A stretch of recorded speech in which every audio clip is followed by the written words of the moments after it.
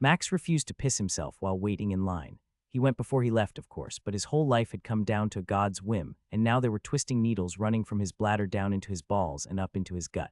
He couldn't piss himself, not with his family with him and the whole town watching, waiting to see what the gods chose for him. Max was still thin, weathered from working with his dad on the sheep farm. The smell of lanolin never quite left his clothes and hands. He wanted to smell like bread and have a life with Nancy. After hundreds of hours of kneading, folding, and rolling out dough, he should unlock the baker's skill. The gods chose, though, and he knew he might get something different. Being human meant Max was most likely to end up with a skill that dealt with growing things or making stuff.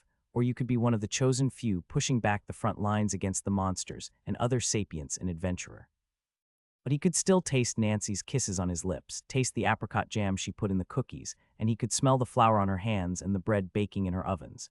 He could hear her pledge echoing in his ears. He would be a baker. They would wed as soon as his apprenticeship was done. Their parents had already informally agreed to their courtship, but they couldn't formalize it until he learned his skill. His skill was going to be his life, and it was in the gods' hands now. "Please don't let mine suck like that one did," Max pleaded in his head as he heard the guild advisor shout out shepherd for the young man who had just gotten his life's path chosen for him. Max fervently began praying again as he waited in line behind the people before him. Once a year, the Adventure Guild brought the skill shard to each town, allowing everyone who had turned 18 since their last visit to see what skill they would be given. It had been 4 months since he turned 18, yet every day since the last time he had been here, all he could think about was getting the baker skill. Since Nancy had received that skill last year, he wanted nothing more than to spend his days making things with her. "Your sister is hoping you get something cool like swordsman or caster," Caleb called out from behind him, breaking his train of thought. Max shuddered at that thought as he heard Caleb start to chuckle. His body couldn't stay still as the chills kept running through him at the thought of being an adventurer. It was hard to stand still between the need to piss and the fear of being a fighter. Not one to admit his cowardice, he preferred to be a lover and not a fighter. Or at least he had told Nancy that 1,000 times. Thankfully, only 1 out of every 20 humans was given a skill worthy of being an adventurer. Each race had different chances for skill selection, yet it seemed harder for the human race to receive a skill that gave them the adventure path. No one knew why the other races were most often gifted with combat skills. Perhaps the gods were still punishing humans for the wars of the past. Most would be merchants, craftsmen, and workers. "You still planning on joining the Bakers Guild?" Caleb asked as he nudged Max in the back. "Your sister told me you already had the initiation fee saved up."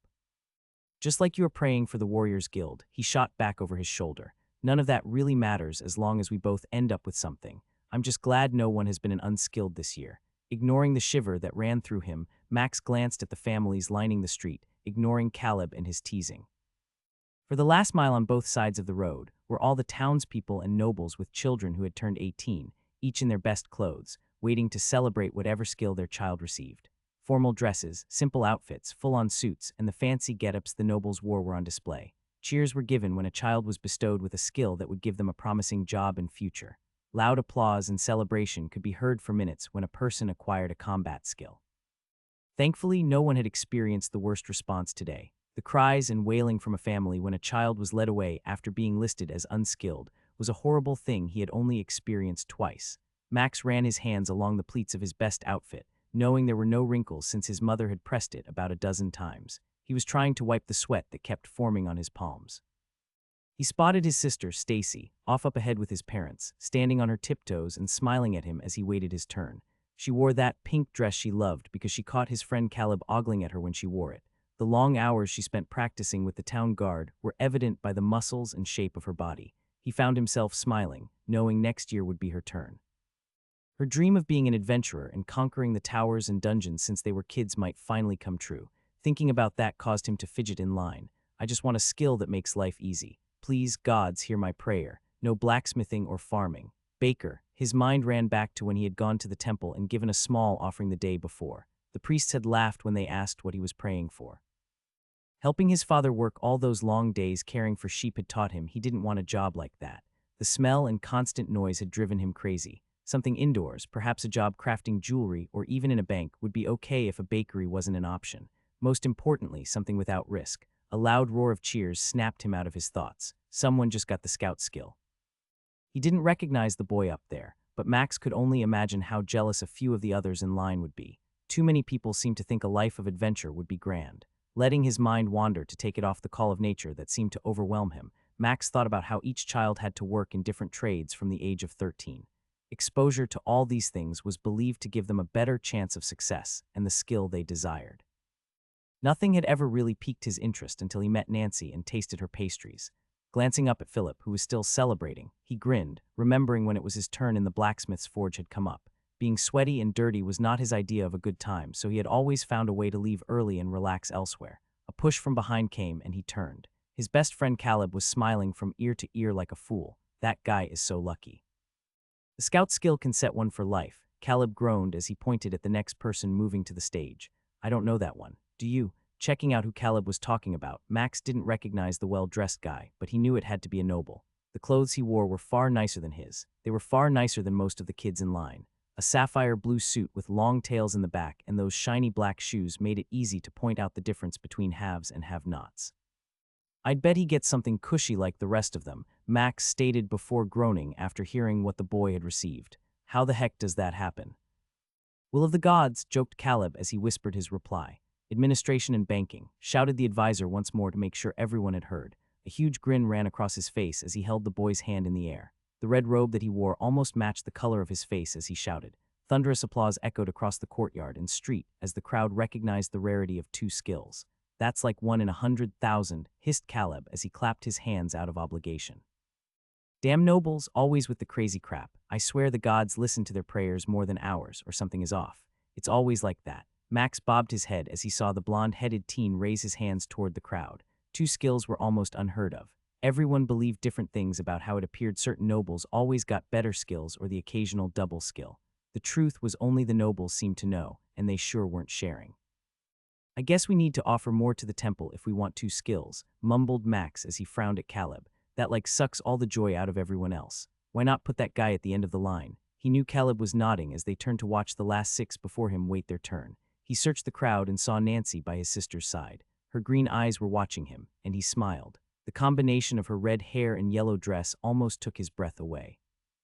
He would have stopped there and stared at her forever if Caleb hadn't begun beating on his back for him to keep moving. She gave him a wink and blew him a kiss. He felt a smile running from ear to ear on his face when he noticed the basket she held in her hand. She had made celebration treats. Please let me be a baker. I'll give 20% of all the money I make. Unsure if his prayer was even heard, his foot almost tripped over the steps leading to the stone podium in the town center due to his lack of attention, and how his legs seemed to be failing as he clenched his pelvic muscles tightly. Caleb's steady hand grabbed the back of his shirt, keeping him from falling over and looking like a fool before the entire town. Shaking his head, Max forced himself to focus. Now was not the time to think about eating desserts with Nancy. You're dancing like you're going to piss yourself or pass out, Caleb snapped at him from behind. Looking over his shoulder, Max glared at him and saw Caleb start to chuckle. Caleb's head motion forced him to turn around, and he realized he was standing on the base of the platform. Looking forward, he saw the 5 representatives watching and waiting to see who might be given a skill worthy of their time. The back 4 looked half asleep as they stood almost motionless in their red robes. Their faces were blank as they gazed at the back of the only one actively doing anything. Even with their expressionless faces, something about them screamed danger. An older man with maybe 100 gray hairs on his head and enough wrinkles to prove he had seen a few things called out the skills as they were revealed from the shard. He would smile at every teen who came forward and whispered something before making them put their hands on both sides of the crystal shard. Each time the shard would change colors before it finally settled on one shade of something, and then somehow the older man would get a notification in his status screen telling him what they had been given. Over the years, Max had seen him laugh, tell jokes, and even encourage the teen who had received a skill they did not want. The few times an individual had received no skill, he had quietly ushered them away to one of the 4 who were standing behind him. Turning again, Max smiled at his parents, sister, and Nancy, waving and cheering for him. Please step forward, the man informed him in a deep and precise voice. He flashed a toothy smile. What is your name? Max Host, he replied, his voice cracking and making his face flush. No need to be worried, my boy, the man stated with a wink as he motioned to the shard. You have seen this done hundreds of times. Simply come close and put your hands on both sides and let's see what the gods have gifted you. Taking a deep breath, Max nodded and took the 2 steps required to approach the shard.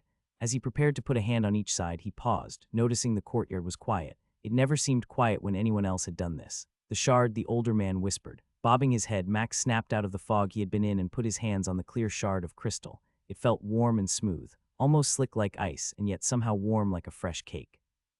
The shard began to flash dark colors before turning black and staying the color of night with no light. Max glanced up from the shard, having never seen it this color before, and noticed the older man looking at him and the shard with a puzzled look. His eyebrows were raised, and one eye was cocked at him. The other four behind the old man had lost their blank looks and were now staring at him and the shard. If the courtyard had seemed quiet before, it was now like a graveyard as everyone waited to hear what this different color meant. "What does your status say, boy?" the older man exclaimed. His voice was low but gruff and able to strip off bark off a tree when he leaned in. "What skills do you have?" Noticing the look on his face and how his two white eyebrows had become one, Max wasted no time checking. Skills. Max felt his chest suddenly become lighter than he could believe as he stared at the small status window he had summoned. It had been unlocked since he was 13, but nothing had ever shown up before besides the first two lines. Now there were two skills listed, baker and something else he had never heard of. What in the world is consume? Is that a skill to help him test food? Smiling, he considered how cool that would be if it helped him grow as a renowned tester of some kind. The sound of fingers snapping broke his shock as he saw old, spindly fingers before his face. "What skill does it say?" the man exclaimed louder as he waved a hand at those behind him. It says." Max trailed off as he watched the people moving toward him. Max couldn't speak as his voice failed him. His mind was racing and things were moving so fast. Why were those four coming near him? That only happened when things were bad. The man's face contorted, and he shook his head from side to side. Motioning to a woman standing behind him, he whispered in her ear. Glancing around the courtyard, Max realized everyone was staring at him and that his mother was crying. His dad was holding her back as she reached her hands out toward him and wept. His sister's face was white as snow as she stared at him. Glancing next to her, he noticed that Nancy was not there. The basket she had been holding was upside down on the street, and some muffins that he loved were crushed under the feet of those near it. Scanning the crowd, he saw a patch of red hair bobbing and weaving through the crowd, leaving the street. Turning around, he saw Caleb looking at him with tears in his eyes. "What is wrong?" Max asked Caleb as his friend pointed behind him. "Unskilled, unskilled." The cry rose from the crowd, and Max turned around, confused as to why they would say that. As he turned, he saw the four people behind the older man moving toward him. "Unskilled, unskilled." The cry echoed again all around him. "Do not resist, and they will not strike you down before your family," the older man stated as the men and women surrounded him. "If you fight, your family may die as well." Glancing at the older man, Max saw rage and anger burning in his eyes. It was like he had done something evil to this man every day of his life to earn a look like this. Looking at the other four, he saw they each wore the same expression as the two on his side, grabbed his arm and yanked him in the direction away from the crowd, his family and friends. "Why?" Max shouted at the four who were dragging him away. "I have a skill." "Why?" A fist, harder than any blow he had ever received, hit his jaw, causing his knees to buckle, and the world began to shimmer. The woman who had struck him spoke in a hushed tone as they yanked him along. "Put him in the cart, and we will deal with him once we are gone." The cart she was talking about was not that far away, and before they had thrown him into it, he was already lost to the looming darkness that beckoned him. Max realized his pants were wet, and he couldn't figure out why for a moment. There was a copper taste in his mouth also. Trying to move and figure out what was happening sent him into a state of panic as his heart started to thump in his chest. It was impossible as he found his hands tied behind his back. Even with his eyes open, there was no light around him. His heart pounded as if he were a deer fleeing a wolf, causing a slight dizziness that only cleared when he recalled getting a jaw smacking from some woman. "I'm going to die. I'm really going to die." His brain hurt, unsure if it was because of the punch he had received or his situation. "Why are they going to kill me? I have a skill, 2 skills, and yet they said I didn't have one." He tried to kick his feet and found that they were bound together. The rope was cutting into his wrists and hands.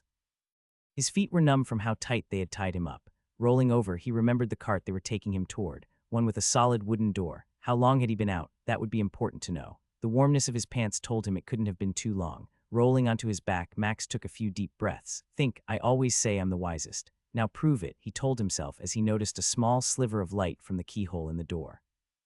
The thought of rolling around and seeing if something was inside here seemed foolish. Why would they put him in here if he could escape? Closing his eyes, Max recalled seeing a similar cart a few years ago. Someone else had been branded as unskilled, and they promptly carried that young woman away. They must have put her inside like they had him. "Those bastards are prepared for someone like me," he cursed as he slammed his boots into the floor. As the pain of wooden planks reverberated through his heels, he felt pressure against his ankle and calf. His heart began racing when Max realized they had missed his knife when tying him up. Bringing his heels toward his hands that were tied behind him, Max struggled and groaned at the pain he felt as the rope bit into him, causing his skin to tear and wetness to run down his hand. "Goblin nuts," he cursed as he reached for the cuff of his boots that was covered by his pants. Slowly, he pulled the pant leg up and felt the bare skin. He yelped suddenly and thrust his leg out as a cramp in his hamstring took over from his awkward position. Groaning and grunting, he tried to ignore it. Every time he pulled his leg close, it started to flare up again. "Push through it, you pansy," he muttered aloud as he fought the pain. His leg twitched as he moved his feet close to him again. His skinny legs and arms provided him an advantage here. He was flexible compared to Caleb and others. The joy of not having huge muscles on his short frame was that he didn't have as far to reach. Sure, everyone wanted to be tall, even if he wanted to be tall, but right now, being short was working out for him. His fingers fumbled on the handle, and after a few failed attempts, he managed to grasp it between his two fingers, freeing it from its sheath. It slipped from his fingers, landing on the floor. Letting out the breath he had been holding, Max relaxed and felt his leg stop spasming as he straightened it. All he could imagine was cutting himself, slicing off a finger, or slitting his wrist in the darkness on his blade. It was sharp. He and Caleb spent more time sharpening their knives than they ever used them. He could shave with it if he could actually grow facial hair. Carefully, he grabbed the small handle and flipped it around, pressing the blade against one of the rope pieces, and began sliding it back and forth. Over and over, his hands barely seemed to move, yet he felt it cutting through threads, pieces of the rope flaking off onto his slick fingers. After what seemed like forever, he felt the rope loosen up. Twisting his wrist, he felt it starting to fall away. Gently setting the knife down, he squirmed his hands as the loop suddenly came undone, letting him escape the bonds. When Max brought his arms forward, his shoulders lit up like fire ants were biting him. All that time in that position had caused them to lock up. Even his hands tingled from the lack of blood flowing through them. Feeling the knot near where he had cut, he realized he had gotten lucky. He had managed to cut through the central strand that held it together. Slipping the other hand out, he found his knife in the dark and repeated the process for his legs. In another minute, they were free, and his toes and feet felt like pins and needles as blood flowed back into them. Climbing to his knee, he put his eye on the keyhole and tried to look out of it. Across the courtyard were at least another 50 kids still waiting in line. It appeared that they must have taken a break after they had taken him away. With a town this size, it wasn't uncommon for 200 to 318-year-olds to line up. A town of 10,000, including the surrounding farms and other areas, was a big draw for the Adventurers Guild. Moving his head around the keyhole, he saw that no one was paying any attention to the cart down the street from the courtyard. He actually didn't hear anyone nearby. Taking his knife, Max began to whittle on the area where the lock was. Thankfully, it was a simple keyhole lock, not a padlock. He scraped and cut in the dark, sending slivers of wood to the floor in the dark. Without light, the only thing he could go off of was feeling. There was no telling how thick the doors were, but he doubted he could kick the cart open, and doing so would probably draw attention he didn't want. Time felt like it was racing by as he sliced and cut wood away in slivers and chunks. Stopping occasionally and looking out the keyhole, he saw the progression of people moving at a fair pace. The shouting and cheers that took place each time someone got their skill gave him a running total of the number of people left. There were less than 25 now, and he wasn't even halfway through. He felt the knife hitting the metal bolt as he kept cutting on the top and bottom of it. Memories flooded his brain as he tried to remember what he had ignored learning at the blacksmith shop when he was supposed to be training. "Gah, I'm an idiot," he cursed as a speck of wood flew out and smacked him near his eye. "I should have paid more attention, maybe I wouldn't have been in this mess." Like a caged animal, he panicked with every cheer that echoed through the city. There were only 15 or so more people left to get their skills. There would be a speech, probably not long because of him, and then they would say goodbye to the mayor, collect the shard, and leave the town for a year. Frantic, he jabbed his knife at the wood, trying to remove bigger sections of it. The sliding back and forth was taking less out since it was already working through a 2-inch hole. His knife sound when it hit the metal bar in the hole, and the snap brought him to tears. That mistake had turned the 3-inch blade into a 1-inch blade and was worthless at this point. Sobbing, he dropped it, pounding his fists against the door. He wailed and pounded on it, not caring if anyone heard him. "Max, can you hear me, Max?" Jerking himself back, he recognized that voice. Caleb, the side of the wagon on his right, tapped 3 times. "I'm here and so is your sister. We are going to try and get you out." Overcome with joy, Max pressed against the door and banged on it a few times. "I broke my knife. I took out half of the wood." He heard some scraping and groaning on the door's other side. Peering through the keyhole, he saw his friend's blonde hair matted to his head. Occasionally, his sister's brown hair flew by the hole when Caleb's head moved out of the way for a second. "Stand back a moment," Caleb cried out. "We are going to try and time the next shout and pop this open." Moving back a few feet, Max prayed for a moment before stopping. "Why would I pray if you didn't listen to me at any other time?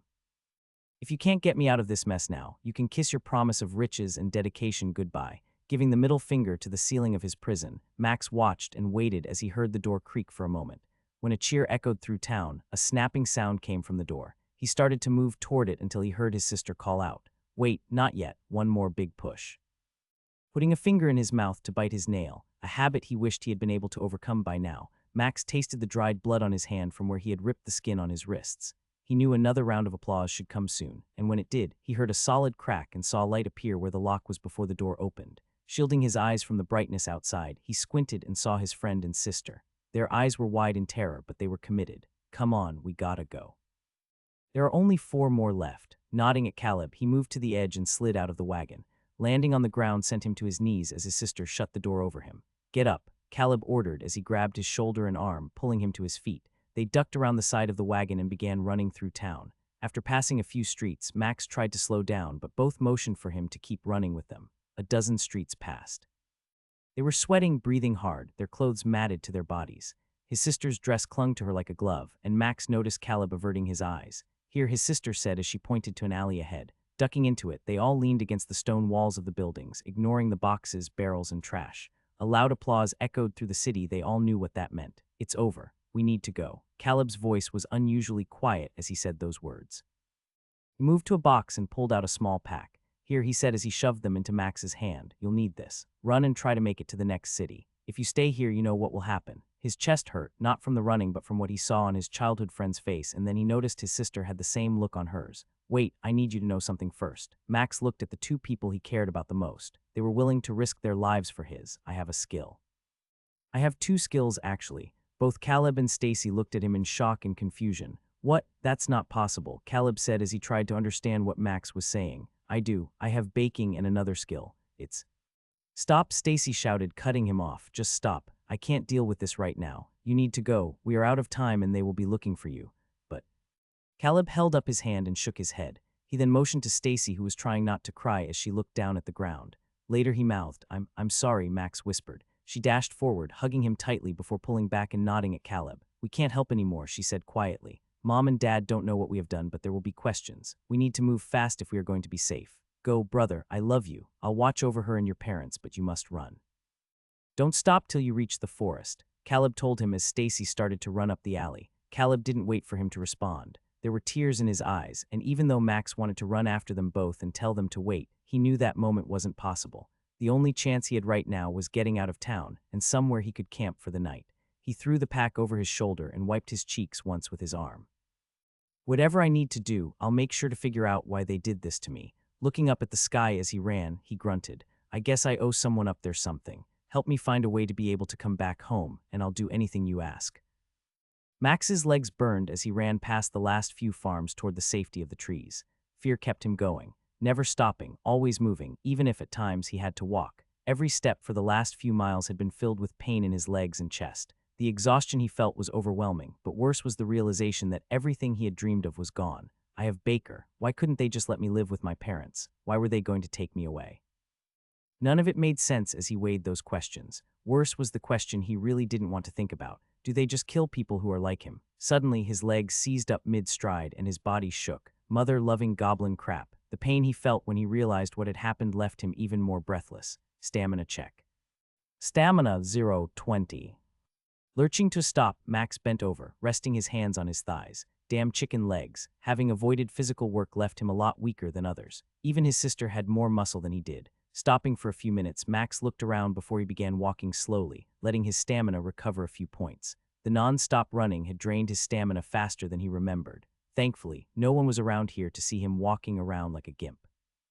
Everyone that was physically able to go had gone into town to watch the ceremony. That fact now panged his heart as he realized everyone in his hometown believed he was unskilled and had escaped. Panic took over, and all he could think about was getting deep enough into the woods and getting a fire going. He still needed to see what was in the pack his sister and Caleb had given him. Then, he would have to figure out where to go. Trudging through the fields, his mind reminded him that he was headed in no particular direction. I'm such an idiot for not paying more attention in class. I have no clue which way I should even head. Max knew there were major towns in all 4 directions, with smaller villages as well, but which one was the best to choose? He was simply running southwest, away from his parents' place, as he figured they would check there first. Actually, he had run this way because Caleb and his sister had led him this way in town, no doubt having thought about that ahead of time. Nearing the trees, he slowed down once more as he glanced at the sun overhead. There were 3 hours, maybe 4 tops, before the sun would set. The woods were still sparse, but would soon be thick and block out all of the light the sun provided. He felt the dryness of his throat and could not swallow his fear. Dropping his pack, he looked to see what they had actually given him. Bread, cheese, dried meat, a knife, and a water skin. Yanking it from the sack, he began gulping down the water, almost choking on it before slowing down. After a few more swallows, he put the stopper back in the skin and returned it back in the pack. Pulling the knife out, he noticed it was the one Caleb had always carried on his hip when they were exploring. 8 inches long, it was more for cutting meat or skinning an animal than the one they had used for whittling. Holding it tight in his hand, it made him feel better, safer. Not that he was good with a bow or a sword, but Max wished for a longer, more powerful weapon as he stared at the trees, and the way the light seemed to vanish under them. Am I trading death at the hands of the people in town for mutilation by some creature or animal? A shiver ran through him as he took a deep breath and let it out. He had butchered sheep and other animals in his life, and even managed to kill a few deer and a single boar while hunting. I need reach, something longer. Focusing his mind on the task ahead, he forged a path through the trees, doing his best to leave as little of a trail as possible. A good 30 minutes later, he found himself drenched in sweat again, but had found a spot deep enough in the woods that he felt he could safely build a fire and not worry about the light of it being visible from the road or fields. The sunlight barely broke through the canopy of leaves, and the forest's darkness felt heavy against him. Thick wooden branches with large leaves covered the sky, and gnarled roots created a ground filled with tripping hazards. He had found a sapling that felt strong enough and was the length he desired for a makeshift spear. Hacking off all the branches and peeling off the bark, he sat down and whittled it, creating a sharpened point. The greatest treasure in the pack had been some flint. Caleb remembered he had never been successful at starting a fire without one. A pile of tinder was ready, and stacked near it were smaller branches and a few larger sticks to help get it going when he would finally light it. With those 2 tasks done, he began building a barrier to help protect him from more than one side, searching for logs and other large rocks to stack. As he moved a smaller log, a 3-foot green snake, a slickback, slithered out from the log and began to hiss at him. Jumping back, he grabbed his spear from the ground and stabbed at it, missing it the first time. It took 2 more stabs before he managed to pin it in the dirt. With its body immobilized, he slowly slid his hand down the shaft of his spear and pulled out the knife, hacking the head off in one swing. A weird, cold sensation filled him when he killed the snake. 5 hit points consumed. He felt his eyes widen when he saw the notification. Max quickly checked to see what had happened. I gained 5 hit points by killing the snake. Why would I gain health like that? A moment passed as he realized what had happened. Isn't consume an eating skill, or is it more?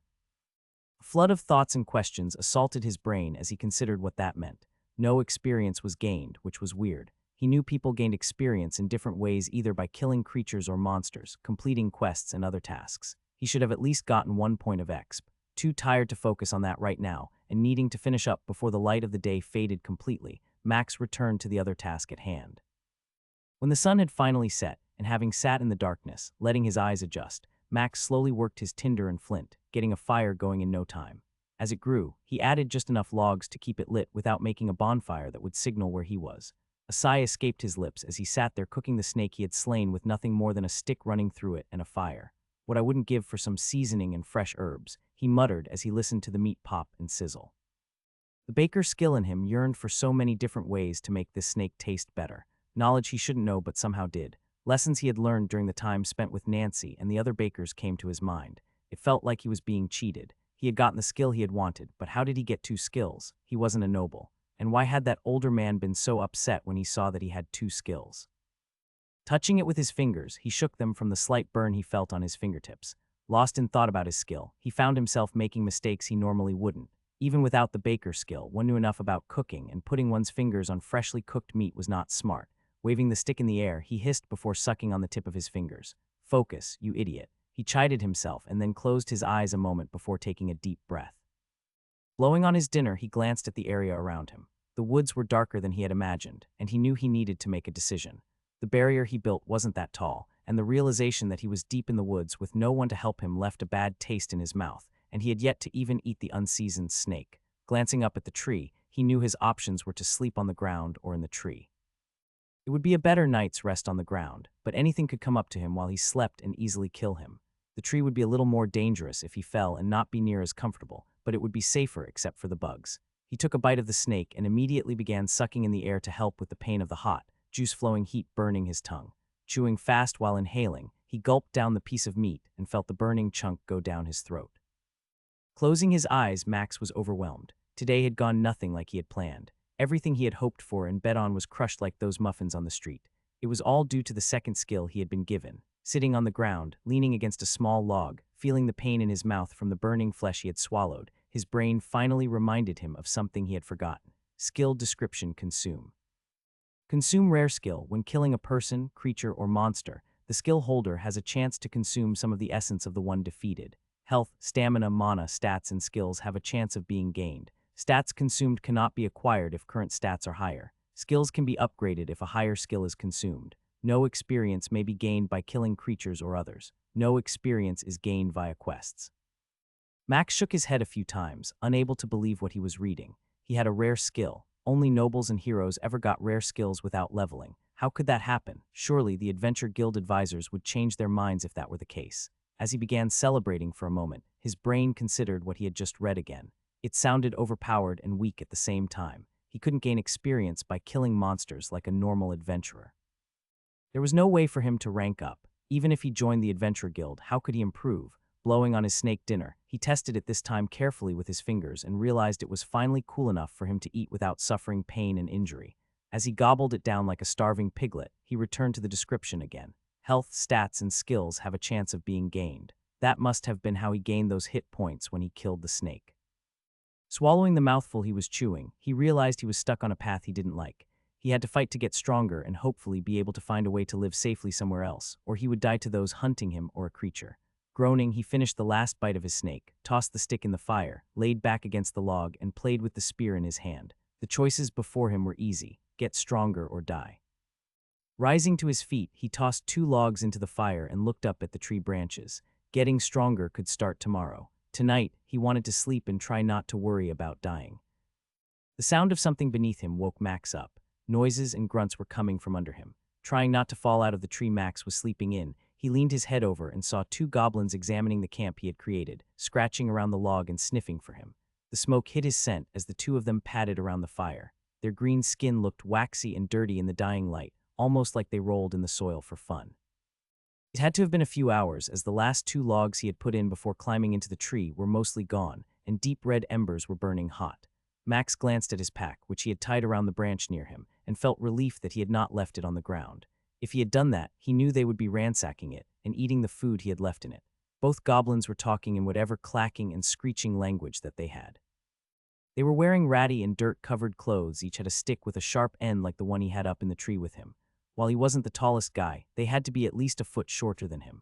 One screeched and pointed in the direction Max had entered the woods from. The one being screeched at waved his hands and said something back, but the other pointed his stick at him, and then at the trail Max had arrived on. It grunted, receiving a louder growl in return before it turned and started down the path, quietly moving out of the dim light and into the darkness. Max could barely hear the sound of the creature as it disappeared into the trees. The other goblin turned and stared at the fire, leaning his spear against the log and holding his green, bony hands toward the flames. Watching the goblin as it stood there, glancing around the forest occasionally while seemingly enjoying the fire, Max considered the opportunity sitting beneath him. Goblins weren't the greatest fighters, but neither was he. However, there was one by himself with no weapon in his hands. There was no telling how long it might be before his friend would return. Think of this like a game of tag. I'm just playing tag where if I lose, I die. Shaking his head, Max tried to breathe quietly as his heart pounded like a hammer on an anvil in his chest.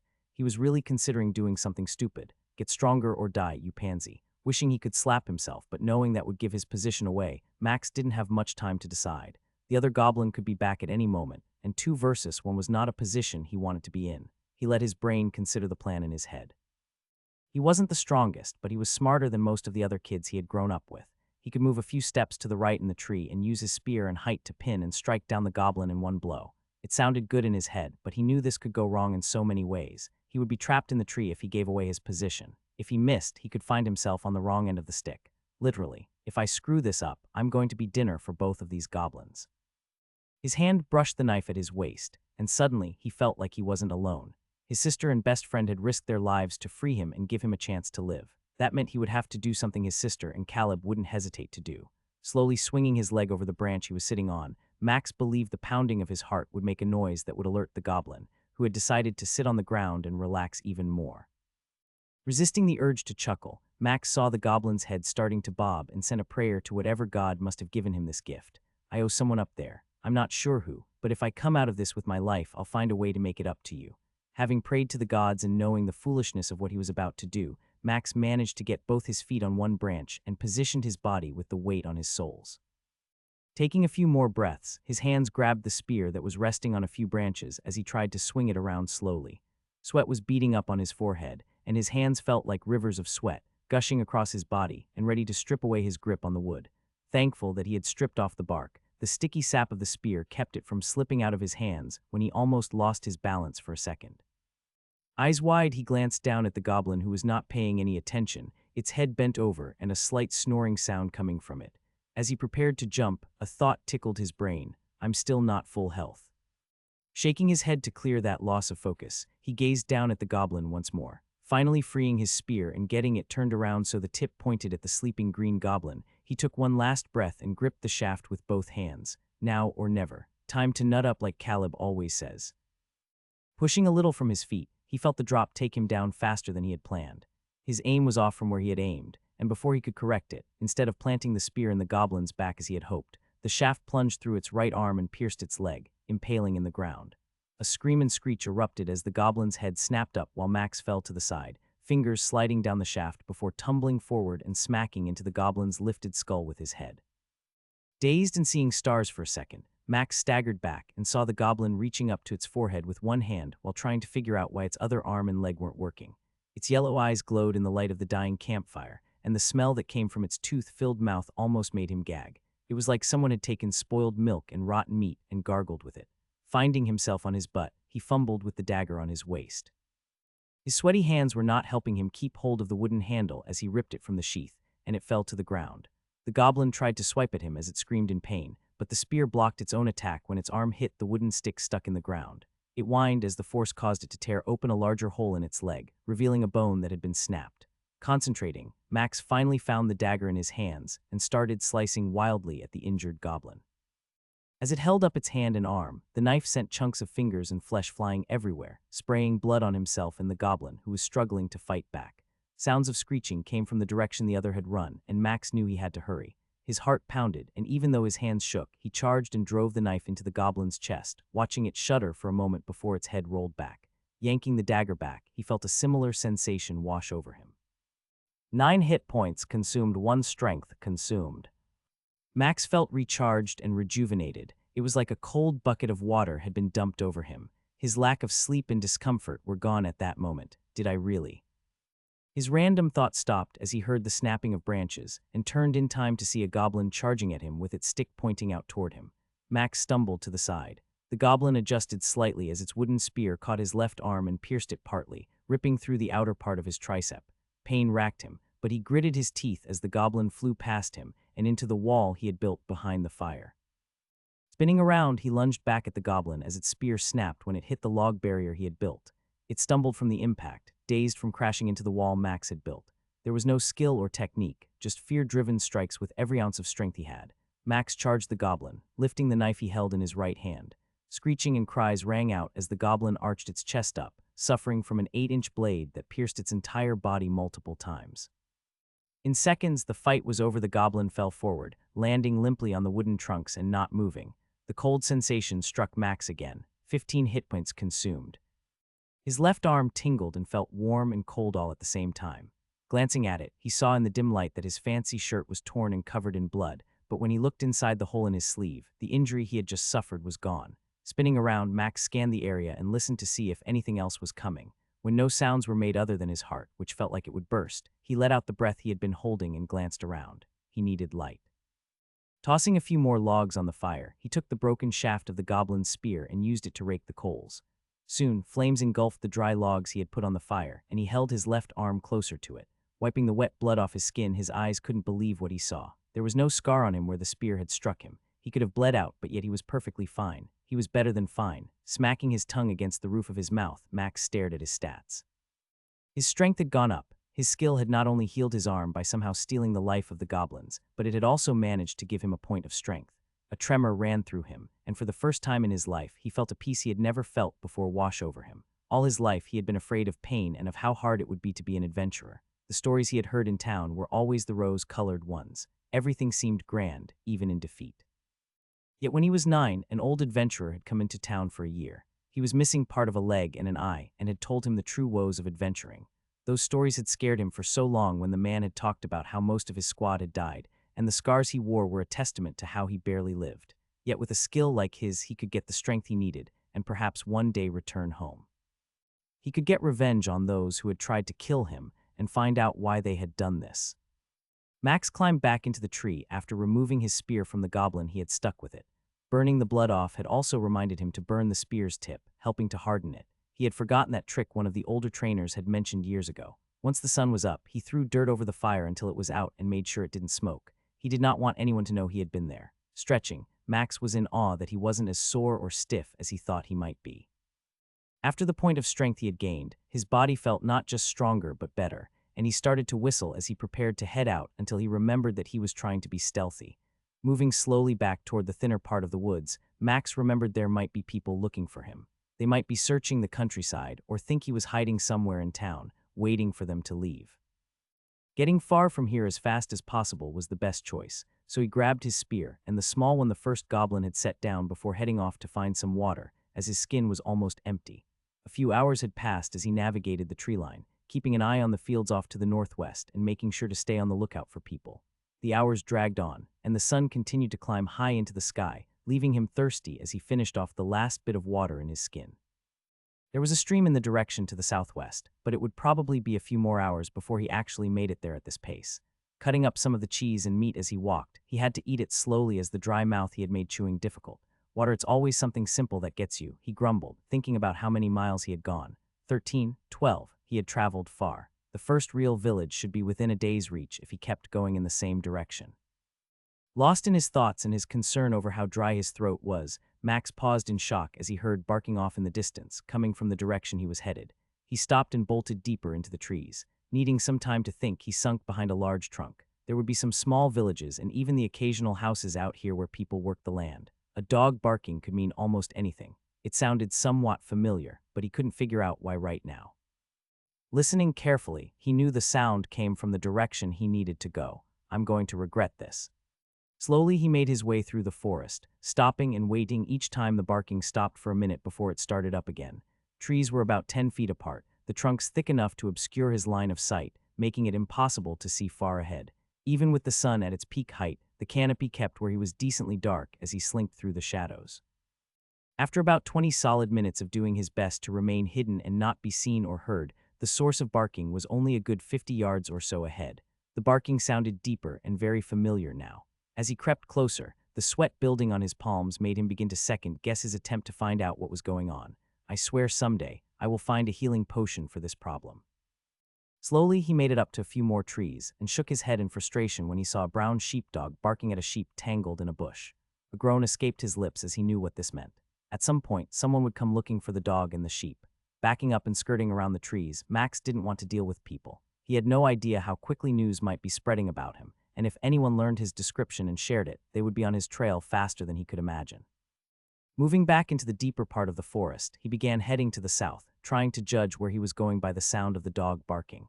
After about 10 minutes of making his way through the trees, the sound of the barking changed. It was different than the usual, "Hey, I'm here, come and find this stupid sheep." It sounded more like a threat had emerged. He wanted to ignore it and keep moving, but he knew the cost of sheep and a well-trained dog. If something threatened the sheep, the dog would risk his own life to protect it. Moving back toward the direction he knew the dog was in, he began to jog, dodging the roots and trees as he darted through the forest. The sound abruptly changed, and a yelp and whine sounded as he drew closer. He was still a good minute from where it was, but he knew there was no turning back now. He had raised too many dogs over his life just to let one be hurt. Sprinting, he flew past trees, and he heard the whine of the injured canine, mother-loving goblins. He made it far enough into the trees to see two goblins poking at it, pushing it away from the sheep, while a third one poised, ready for the kill. The two pushing it away had spears similar to his own, but the third one carried a short sword. The goblin with the sword was limping from a bite Max saw on its calf. None of them were paying any attention to his position, as the dog and the sheep had their full attention. His heart raced. Wolves, coyotes, goblins, and other creatures often bothered shepherds, terrorizing their flocks. His dad had to hire scouts on a regular basis to track and help hunt those creatures. Without hesitation, he targeted the one with the sword. It was the closest, and Max did not want to be pinched between the three of them. As he drew near the goblin, he dropped the shorter goblin's spear to the dirt and held his own longer one with both hands, clinching it so tight his fingers turned white. The barking and bleeding hid his footsteps as he came up behind the goblin, ramming his spear through its back in a surprise attack. It let out a shriek before dropping its sword and stumbling forward, yanking Max's spear from his hand. The other two turned at their companion's cry, and Max darted forward to where the goblin he had impaled was, putting his foot on its back and yanking his spear from its body. As he did, it fell toward the ground, groaning and gasping as blood flowed everywhere. The other goblins stopped in shock before screeching wildly and moving with their sticks pointed at him. His spear was longer, but there were two of them. He backed up and he brandished his spear against the goblins, waiting for them to close the gap. As they came, he saw one of them move to the left a little to try and get around him. His brain screamed back to one of the training drills he had watched Caleb do, and knew he would lose for sure if they managed that. The moment one of the goblins committed to move left, Max rushed forward at the one on the right, using his range to spear it in the chest. He watched as the hardened black and red shaft pierced the skin of its chest, cracking its bones and sending it backward. Yanking his spear back out, he swung his spear toward the one on the left who was lunging at him now. The goblin somehow dodged to the side, using its spear to shift the impact of his swing, and stuck its spear into his thigh. Stumbling, Max pitched forward as the goblin yanked its tip free and prepared to stab at him again. Time seemed to slow down as Max realized he might have overestimated himself and this skill. He had forgotten that he really wasn't that strong. He was average, but his early success had led him to be overconfident. Trying to push off with his injured leg, he felt it fold under him, pain lancing through his body. The goblin cackled and moved back, lifting its spear up as it prepared to spear him again when it suddenly screeched out in pain. Max saw that the dog had come up behind and bit it on the back of its leg, ripping off a large piece of its calf. It snarled and tried to whip itself around but stumbled, having lost the ability to stand on its injured leg. Using his spear to lean on while balancing on his right leg, Max clenched his teeth as he watched the goblin flail on the ground. Suddenly, a cold and familiar sensation hit him. 15 hit points consumed. The pain in his leg disappeared almost completely, and he stood right up. He could barely stand a moment ago, and now he only had a slight twinge of pain when he moved. Glancing at the one he had impaled in the chest, it was still moving, blood gurgling from its mouth and chest. It must have been the sword one that just died. Grinning, he felt that same calm that he had the last time he had killed a goblin. Fear was gone now, and he held his spear out as he moved in to finish off the last one. The goblin shrieked as the dog barked near its head, sensing the change in battle. The dog drew its attention. It flailed its green arms and hands around, waving the stick as best it could, trying to keep it away. Max swiped his spear when the goblin's stick got near him, smacking it free from its hand. With glee, he moved as he slammed the tip into the chest of the goblin, watching it spasm for a moment. 7 hit points consumed. When the cold sensation filled, he realized his leg was completely healed. No more pain came from where he had been stabbed. Jumping up a few times, he found himself laughing as his leg felt as good as new. His pants were not, as they were stained with red and a hole about a hand length from his crotch. Glancing at the last goblin, he saw it spasming still. The other goblin had just died, and now all he could do was wait for this one also. It took one last breath, blood leaking from its mouth, and the hole he had made in its chest. Max's body jerked hard, his mind exploded, and he almost dropped the spear he was holding with a death grip. His eyes went wide when the notification flashed across his vision. Consume has successfully learned a skill. Would you like to learn Warrior Spear? Yes, no. Blinking his eyes, Max couldn't believe what he was seeing. Could he really get a third skill? Consume has successfully learned a skill. Would you like to learn Warrior Spear? Yes, no. Without hesitating, Max chose yes, his brain surging with newfound knowledge on how to use a spear skillfully. Consume has learned Spear Common. He was holding the wooden stick completely wrong, he realized. His hand positioning was off balance, and he was standing in such a way that no real power was being conferred from his hips. His brain also told him how to bend his knees, as well as a few attack patterns and combos. Things he had seen demonstrated once or twice years ago somehow felt like he had been practicing them for years. Unable to resist, he grinned and had to check. Holy goblin nuts, 3 freaking skills. Max was shocked. Standing there stunned for a moment, he heard a whine. Spinning around, he saw the dog lying on its side, blood running down its front legs. "It's okay, boy, I'm here to help," he stated in a low and calm voice as he moved to where the dog was lying. It was panting, and he could see the long gash on its body between its blood-matted fur. As gently as possible, he checked the cut and saw the entire length of its body was sliced open. "How were you able to help me?" he whispered. The dog whimpered, causing Max's heart to twinge. There was no way he could help it. It would die soon. Max rubbed its head, kneeling next to it, feeling the dog's life drain away. He would not have won this fight if it hadn't attacked that goblin for him. He wondered if he should find the owner. They would want their dog back even if he wasn't alive. I can't. What if word has already spread about my escape? What if they turn me in? He was torn between what he felt was right and the fear of what the advisors had tried to do to him. Standing up, he began to slink away. As he moved, the dog whined, the sound of its pain crushing Max's soul. Swallowing the lump in his throat, Max knew all he could do now was end the pain and suffering it was enduring. He couldn't take it home. The risk was too great. Tears were running down Max's face as he watched the dog panting and its breathing change. Its whines were coming with every other breath. Sliding his knife out of its sheath, he felt his hand trembling, causing the blade to shake in the air. I'm sorry, boy, I owe you my life. Let me help you end your pain. As he bent over and scratched between the dog's ears, he slowly moved the knife to where its heart would be. With a quick thrust, he felt the dog jerk for a second and then go still, the knife having pierced its heart. As the dog breathed its last breath, a shimmer of cold ran through Max's one dexterity consumed. No, no, no, no, screamed Max as he glanced down at the beautiful dog he had just put down. That isn't fair. Jumping to his feet, he threw the dagger on the ground and kicked the goblin corpse near him. I don't want it from that. His hands shook, and he realized his chest was heaving with each breath that he took. His body felt alive, but his heart felt like it was broken in two. What bastard of a skill takes something from a creature that protected me? Moving back to where the dog was, Max fell to his knees and began petting it. The sun had moved a little when Max heard a whistle off in the distance. Glancing down, he realized he had been petting the dog for a while. Rising to his feet, he frowned, shaking his head at what he had done, but knowing there had been no other choice. He searched for his knife and found it lying in the shin-high grass after a moment. Wiping it off on one of the goblin's dirty clothes, he returned it to his sheath before grabbing his spear and turning to run towards the woods. After a few steps, he stopped and glanced back at the corpses. He ran to where the one he had killed near the sheep was, causing the sheep to start baaing, and grabbed the small sword it had been carrying. Putting it in his pack, he quickly escaped into the trees, leaving the sheep in a state of panic.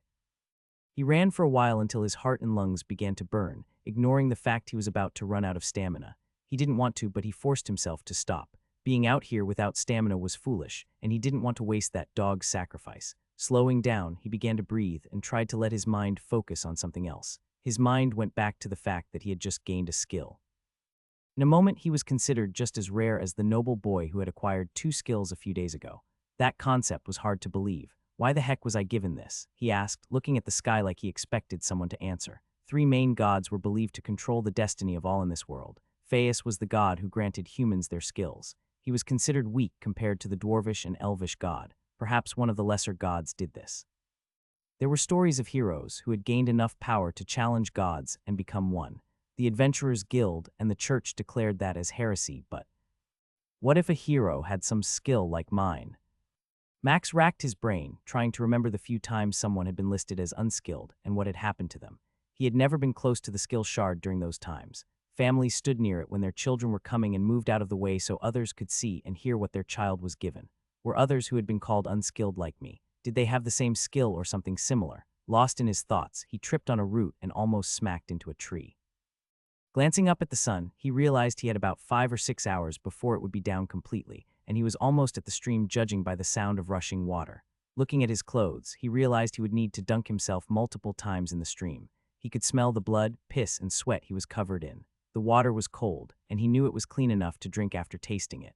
No sour taste meant it wouldn't be horrible to his body. He wasn't a survival expert like Caleb claimed to be. Drinking till his throat no longer felt parched, Max filled up his water skin, preparing for what was coming next. Taking his boots off, Max kept his clothes on and waded out into the water, doing the tippy-toe dance until it covered his waist. He let out a high-pitched ooh. Knowing it was better to get this over, Max took a deep breath, plunging under the water. The cold water made him want to scream, yet he resisted that urge, forcing himself to stay submerged for a few more seconds. Bursting to the water's surface, he gasped, wiping the water from his eyes as he turned back to the shore and exited the frigid stream as quickly as possible. I should have started a fire first, he said aloud, his teeth clattering against each other. The gentle breeze that blew did not help, but thankfully, the sun gave some warmth as he ripped off his pants and wrung them out quickly, repeating the process with his shirt as he dressed while shaking like a mantis doing a mating dance, trying to ignore all the holes in his clothes. With his boots on, he grabbed his pack and took off for the trees. One more night in the woods would be best before making his way over the bridge he would find downstream. He wasn't sure how far of a walk it would be, but he might die from the cold without a fire to warm up with. Sitting on a log with nothing but his boots and underwear on, Max finally stopped shivering after about an hour. He had found a place for the night, built a fire, and lugged a few logs close to a tree like before. His new strength made things a lot easier to pick up and move. Stacy and Caleb are both at least this strong they easily moved things as big as those logs all the time. Those thoughts helped Max ignore the truth that he was still struggling with. Someone must be looking for him. He needed to figure out how to get stronger and at some point would need to join the Adventurers Guild. Pulling out the sword he had taken from the goblin, he realized the quality sucked. There was rust and lots of nicks in the blade. It would still cut from the force of a swing, but how much he might get for it was questionable. Spinning it in his hand a few times, he stood up and gave it a few swings. It felt awfully heavy and weird. His spear felt much better in his hands if time allowed. He would make a new one in the coming days. He knew a few small changes in thickness and length would be better with the knowledge he now possessed with spears. Touching his clothes that he had put on some stones near the fire, they were finally dry enough to wear. Once dressed, he ate half of the food he had left, filling his stomach, which had been grumbling for the last few hours. Now, with a full belly, he leaned back against a log and thought about what to do once in town. "I need to shave my hair or get it dyed," he muttered, running his fingers through it. Coloring it would cost money, something he didn't have. Shaving it off might look weird, but that would be the simplest answer. There would no doubt be people looking for him, and they knew what he looked like. Pulling the knife from his belt, Max sighed as he tested the blade against his arm. It would leave a lot of cuts on his head, which might stand out even more. He would need to find a barber shop when he got into town. Glancing down at his pants, Max groaned as he realized he would probably have to buy new clothes. Those things would eat up most of what he would get for the sword. After getting set up in Windsor Wheel, a day's walk would take him to the Rumston, a larger town to the southwest. It was far enough away that he should be able to get a new life set up. Tapping his head with his finger, Max tried to remember what he had learned about adventurer quests. Some were gathering and others were hunting. Goblin nuts, he cursed when how an adventure makes money popped into his head. All those ears from the goblins he had killed were worth money. Had he cut them off and kept them, he could have turned them in at any town, earning coin and a reward. Tossing a twig in the fire, Max groaned and picked up 2 more good-sized pieces of wood he had collected.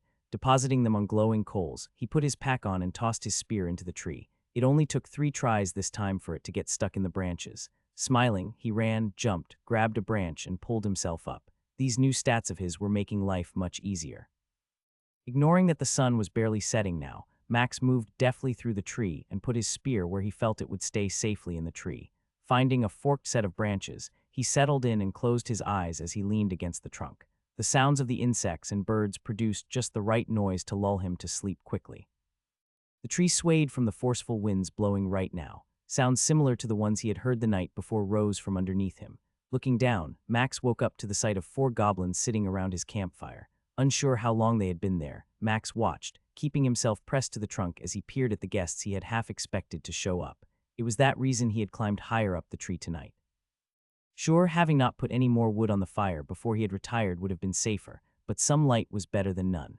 As the leaves rustled and the sound of the trees creaking and cracking, the 4 goblins were eating something that looked like a rotten carcass. They shrieked at each other and fought over who got what as they tore apart a carcass that had seen better days. Perhaps it was a deer, but Max couldn't decide as it looked smaller than what he would expect for one. They laughed, pointing pieces of bones with meat on them at each other, before depositing them into their teeth-filled maws. In his head, Max started pretending they were telling stories with each other about the time they killed a deer or fought an ogre. Well, maybe not the ogre part because they wouldn't survive that encounter. Hours went by as they consumed the carcass, speaking in whatever language they had. His eyes struggled to stay open as he watched them do nothing interesting. It seemed they were content to enjoy his fire all night as 2 of them lugged a large log over, way bigger than should be on the fire he had built, and dropped it on the red coals. Sparks and embers erupted, sending a fireworks show of sparks into the air. One of them watched the sparks as they rose into the air and up into the tree he was hiding in. Fear and panic filled Max's mind as he leaned against the trunk more, pressing himself back so hard that he hoped the bark would allow him to meld with it. The creature cackled and pointed as the last sparks died out before turning his attention back to the fire his friend had just angered with their offering. Slowly letting out his breath, Max felt his heart pounding hard enough to burst through his ribs and take off running through the forest. He turned his head at a snail's pace and watched as 2 goblins lay down on the ground near the fire. Each of them held a small spear in their hands as they closed their eyes. The one who had glanced up was holding a small dagger-like blade, more like a piece of metal with a piece of cloth wrapped around the end of it.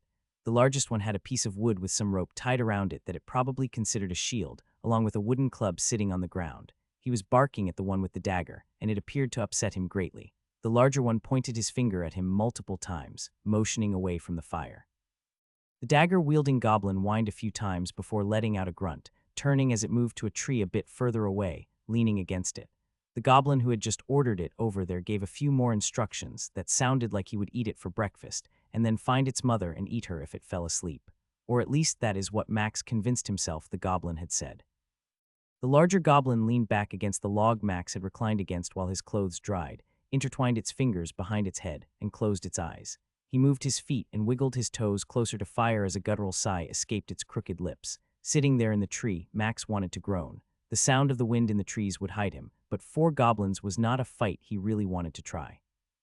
As he considered his options, his bladder started to let him know that he needed to answer the call of nature, making him fight to hold back a shout of frustration he really needed to let out. There was no way he would be able to hold this for another 5 hours or more if he was awake, and falling asleep right now with those 4 under wasn't going to be an option. All he could do for now was wait. Covering his mouth, he fought off a yawn that was doing its best to take hold of him. His leg wanted to twitch, and all he could think about was the stream and the running water. An hour must have already passed. The 3 goblins under him were sleeping so hard they snored, chasing any living creature away as it echoed through the woods. Max couldn't see the 4th goblin unless he moved from where he sat. No noise had risen up, and he had been expecting it to join its friends near the fire at some point, but it never had. Perhaps it is asleep. I mean, I would be if I was him. That seemed like it was too good to be true, no matter what he wanted to tell himself. The truth was, he would have to shift and move at some point, and when he did, he might give his position away. His legs were already fighting the pain of having branches digging into the same spot for hours. He had flexed his leg and butt muscles as much as he felt was safe to keep them from locking up on him, what he wouldn't give for an ally right now. As he stretched his back, a strong gust of wind came, moving the branches and causing his spear, a few limbs below him, to shift. He held his breath and prayed that it wouldn't fall. Things would be worse if that happened than burning a cake in Baker Mitchell's kitchen. Considering what had happened last time when he jumped out of a tree, Max was concerned for a repeat performance.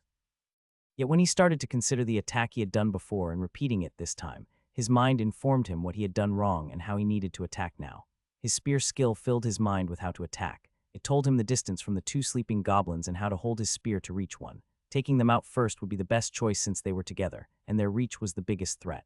Once they were gone, a dagger and a club were nothing against his reach.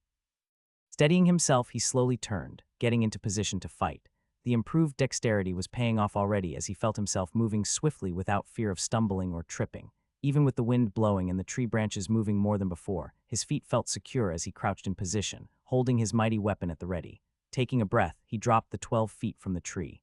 This time, his spear went exactly where he wanted it to go. It plunged into the chest of the closest sleeping goblin. As he landed, the spear penetrated the green skin, piercing its body and embedding itself into the ground. Weirdly, it created a sound that reminded him of dough farting from rising gas as it rose. The other 2 goblins barely reacted as they began to wake up from their stupor. Max rolled after hitting the ground, grabbing the small spear from the one he had just killed. Taking a small step, he drove it quickly into the throat of the one near its fallen comrade. It looked at Max, eyes wide and unable to register the sight of a stick impaled under its chin. A shriek sounded behind him, causing Max to turn as he saw the goblin with the dagger running toward him. It had not been asleep after all. His body felt alive, and his mind was filled with excitement as so many different options on how to use the weapon in his hand flooded him. Considering how little he had practiced like he should during all his lessons, it felt weird as his brain put all those drills he had half-assed into motion. Max turned, shifting his feet, yanking the wooden shaft free from the goblin, grasping onto the spear lodged in its throat as it tried to take its last few breaths. The goblin with the club and shield was still not up, yet the one with the dagger quickly closed the distance toward him. The screaming goblin charged, holding its dagger in its hand. It had the blade pointed down as if it expected Max to stand there and let it stab him from above. A smirk appeared as Max dashed forward, his feet moving quickly, keeping a low center of gravity as he flipped the stick around and held onto it with both hands. He saw the goblin's eyes go wide in surprise, the light of the campfire reflecting off the increased surface of its black eyes. It hesitated mid-step as Max lunged, driving his hips and shoulders forward as the small stick pierced its lungs, glancing off a rib while sinking deep into its chest. It fell forward, yanking the spear with it, but Max knew it would happen. He planted both feet quickly and shifted his weight again as he yanked it from the goblin's chest. It stumbled toward the ground, dropping its weapon as it landed with a thud. Max spun on his heels, bringing the stick around quickly, barely catching the movement of the goblin with the shield and club. It was on him quicker than expected since it had initially reacted so slowly. Trying to rotate the stick to block the incoming strike, he failed to get it into position before the club smacked his side, knocking the breath out of him and causing a crack to ring in his ears. It just broke a rib or two of his with that blow. Rolling as it hit, Max struggled to rise as the goblin came at him again, shouting in its language as it pressed the advantage it had. Max winced as he dashed back, feeling the pain in his chest and struggling to breathe. His hands were shaking, and his arms felt weak on his left side where the club had struck him. Over and over, the goblin kept coming after him, swinging the club with no real strategy as Max used his spear to keep it at a distance, deflecting the strikes. Frustration filled the goblin's face as it couldn't close the distance. Even with its shield, it wasn't able to get past the jabs that Max was sending out each time it stepped forward. He kept an eye on the area around him, watching the other two who were dying, waiting for what he knew was coming. He just had to wait for one of them to die. The goblin seemed confused. It knew Max was hurt, and it seemed content to wait also. It would send feints with its club as it tried to find a weak point to attack. It had lowered itself also, becoming a smaller target and able to use its shield more effectively. Seconds ticked by, and finally, what Max had been waiting on came. 15 hit points consumed.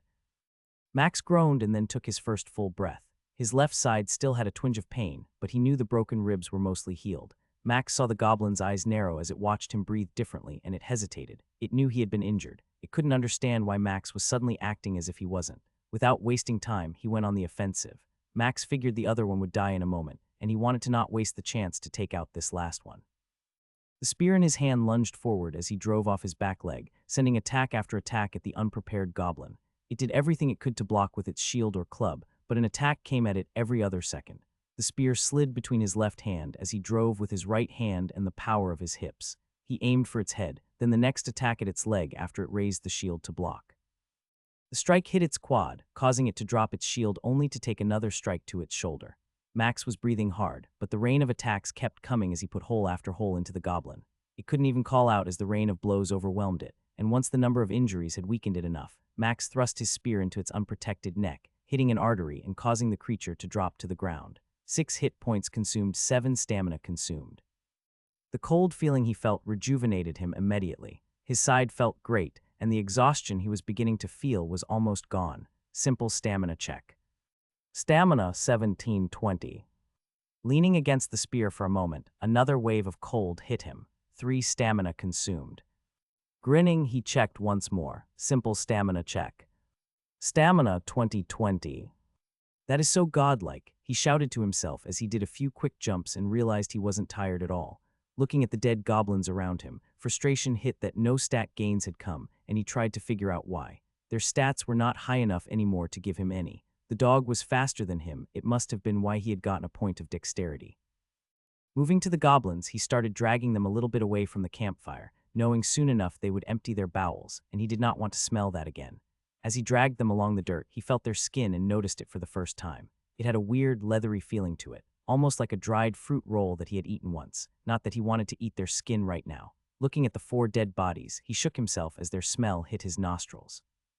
None of them had any clothes worth taking, but he had heard something jingle as he moved the one with the shield. Bending over, he started rummaging through its belongings and found a small pouch tied inside its shirt with a piece of rope. Inside were 14 coppers, 2 buttons, a couple of small bones, and a rock. In his opinion, everything but the copper was basically junk, but he kept them all for now. Glancing down at the corpses, he groaned at what was to come next, fighting the vomit that threatened to come up.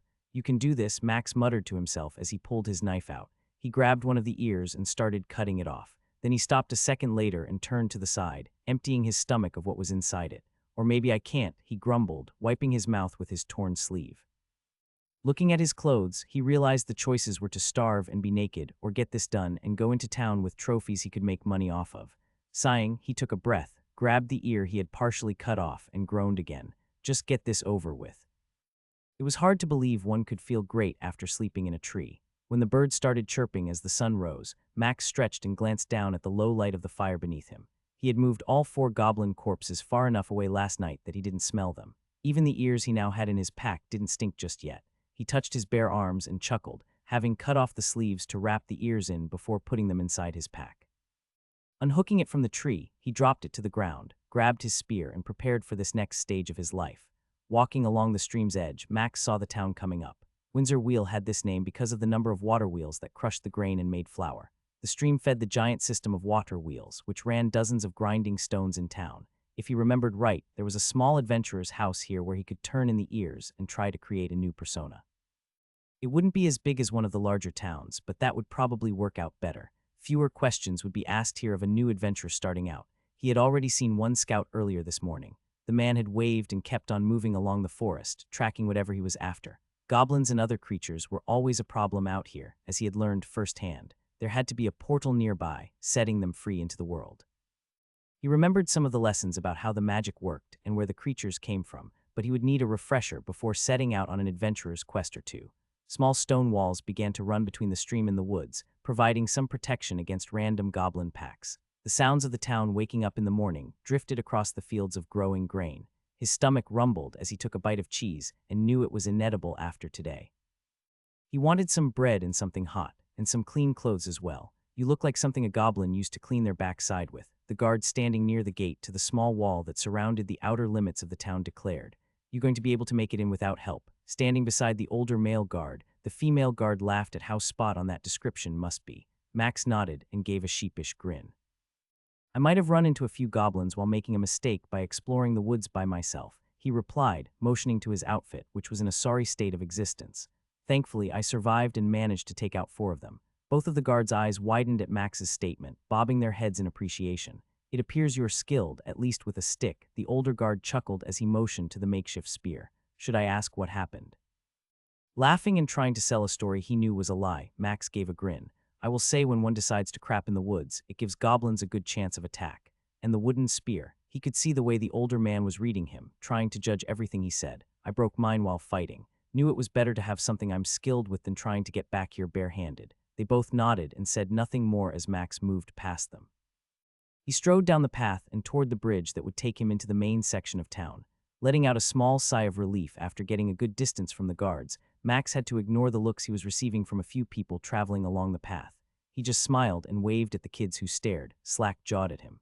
After about a half-mile, the dirt road had become cobblestone, a good 100 yards before the area where the next set of guards kept watch. He glanced over at the fields inside the walled-off area, knowing he had a few more miles before reaching the bridge. That these farms were inside the walls when others were not must mean someone was rich. The wall provided protection against the constant raiding that took place from monsters and animals. As the bridge came into view, his stomach groaned as the smell of freshly cooked food assaulted his nose. Buildings had sprung up around the road, and shops were already selling food and other items someone might need. For the last 5 minutes, he had forced himself to walk by and resist the temptation to purchase something.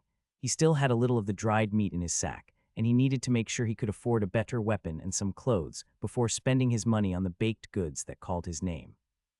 The guard in the shack at the bridge eyed him but said nothing, barely even giving him a nod of acknowledgement. He had already passed a group of 3 adventurers dressed in leather and cloaks, headed out of town. The 3 of them had moved to the other side of the road, snickering under their breaths. He gave a smile, ignoring the slight, and admired their leather armor and actual weapons. An archer, a warrior, and one he guessed was a healer. Perhaps soon enough he could find a group that would let him do quests with them. Crossing over the stone bridge and seeing the wheels on both sides of the stream spinning from the water, Max spotted what he was looking for. Near the bridge was a blacksmith shop. The sound of metal getting hammered rang out and fire flashed occasionally into view. "Excuse me, sir," Max shouted as he stood off to the side, watching a man at least a good 1.5 feet taller than him hammer metal into shape. His arms looked like they could just bend the metal from the size of them. The smoke blackened those massive limbs, and sparks exploded each time he struck the metal with his hammer. "He can't hear you," a voice came from the side. Turning, Max saw a younger woman a few inches taller than him approach. "Is everyone who works here a giant?" She wore the same blacksmith apron, and the arms she had looked like she could snap him in half. Black smudges across her face did little to hide her good looks. He stood there dumbfounded as she got closer to him and clapped her hands to get his attention. "You need help or just here to admire the goods?" "Sorry, I was overwhelmed by all this. It has been a rough few days." She nodded as she looked him up and down, a small smile appearing. "Here to commission some work or?" Smiling, Max pulled his bag off his shoulder and set it on the ground as he loosened up the strings on top. He then pulled out the dagger and sword he had taken from the goblins. "I was wondering if I could sell these here for something. I know they aren't the greatest material, but I figured they must be worth something." She smirked as she moved closer and took the 2 pieces of metal he held. "You obviously don't have any idea how to haggle. Something tells me you are still new to all this," she stated as she flipped each of them over, inspecting the blades. After a moment, she banged them together and grimaced from the sound they made and the way the dagger chipped. "I will be honest, neither of these is worth much, but you already knew that. The metal would need to be completely melted down before it can be turned into something useful." Any idea how much you want for them?" Max shifted a little on his foot as he listened to her talk. His eyebrows were dancing as he grimaced at the news of just how bad the metal really was. "What's the best you can offer? Or do you have any spears you could trade to replace my broken one and this handmade one?" She glanced at his spear and chuckled as she nodded. "I could see how that might be important to replace sooner than later. Let me see what we have and if I can make that trade." She took the two pieces and moved deeper into the forging area, where a variety of other smiths were all working across the 8 forges set up. Max found himself staring at them as they worked. These men and women were working much harder than he and the other trainees back home. They were actual blacksmiths, sweating profusely from the labor they loved. A younger person was in each area, working a lever that would allow air into the coals, being pumped by the wheel in the stream. It was amazing to think something could somehow move air to all of these forges. One of those would have made it much easier to manage than when he had to take turns working the massive bellows during his training. Lost watching them work, Max didn't notice when the woman returned. She tapped him on his shoulder, causing him to jump. Spinning around, he saw her smiling and carrying a spear in her left hand. "I spoke with the master here, and he told me I could give you this if you wanted it for the metal you brought in." She leaned forward and pretended to whisper to him. "He said to tell you if you get any more of those, bring them back to him, and he will give you the best deal." His actual words were, "Any adventurer who can break a spear on goblins and fashion one like yours deserves to be kept alive. I think he is impressed with your wit," she stated with a giant grin. He admired the new one as he ran it through his hands. His mind and skill told him it was many times better than that piece of wood he had crafted, or those flimsy sticks the goblins had used. The weight of it was perfect, as a small piece of metal on the end balanced the weight of the head of the spear. The metal tip was only a hand length long, with a simple dual-bladed piece that was attached to the top of the wood. "This feels really good," Max said as he ran his hands along the shaft. The thickness of the shaft, the balance, it's well made. The girl's smile grew and she gave a slight bow. "You made this?" Max asked, knowing his face must have turned a little red from how his face felt warm. "That one, I actually spent more time than I should have after receiving some feedback on my other attempts." "I'm Sherry, by the way." Seth, he lied, having already chosen the name he would go by here. "A pleasure to meet you." They shook hands and Max turned his attention back to the spear, taking a few steps back and giving a few quick thrusts with it. "How long are you going to be in town?" Turning his attention back to Sherry, Max gave a shrug. "I'm not sure. I need to check in with the Adventurers Guild and turn in a few things. I need to find a place to spend the night and eat. Otherwise, maybe a few weeks." She nodded and then turned her head towards a man who dwarfed every other blacksmith in the forge area after her name rang out over the din of hammers. "I need to run," she stated as she started to move away. "Good luck with the spear. Let me know how it does, and bring me any more metal you find from the goblins." Max nodded and smiled as he hefted the spear in both hands again, admiring the quality of it. He waved at her before turning around and making his way farther into town. One task done and a lot more to go. Max found himself asking for more directions every few blocks as he kept getting distracted by the buildings and businesses in the city. Sure, his hometown of Alundra was larger than this town, but all this was new. Windsor Wheel did a lot of trade in basic supplies because of the dungeons to the south of it. He remembered hearing about the 2 lower-level ones, which meant a steady influx of lower-level adventurers. He would at some point need to make his way to Rumston if he really wanted to find himself a place where the reach of the adventurer representatives wouldn't be a threat to him. Glancing at the shops that were selling food, his stomach reminded him that he had not eaten yet. "How much for a loaf of bread?" Max asked one of the hawkers on the street, waving bread in brown paper at those who were walking past like himself. "2 copper," the young girl stated as she held up 2 fingers on one hand and waved the bread close to his face with her other. Growling to himself, Max fished into his pants pocket and pulled out the pouch he had taken from the goblin. He flipped the coins he pulled out to her, and she caught them easily with practice. "Want any meat to go with it?" she asked with a wink as she motioned to a stall nearby with pieces of dried meat that were all sliced thin. "Not today, but maybe next time," he answered as he took the bread and ripped off a hunk, finding it still warm and smelling amazing. He could smell the flour and a hint of something in it. One bite told him what he knew from his baking skills and experience. It was a sweet bread with just a hint of a local plant, melon stalk. The plant added a hint of honey sweetness but carried a light melon smell. It was a favorite of bakers who wanted to not overpower one's taste buds but still tease their noses. Smiling, he scarfed down the bread as he walked through the street, headed to the Adventurers Guild Hall. The building was by far the largest one around, easily 4 floors high if they didn't have a basement like the one in his town had. Huge stone gave it almost a church look, which was weird, but Max knew each town had a different look to their halls. Giant statues of different classes decorated the wide open pavilion inside the walls surrounding it. The dwarf warrior, Daldrin Eborstone, was evident by his armor, hammer, and shield. Whoever created this thing was incredibly skilled, as the facial features were stunning. Next to it was an elven mage, Lilindra Thistleban, with a staff and lifelike expression that almost made it seem to be casting a spell by how she was gazing at you. Scout was a human male, bent low, head covered in a hood and holding a bow and arrow, all poised in a very action-like look. The shadow that was cast across its face from the sun lent to the nature of the scout in stealth. He looked for the one he had been hoping for. 2 over from the scout was the famed hero of old Seth Haylock. His massive physique, giant spear, and the way in which he was standing on one leg, driving the spear toward those standing before the statue, almost made Max choke on his bread. Max had chosen the name he would be known by because of this man. What better tribute than to choose a hero's name known for a skill he now possessed? 4 other classes were depicted, but Max found himself drawn by the crowd of people moving in and out of the large wooden doors, some laughing and joking while others were sullen and moving at a snail's pace. As he turned to go toward the steps, he saw the doors open wide, and a pair of women wearing the same outfits the advisors had worn in his hometown. That red outfit caused him to almost lock up in fear as he quickly turned around to admire the statues and hide his face. Running his hand through his hair, he cursed, "Get your hair cut, you idiot." They rushed down the steps and out the courtyard, not glancing in his direction. Sweat was beading down his face, and he had to force himself to breathe before he passed out and drew attention to himself. Counting to 20, he walked with purpose toward a different exit on the property to the east. "Excuse me, sir, can you tell me the way to a barber?" The older man, who was carrying a basket of cloth on his back, glanced at him. His green eyes almost seemed to peer into his soul from how dark they were. He furled his bushy white eyebrows at him and squinted. "Why would you want to cut such a beautiful head of hair? Take my advice and keep it as long as you can." Max laughed and nodded as he watched the older man run his hand along his balding scalp. Only a small amount of white hair hung along the edges near his ears and the back of his skull. "You know what they say about a bald head like mine?" he asked, flashing a toothy grin. Well, an almost toothy grin as a few of his teeth were missing. "No, what do they say?" Rubbing the front part of his head, the man smiled. "If you're bald up here, you are a thinker," he stated, and then moved his finger to the back part of his bald head. "If you're bald back here, you are a lover." Running his hand across both spots, the older man gave a sad expression and winked. "If you're bald all over, you just think you're a lover," he exclaimed, laughing at his own joke. Max couldn't help it, but the man's appearance, combined with his corny joke and grin, made Max start laughing as well. "Well, at least that's what my wife says, but enough about me. If you're looking for a barber, go 2 streets that way and turn right. It will be 2 more streets down there. Tell the skinny guy running it Theodore says hi." Laughing still, Max nodded and gave a small bow. "Bah, that ain't my name, boy," the man replied as he winked again. "I'm not giving my name to some random boy with a head full of hair and a spear." Confused, Max snorted and shook his head. The old man nodded and shooed Max off, laughing to himself as he started moving again, hauling his loaded basket on his back.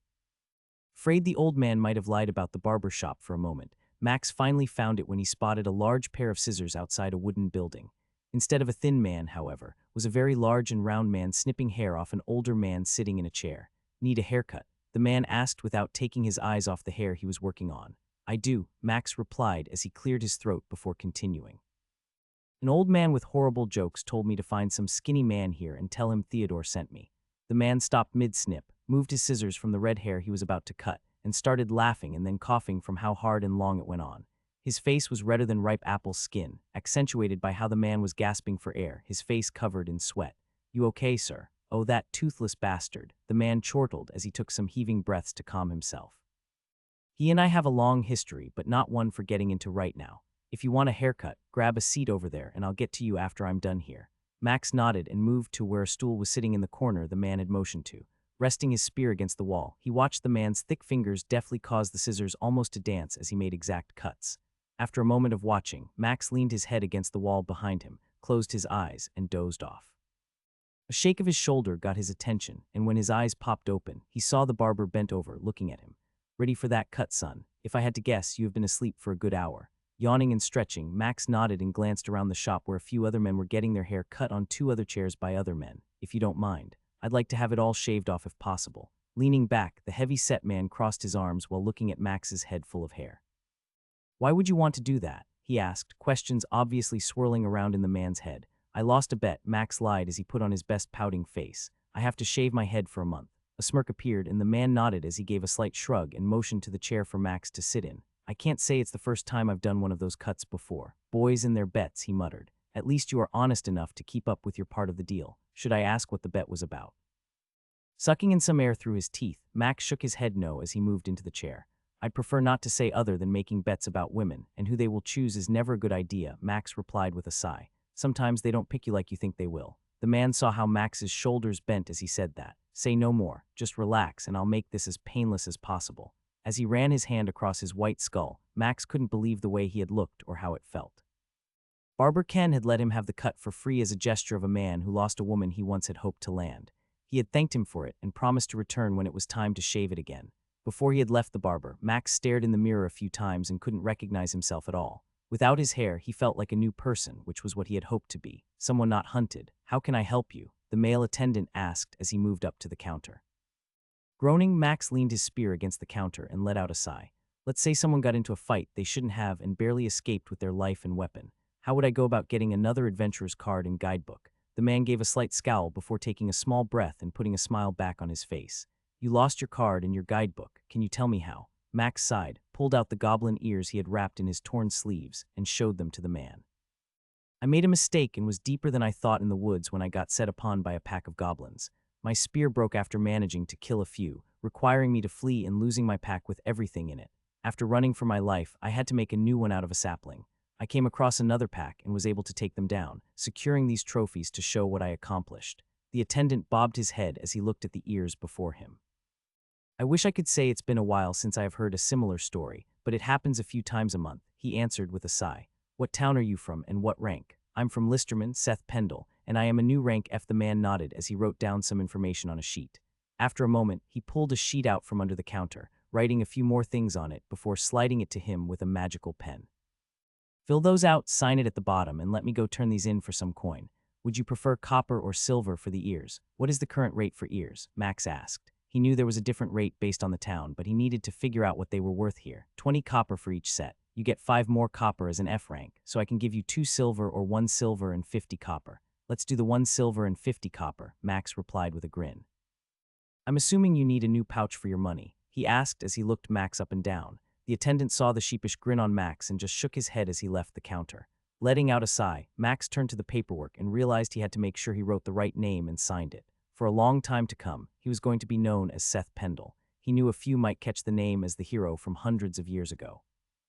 The Pendle name was more common as citizens all over the kingdoms changed it in honor of the hero who had defeated the twin dragons that had terrorized so many kingdoms. Max smiled as he crossed the T and gazed at the name he had written down. He could be a baker and a warrior. Crazier things had happened. The metal token with his name and rank stamped on it, and his class spear warrior brought a smile Max hadn't expected to come.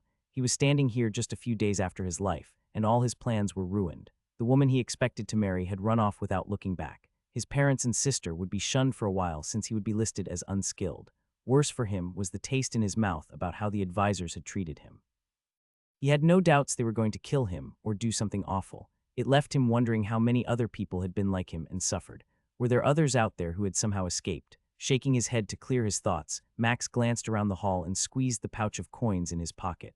This was more money than he had expected to earn in a while had he actually become a baker apprentice. Whistling a merry tune, he nodded at a few other adventurers who were coming in as he left out the door, resting his new spear on his shoulder as he headed toward the stairs. It had taken him a little talking, but Max found an inn not far from the Adventure Guild that gave a fair rate of 10 coppers a night for a private room and 2 meals. The room wasn't big, but it had a single bed, wash pan, and towel.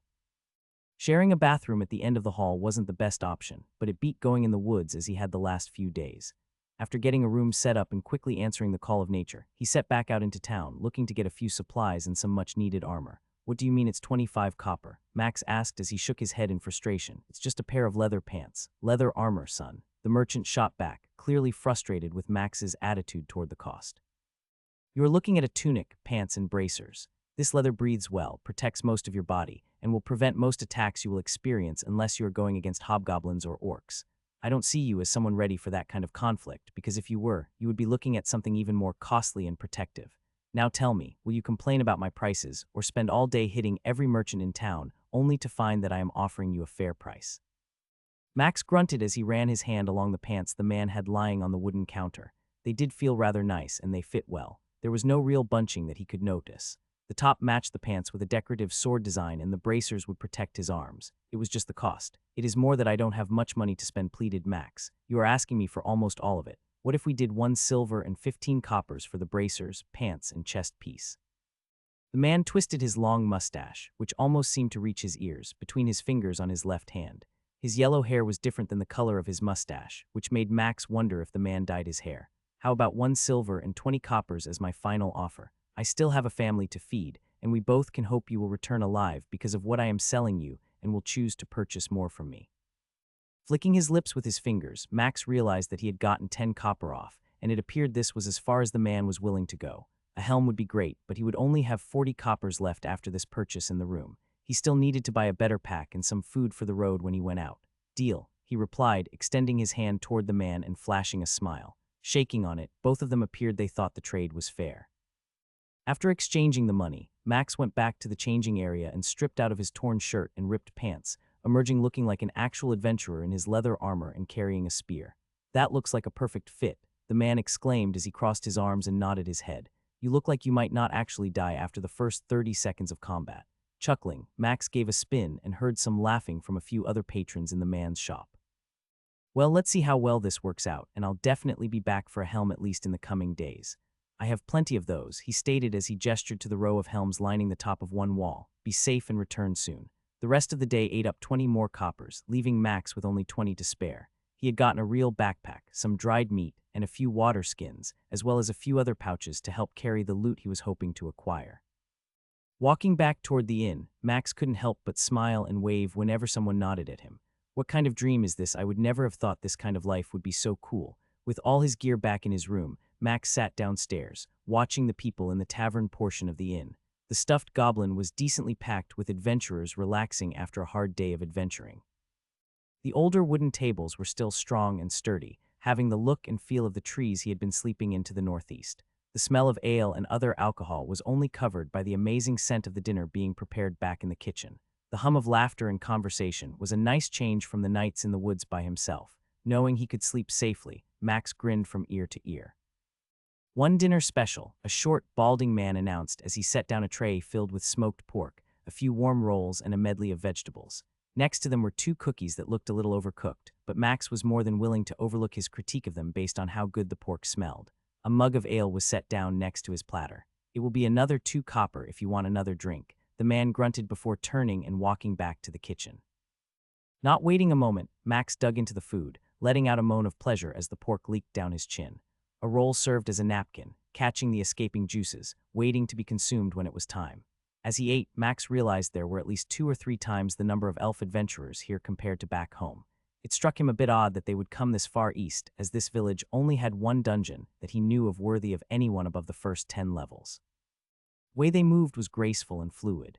Most had their hair tied back in a ponytail or in a braid. He then noticed there were 2 different sets of elves, one tall with lighter skin and the other was slightly shorter and with darker skin. Wood elves, what could be bringing them here? As he stared, a male wood elf, wearing light leather armor, caught his stare and narrowed his eyes at Max. Almost choking on his food, Max bobbed his head and took a big swig of the ale to clear the mass of food stuck in his throat.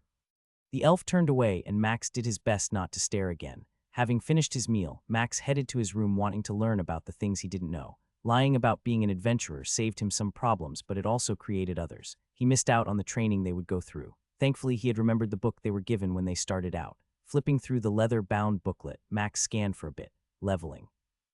Each level an adventurer will receive stat points to place as they see fit. Points acquired per level are: level 1-5, 2 points. Level 6-10, 3 points. Level 11-19, 4 points. Level 20+, 5 points.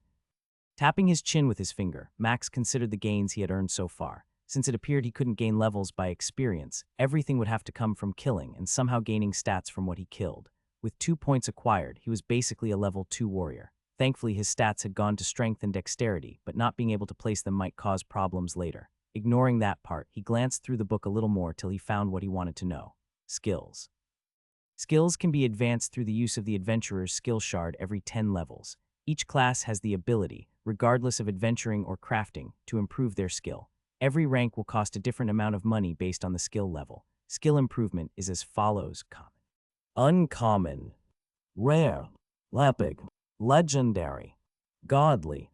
Upgrading skills to epic and beyond will also require completing quests or increased cost of treasure and gold. He felt his eyes widen as Max reread that passage a few more times. Skill check. Skills: baking common. Consume rare. Spear handling common. A rare frickin' skill, he muttered to himself. What would that cost to raise? And that would require me to be level 20. Setting the book down on his lap, Max shifted in his bed as he leaned against the headboard. He glanced at the walls and the simple wooden bed he was laying on, wondering just what all this meant. Skill description: consume. Consume rare skill. When killing a person, creature, or monster, the skill holder has a chance to consume some of the essence of the one defeated. Health, stamina, mana, stats, and skills have a chance of being gained. Stats consumed cannot be acquired if current stats are higher. Skills can be upgraded if a higher skill is consumed. No experience may be gained by killing creatures or others. No experience is gained via quests. He had read that text once before, but now it started to make sense. He had learned the spear handling skill somehow when he killed that goblin. If he wanted it to be improved from common to uncommon, he would have to fight something with a higher level spear skill and hope to acquire it. Not fight kill, I have to kill something that has a higher level of skill. Taking a deep breath and letting it out, Max flipped through the book, scanning the information on ranks, testing for advancement through them, and more. After going through most of the book, he finally found a small section in the back of the book that talked about the potential to gain a second skill. If the adventurer is above the 25th level and has met certain criteria within the guild, and is above the B rank, they may attempt a quest for a second skill. Any more information about this must be received from the guild master in one of the 4 major cities. Grunting to himself, Max realized that he had hoped for too much. I guess they wouldn't be that stupid to write something down in a book that talks about having multiple skills or carting people off. Putting the book on the table next to him, he stretched his legs in the bed, unable to help as he sighed. Beat sleeping with a branch between your legs, he chuckled out loud to himself. Tapping the light globe, it turned off, and he pulled the cover over him. Closing his eyes, he felt a smile on his face as he was about to pass out from exhaustion. Tomorrow I'll get stronger tomorrow. Max found himself grinning even though his hands were clammy as he scanned the job board in the Adventurer's Guild house. Most of what he saw were either herb and mushroom collecting quests as well as some goblin quests. The dungeons to the south continually spawned goblins in randomly sized groups within a certain distance of the entrance. The only time a dungeon would stop releasing them was when a party defeated the boss. From what the book stated, only so many goblins could be created at a time. Each person could only defeat the boss one time. After that, they would not be allowed to enter that dungeon portal anymore. His book had given him a little more knowledge about how all this worked, but he really needed to find a party at some point that would teach him the ropes. Always a difficult choice. A soft voice behind him called out. Turning on his heels, Max saw an elf woman smiling as she motioned to the board. He noticed her shield and sword that she was wearing along with some studded leather armor. Goblin quests are great for earning a little extra money. I always try to take multiple quests if I can. Returning the smile that she was giving him, Max nodded as he held out his hand. Seth Pendle, Phelan Arathira, she stated as she took his hand and gripped it tight. Looking at partying or going solo. Holding the handshake, Max watched her yellow eyes as they sparkled. For now I'm going solo. Perhaps in a few days I would be open to grouping. You going to be around here? Nodding, she let go of his hand and reached to the board, taking off 2 quests as she pulled her hand back. I will be. I'm staying at the Drunken Ogre on the east side of town. Just ask for me if you want and leave me a message. I know a few other party members who would be up for a run at the dungeon. Trying to hide his surprise, Max nodded as he rubbed his chin, trying to keep his mouth from gaping open like a fool. A dungeon team. Clearing his throat, he glanced back at the board. I'll let you know, he replied, trying to play it off as if that was no big deal. He heard her departing and he felt like his whole head was on fire. He had no doubt his head was red and had given away his excitement. A freaking dungeon team. That is so cool. Taking a few deep breaths, he calmed himself, realizing his hands were sweating from the excitement, and wiped them off on his leather pants. Focusing on the paper before him, he took 3 quests.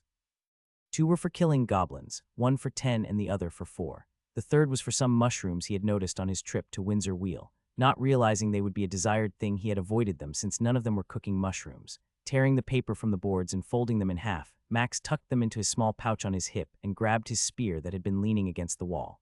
Gods, I need to get a hat or something.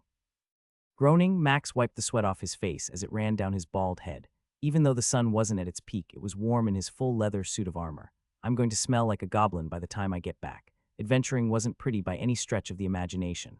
There was too much stuff he didn't know, and now he realized he should have worn his old shirt under this leather armor to help with the sweat that was building up between his skin and the chest piece. He spotted a few other people headed in the same direction. A few were returning, carrying full pouches and backpacks of what he assumed meant a successful trip. Most had waved or at least acknowledged him. He had noticed a few wayward glances that seemed weird. Everyone always kept away from each other, it seemed, not wanting to interfere with their quests. Leaving the open fields, Max reached the trees and started hunting. Taking slow steps and always listening, he knew there would be goblins in the woods as well as in the fields. Rumor had it there were at least 200 goblins at a time outside the dungeon if no one had cleared it. Another hour after searching the woods, Max spotted what he was hunting. A rank stench was drifting along the wind, and as he followed it, he came upon 3 goblins bent over a rotting corpse, ripping handfuls from its carcass and stuffing their mouth with whatever they could. A few pushes and grunts occasionally rang out as they fought over scraps, but none of them seemed to notice him creeping up through the dense woods. They were in a small section clear of trees, maybe only 10 feet, near some bushes, eating something, and all Max could think of was how he felt. His heart was racing. This was the moment he had been waiting for. With their attention drawn away from him, he knew this was a huge chance to try out his new spear. Slowly he lowered his backpack and set it on the ground, making sure it was as quiet as possible. He noticed one of the usual spears on the ground near the goblins, and guessed the other 2 must use something else he couldn't see right now.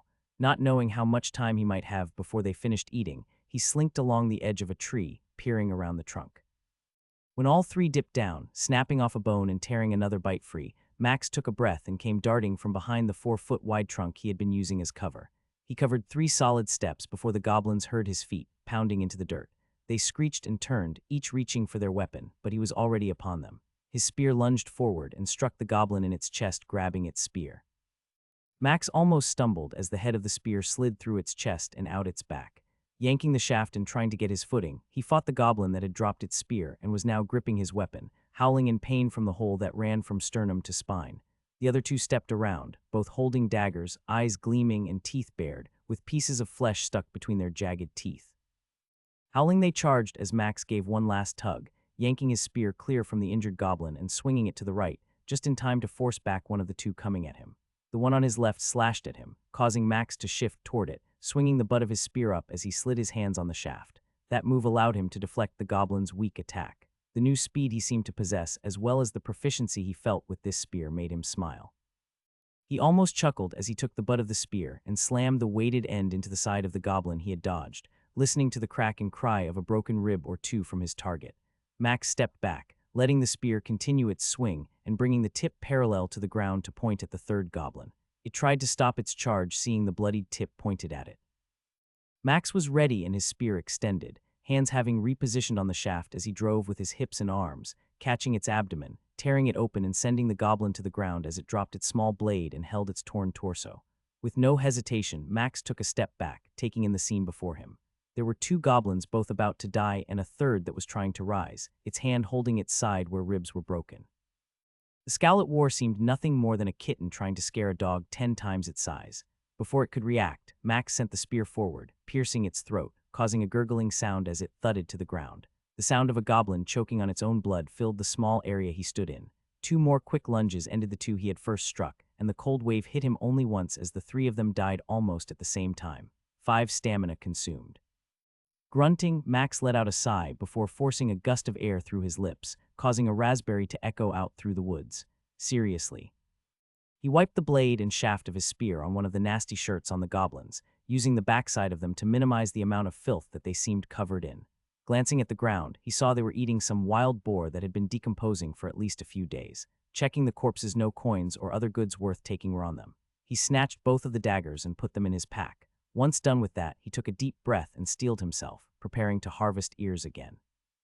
Don't be a pansy and throw up this time. Nodding to himself, he opened his eyes after preparing himself, doing what needed to be done in order to earn points with the guild.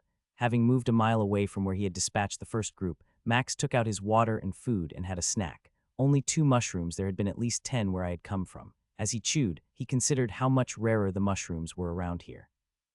He realized most of that was probably due to the number of adventurers in the area and how they were seeking them.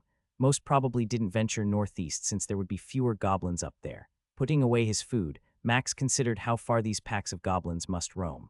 They had goblins near Alundra, but they usually came from a different dungeon to the north. There was even a wolf dungeon up there, and occasionally they had to call in help from the Adventurers Guild for a few scouts and others to ease the gradual increase of wolves. Lost in his thoughts, Max didn't notice the sound of what was coming toward him. The sound of feet striking the soft dirt of the woods, with most of the leaves still in the tree as the weather had not changed, left him unprepared for the attack. Whirling at the last moment, Max felt 2 strikes against his side and back. 2 goblins with spears had charged him, striking together. The armor he wore had slowed down their sticks, but the speed at which they had run allowed both of them to put more force into their strike as they drove him back, their sticks bending until they snapped, leaving pieces of wood sticking from him. Max cried out from the pain as he stood up, feeling blood running inside his pants. Wincing, he jerked the two shafts out quickly with one hand as he held his spear in the other, toward the goblins who were laughing and cackling at him. As he regained his composure and prepared to attack, he saw, behind them, another goblin coming out from the woods. "Goblin shite," Max exclaimed between gritted teeth. The goblin was easily a foot taller than the other two, basically as tall as Max was and a lot more muscular. Max winced from the pain as he shifted, knowing he was bleeding and he needed to find a way to kill one of these three soon. With their broken sticks, the two waved and pointed at him, cackling and baring their teeth. As they danced in the shadows of the limbs above them, Max heard a bark of some kind from the larger one, and both of them moved off to the sides a little bit, holding their broken spears toward him. "A freaking hobgoblin. You have to be crapping me." They were rare spawns and much faster and stronger than the normal goblins. The hobgoblin licked its lips, trailing its tongue along its jagged teeth. The creature pulled an actual shield off its back and a sword that looked much nicer than the other Max had seen. Fear began to overtake him as he realized the goblins were starting to try and surround him. Scanning the woods, Max began backing up to the tree behind him, wincing from the pain in his side and back, reminding him that he didn't have time to wait. The goblin barked an order again, and both of the two smaller ones moved quickly to each of his sides, boxing him in from 3 directions now. Max saw that their spears were basically only 4 feet with a splintered end that would still hurt if they managed to stick him somewhere with no armor. Their real strength was distracting him from the leader. His mind was running wild, from wanting to run and knowing that wouldn't work, to wishing he had taken that elvish woman up on the party offer. Ignoring the thoughts that wouldn't help, Max focused on how to handle the 3 creatures coming at him. "Come at me, you pieces of trash," Max shouted, frustrated at how they seemed to be waiting and watching him. Holding his spear at the ready, he shifted his feet, putting his injured side closer to the front. There would be no pushing off that leg with it injured. They danced and darted around, waiting to see what he would do with the length of his spear. A grunt and a bark came from the hobgoblin as it seemed to charge, raising its shield and coming at him with its sword. Max lowered his spear, preparing to push it back when he noticed the other 2 goblins coming at him also. A light orb in his head went off as his brain recalled something he had seen 4 years ago during a practice session. Somehow he remembered a fight and how the one with a spear fought 2 attackers at the same time. As all 3 of them closed the distance, Max pivoted to the one on his left for a moment, giving a fake jab which caused it to stop its approach before spinning quickly on his good heel and lunging at the hobgoblin who had picked up its pace when he moved. It raised its shield, catching the spear head as it dug a chunk out of the wood and stopped it in its tracks. Another quick jab with his backhand reached out, almost catching the sword arm as the hobgoblin yanked it back, retreating a few steps, snarling at the move. The moment both of those had committed to their retreat, Max turned once more, this time driving off his back foot, ignoring the pain that flared up in his hip, and extended his spear as far as he could, catching the goblin on his right in the gut. As it stuck, he shifted his feet, gasping in pain from the maneuver as he spun the shaft just a hair and yanked the spear up, slicing the goblin from the navel to its throat. Twinkling lights appeared in his vision as he turned, barely in time to slide his spear back through his left hand and send out another attack at the hobgoblin who had not wasted time trying to attack him again. Its shield got back into position, and this time both of them felt the jerk of the impact as spear tip and wood connected, sending Max back a step, wincing with each movement. A shriek erupted and the other goblin attempted to attack but stopped when the hobgoblin barked an order out at it. They both pulled back, waiting and watching, now realizing that Max was not worth attacking. He was injured and they could wait. Seconds seemed to tick by and Max kept his head on a swivel, watching the 2 of them as he glanced at the goblin bleeding out on the ground. After about 20 seconds, the most pleasant feeling he had felt in days came over him, causing him to shudder, and he saw the hobgoblin look at him in confusion. 17 hit points consumed, 4 stamina consumed. Taking a full breath, Max slowly began to move his hip and realized that most of the damage was gone. He doubted he was still bleeding, but there was still a slight twinge of pain as he moved. No longer did it flare up and feel like someone was driving a wooden stake into his back. Now it was more like he had hurt himself after working too hard in the field. Doing his best to not let the hobgoblin know what had happened, Max feigned that he was struggling to stay standing and slowly backed toward another tree, limping the entire time. He saw the smile reappear on the hobgoblin's face and heard another order come from it. When Max backed up into a tree and acted confused by glancing around as if looking for an escape, the smaller goblin moved back to his left side while the hobgoblin slid to his right. Wait, just wait, let them come. His brain told him he had the advantage. The The spear range would give him what he needed if he would just trust it. The shield and sword were not a good combo against him if he bided his time. Somehow he remembered that from lessons. Slowly the two of them approached, taking steps at the same time as the hobgoblin continued to order the other around. When they were within striking distance of his spear, Max knew they would be more cautious. Act like Stacy had remembered how she had fooled Caleb. Refusing to grin, Max remembered how Stacy had tricked his best friend and beat him in a duel. Biting his lips so hard he began to cry, Max held the spear in one hand while he held the other out, appearing to beg for mercy as he set his feet. He needed a solid stance for what he was hoping to pull off. "Come on, you fool," he said, pretending to be begging for mercy. "I'm going to rip your head off." The hobgoblin appeared to buy the act he was trying to sell by how it adjusted its shield and sword as it moved closer. Maybe I should have been an actor. One more step was all Max waited on. Both were now just a yard away, and while the goblin with just a broken stick wasn't a major threat, a good smack across the back of his skull would cause some problems. Grabbing his spear with both hands, Max let out a bestial shout, startling both of his attackers as he lunged for the smaller one, covering the single step and deftly knocking away its stick as he drove the spear into its chest. The goblin cried out in shock and pain, but Max didn't hesitate to spin toward the hobgoblin, turning just in time to see it charge, its sword held up and its shield coming toward him. Maneuvering to the right, he lifted his spear and aimed for the middle of the hobgoblin, feeling the tip dig deep into the shield, and the wood start to flex from the force of the two of them colliding. Max hopped slightly backward as the hobgoblin kept pushing forward, its face snarling as the spear kept Max out of range of his sword. As Max landed from his slight jump, he pushed with his spear again, driving the shield up before yanking back on his spear with his right hand and quickly thrusting it again. The hobgoblin hacked at Max's spear with its sword, putting a gouge in it and knocking it down from where its chest was. That act, however, sent the spear into its leg. It howled and hissed as it immediately fought to back up. Sliding the shaft through his left hand, Max didn't wait, rapidly thrusting with his right hand and his hips, sending quick, darting attacks over and over at the beast, watching it as it tried to use both sword and shield to stop the onslaught of attack it was suddenly under. Every swing or movement of the shield and sword was immediately answered by a faint or different attack on another part of its body by Max. Sweat ran down the brow of its green skin, and its shield and sword were becoming slower. 11 hit points consumed, 7 stamina consumed. As energy and life flowed through him, Max knew he was smiling like a devil now. His eyes were taking everything in around him. The other goblin had just died, healing his aching hip to where it didn't hurt at all now. His back felt like he had slept all night in the best bed. A moment ago, he knew he was getting tired from all the attacks, but now he felt like he could keep it up. His opponent saw the renewed vigor and life in Max and grunted, doing everything it could to hold on.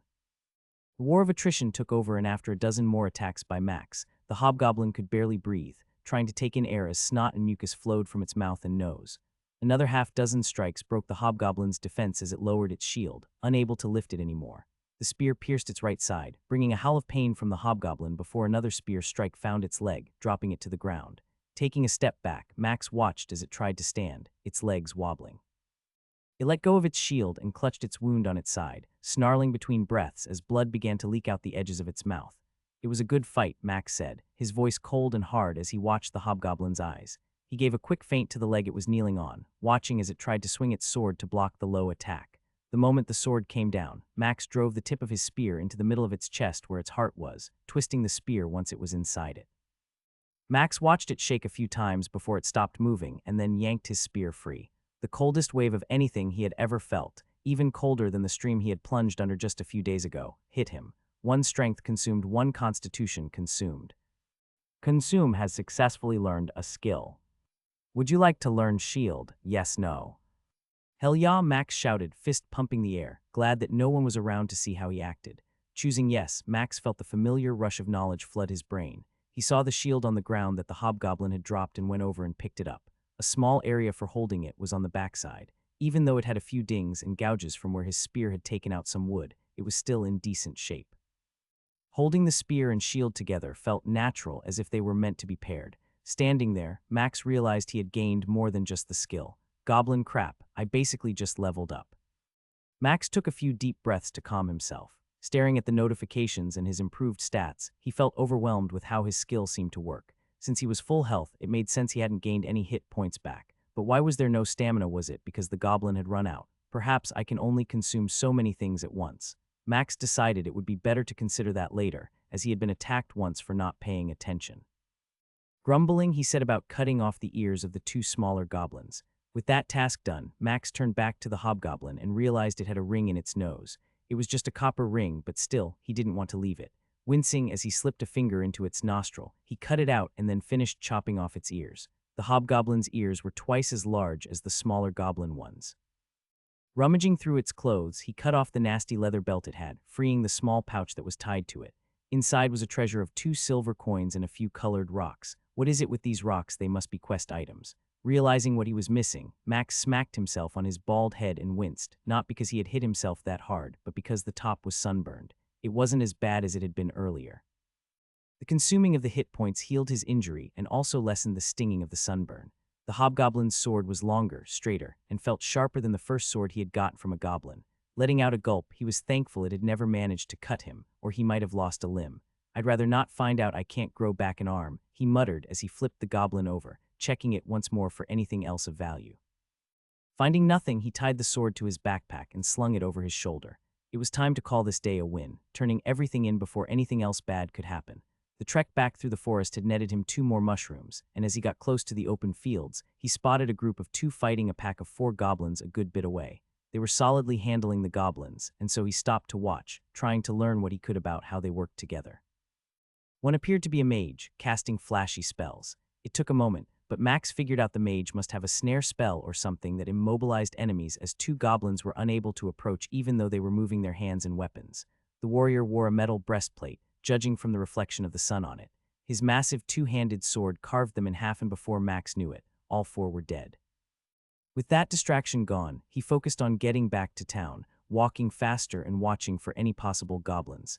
"What the hell happened to your hair and my spear?" demanded Sherry as she looked at the items he had put on the table while he waited for her to appear. "I'm not saying it doesn't look good on you, but—" She stopped, tusking her tongue as she rubbed it against her teeth a few times before finishing her thought. "You could probably use a helmet based on how red your head looks." Laughing, Max nodded and gave a slight shrug. "I was trying something different. I will probably keep it, but I'm glad you don't think I look too bad." As for the spear, a hobgoblin managed to get a few good hits on it with its sword before I could kill it. Her eyes widened, and he saw her face lose a little color at his comment. "You fought a hobgoblin and won. Was it alone?" She had lowered her voice and leaned in, putting her hands on the other side of the table and leaning against it. Distracted by her massive arms that seemed to form into mountains of muscles as she pressed her weight against the table, Max forgot what she had asked. "Seth," she said, snapping her fingers. "Did you hear me?" "Yeah, it had 2 smaller goblins with it, both with spears," he replied. "Thankfully my armor stopped their attacks, and your spear did amazing, slicing them open like a knife through fresh butter." She beamed at his praise, leaning back and folding her hands across her chest as he gave the details of the battle. "Sherry, stop flirting and make a trade," someone shouted from behind, causing her face to turn candy apple red for a moment. "Shut your pie hole or I'll shut it for you, Fred," she snapped back, her tone reminding him of a time his mother had dressed down his father. When she turned back, she saw the look on his face and blushed again. "Sorry, Fred's a pain in the arse, and well, yeah, I need to get back to work. You need a new spear." Nodding, Max pointed to the spots where wood was missing from the shaft. "Do you have another one?" She shook her head. "I can salvage the tip, sharpen it up, and put it on another shaft. I could have it ready by tomorrow if that would work." Max nodded. "What about your shield I see on your back?" Selling it. Pulling it off his pack, Max knew he wanted a shield now that he could use one effectively. "Do you make any shields about this size and maybe this weight that is solid metal?" She grimaced, and the way her face looked reminded him of a time he saw Caleb eating a lemon. It was scrunched up like she was in pain. "I'm not sure you have enough material for a shield like that. The sword from the hobgoblin is nice and worth more, but a metal shield you're asking for, well, let's just say you would need another good haul of daggers." "That's fine. I'll keep this shield for now and see about collecting more and trading for a shield in the coming days," Max stated as he buckled it to his pack before tossing it over his shoulder. "Will you be here in the morning an hour or 2 after the sun is up?" She nodded and motioned for him to hand her his spear. Max hesitated a moment before handing it over the table. "Sorry, it did such a great job I didn't want to let go of it." Sherry smiled as she took it from his hands. "That's good, because if it didn't, I doubt you would have made it back to let me know it failed." She winked and began to collect all of the weapons on the table. Max turned and waved as he moved on to the next stop.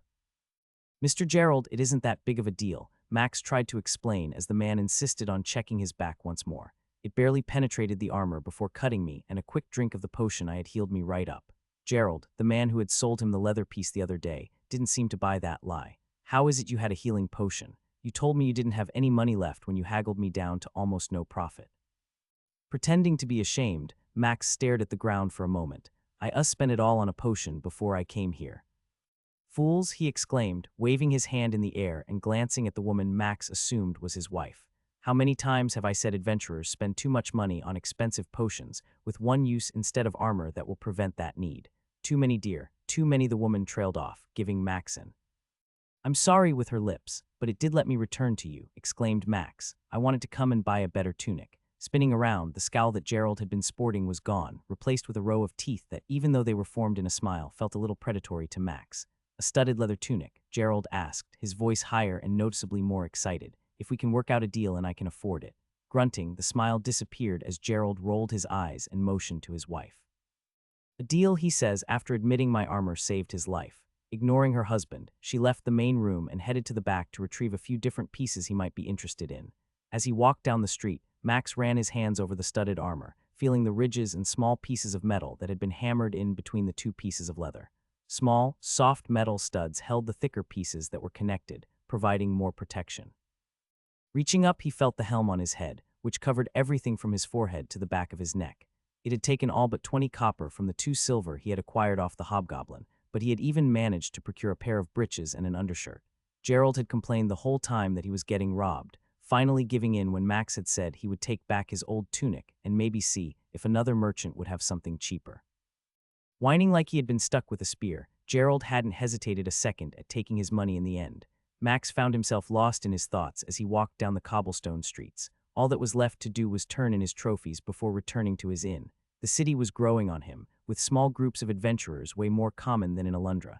He finally felt contentment being on the path he was on now. If I had known adventuring was this cool, I might have actually practiced with Stacy and Caleb. Smiling, Max began whistling one of the tunes he had heard last night in the inn as he strode up the steps, 2 at a time, leading into the Adventurers' Guild house. "A hobgoblin," exclaimed the female dwarf attendant lucky enough to be his assistant during turn-ins. Her face mimicked her shock at his F-rank card on the counter, knowing he had won a fight against a hobgoblin and 2 basic goblins in a 3 versus 1 fight. "That is impressive, Adventurer Seth. I take it you have already traded in the equipment." Max nodded as he unwrapped all 5 sets of goblin ears and the nose ring he had cut out from the hobgoblin, as well as the 5 mushrooms he had found. He studied the dwarf woman and her fiery red hair that matched her beard, decorated with small silver loops every so often in the braids she had it set in. "I would like to say I got lucky, but the truth is the 2 goblins were weak and made mistakes. My skill with a spear also helped keep the leader at bay until both were down." She nodded, making marks on the quest sheet that required 4 goblin kills. Max nodded and pulled off his helm. "I forgot I'll blame it on the sunburn on my head, almost bright enough to match your amazing red hair." She chuckled and returned to work, making notes on the mushroom quest and marking 1 kill on the 10 goblins kill quest. "It happens more than I want to admit. People get excited and only see money when they think about multiple quests. Good job, though, on the mushrooms. Usually, most people struggle to find this many on the edge of the woods." Max held back a cough when he realized most people never went deep into the trees.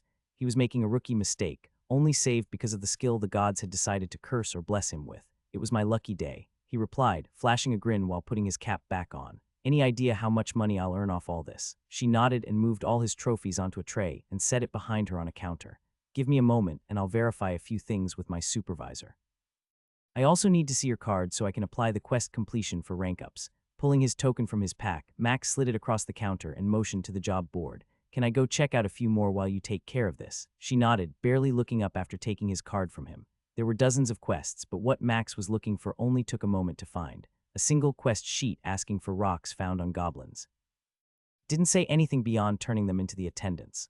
Looking around, he pulled it off quickly and moved back to where he had been a moment ago. Watching the groups and adventurers coming in after a day in the woods and dungeons, Max saw the typical number of people in a party was 3 people, but a few groups had 5 in theirs. Sir Seth. It only took 2 times to hear that name before Max realized he was being summoned and turned around, seeing his attendant waiting on him.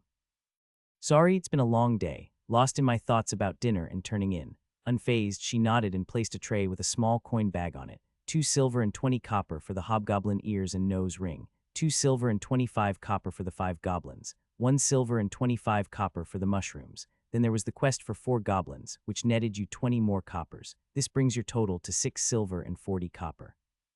A fine haul, I would say, especially since you're not having to split it with others. A lump in his throat caught as Max listened to that amount and slowly reached for the coin purse, doing his best not to let his hands shake. She nodded and watched him put the coin purse in his larger pouch on his belt. Don't forget your adventurer's card. Grabbing that, he smiled and slid it into the slot on his backpack he had created for it. Nodding at him, she barely waited for him to move before motioning to a group of 3 waiting in line. Slinging his backpack over his shoulder, Max couldn't help but grin. He was richer than he had ever expected to be as a baker. It would have taken countless months to earn what he had in just a few days. Maybe he needed to visit the temple and give an offering after all. What the hell was that? Max asked himself out loud when a blue billowing cloud of dust washed over him, continuing past him through the forest. Glancing around him, he finished cutting off the ears of the 2 goblins he killed. God, I love this shield. It was well worth all the scrapes he had acquired yesterday while killing goblins. Playfully kissing the lip of his metal shield, he thought about Sherry and how proud she seemed when she handed it to him. Like her spear, it was a solid piece of equipment. It deflected every attack easily, leaving no real mark, and provided a much sturdier defense. For 2 days he had been farming goblins. Stuffing the freshly cut ears into his pouch, he leaned back, stretched, and sighed. Finally finished. With those last 2 goblin ears, he had enough to finish the 10-goblin quest.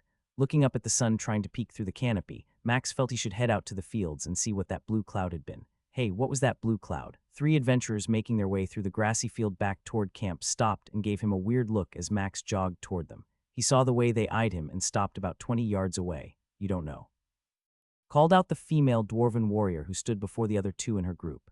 Shaking his head, Max shrugged. First time experiencing that, but I'm also new to this area. He saw the smirk, even with her blonde beard in the distance between them. I couldn't guess, she replied, a frown on her face now. You realize most people aren't excited to see a random person running up to them after a dungeon clear, right? Groaning, Max rubbed his face with his hand while shaking his head. That's right. I had forgotten about it, he called out. Sorry if I scared you all. The 2 behind the dwarven warrior snickered, and Max saw both men eyeing him up and down. I won't bother you anymore. I just wanted to know what it was before going any further toward the dungeon. The dwarf nodded while she adjusted her stance. No point now. There won't be any more goblins till tomorrow afternoon at the earliest. You do remember it takes a full day before any goblins respawn.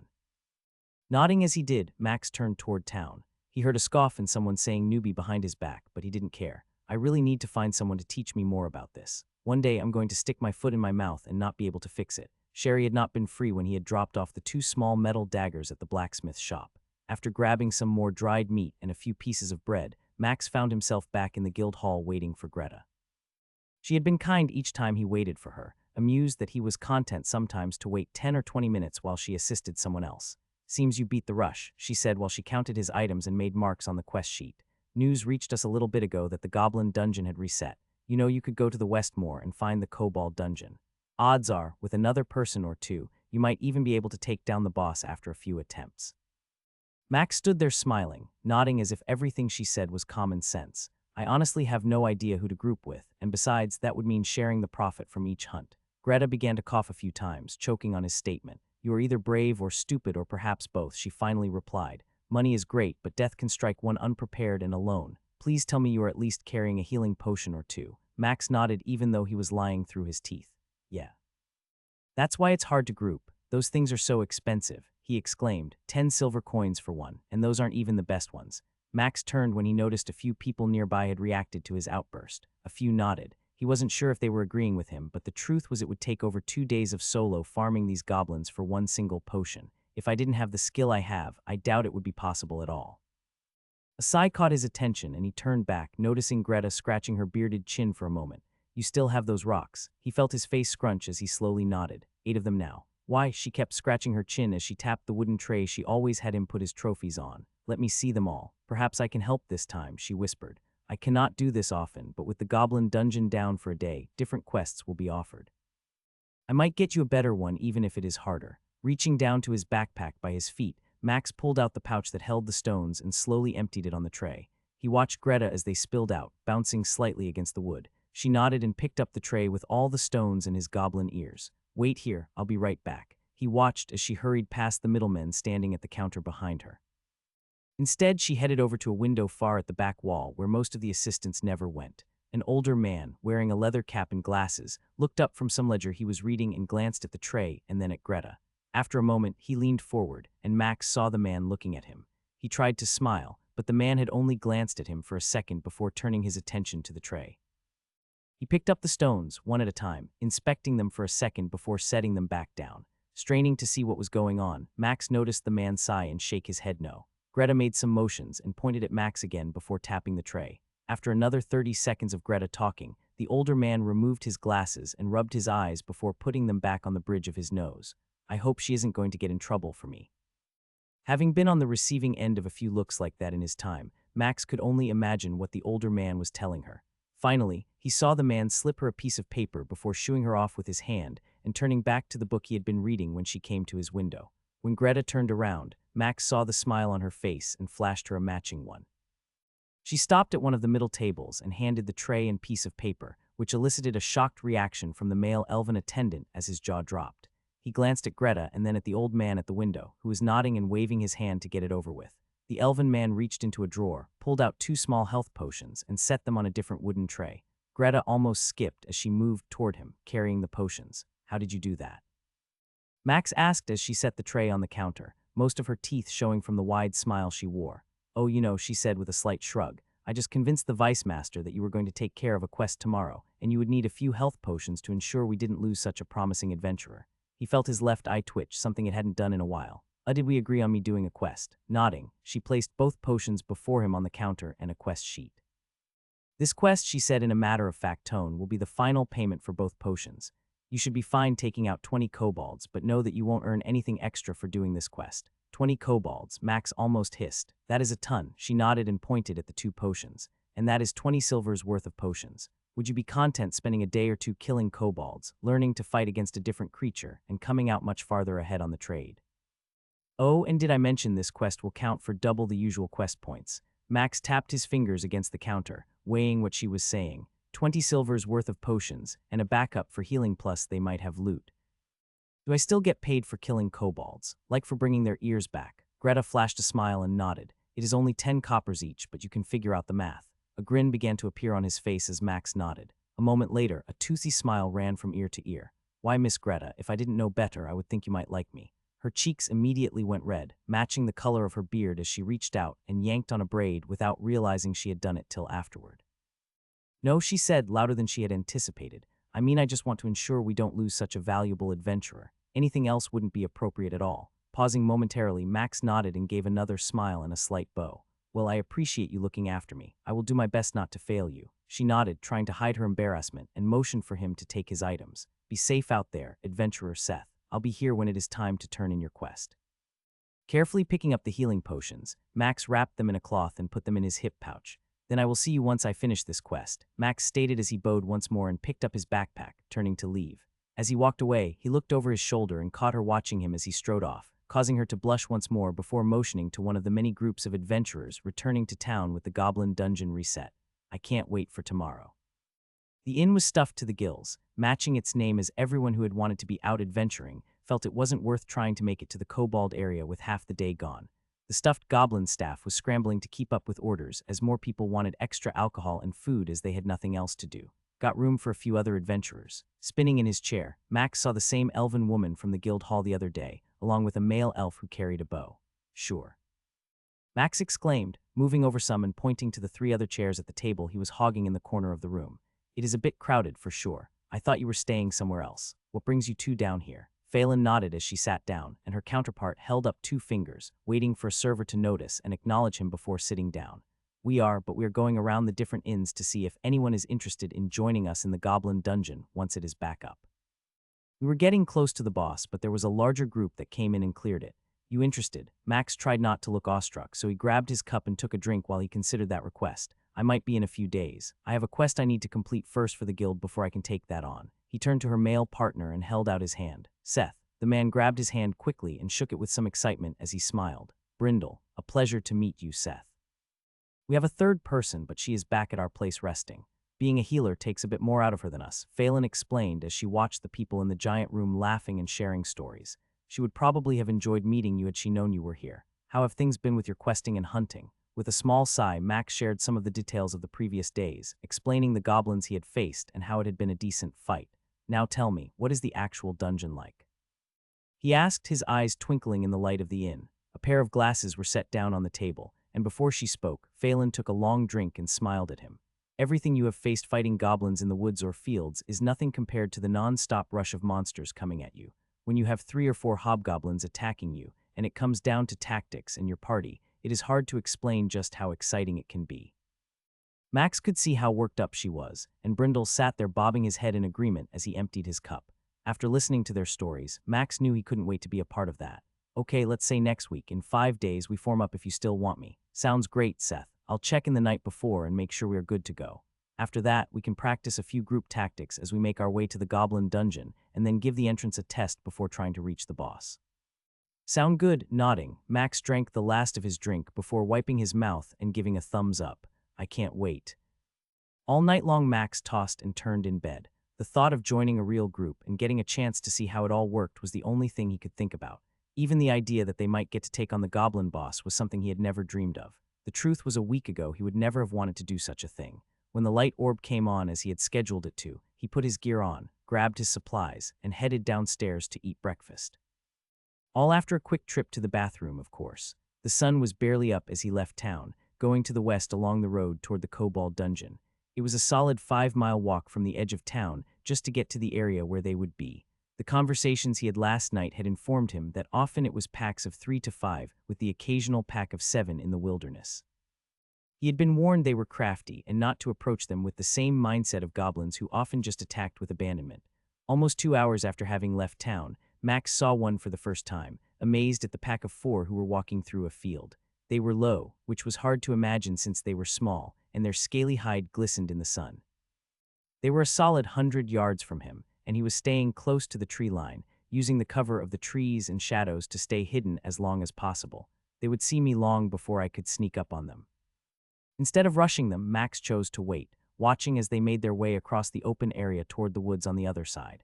Well, that was stupid. He cursed as he saw them disappear from his sight, having gone out of his range to see. Maybe I should have chased after them. Frustrated, he began moving south along the tree line that seemed to wind and curve to the southwest, bordering the field, and at some point, leading to the dungeon that was deep in the woods. After walking for a bit, a barking noise caught his attention.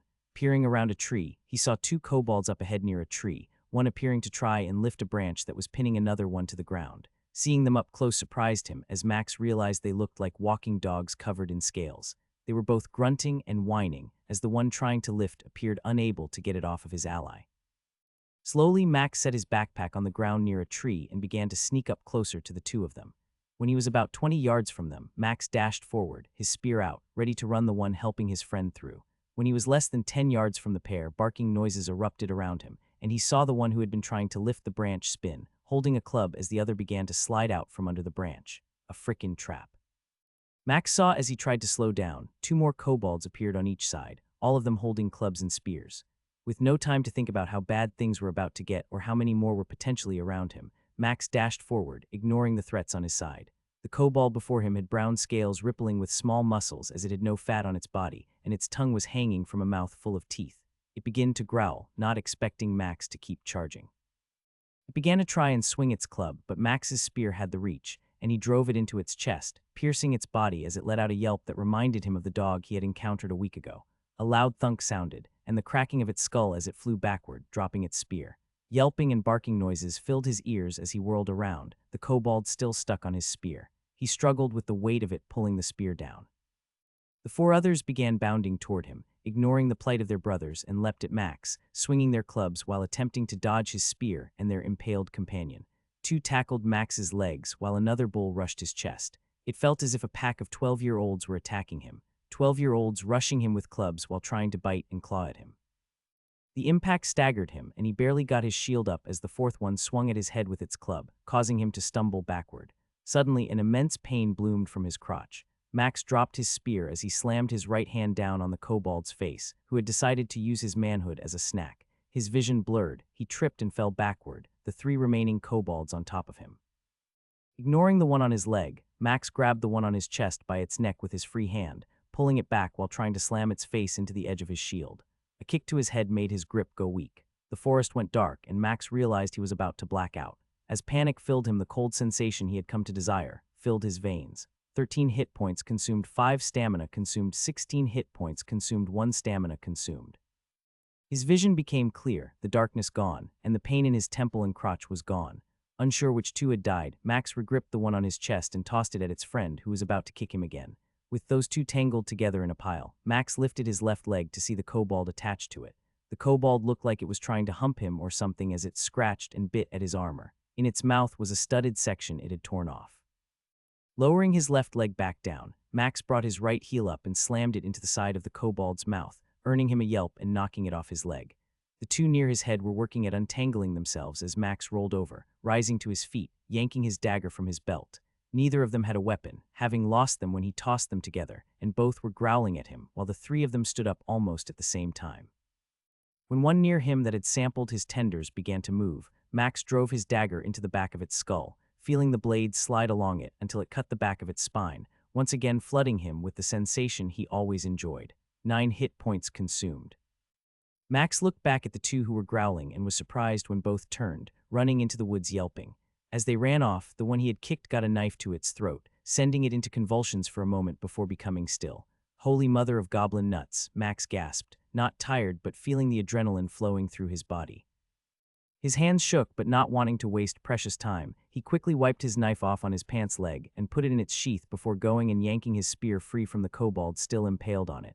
His chest heaved as he took deep breaths to calm himself. I should have researched them more. What the hell was that? A freaking ambush. With his mind trying to take in what had just happened, Max set his spear down near him and set to work, quickly slicing off the ears of the kobolds, always keeping his head scanning the forest and listening for sounds. The two who had run off were yelping in the distance, and Max didn't want to wait and see if they might come back. With 4 sets of ears tossed quickly in his trophy pouch, Max noticed they wore no armor or clothes. Their skin was thick and provided more protection than a goblin would against a blade. While weaker than a goblin, their sheer numbers were the biggest threat. Jogging quickly, Max kept his shield and spear ready as he made his way back toward the field and tree line. I gotta get out of these freaking woods, he stated as he saw the field coming into view. The tall grass rolled like the waves of an ocean from the wind that blew across the open expanse. Max took a moment before leaving the shadows of the trees to scan and see if any packs of kobolds were visible. A few sounds off to the north caught his attention, and he saw a group of 3 dispatching a pack with apparent ease. How easy must this be with a few good friends? The thought brought a twinge of loneliness as an image of Caleb flashed through his head. Oh, the fun we could have here working together against these things. Taking a break near the edge of the field, Max chewed on some dried beef, appreciating the spices used to flavor it. Someone has actual talent with this, Max said to himself as he admired the piece of meat in his hand. After a small break and some scouting along the tree line, Max finally found what he was looking for. A pack of 4 kobolds was coming across the field, the group crouching low as they crossed the open area. It took Max a minute to figure out where they would most likely exit the field, and with that knowledge, he skirted the woods, making a beeline for where he expected them to appear. Running between the trees while crouching, he kept checking the pack and made sure they hadn't spotted him or changed direction. As the pack began to draw close, a shout erupted from the direction he had come from. Turning, Max saw a group of 3 adventurers moving toward his intended target. The adventurers were yelling and drew the attention of the kobolds. An arrow barely missed one of the kobolds, probably because of the wind and distance. The pack began barking. They took off, running toward the woods and where he was hiding. Goblin shite, this isn't going to be good.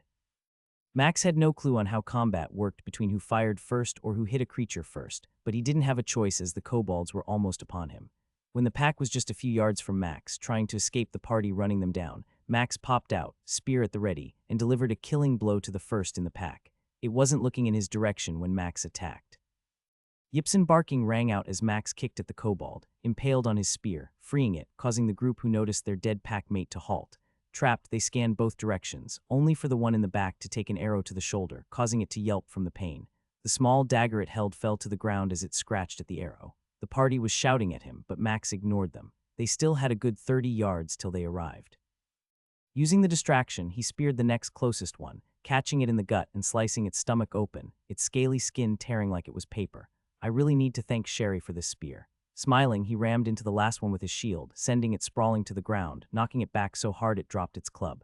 Not waiting or giving reprieve, Max drove his spear into the laid-out kobold as the adventurers arrived, just steps from joining this fight. What the hell are you doing? Willing to face the coming crowd, Max held his shield up and his spear a little low as the human warrior, who had apparently been the one shouting at him, cleaved the kobold they had shot early in half with one strike of his sword. The archer was right behind him, her bow at the ready, and a person Max assumed was a healer came running up in their robes, panting a moment later. Why did you attack our group? The red-faced, brown-haired mountain of muscle demanded from Max. We shot at it first. The kobold Max had stabbed in the gut was whimpering, trying to hold its intestines in, blood running all over. Max turned, driving the spear into the creature's throat, ending its life before turning back to the adventurers. I tracked them here and was waiting on them. You are the ones that sent them to me faster. We still shot at it first. They are ours. The warrior shouted again, his face somehow becoming even redder. Max doubted he could take all three of them, but he wasn't going to give up without a fight. Are the rules first to shoot or the first to strike? Max asked as he watched the archer with her bow pointed at the ground. She didn't appear as angry as the warrior, and her blonde hair was tied back in a braid that had flicked in the air as she snapped her head around to take in the carnage before them. Brutus. The warrior waved his sword at his party member who had tried to interrupt, not looking back. They are ours, he growled, pointing the sword at Max. There are three of us and only one of you, so you are threatening me for killing that which I stalked and hit first. Are your party members in agreement with you? Max had read the rest of the manual and knew that fighting between adventures was permitted in the system, but heavily penalized outside wars. Somehow it tracked fights, and if they attacked him, it would register them as the offenders, giving him free rein to defend himself. They are ours, the warrior, who must be Brutus, demanded again. How can you expect to claim them all? Max took a deep breath, letting it out, and held the warrior's gaze. He had suffered at the hands of boys like him earlier in his life back home. He had been weak, and they had forced him to submit. Now it was different. Now he wasn't weak. I won't claim all four. I will claim 3, but I will only take the trophies of 2, Max stated as he pointed at the kobolds dead on the ground around him with his spear. You know the rules, and I have no problems with a group of 4 having taken out a larger group earlier. Max did his best not to smile when he saw the look of shock on all 3 of their faces when he made that statement. You claim to have killed a larger pack. I can show you the trophies if you want, but yes. I fought a pack of 6 and defeated 4 before the other 2 ran off. The archer moved over, putting her hand on the warrior's shoulder, and gently pulled him back a step. The man, Brutus, opened his mouth to speak, but a grunt from the archer cut him off. I understand it isn't easy since the goblin dungeon reset. Max continued. Sometimes tempers flare, and I know finding a pack in the open isn't easy. I am actually looking for a party to join, but I am not sure you all might want me after this. The male healer coughed and choked for a second, his mouth opening a little bit in shock. You would offer to group with us even after we did this. Max nodded. I still have much to learn, having only arrived here recently. I wouldn't mind even trying to get into the kobold dungeon if you 3 were up for it. The warrior, Brutus, blinked his eyes a few times as he watched Max, trying to read him. I guess he paused, turning to his party mates and watching them all slowly nod their heads before turning back to Max. We would be honored to have you join us. Smiling, Max cleaned off the gore of his spear with a flick and motioned to the corpses. In that case, how about we take 1 trophy each and see how much we can accomplish? Max could see how the one called Brutus was looking at him. He could feel Brutus's eyes scanning all of his armor and the bite marks the previous kobolds had left. Part of him wanted to hide behind his shield, hoping none of them noticed the teeth marks he had in the crotch area. He then made a mental note he owed Gerald a tip for making that area well padded. You sure you really want to group with us? Brutus huffed. I'm not the best reader of people, but something tells me you don't need our help. Doing his best to appear less threatening, Max leaned on his spear and smiled. I'm not saying it was easy fighting 6 at the same time, and I would prefer not to have to go against that by myself if I can help it. Truth be told, if those other 2 hadn't run off, I might not have made it out of the woods on my own. Max heard a snicker come from the healer, who covered his mouth with his hand to hide his smile. I would really like to find a group and try the dungeon. It seems, however, most are unwilling just to add a random person. The way Brutus was bobbing his head told Max he was hitting the real problem. Listen, I'm Seth. I came into town and learned the hard way on the journey that sometimes I can be a bit foolish. I almost died against some goblins because I wasn't paying attention. Just now I was a bit brash, wanting to finish a quest like I am sure all of you are, and rushed in versus waiting and seeing if you needed help. Pausing as he took another breath, he motioned to his spear he was leaning against with his head. I'm good at offense and defense, but also smart enough to know a party against these numbers would be a lot more advantageous. I'm even willing to go last on the trophy rotation, if that makes you all feel better. Before Brutus could reply, the female archer strode forward and gave him a gentle push to the side. What level are you? She asked, earning a gasp from the healer. I know I shouldn't ask, but if you tell me yours, I'll tell you mine. The grin Max knew he wore probably was a bit too much, but he couldn't help it. I'm only level 3 at the moment. Their faces noticeably relaxed at that number. I'm Ratcha, and I'm level 3 as well. As for these 2, you met Brutus, and our healer is Miles. The healer waved, flashing a grin that somehow was missing a tooth on the top row in the middle. How the hell does a healer not have all his teeth? A grunt came from Brutus, who finally let out a sigh after an elbow from Ratcha caught him in his leather armor. You want to handle the harvesting of the trophies, or me? Miles will do it. He likes getting his hands dirty, Ratcha replied with a wink. He didn't miss the eye roll from Miles as the man moved forward, pulling a dagger from inside his robe and bending down to the first corpse. You sure you're okay splitting these 4 ways? Absolutely. I'll be honest, I'd prefer having a group to talk to as my spear won't reply anymore. They all chuckled, the ice finally beginning to break as Miles got to work, cutting the ears off and putting them in a pouch. I'll divvy them up later if that's okay. Carry those smelly things as long as you want. The gods know I don't like the way they smell. Ratcha scrunched her nose as she agreed, flinging her braid over her shoulder and putting the arrow she had back into her quiver. So the dungeon, you 3 up for it. Brutus ran his tongue over his teeth, sucking in a little air as he made a weird sound. It sounds like a solid plan. If you are willing to be the main defender since you run a shield, I can attack and clear any that get close while Ratcha takes them out from a distance. Nodding, Max smiled and pointed across the fields. It's that way if I read the map right. It had taken them a little over an hour to make their way across the field and through the forest area to where a glowing orange portal pulsed on a flat, smooth stone area. Letting out a whistle, Max shook his head in disbelief. We're doing this? Ratcha asked almost in a whisper. Yup. Wait, Max chimed in as he looked at the 3 other people standing with him. They were all acting a bit hesitant now as they stood at the base of the portal in a small clearing in the middle of the woods. I thought you 3 were okay with this when we set out. They all chuckled a little and shrugged. Truth is, we weren't sure how strong you really were, and based on how our last 3 fights went, we all now know we can actually fight inside. The experience has been amazing also. It hasn't changed for us at all since you joined the party. I know, Max exclaimed, lying through his teeth. How much was it split 3 ways before? 25 for each of the 13 we have killed so far. I know the ones inside are worth more but also harder. I guess since I don't get any experience, they get all of mine. I'm like the perfect party mate. Smiling, he nodded and motioned to the portal. I'll go in first. Brutus grinned and motioned with his hand. Guys with shields first. It felt warm as the world shifted around him. His vision went dark for a moment before it regained its norm. Suddenly, he was inside a large cave tunnel, 20 feet or more wide and a good 15 feet tall, that had glowing fungus along the wall as it ran ahead and around a corner. Turning around, he saw a blue portal behind him, resting on a similar platform to the one they had come in. Moving to the side, Max checked the small party window that had appeared once they sent him an invitation to join. It was weird as they were all grayed out right now, probably because they weren't inside. He found he could close the window, but it served as an aid, their name and health, stamina, and mana bar all neatly in a column. Ratcha suddenly appeared behind him, and then Miles and Brutus brought up the rear. Each of them let out a woe as they saw the dungeon. First time also, they nodded and grinned. We had hoped to get here soon, but wow, this is pretty cool, Miles admitted as he glanced around the cavern. I guess up ahead is the way we need to go. Don't forget the exit behind us in case we need it, Max pointed out before taking a few steps ahead. Want to try and go in quietly and see what we find. He saw the grin on Ratcha's face. She was excited and bounced lightly on her feet as she held an arrow ready on her string. Brutus rolled his shoulders a few times before nodding. For the love of a goblin's arse, let's go, Miles said as he flashed his, would have been perfect if he wasn't missing a tooth, grin. Bending over slightly and moving on the balls of his feet, Max led them down the tunnel, keeping to one side as he listened. Their footsteps echoed slightly off the walls, mainly coming from Brutus and Miles, who seemed to not be light on their feet at all. It must be our dexterity that is making Ratcha and me quieter. Sneaking to the edge, he looked around the corner and saw 9 kobolds. 3 held small spears, 2 had clubs in their hand, the other 3 were all holding small swords, and there was a bigger one with a bone hat of some sort on his head and wearing a robe.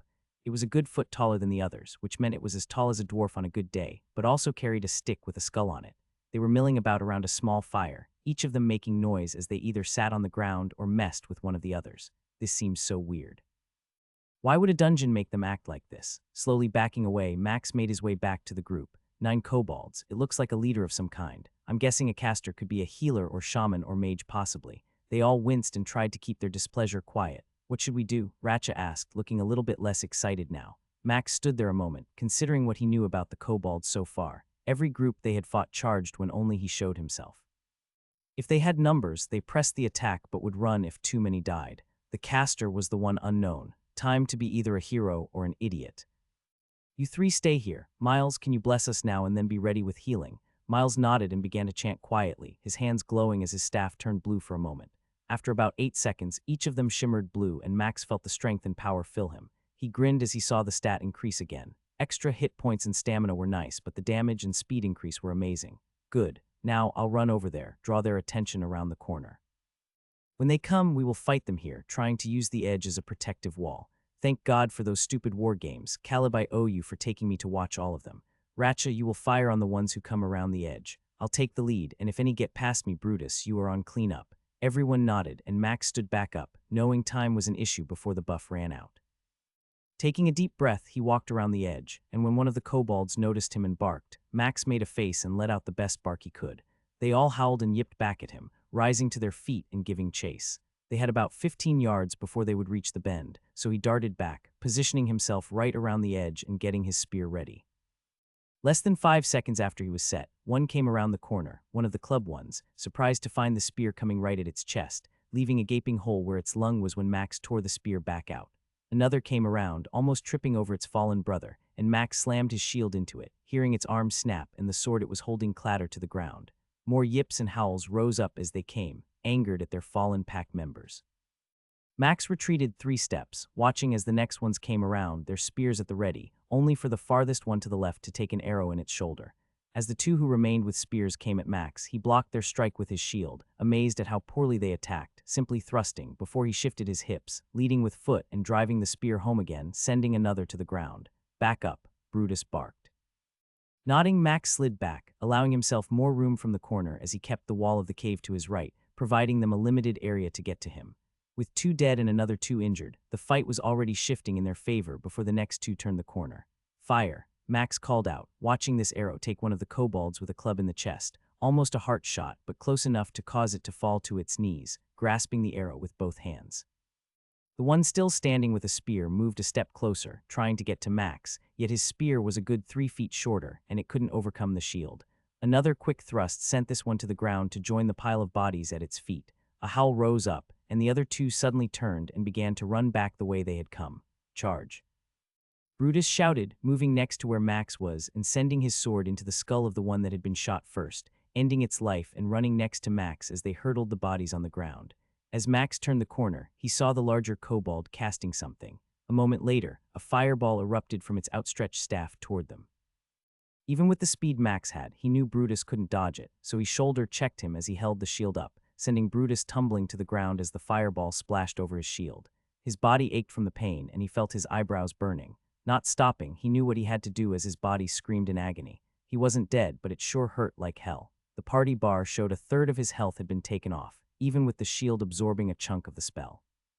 One of the 2 kobolds who had run back had stopped to see what would happen, holding its sword, unprepared for the spear that came and pierced its heart, sending it to the next life in a moment.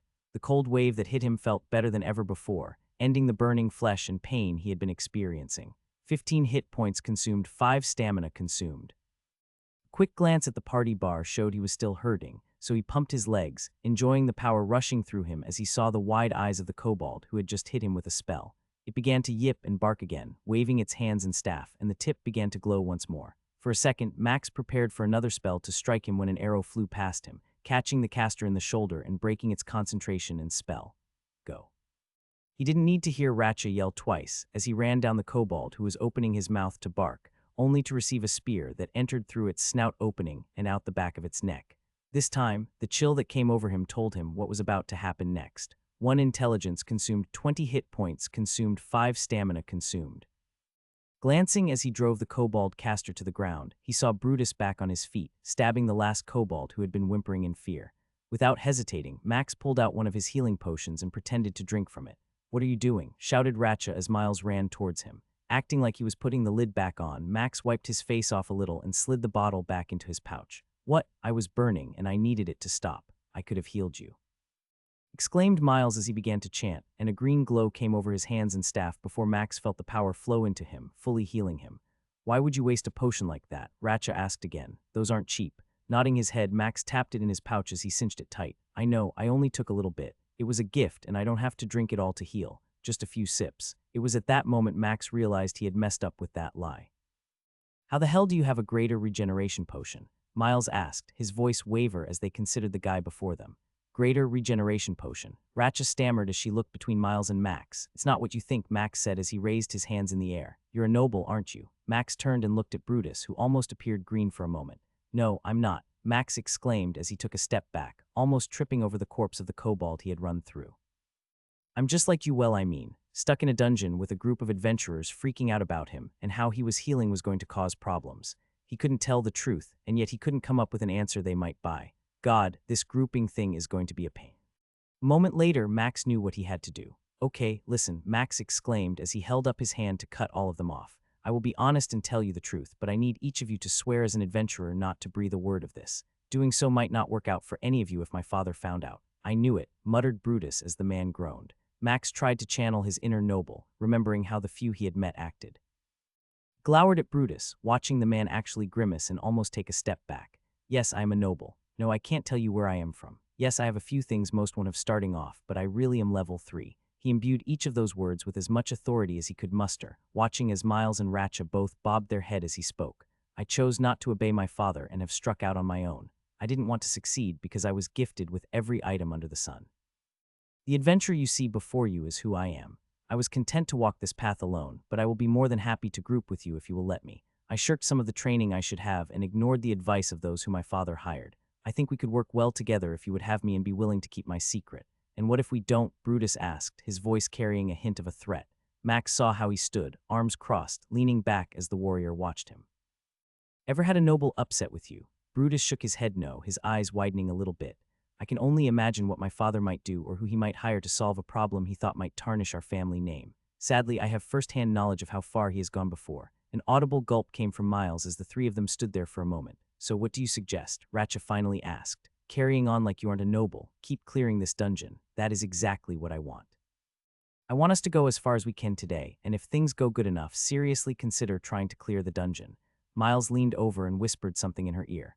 Brutus was watching the two of them, repeatedly shifting his eyes back to Max. Taking a deep breath and letting it out, Ratcha smiled. We would enjoy keeping you in our party and doing what we had planned to do all along. What? He is a noble. Shut it, Brutus, Miles shouted. Use your brain and not your muscles. This is a once-in-a-lifetime opportunity for us. You know how many trophies we have collected so far today. Clearing a dungeon, the reward at the end, the reward from the guild. Are you also forgetting the unbelievable experience we have earned? I'm almost halfway to level 4. Ratcha nodded also as she pointed to the bodies on the floor. If I'm honest, I don't think Seth needs us as much as we need him. 2 days of hunting with him would easily take us a solid week or two to earn as much experience. Imagine the armor and weapons we can buy after we turn all this in. Grunting, Brutus glanced around the room and slowly began to nod his head. You really aren't a prick noble, are you? Max let out a laugh that echoed through the cavern. Have I acted like a prick since we have been grouped? Brutus paused for a moment and then shook his head no. Actually, you seem like a guy I could drink beers with if I didn't know who you were. Ratcha blew a raspberry at Brutus and then motioned to the corpses. Enough sizing up whose is bigger. We need to collect these trophies, retrieve my arrows, and keep going. There is experience to be earned and coin to be made. Seth, Miles called out as he bent over to cut the ear off one of the kobolds. Would you like to take that kobold caster's stuff? Max smiled and shook his head no. I believe I'm last in line for the loot. It belongs to you. Hopefully, there will be enough for all of us. That same amazing grin that just needed one more tooth to look perfect filled Miles's face as he sliced off an ear. I gotta say, it feels better knowing I'm getting loot before a noble. They all laughed and set to work on the bodies. It was time to prepare for what was next. Almost 2 hours later, Max found himself bent over, waiting for the heal to come from Miles. The second kobold caster in this group lay dead at his feet. This pack of 8 was a lot harder, and the party display showed that Brutus needed to be healed first. How do you keep going? Brutus groaned as the green light covered him, removing some of the burn damage from the fireball he had not dodged fully. Your health goes up and down constantly. Max shrugged and motioned to the corpses. Maybe one day I will share, but right now we barely know each other, and I know for a fact if you knew and my father found out, he would kill you. Brutus's eyes went wide when he heard how matter-of-fact Max had said that. Some people think nobles have it easy. I call it a curse. One connected to a father who has no value for those he deems beneath him. Spitting on the ground, Max shrugged. Thankfully, we are the opposite. I want to get better to help others, not find out how to control them. Brutus let out a sigh as the second healing spell took him close to being fully healed. Can you wait a moment? Miles asked, panting from the exertion of the spells. Max nodded, seeing how empty his blue line was on the party screen. His mana regen was horrible, and choosing between the buff or no buff also affected how fast it recovered. Those 10 hit points had almost been the difference for Brutus when he overplayed his position, not ending the kobold before trying to step over it. I'll help with the trophies while you rest. I think this is as far as we should go today. Ratcha is almost out of arrows, I believe. You're keeping track. Max nodded as he bent over, cutting off the ears from the kobold caster that had been the last one standing. He tossed the trophies near Miles where he sat on the floor. I remembered when you said you only had 10 left 2 fights ago. That means you have maybe 5, 6, but still impressed. Brutus sighed as he stood up after harvesting a set of ears. I'll tell you, Seth, you make it really hard for me to hate you. Max glanced over at him as he started to cut another set of ears off. Everyone could see Max's smile. I'm so glad they bought that lie. Hopefully they will keep their mouths shut and just enjoy the fact we all made out like bandits. I'll try harder to be an ass if you want. Holding up a pair of regular ears, Max pretended to put them in his pouch. On second thought, I need to charge a tax for being with me. Sounds about right, doesn't it? Ratcha and Brutus both chuckled and nodded. Spoken like a true noble goblin's arse. Tossing the last of the trophies over, Max began collecting the weapons and storing them in his pack. Everyone else's packs were full. Miles began chatting, and the green glow covered Max for a moment. Miles' mana bar plummeted to the bottom as Max's hit points rocketed back up to a level everyone felt more comfortable with being at. Ready to head out, it is going to be a long walk. Having finished putting everything in his pack, Max nodded and grabbed his spear from the ground. With luck, we should make it back to town before the sun is completely gone. With no kobolds to fight on the way out, the 2-hour slog turned into a 45-minute jaunt. Miles also did not have to sit down and wait to gain mana for minutes on end. The blue shimmering portal brought a collective sigh from everyone, and Max jogged a little to get ahead. Same plan as before, I'll lied. His vision blurred, and what felt like a second later, Max found himself standing a few yards from the orange portal on its platform. The rest of the party popped into being near him, and everyone smiled. Let's go, Ratcha declared as she pointed in the direction of town. I got a date with a tub and a glass or two of ale. Don't forget the bank. We're going to need to deposit some money after we turn in all of this. The 4 of them had stood in line at the adventure hall for a good 20 minutes. Multiple parties had returned, trying to make it back before it got dark on the road. No one wanted to be set upon by a pack of kobolds or goblins now that the dungeon had respawned. Next, Max smiled and motioned his group over to where Greta was waving at them. They had passed on a previous spot, as Max told them it would be well worth it. Adventurer Seth, Greta said, flashing a smile at him before taking in the group around him. Seems you found a party today. Got some stuff to turn in. Grinning, Max nodded and pointed at her wooden tray. You're going to need a couple of those. Mountains of kobold ears appeared as Miles unloaded the stack from one pouch before grabbing another and repeating the process 2 more times. Gasps were heard from other groups when Miles chuckled, lifting one more pouch and emptying out the kobold caster ears. That's a lot of trophies, Greta said, her voice faltering a moment. You all have quests to go with those, right? All 4 of them put a quest on the counter. Max had made them go and collect a 10 kobold quest versus the 4 they each had picked up earlier. Greta smiled, nodding as she saw it. The others knew Max had a 20 kobold quest, but none of them questioned how or why. They were just excited at the prospect of what was going to be theirs. Is that everything? Max and the others chuckled as they heard the waver in her voice. Brutus and Max took off their packs, placing 9 kobold caster staves and 4 wands onto the counter. By now, a small crowd had gathered around them, small groups staring at the trophies and congratulating them. Everyone was smiling, giving nods and waving to those who came up. This may take a while to sort out. Do you want to wait? Taking the lead, Max shook his head. I'm sure that based on everything here, each of us has easily earned 3 silver. Can we collect that now and get the rest tomorrow? Greta stroked her beard, which Max noticed was shinier and fluffier than usual. Had she done something different with it? Your beard looks amazing, Max said as he admired it. Her cheeks matched her red beard, and she tugged on it a little harder than she intended for a moment. This old thing, she replied while she smiled at him. Regaining her composure after a moment, she nodded her head and began counting out 3 silver for each of them. Stop by tomorrow. I'll have it by lunchtime. Max heard a small chuckle and noticed Ratcha smiling at him. Tomorrow sounds good, but we may be a bit late. Leaning over the counter, he looked around and motioned her toward him. Flashing the best smile he could, Max whispered, tomorrow, we are going to try for the boss of the kobold dungeon. After the chaos that ensued when Max announced their plans finally settled down, Greta procured a quest for them that would grant a large number of points toward the next rank within the Adventure Guild. With silver coins in their pockets and a major chance at growth tomorrow, they each left to collect the supplies and materials they needed for the next day. After having returned to his inn, Max promptly used a proper toilet and then dropped off his gear in his room. Once it was secured, he headed downstairs, noticing the inn was less crowded tonight as the goblin dungeon had opened back up. You look like you need a good meal tonight. Folding the quest sheet for tomorrow in half, Max finally noticed Peter, the inn's favorite red-headed dwarf, waiting to take his order. I could actually use 2 plates tonight. The dwarf eyed him and nodded. I don't mean to pry, but I noticed your quest sheet. Is that really for a dungeon boss? How did you know? Max asked, surprised, as he was certain he had kept the text at the bottom hidden.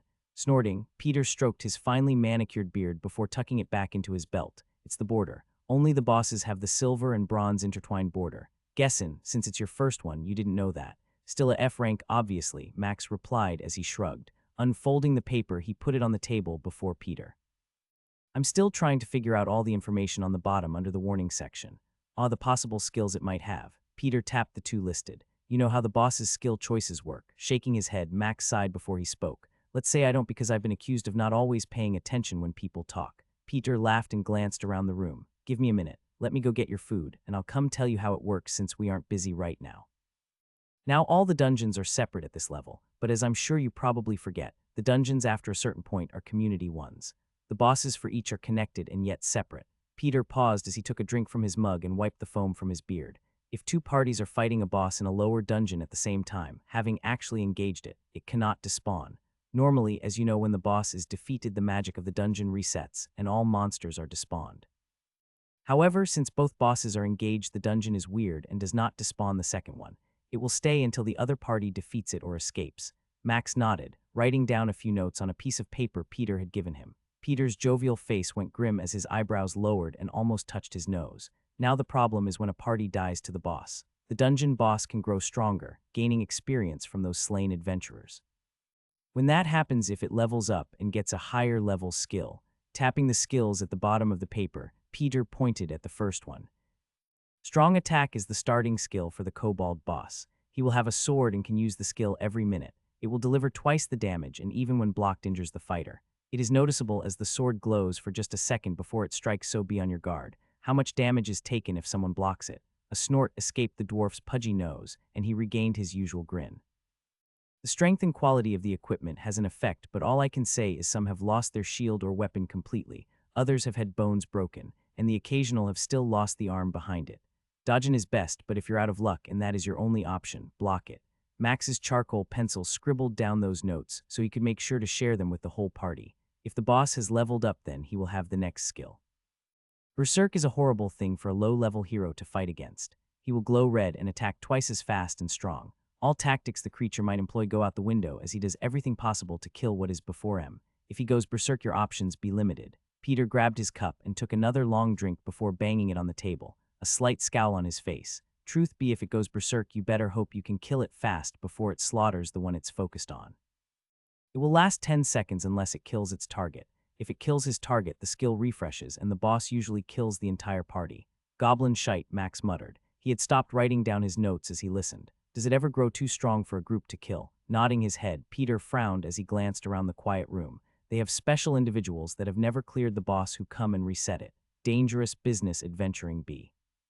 In fact, 7 patrons last week died, never returning to collect their stuff or pay off their bill. What? Yup. Adventurers like you who pay for days or weeks at a time often leave stuff in their room and then are never heard from again. After 2 days, all-in owners put your stuff in a special storage room and tag it. A week later, they can sell it, notifying the Adventurer Guild. If by some miracle the adventurer ever returns, the inn has to pay them 90% of what they got for their gear.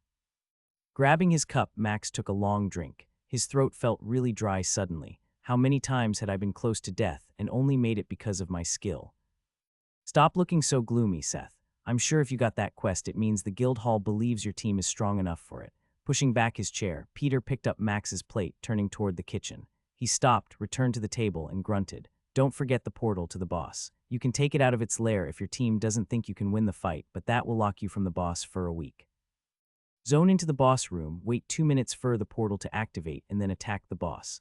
Some higher-level dungeons don't have that option. Those be win or die. Quickly scribbling that last bit down, Max sighed. At least if things went bad, they could escape. I wonder how much of this the others know. I feel like I'm 2 steps behind on everything. Still want that second plate. Max nodded, still lost in his thoughts about the stuff he had just learned. Here, Max said as he slid Peter 10 copper coins across the table. I owe you for that. Bah, you don't owe me nothing. You paid for a week, and we both know there ain't nothing in your room, so if you die, I won't be able to sell anything. Max laughed but pushed the coins even closer to Peter. Consider it a down payment then. If I don't return, you got a little extra coin. If I do, it's for another night. Resisting the urge to scowl, Peter finally nodded and slid the coins into his stubby fingers. An extra night it is. Be safe, and I'll be looking forward to hearing about your battle. Watching Peter move to the other patrons and chat with them, Max ate all he could and pushed the mostly finished plate away. Stretching his neck, he rose from his seat and made his way to his room. He knew he would need all the sleep possible to be ready for tomorrow. They all arrived at the entrance to the guild house just a little bit after the sun had risen. Each of them grinned as they saw the new equipment they now had. Brutus was showing off his padded armor and a shiny new sword. Ratcha had a pack with feathers sticking out and a new quiver full of arrows. Even Miles was decked out with a new staff and some copper armbands. Shopping spree, Ratcha asked as they all chuckled, taking in each person's new appearance. Yes, roared Brutus. How long has it been since we have been able to actually afford new equipment? We made more last night than we have in a long time. You all look great, and I'm glad you geared up a little. We need to head out, though, and I have a ton of new information to make sure we are aware of. Healing. Max saw Brutus's health bar rise on the party indicator from 20% to 50. All day, the heals Miles was casting restored more health due to his new equipment. Not wasting the moment, Max drove his spear into the last kobold caster's eye socket, the tip pressing through the small skull cavity for a brief moment. The feeling of cold water rushed over him as the message he had been banking on came across. 21 hit points consumed, 7 stamina consumed. With that threat down, only one final kobold grunt remained. Even before Max could turn toward it, a second arrow pierced its back as it ran away, sending it to the stone floor. Moving to where it was twitching, Max pierced its neck, enjoying the rush once more. 11 hit points consumed, 3 stamina consumed. My gods, that's so not fair, Brutus complained as he held his arm, his new armor already sporting a variety of burns from the casters as he waited the last few seconds for Miles to have heal ready again. Damn nobles. All 4 of them laughed, watching Brutus's fake frown turn into a smile. Yes, it's not fair, but I'll take it, Miles said as he started to cast heal again. Knowing he can stay alive without me babysitting him is the only thing that allowed us to make it this far. Oh, I ain't complaining, Brutus replied. I mean, all of us are level 4 now and a good chunk into it. Maybe I should ask Seth if I can get a job serving him food once he retires. Ratcha snickered, and Max pretended to consider that request while scratching his chin. I'm not sure you would look good in a dress, Ratcha stated as she put her bow away and started cutting off the kobold ears. Besides, it would be even worse if you did. Brutus grunted and gave a shrug as he slid his sword into its scabbard and started collecting the items worth keeping from the corpses. Just remember, if word gets out and my father finds out I'm here, things will be deep in goblin shite. I don't want to drag you all into my petty family problems. Miles sat down on the stone and closed his eyes, focusing on trying to regain mana a little faster. He opened one eye for a second and gave a grin before speaking. I ain't saying nothing to no one. These last 2 days have been the best days of my adventuring career. You could ask me to strip naked and run through town, and I might just do it for another run like this. Ratcha shuddered and shook her head no as she glowered at Miles. I won't ask that, Max said as he prepared to take the trophies off the kobold he had killed. I don't want to draw the ire of the gods by defaming one of their blessed healers. Their laughter echoed through the cave as they finished recovering from that fight. Once everyone's health and mana were full, Max started scouting ahead. A few minutes later he came back, a massive grin on his face. You serious? Ratcha asked. Max nodded and motioned over his shoulder with his thumb. Portal is just up ahead. If we are up for it, we can try the boss. The 4 of them stood in the stone alcove on the other side of the portal. Behind them was a gray portal, able to be used once they had been in the boss's room for 2 minutes. A faint yellow line glowed on the stone floor 10 feet past where they stood. Beyond that was a massive 50-foot round stone cavern. The same fungus from the other part of the dungeon gave off a blue light and covered the ceiling, creating a fairly bright room. A kobold that appeared to be 6 feet tall held a massive scimitar in one hand as it stood in the middle of the open space. I'm guessing that line is what keeps us safe from the boss, Brutus asked. Yes, once we cross it, he will attack. Peter from my inn told me to wait until the portal out is active. If things get bad, we try to get out. Any questions? Miles turned and looked at Ratcha, who was shaking her head, looking like she was preparing herself. You sure you want to try and hold its aggro? Brutus asked as he stretched his arms. I'm the only one with a shield and we have all seen how well you handle damage. Brutus chuckled and nodded. T's true. That's why Miles always gets a gift from me on his birthday. A snort came from behind them as Miles finished up casting their blessing. Give me a few minutes to get full mana and we can start. Something tells me I'm going to need every bit of it. Remember the plan. I'll attack first and turn its back to you all. If one of you draws its attention, I'll do everything I can to get it back. We need to kill it fast before we find out what skill it has. What if it has berserk? Max glanced at Miles, who was gripping his staff so tight that his fingers were turning white. If it does and it's not on me, run. Max paused and looked at Brutus, who was scowling after he said that. I'm serious, Brutus. Whoever it is on needs to run. You will only have a moment from what Peter told me before it attacks. Better to miss out on a boss kill than to die. Ratcha nudged Brutus, who then grunted. Fine, but why won't you run? I've got a shield. Peter says tactics go out the window, so it will just smash its sword over and over. That should buy you all enough time to hopefully kill it. My buff is wasting, Miles chimed in. Bah, if this goes 10 minutes, we'll be dead, Ratcha replied. Max nodded and turned to face the boss. Slowly he stepped up to the yellow line and stopped right at the edge. This was the riskiest thing he had ever done, and his heart felt ready to explode in his chest. Taking a few deep breaths, he calmed himself as best he could. Okay, this time I promise. If I live through this, I'm going to the temple and giving an offering. Max darted forward, watching the boss's eyes light up the moment he stepped over the yellow line. It let out a bark as it lifted its sword into the air, lowering its body and preparing for Max's charge. The distance between them was gone in a matter of seconds, and as Max thrust his spear toward the boss, it raised its sword just enough to deflect his strike. It moved sideways, using the momentum of its block to slash down and across at him. Bringing his shield forward, Max darted to the left, hearing the scraping sound as the boss thrust again. The kobold danced back quickly, moving faster than the grunts or casters ever had. Its eyes tracked him and the others, waiting for Max to turn the boss's back toward them. Every step Max took it matched, doing its best to prevent Max from flanking it until both were against the back wall of the cavern. "Flank it," Max shouted as he saw Brutus coming towards them. Without waiting for a reply, Max gave a feint and then stabbed again. The boss deflected it away, but Max scored just the tiniest scratch against its right leg. "Shoot it," Brutus yelled. The kobold barked at Max before it sent a flurry of attacks toward him. Its sword swung in a three-strike combination, but the wall interfered with its swing. The kobold had positioned itself against the wall to keep from being left open to attack, but this had reduced its potential to use its own sword. Max blocked each swing, losing ground as the sword beat against his shield. Brutus rushed in, swinging his sword from left to right at its back. The boss somehow reacted in time, bringing its sword around as it spun toward Ratcha and Miles, stopping Brutus's attack completely. As the impact of the swords rang out, an arrow buried itself into the boss's left shoulder, just as Max's spear pierced through the tough skin of its right leg. It roared, slashing at Max's spear with its sword. Leaping back, Max pulled his spear out, avoiding the chop that would have cut his weapon into pieces. Brutus didn't wait, thrusting his sword at the kobold's chest only to see it use its arm to block the attack and suffer a nasty gash on its left forearm all the way to the bone. Another arrow zipped through the air, piercing the hide on its abdomen. The kobold cried out, sending another attack at Max as it howled, jabbing its sword and forcing him back. Brutus attacked again, this time going for the leg. His swing cut deep, slicing through to its bone where his sword stopped. The boss's head snapped toward Brutus, and it shrieked in rage. A red glow began to surround it. "Run!" Max saw Brutus's eyes go wide as the kobold turned on him. He tried stumbling backward to get free and run, but before he could turn, the boss had stopped glowing and pivoted on its wounded leg, swinging its sword with such speed that Brutus could not shift his body enough to prevent getting cleaved in half. The scimitar tip cut through Brutus's studded vest and sliced across his chest, sending a spray of blood and causing a cry to escape from his lips. Max saw the health bar on Brutus dropping only for a glow to land on him, bringing it back up to just a bit under 2/3. Lunging forward, Max speared the boss in the back, trying to pierce its heart, but it moved so fast its body was a blur.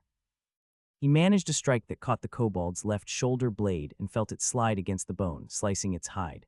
As Max's strike failed, an arrow clinked off the stone wall behind it. "Crap, she can't hit it now." Brutus was backpedaling, blood coming from the gash across his chest, holding his sword out as he tried to parry the next attack that came. The sound of metal on metal echoed through the cavern as the blades collided, sending Brutus to the ground from the force of the blow. Hell. Brutus's cry was cut off as another blow came down at him. He barely got his sword up enough to slow down the strike that buried itself in his left shoulder. The full blade of the scimitar sunk into his chest, bones shattering and a wail coming from Brutus's mouth.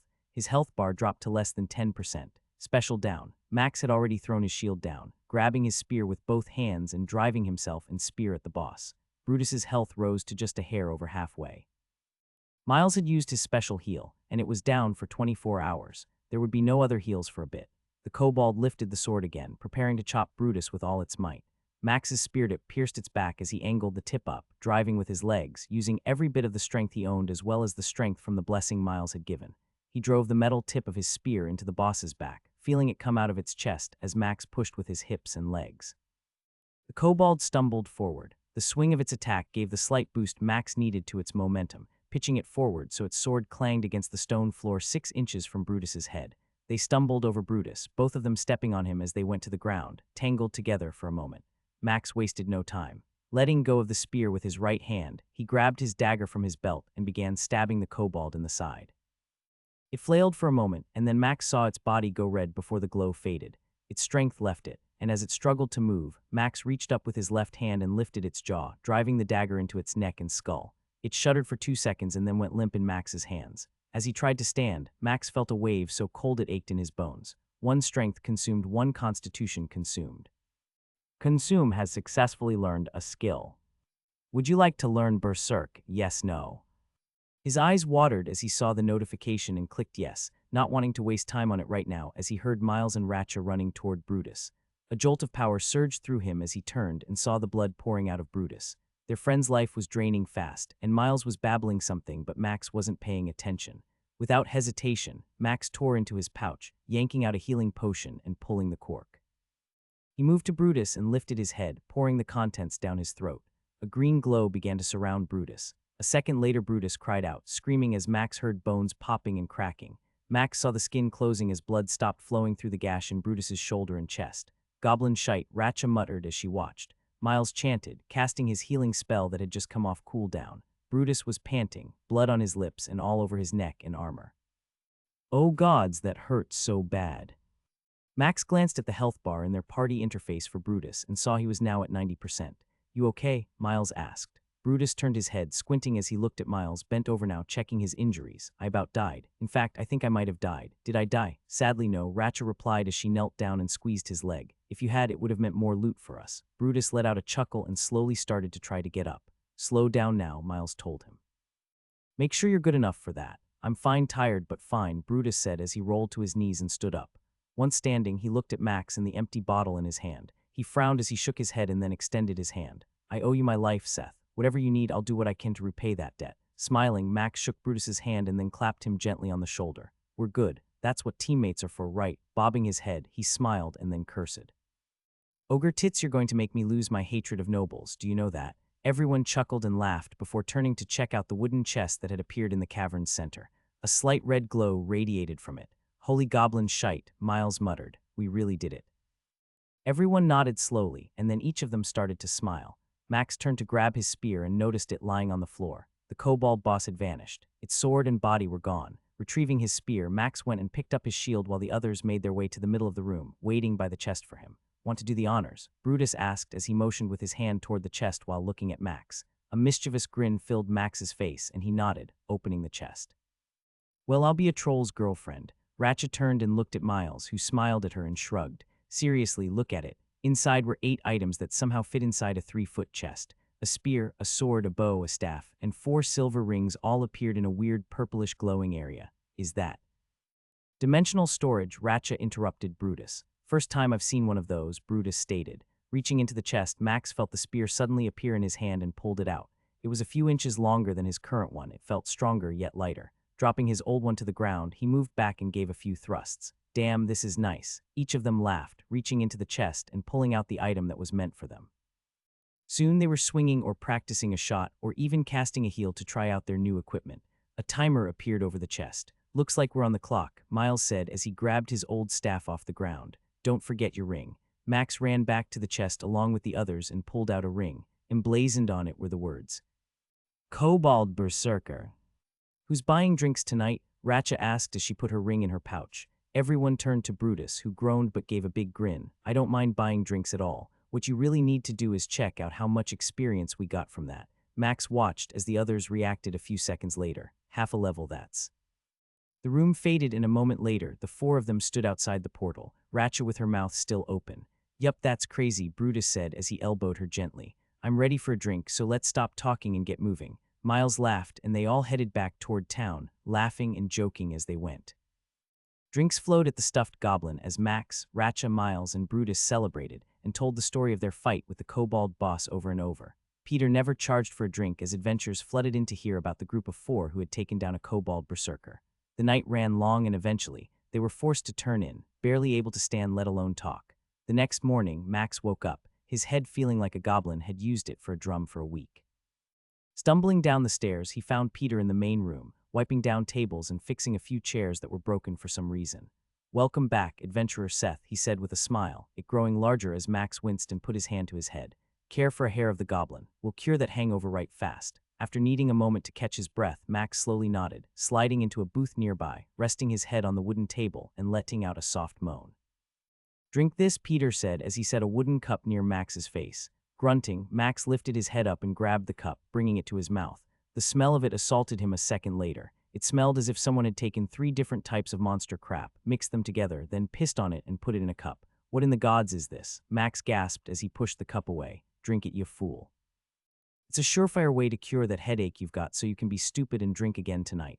Now grow a pair and swallow it. Max glared at Peter, who was standing over him with his arms crossed. Max groaned again as he grabbed the cup. Taking a deep breath, he pinched his nose and poured the drink down his throat. His body tried to gag the moment it touched his tongue, but Max forced it down. Years of eating random things in the bakery had taught him to suppress that gag reflex, and after a few long gulps, the thick sludge was doing acrobatics in his stomach. My God, that tastes worse than anything I've ever tasted. There's a reason for that, Peter stated, putting his finger in Max's face. Don't get that drunk again and you won't have to drink this again. There are times for drinking, and last night was one of them, but tonight isn't another one of them. Max put his head on the table and closed his eyes. A soft sound came from near his head, and he looked up once more. More, he asked, his bloodshot eyes tearing up. No, it's water. Now drink this slowly and another cup in a bit. I'll bring you some food, nothing spicy. Taking the cup in his hand, Max lifted it to his lips and took a small drink, wincing as the taste of the concoction he had just drank was renewed. Peter grunted and walked away, content to see Max slowly recovering. As he sat there, head on the table, Max remembered he never did what he meant to last night. There it was, the skill from the kobold boss, the one that had almost ended Brutus's life. Skill description: Berserker. Berserker common skill. When activated, your strength and attack speed will double for 10 seconds, but you will be consumed by blind rage. Tactics and self-preservation will be lost during this effect. If the target is killed before the effect ends, the duration will reset, and the closest target will be chosen as the new target. There is no limit to the number of times the duration can be reset. May only be activated once every 24 hours. The skill seemed unbelievable to fathom. Max recalled how the power and strength of the kobold had overwhelmed Brutus, knocking him back and breaking him with ease. That cooled him, though. Max stared at the description, reading it again when he heard a knock on the table he was resting his head on. Drink your water, Peter growled. Smirking, Max picked it up and took another drink. Are you going to mother me all day? Peter sat down across from Max and shook his head disapprovingly. Something about you is weird. Max started to reply, but Peter held his hand up and shook his head no. I've seen a lot of adventurers in my time. Stupid ones, cautious ones, new ones, even the occasional old ones. You're something different. I don't know what it is about you, but I'm scared you're just plain stupid. What? Max exclaimed, wincing afterward from the outburst. Just listen and shut it. You're strong. I can tell you got no fear, which is good and bad. You don't know stuff you should. You and your friends last night got a little chatty last night when they got drunk. Max winced, not from the pain but from the thought of what might have been said. Don't worry, I've heard crazier things in my life, but Peter glanced around the room before leaning across the table. I don't need no trouble, so if you can't promise me none won't come, we need to talk. Taking another swig of his water, Max set the cup down and massaged his temple with his fingers. I can promise no trouble will come to you. Peter nodded and spent a moment tapping a finger against the table. Fine, just be smart. No more rushing into battles you aren't ready for. Those 3 you are partied with weren't ready for that, boss, and we both know it. Don't try to carry them, or all of you might die, or worse yet, only they will. Sliding out of the booth, Peter sighed and then put a smile on his face. Ignore me. An adventurer didn't return, and I don't want to lose another anytime soon. Just be smart. Max sat there watching Peter walk away, trying to absorb everything he had just heard. Brutus almost died because of me. Taking another drink, Max knew what he needed to do. Seth. Wincing, Max smiled and waved as he moved to where Greta motioned for him to come forward. You're a legend. You and your team are the talk of the Adventurers' Hall. Greta bounced up and down on her toes, smiling from ear to ear. Even the Vice Master mentioned you and your team once word got out that one of the potions we had given you saved one of your party members. That earned both of us a few points. Putting on his best smile, Max couldn't help but feel better, seeing just how excited she was. Greta's face changed as she got off her toes and looked at Max. What's wrong? Something's different about you. I just need to go and do some quests alone. Pulling 3 letters from his pouch, Max put them on the counter. When my team comes, can you give them these? I need to clear my head and figure some things out. I can't be the reason someone might die. Max left the envelopes on the counter and backed away, smiling as he gave her a nod, ignoring how she looked at him and the letters. His mind was swimming and he needed to clear it. Yanking his spear from the goblin's body, Max stared down at the carnage around him. The 4 creatures never stood a chance. He found them in the woods, cutting them down faster than they could blink. With his new stats and his new spear, he was death to these things. Slinging his spear and watching the blood flick from the tip, Max began hunting again. He wasn't here for trophies. He was here for blood. Blocking the first hobgoblin's attack with his shield, Max spun, using the back of his spear to sweep the second hobgoblin's feet from under it. As it crashed into the ground, he ran over, driving his spear into its gut before spinning around to face the sword coming for him. His shield deflected the blow, and he drove forward, slamming the shield into its body, sending it stumbling backward. His new strength was insane. Max stepped back, bringing his spear shaft against the side of his shield and driving it into the chest of the hobgoblin as it tried to recover from its backpedaling. It cried out, shrieking in pain as Max drove it into a tree. It dropped its sword, trying to grab the spear, but Max slammed his shield into its face, a crack ringing out from the force of the blow. The creature went limp, and Max pulled his spear free as he looked behind him at the hobgoblin, trying to stand up. Striding over, Max jabbed his spear into its shoulder, driving it to the ground, listening to it howl in pain. A few seconds passed before Max grew tired of it and pulled the spear out, sticking it in the creature's spine. Gazing down, Max couldn't hold back and screamed, lifting his head to the sky. What the hell is this about? Why me? Looking up through the gaps in the tree branches, he saw the blue sky, which said nothing back. Groaning, he grabbed his spear and jerked it from the corpse. Turning, he headed back to town. The massive stone statue was carved of one solid piece of marble. The crafter had made Phaeus look as awe-inspiring as possible, gazing down at him, and with a muscular body etched with such detail that it seemed to pulse with life. I promised to give an offering, so maybe this will show I'm committed. Max tossed a silver coin into the box, listening for the clinking of coins that for some reason never came. No words came other than some chanting that echoed through the building. The smell of incense bothered his nose as he glanced around the small temple of Phaeus in this town. Standing there having tossed a coin, hoping it was worth it, Max felt foolish for believing. Seems like a waste sometimes, doesn't it? Spinning around, Max saw an older woman behind him, wearing some worn clothes and leaning against a small wooden cane. I'm sorry, what? The woman brushed her gray hair back with one hand and smiled, her wrinkles creating mountains of skin all over her face. Sometimes it feels like they aren't listening, like they don't even care. Smirking, Max bobbed his head and then let out a sigh. Hard to believe they have a purpose for us if they don't tell us what it is. The woman cackled, scooting near him and poking Max in his chest with her cane. You are too young to worry about that. Phaeus and the other gods are fickle. I've lived a life, and I don't believe they really care about us. We aren't strong enough to gain their attention. Poking Max with her cane in his chest again, she glared at him. If you want their attention, get stronger and make them listen. Perhaps not all the gods are aware of you yet. Perhaps one of the other gods has chosen you. Frustrated by her poking, Max rubbed his chest and stared at her for a moment. The other gods, he asked, whispering lest Phaeus strike him down for saying such words in his temple. What are you talking about? Her face brightened and she smirked at him. Glancing around the room, she motioned to Max, bending her finger toward her face. Slowly leaning toward her, Max was surprised when she spoke. Accept what you are, Max. You are marked, and there is no place in the heavens for one who is afraid. His head jerked back in surprise, and Max's mouth moved to speak, but no words came out. The woman's eyes turned a dark violet, darker than the ripest plum he had ever seen. You need to leave soon. You are too weak, and while attention is good, you are not ready for what will come. Know that many are seeking you, some to kill you, others to use you. Somehow the old woman was gone, and a female figure leaned over him, her lips speaking with a warm breath in his ear. I have given you a little time before they will find your trail. Embrace who you are and the power inside you. Consume everything you can and let no one stand in your way. His body felt a rush of peace. All the rage that had filled him was gone. He closed his eyes, taking a deep breath before opening them again. Hey, what are you doing? The man's loud voice caused Max to turn his head, realizing one of the keepers of the temple was coming toward him. Turning back around, Max saw the woman was gone. He scanned the room, seeing no one but the keeper, who looked perplexed as he came up next to him. Who are you talking to? Is Phaeus speaking to you, young man? I was just stuttering, Max tried to think. I was just pleading with Phaeus to tell me his plans for me. The keeper nodded and motioned to the collection box. And you did give him an offering? He asked, a smirk on his face. I did, 1 silver. Good, the man replied, clapping his hands. Surely Phaeus will answer then. The man turned and walked away, leaving Max struggling with what had just happened. Stumbling out of the temple, Max saw the setting sun's light turning the clouds in the sky red. An ominous sign, someone said in the crowd moving near the bottom of the steps. Max's heart skipped a beat, a sign indeed. Staring at the ceiling in his room, Max was lying in the same position he had been in for over an hour. A god other than Phaeus. What other god could have the power to grant a skill like mine? Why even give it to me? That woman had mentioned him growing stronger and getting the gods' attention. Why would one want the attention of the gods? It had been great yesterday, the experience of other adventurers clambering around him for defeating the kobold boss. What would one have to do to gain the attention of the gods? What would the gods do if they noticed me? Max shuddered, considering the other words that the woman had said. Am I that big of a threat that people would want to kill me? How strong do I have to get to keep that from happening? Turning his head, Max saw his 2 spears leaning against the wall. The hero Seth Pendle entered his mind as Max stared at his weapons. That hero had killed 2 dragons, changing how the kingdoms interacted. Dwarves and elves realized the true power of a human, changing how many combat skills were granted after that.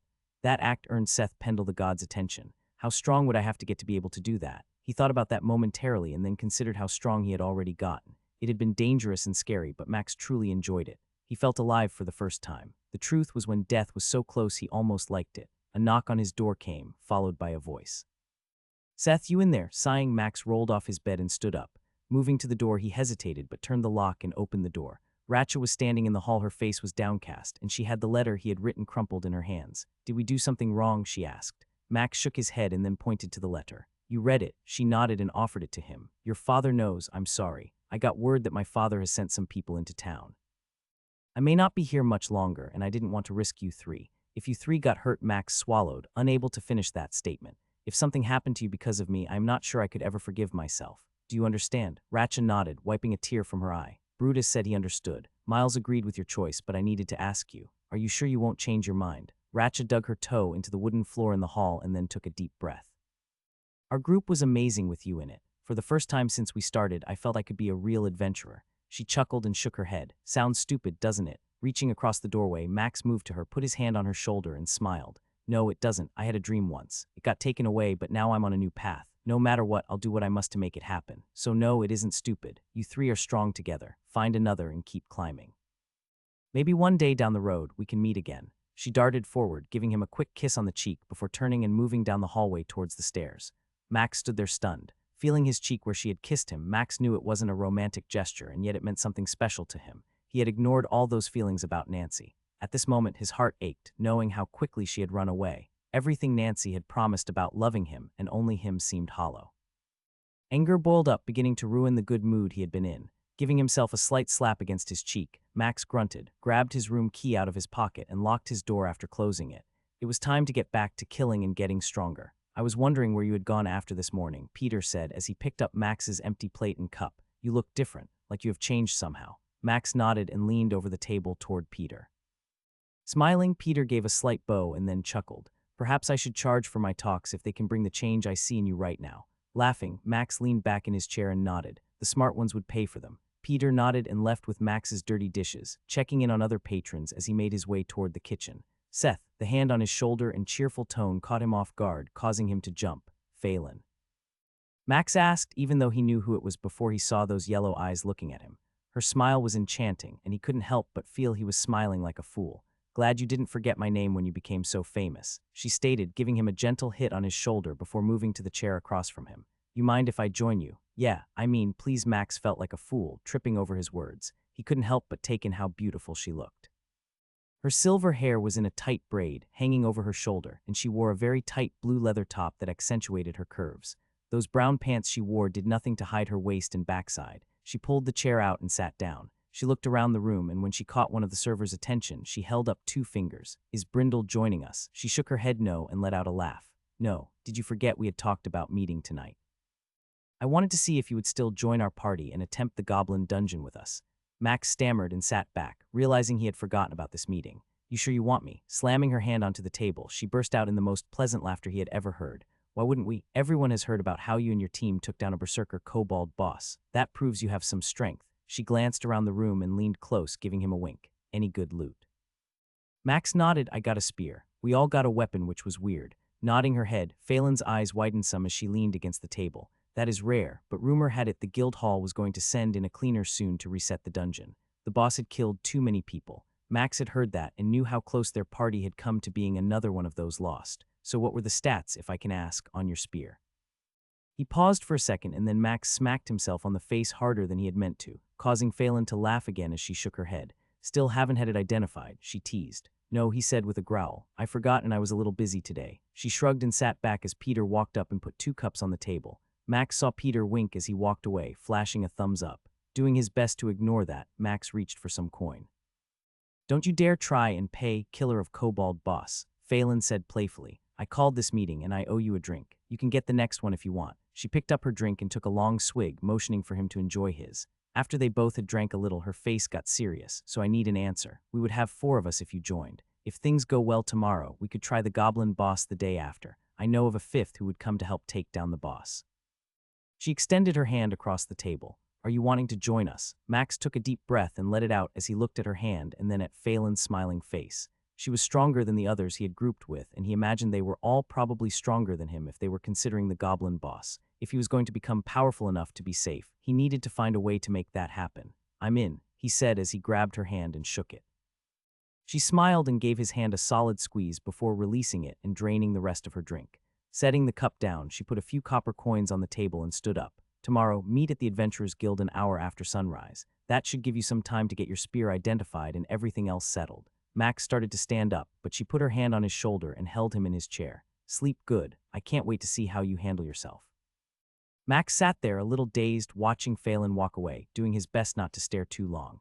A few minutes later, Peter came over and was all grins. "Hey there," he said, his voice suddenly drawing those words out long and low. "Seems someone is moving up in the ranks of adventurers in more ways than one." Snorting, Max shook his head no. "I'm not sure that is true. I'm not anything special." Peter laughed as he slid the coins on the table into his hand. "Boy, that girl and her group have been here for almost a month. Occasionally, a new elf joins their squad as one leaves, but if you're hunting with them, you're in a new leg." Scratching his chin, Max watched Peter smiling and rocking back and forth on his feet. "Why would they stay here for a month? If they are that good, wouldn't they move on? Some like safe, easy farming," he replied with a shrug. "Not everyone has a death wish, wanting to rush off to fight a boss that's been killing folks." Peter grabbed Phelan's empty cup and gave Max a gentle pat on the shoulder as he started to walk away. "Just remember to focus on the creatures you fight and not her backside." Max began to cough, turning red, feeling the heat from his cheeks to his bald scalp. The magic shop was one Max had not even considered going into. Max didn't know he was supposed to get the weapon identified, yet another fail in his missing the adventure training program. The price of magical gear was well out of his league. Most worthwhile gear for him would be at least 20 silver, and like a dumbass, he had not looted or taken a single trophy from all the creatures he had killed yesterday in his rampage. Scanning the glass cases filled with rings and bracelets, he heard a cough and turned to see a young woman smiling at him. Her dark green robes looked expensive, and she had on more jewelry than he could remember seeing anyone else ever wearing at one time. Even her blonde hair had silver combs holding it in place on her head. "I was told you needed your weapon identified." Unsure if she asked a question or was stating a fact, Max nodded and extended it toward her. "Yes, ma'am, I just got it from the kobold boss." The woman's green eyes lit up and she smiled, her red lips curving upward. "Ah, I heard about you and your team. That was quite a feat. I take it this is your first magical item as well." Max nodded and gave a perplexed look. "How can you tell?" She turned and began walking toward a counter, motioning for him to follow with her hand. "I have done this for a while. It's a gift." As he followed her, she pulled out a purple cloth and unfurled it. "Set it down on this and step back." Max obeyed her instructions and watched as she put both of her hands on the shaft of his spear and closed her eyes. A soft pink light appeared around her hands. She stayed like that, not moving, rigid as a board for a bit before opening her eyes and smiling. "Very impressive," she said, her smile showing her perfect teeth. "Did you do the killing blow?" Scrunching his eyebrows, Max nodded. "How did you know?" She tapped the shaft of his spear. "The stats, they are impressive. I would offer to buy this from you at a fair rate, but I know you won't be selling it." It took a second for Max to realize his mouth was open. Actually, it took the woman tapping her chin to let him know it was open. Closing it, he took his spear off the cloth. "Tell me what you think when you inspect it," she said with a grin. "Inspect weapon." Max realized his mouth was open again.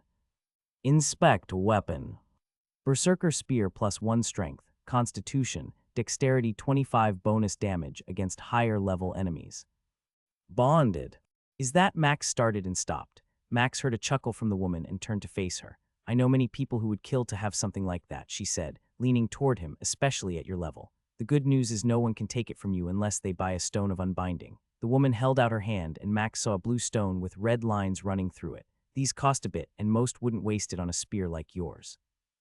"I can't those many stats," Max said, stuttering as he took the information in. "How rare is this?" Tapping a finger against the counter, the woman slid the stone she had shown him back into a pocket hidden somewhere. "If that wasn't bound, you could easily get 50 silver from the right noble if their child had the spear skill. It would almost guarantee a faster leveling progression as they were adventuring." Sliding his hand along the shaft of the spear, Max shook his head in amazement. "Someone up there," the shop owner said as she pointed toward the ceiling, "must like you."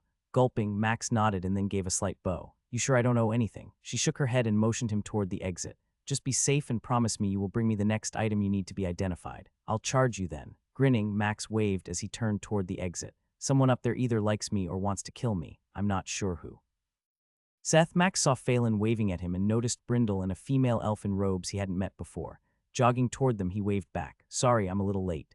Phelan nodded and motioned to the spear in his hand. "Get it identified." Max nodded and held it out toward her. Phelan put her hands on it and tried to take it from his open palms but couldn't. She gave a tug with both hands and still it wouldn't budge. Bonded, she gasped. Are you serious? The other two elves looked at him, their eyebrows rising after watching the exchange. Yeah, I can't believe it. The lady at the magic shop told me it was pretty special. Max saw her eyes change a little as she stared at the spear and then at him. Are you going to share with us what it does? It's just a point of strength and constitution, he lied, having already decided not to share the real stats with anyone. Seems weird for it to be bound, but those are good stats. Phelan nodded as she tapped her chin with one finger for a moment. You are a peculiar person, Seth.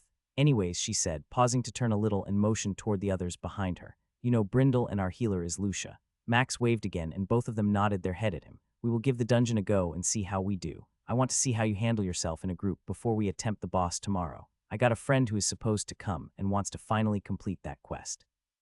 Sounds good to me. Phelan explained she would take point as she had both the shield and sword skills, having been blessed by Thyja, the elven goddess, with 2 skills. She had asked if he had the shield skill, but he had lied again. Max told her he had practiced a lot with one and felt safer using the spear with a shield. Portaling into the goblin dungeon, Max was shocked to see that the dungeon was not a cave. This dungeon was made out of worked stones that appeared to be old and disintegrating. Phelan informed him there would be many side rooms, and sometimes more than one group of goblins would attack. Remember, there are usually 2 or 3 hobgoblins in every pack and sometimes a shaman. We need to get their healer down fast. Max nodded and stayed with the other 2 as Phelan went ahead and pulled a group to them. As she came around the corner, she shouted 2 and 3. That meant there would be 2 normal goblins and 3 hobgoblins. The moment the first goblin came around the corner, Brindle shot an arrow, striking it in the chest and killing it instantly. 2 hobgoblins came around and saw the party, shrieking out something in their language before coming toward them. Both held a sword and one had a shield. Left, Phelan shouted. Max nodded, going after the one she told him to. The hallway was a good 10 feet wide, and it allowed them some room to work together without being on top of each other. Hobgoblin with the shield engaged Phelan, swinging its sword, only to have it blocked by her shield as she gave a low swing at its leg. The hobgoblin's swing had been deflected up, not allowing it to get its shield down in time, suffering a strike that cut its leg off below the knee. Max wasted no time engaging the other hobgoblin preparing to attack Phelan. Using his reach and the new stats, Max delivered a strike to the hobgoblin's throat. He felt surprised at how easily he had controlled that strike. The last 2 came around the corner, shouting and holding their swords at the ready. An arrow flew past Max's head, hitting the hobgoblin in the right shoulder, causing its arm to become limp and making it drop its sword. Forward, Phelan yelled as she bashed her shield into the face of the hobgoblin that was pitched before her, sending it backward as she stabbed it in the chest. The goblin found itself stuck in the chest with Max's spear, and another arrow whizzed by his head, impaling the last hobgoblin in the throat. It choked as it fell to the ground, blood gurgling from its mouth. In a matter of seconds, the first group was down and they stood there, barely breaking a sweat.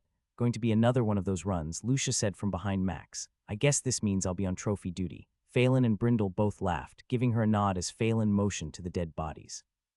Pull those back near her. I'll keep bringing them if we can keep killing them like that. That was some impressive skill with your spear. Max shrugged as he grabbed the foot of the hobgoblin he had killed first and began to drag it back toward Lucia. I'm just glad I didn't screw up. Don't worry, Brindle stated as he grabbed the one Phelan had chopped part of its leg off. Even Phelan will make a mistake now and then, so no one will make too much fun of you if you do.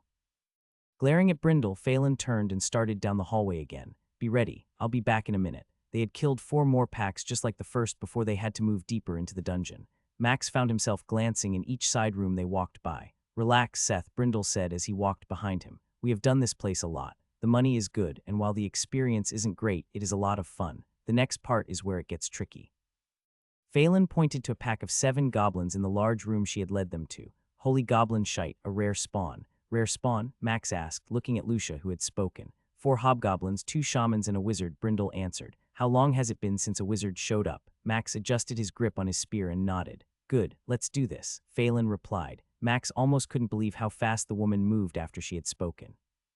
She dashed forward, throwing a stone she had pulled out of somewhere at the hobgoblins before running to a corner in the right of the room. Max darted left, skirting the outside of the room, running as quickly as he could toward the shamans and wizard. He saw the hobgoblin wizard's hand begin to glow blue, and as it prepared to cast whatever spell it had prepared, an arrow struck it in the arm, causing the glow to fade and disappear. The shamans turned, their staves glowing green as they cast heal. 10 yards. Max was 10 yards away when all that happened, and he sprinted toward them. The first shaman Max reached was turned away from him as the wizard squealed and motioned toward Max, but it was too late. He drove his spear through the hobgoblin shaman's back, feeling it come out of the other side. A chill washed over him. one wisdom consumed. He had killed that thing with one hit. Max finally realized why he had been able to kill so many of these hobgoblins in one hit. Everything was at a higher level than him. He was level 1, and they were not. Every attack was doing extra damage, and Max was a killing machine with the buff Lucia had given, combined with his consumed stats and weapons bonuses. Planting his feet and yanking his spear back, Max saw the wizard preparing to cast something, and he didn't like how its hands were pointed at him. That same blue glow was surrounding its hands. Driving forward, Max tried to cover the distance before the spell went off. 7 yards seemed so close and so far at the same time. His dexterity made him faster than he could believe. Right as the wizard's hands had a piece of ice forming, Max struck with his spear, catching it in the right shoulder and causing it to spin, the bolt of ice shooting off to the side and barely missing him. The shaman shrieked and swung its staff at him, but Max held up his shield, blocking the strike with ease. Shifting his hips, Max thrust his spear into the shaman's gut. It dropped to the ground when he yanked his spear free. Turning his attention to the wizard, he saw the creature snarling at him. Its robes were red from where his spear had pierced its shoulder. Max didn't hesitate. Taking a step, he used everything he had and drove his spear into the wizard's chest, its eyes wide as the spear came out its back. Pressing down on his spear's shaft, Max sent the hobgoblin to the ground and moved to the shaman, who was still alive. With a spear through its neck, it died instantly. Max spun toward his team, seeing Phelan holding off 2 hobgoblins. The other 2 hobgoblins were down on the ground and not moving. Arrows peppered the corpses, and one had an arm missing. Sprinting toward them, Max came up behind the closest of the 2 and made sure his jab was dead center in the hobgoblin's back. It arched forward as his spear pierced its spinal column, driving to the sternum of its chest. The last one glanced at the hobgoblin Max had just killed, only to receive a sword across its face, hacking part of its head off and sending it to the floor. Yanking the spear back, Max started to smile when suddenly he doubled over. His eyes went wide. A crisp sensation different than the other times flooded his brain. One intelligence consumed. Consume has successfully learned a skill. Would you like to learn ice magic? Yes, no. Max gasped and clicked yes without hesitation. His mind hurt for a moment as suddenly, the art of casting filled his brain. He had never learned or studied magic. Most humans didn't try unless they were committed to that path above everything. Those who desired it spent those 5 years from 13 to 18 doing nothing but that. Now here he was, having never studied any of that, able to cast a magic spell. Seth, you okay? Phelan asked between ragged breaths. You aren't hurt, so what's wrong? I just realized I forgot to eat, and my body reminded me of that. Brindle chuckled as he moved over to where Max and Phelan stood, checking the arrows he had fired and collecting the ones that were salvageable. Nice work, Phelan stated as she pointed to the trio he had killed on his own. For a moment, I was concerned you might not get them, but you did. A small green glow covered her as Lucia's heel went off, erasing a few cuts on her arm and leg.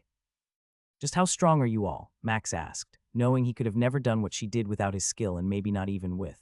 Not strong enough to do what she attempted, Brindle answered as he gave her a gentle push on the shoulder. No offense, Seth, but trusting you to take those 3 on was risky on her part.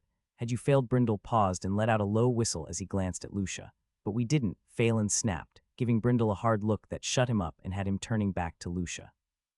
Sorry I took so long. You are fine, Seth. You killed them faster than I had believed you could. Now let's get rested up and finish this dungeon.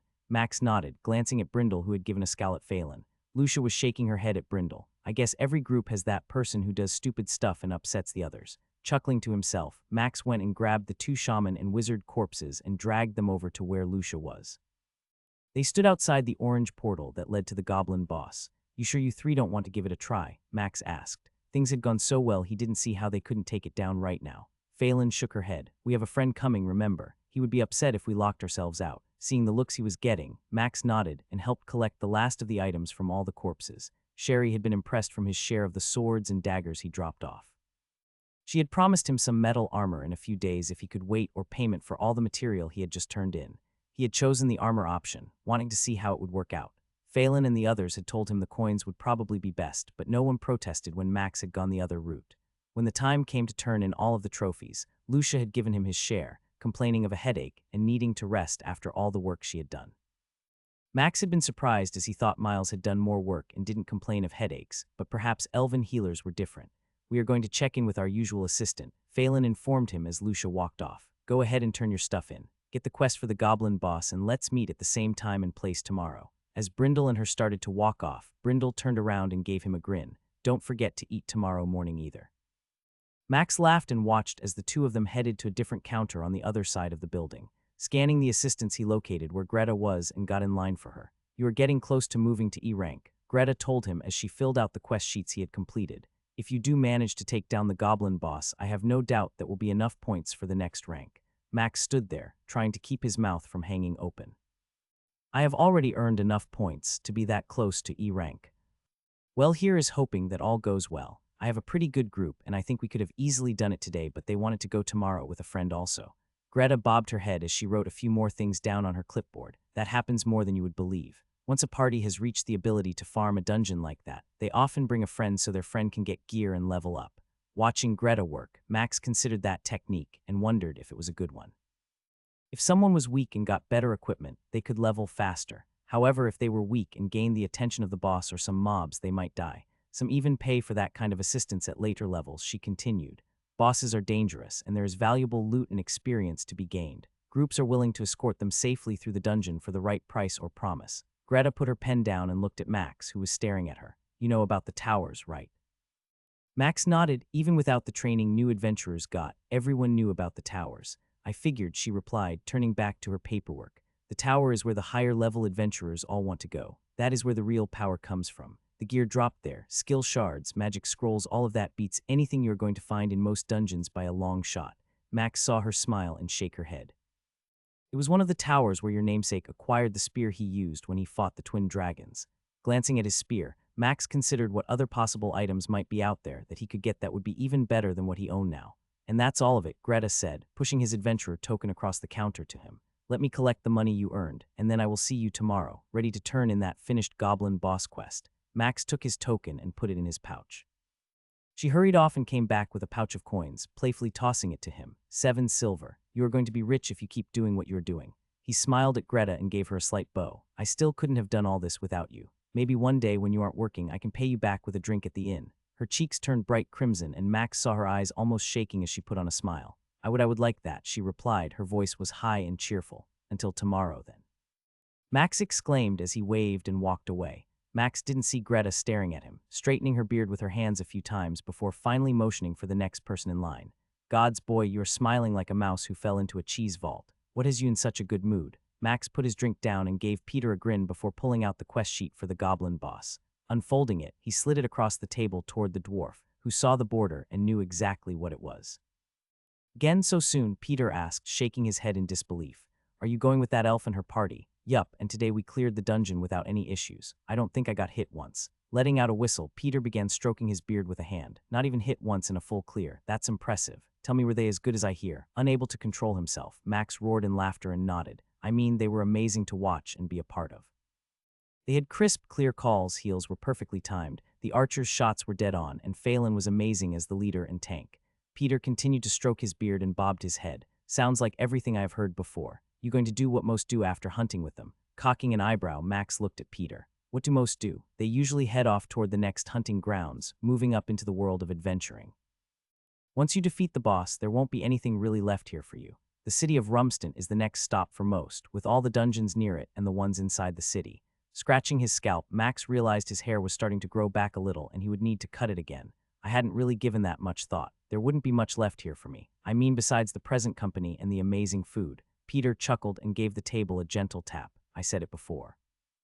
All I care about is that my adventurers stay healthy and alive. If the time comes for you to move on to the next adventure, so be it. Moving closer to Max, Peter held out his hand. Just promise me to come by and say goodbye before you go. Rising from his chair, Max grabbed Peter's hand and gave it a good shake. I swear. Nodding, Peter gave Max a thump on his arm and motioned with his head. I need to get back to work. Had a new group of adventurers check in this morning, and it looks like they are about done with their food. Max nodded and sat back down, watching Peter go over to a table with 4 human adventurers who were laughing and talking with each other. Peter had them laughing even harder in a minute, making hand gestures and putting on a show. I'm going to miss that dwarf. Looking at the boss sheet, Max checked out the skill that was listed on top, change target. Greta had told him that it was one of the hardest skills to deal with for groups without 2 tanks. Every 10 seconds, the boss would change targets, and if there wasn't another tank nearby, it would go after someone else and not change again until it had engaged them for 10 seconds. That must be why they want me there. Someone to take the aggro. Stretching, Max realized he still had one more thing to check out. Wondering what he was going to find out, Max drummed his finger on the table for a few seconds. Skill description, ice magic. Ice Magic Common Skill. The caster may choose to cast 3 different types of ice magic. A single medium-range attack may be cast, causing damage based on the caster's intelligence. Costs 5 mana per shot. An area of effect spell may be cast, causing no damage but slowing all those within 10 yards for 20 seconds. Slow is based on the caster's intelligence. Costs 15 mana per cast. The caster may enchant an item with cold magic, adding damage based on the caster's intelligence. Enchantment lasts 5 minutes and costs 20 mana. Holy Dwarf Balls, Max muttered under his breath. What the hell did I just get? Max read the description once more and then picked up his cup, draining the last of it before setting it down and heading to his room. Holding his spear in his hands, Max stood in the middle of his room and activated the spell to enchant his spear. A blue glow surrounded his hands and ran up the shaft of his spear, finally settling on the tip for a moment before disappearing completely. Holy Dwarf Balls, he muttered as he felt the mana leave his body. It had only taken 2 seconds to actually cast, and yet it left no evidence that he had done anything to his spear. Inspect Weapon. Berserker Spear plus 1 Strength, Constitution, Dexterity 25 bonus damage against higher level enemies. Bonded. Enchantment. Ice Enhancement plus 3 damage, 10 chance to apply a chill effect upon striking an enemy. Chill effect lasts 12 seconds and slows enemy by 20. Hell yeah, Max exclaimed, raising his spear and jabbing into the air, accidentally poking the ceiling with it. Wood chips flew off, landing on the floor as Max looked up, seeing a noticeable chip he had taken out of the ceiling. Crap, Peter is going to kill me. Sighing, he put his spear against the wall next to his other one and began picking up the pieces of the ceiling off the floor. Seth, this is Surmi, one of our old friends. Max smiled and held his hand out toward the elf that Phelan had just introduced. The male elf had white hair tied back in a ponytail and was dressed in solid black leather armor. His green eyes were watching him, looking him up and down as if he disapproved somehow. Finally, the elf took his hand and shook it for just a moment before pulling it back and turning to move behind Lucia. Ignore him, Phelan said as she gave a shrug. He has never been talkative or friendly, part of being a rogue. Biting his tongue, Max wanted to say he was a prick but knew that would probably not be appreciated by the group. Instead, he gave a nod and just flashed one more smile before turning his attention to Phelan. So the boss today, she grinned and nodded as she picked her pack up off the ground and put it on her back. That is the plan. We should breeze through the dungeon in no time. Max was in shock at how fast they were taking out the goblins with Surmi assisting. He would activate a stealth skill and disappear, only visible to Max because of a border that outlined him since they were in the same party. Once the goblins were fighting him or Phelan, Surmi would appear behind one of them, usually slicing their neck wide open before engaging another one from behind with his daggers. It's a bit scary, isn't it? Hell yeah, Max replied to Brindle, who was busy helping him drag the corpses to Lucia to harvest. Good thing it only lasts so long and he can't run with it. Stop sharing my secrets, Surmi snapped at Brindle, giving him a scowl that would make a goblin's mother proud. Max saw Phelan turn and give Brindle a glare while shaking her head no. Brindle shut up and went back to just moving the dead hobgoblins to Lucia. Not asking, Max watched Surmi, always feeling like the elf was giving him the stink eye. What the hell crawled up that elf's butt? In no time they were standing before the orange portal, having just killed the last hobgoblin in the pack of 8 that had been guarding it. Seth, go ahead and portal over, but don't trigger the boss, Phelan said as she started looting the corpses. You can get the timer started for the portal. You sure? Max asked, a bit surprised. She nodded and motioned with her head at the others. I need to deal with the drama. Slowly bobbing his head, Max gave a half-hearted smile and moved to the portal, glad he wouldn't have to deal with any of that. As his vision returned, Max couldn't believe the size of the boss room. Standing in a small hallway that was 10 feet long, at the end of it where the yellow line was, Max saw a room that was 60 feet long and 30 feet wide. It had the same brick design as the rest of the dungeon and torches were scattered along the walls, casting shadows around the room. The ceiling was a good 15 feet tall. Standing near the yellow line, Max saw the boss in the middle of the room like the kobold boss had been. It was taller than him by a good foot and had arms and legs that reminded him of the blacksmiths back in town. It looked physically huge. It had a double-headed axe on a 4-foot shaft resting over its shoulder and was wearing a chain tunic and pants. It's like a freaking hobgoblin boss, Max muttered to himself. This thing is way tougher than the kobold boss. Taking it all in, he noticed the party screen he had pulled up in the corner of his vision change suddenly. Surmi's status bar stopped being gray for a moment, and then the party interface disappeared. Turning around, Max wondered what had happened to the party. You're a disgrace, do you know that? Surmi said. His voice sounded pissed as he spoke. You humans don't deserve to walk the same dirt as us. What? Was all Max could get out, confused at what had just happened. You fool, Surmi laughed for a moment as he pulled his daggers out. You have no clue what is about to happen. You're going to die, just like all the other humans we party with. Max's mind went crazy, trying to absorb what Sir Me was saying. Other humans they partied with, this was a... He cut off his thoughts as Sir Me suddenly vanished from his vision, and Max realized what was going to happen. His mind raced back to what he had seen and what Brindle had said. He can't run, and it only lasts so long. There is a cooldown also. Left with no choices, Max did the only thing he could think of if he wanted a chance to live. Backing up quickly, Max spun, crossing the yellow line. The moment he crossed over, the goblin boss roared as it focused its attention on Max. Dashing across the room, he aimed for a corner on the far side. The massive hobgoblin began charging toward him, holding its axe in both hands. Max noticed it wasn't fast but knew it had to be strong, stronger than him.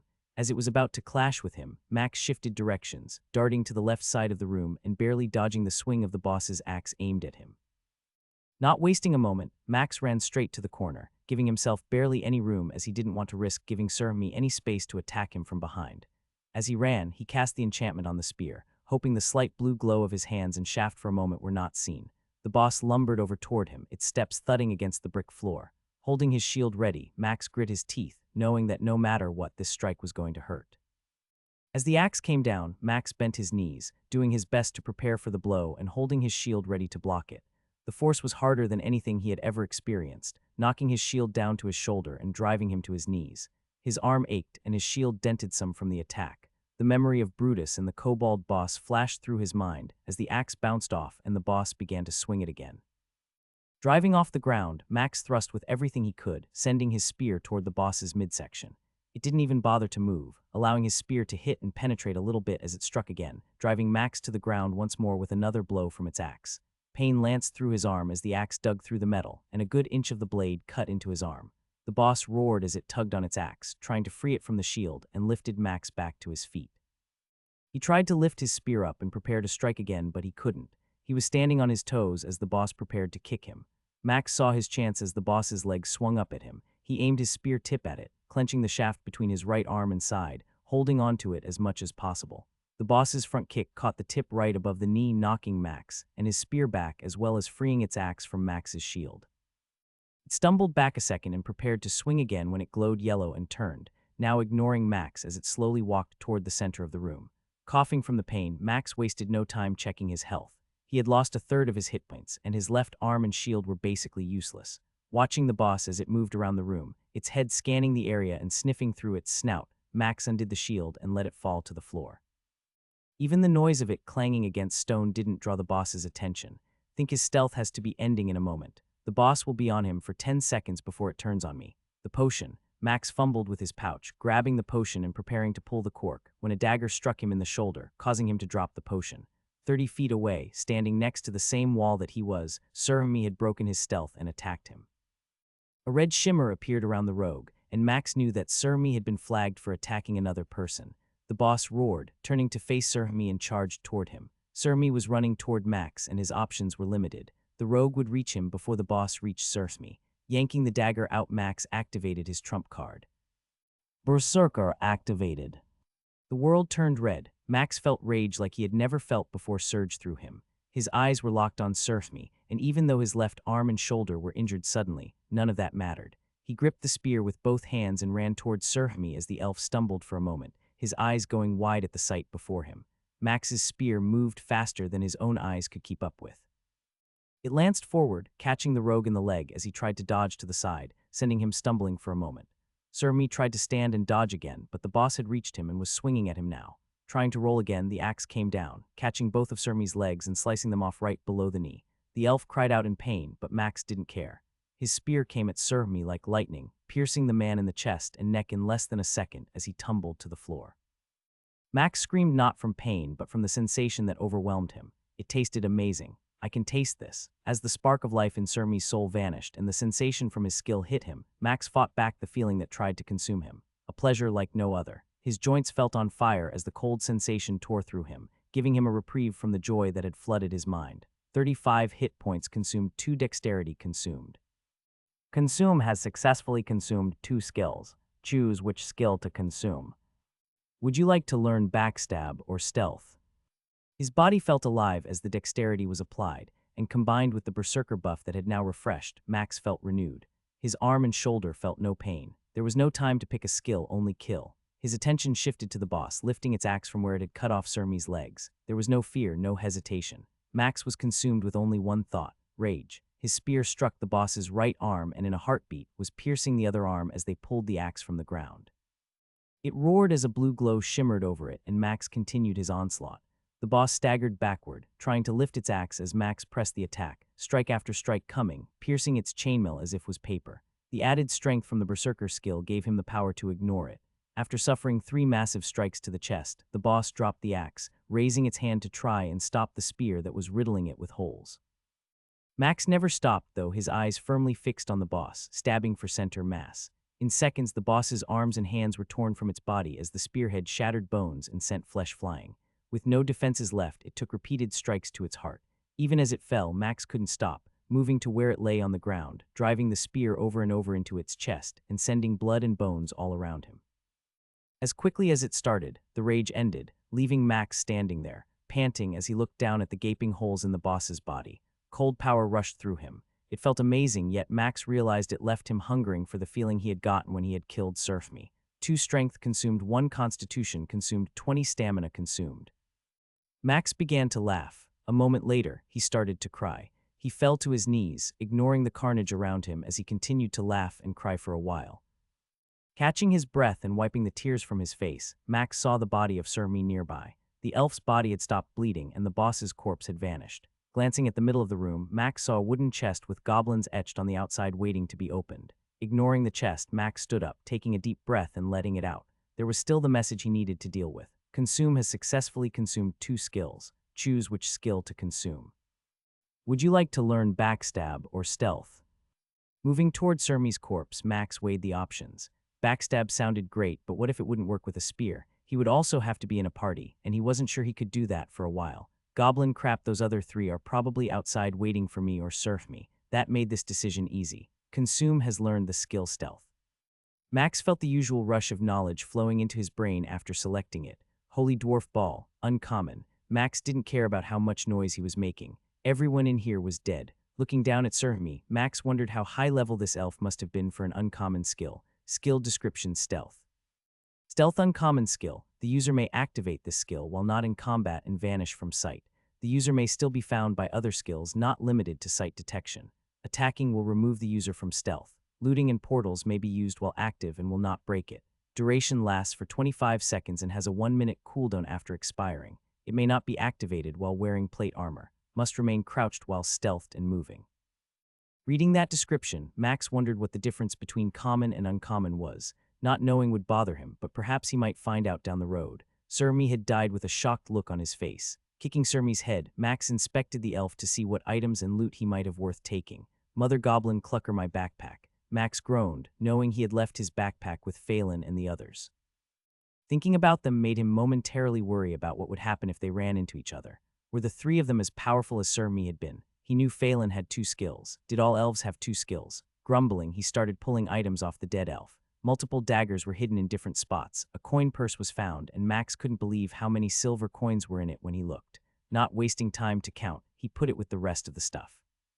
He didn't have a backpack, Max muttered as he stripped the clothes off the corpse, ensuring nothing was missed.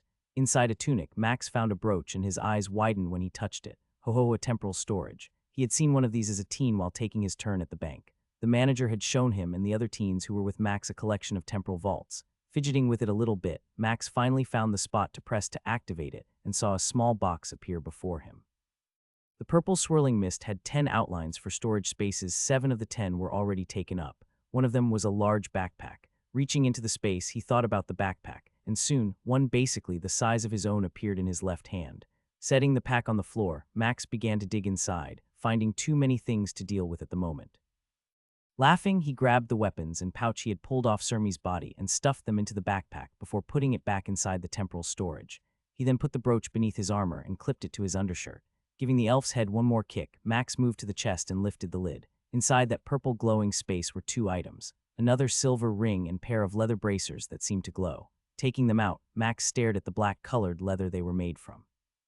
3 gold stars were etched into each bracer. He set them on the ground momentarily while taking off his old ones. He put the new ones on as quickly as possible, tightening them and staring at how they looked on his forearms. Doesn't stand out at all. As the chest dissolved, a timer appeared where it had been, made of blue light and floating in the air. Grabbing his spear, Max left his shield behind, knowing it wouldn't provide any real defense. Jogging to the portal, he took a few deep breaths as he prepared himself. Let's not die. Stealth activated. Crouching down, Max moved to the portal, his vision going dark. Where the hell is he? That was the sound of Brindle shouting as Max appeared in the area near the pillar. His eyes adjusted, and he saw Lucia, Brindle, and Phelan all looking around. That bastard killed the boss. Why would he do that? Lucia asked. Not wasting time, Max began moving as fast as he could toward the tree line. There was no telling if he would make it, but he had to try. As he moved off, he heard Phelan talking. That stupid fool probably activated the boss. I told Surmi to wait, but he was pissed, and you know it. He wanted to kill. Max was out of range and uninterested in listening, as escape was more important. He glanced over his shoulders and hurried as fast as his body would let him. A flashing timer appeared in the corner of his vision. 10 seconds were left, and the trees felt so far away. It flashed 2 seconds as he made it to a tree and darted behind it, feeling himself appear. Taking a few deep breaths, he waited a moment and began running deeper into the woods. He had about 2 more minutes before the dungeon shut down completely, and he needed to get as far away as possible. He was a sweaty mess when he reached town. He had stopped running multiple times to allow himself to recover some, but fear of the 3 finding him kept those breaks short. The guards outside town had smirked at him, but he had just waved, not wanting to talk or risk an explanation. He had no clue what to do next. The whole way, only 2 things stuck in his brain. Talk to Peter and get out of town. By the gods, boy, where did you come from and what happened to you? Peter had jumped a good foot off the ground when Max had appeared behind him. No one else had been nearby, but Max didn't want to take a chance. We need to talk. Privately, Peter saw the look on Max's face and cocked an eyebrow before he nodded. Sit down and tell me what happened, boy. You look more timid than a rabbit who hears dogs barking. This will sound crazy. Crazier than how you look right now. Just spit it out already, Peter demanded as he interrupted Max. Phelan and her party tried to kill me. One of them tried to use the boss's room as a trap, but he died. I activated the boss who ended up killing him, and then I killed the boss. Peter glanced at Max and saw his leg bouncing as he sat. After all this time, he could read the boy and knew that was no lie. That explains the bracers then. What about the other 3? They just let you go. Shaking his head no, Max took a deep breath and let it out. I made it out before them, running back to town the whole way. They got my pack and my stuff. Stroking his beard, Peter brought his 2 eyebrows together as he thought. A few seconds passed and the dwarf walked over to a shelf and grabbed 2 mugs and a small glass jar. We need to drink and then figure out how to protect you. If what you say is true, then that means there are some of the zealots of Thyja in town. They don't like humans, he paused and chuckled, or dwarves, but they hate humans. They don't usually kill in plain sight, and what you're saying makes sense.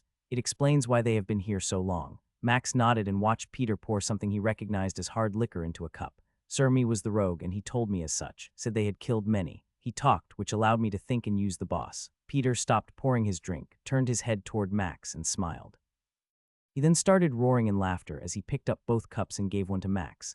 I shouldn't laugh, but you used your brain. The boss's skill, change target. Peter laughed again, holding out his cup and waiting till Max clinked his. Tilting his head back, Peter drained the cup and moved to set it down on the shelf. Smart, real smart, Seth. I bet that elf didn't know what to do. Max took a sip and shuddered as he made a face. Yeah, I lost my shield after the boss broke my arm and shield.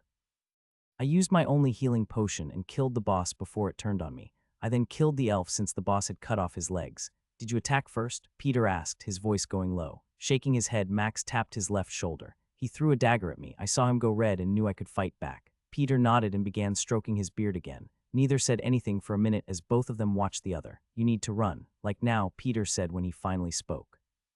I can tell the guards I know what I suspect, but if I mention you, they will require you to testify. Things will get bad for everyone. Yeah, I don't need that kind of attention. Peter snorted and then moved toward his desk. You need money? Max shook his head no. I got some and owe you more for what you're doing now. Bah, you don't owe me nothing. Going to get your stuff? Max shook his head. They have my key. If I go and get it, they will know I'm alive. Better to let them think I'm dead. Nodding, Peter started to rub his hands together. Actually, that's a perfect plan. I'll tell my friends and we can watch and see if they come for your stuff. Max nodded and pulled out the goblin boss's ring. I can't turn this in, can I? Not anytime soon. People be coming back to town. You go in there and turn it in, everyone will know. Okay then, Max said as he stood up and set the cup on the desk. Peter, I owe you my life. Someday I'll find a way to repay you. Max moved toward the red-headed dwarf and held out his hand. Peter grinned and shook it well before slapping Max on the arm. Get out of here. I need to hurry and find my friends before this place gets full. Nodding, Max headed toward the door and looked back at Peter as he opened it. Someday I'll come back. When I do, I expect my same room. Peter laughed and waved at Max as he left. Fricking elven zealots, Peter muttered after Max left. Always someone trying to ruin my business. Max ran through the town, dodging the merchants on the street, trying to entice the flood of adventurers returning. A large number had already made their way back since he had cleared the dungeon, not wanting to waste any more time out there with nothing to kill for another day. Weaving between the streets, Max finally reached the place he was looking for. Back so soon, Max saw the woman was wearing a similar outfit as last time. The only difference was that her robe today was a ruby red color, making her skin and hair stand out. "Yes, ma'am," Max said as he rushed to the counter she was standing behind. "I was wondering what you might charge to identify these bracers." The woman cocked an eye at Max before turning her gaze to the black leather bracer he was pointing to on his arm. Her eyes blinked a few times and went wide before looking at Max's face. "Where did you get those?" she asked. Her voice was steady, but Max felt he could detect a higher tone this time. "From the goblin boss." She snorted and shook her head for a moment. Her fingers drummed the top of the glass counter she was standing behind as she considered him for a moment. "I'll charge you 1 silver. Without waiting, Max nodded and began taking both of them off. "Wait," she ordered as she pulled out the same purple cloth as last time and unfurled it over the counter. When she was finished and patted the middle of the cloth, Max deposited the bracers where she had motioned and watched. The woman closed her eyes and a pink glow appeared as before. A few moments passed and the woman's eyes, even though closed, squeezed tightly as she strained. Her eyes opened up as she gasped. "Impossible," she whispered. "Can you not do it?" "By the gods, I can, but I should have charged you more. You are certain you got this from the goblin boss?" Max nodded, and she watched him, reading his face. "That is impossible. These are beyond that level. The only way that could possibly happen is." Her voice trailed off as she worked out the problem in her head. Max was trying not to shift around, wanting to have these identified so he could leave town. He glanced at some rings nearby and considered how much they might cost and what they would offer. He had a lot of silver in his pouch because of Surf Me, but he had not managed to count it yet. "You soloed the boss." The woman's statement snapped his attention back to her. He saw her eyes wide as she leaned forward, her finger pointed toward him.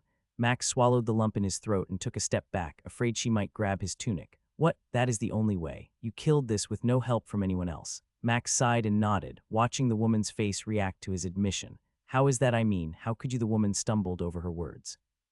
The calm and graceful demeanor she had portrayed the first time he had come was gone. "Who are you?" she asked. "I'm just an adventurer." She shook her head and scoffed. "I have been here a long time, boy. Something tells me you are more than that. I told you it would be 1 silver for this, but I must charge 5 or you will have to take this elsewhere. The mana drain this will take." "I will pay 5, Max said, interrupting her as he fished out the coins and put them on the counter. The woman laughed. It reminded him of how Peter occasionally laughed as her whole body shook. "Oh, how I wish I were younger. Something tells me there will be no dull moment with you, adventurer." Max shrugged as she emphasized the last part of her statement and just gave a grin. "This may take a minute, but I will sort it out." The woman closed her eyes, and for a solid minute, nothing happened. Max stared, wondering when he might see something take place. A flash of red light suddenly appeared around her hands and his bracers, pulsing with power and lighting up the inside of the shop as it did. He could feel the mana somehow. "It must be because I have ice magic now." Sweat began to run down the woman's face, her forehead scrunching together and creating an army of wrinkles. She was biting her lip, and Max could hear the deep breath she was taking in through her nose.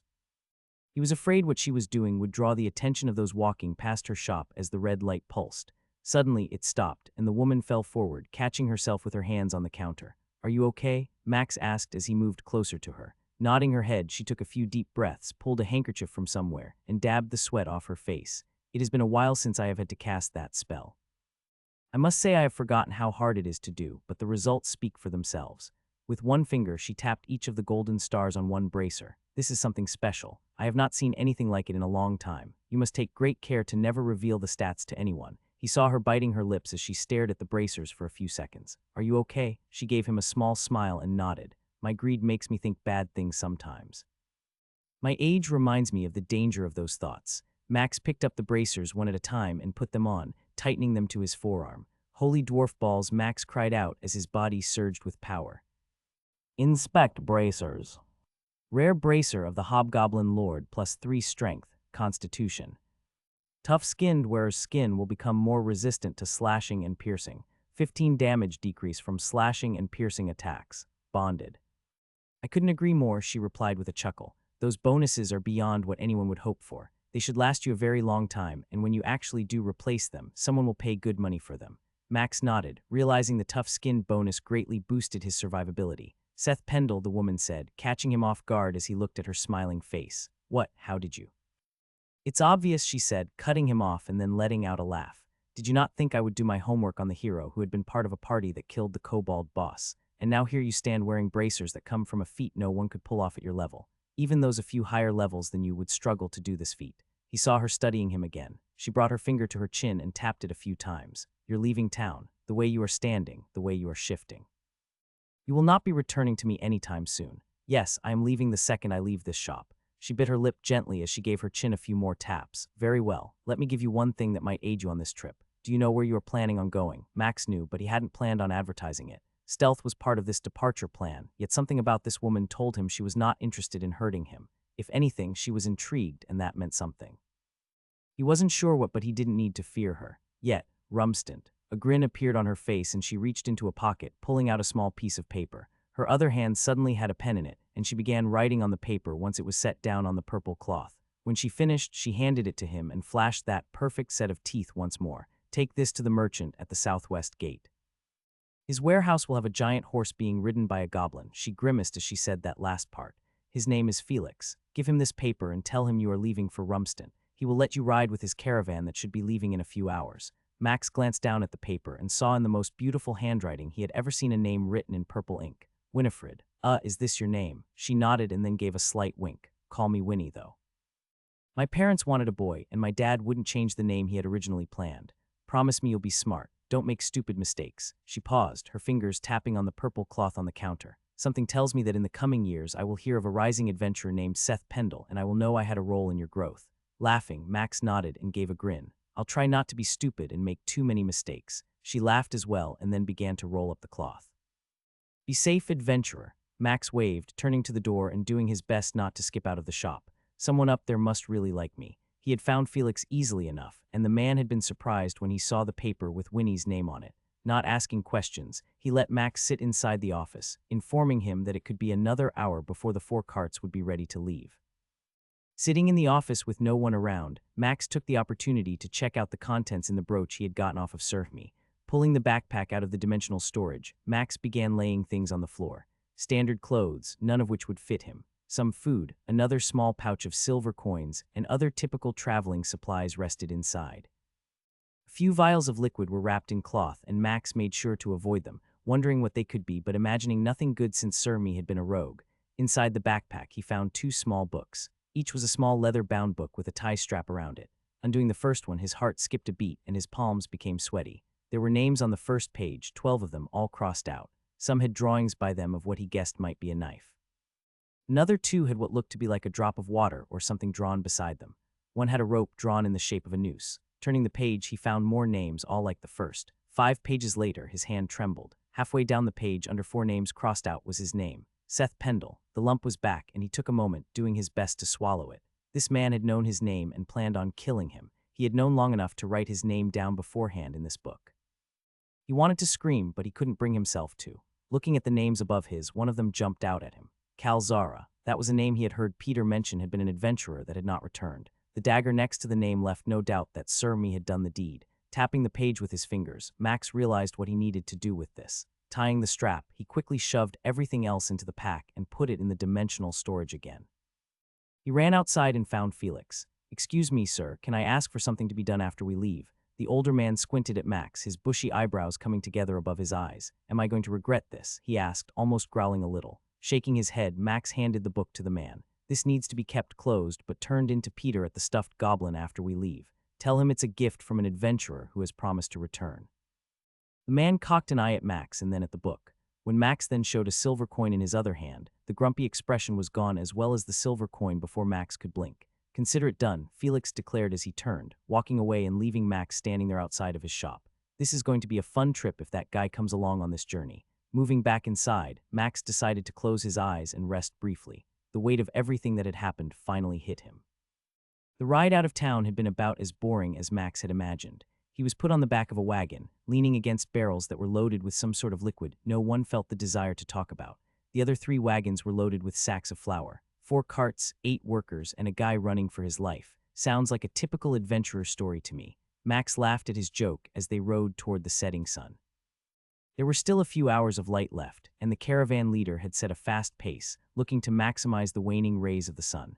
Setting up camp was about as dull as Max figured it would be. They had circled the wagons on a flat portion of the ground near the road.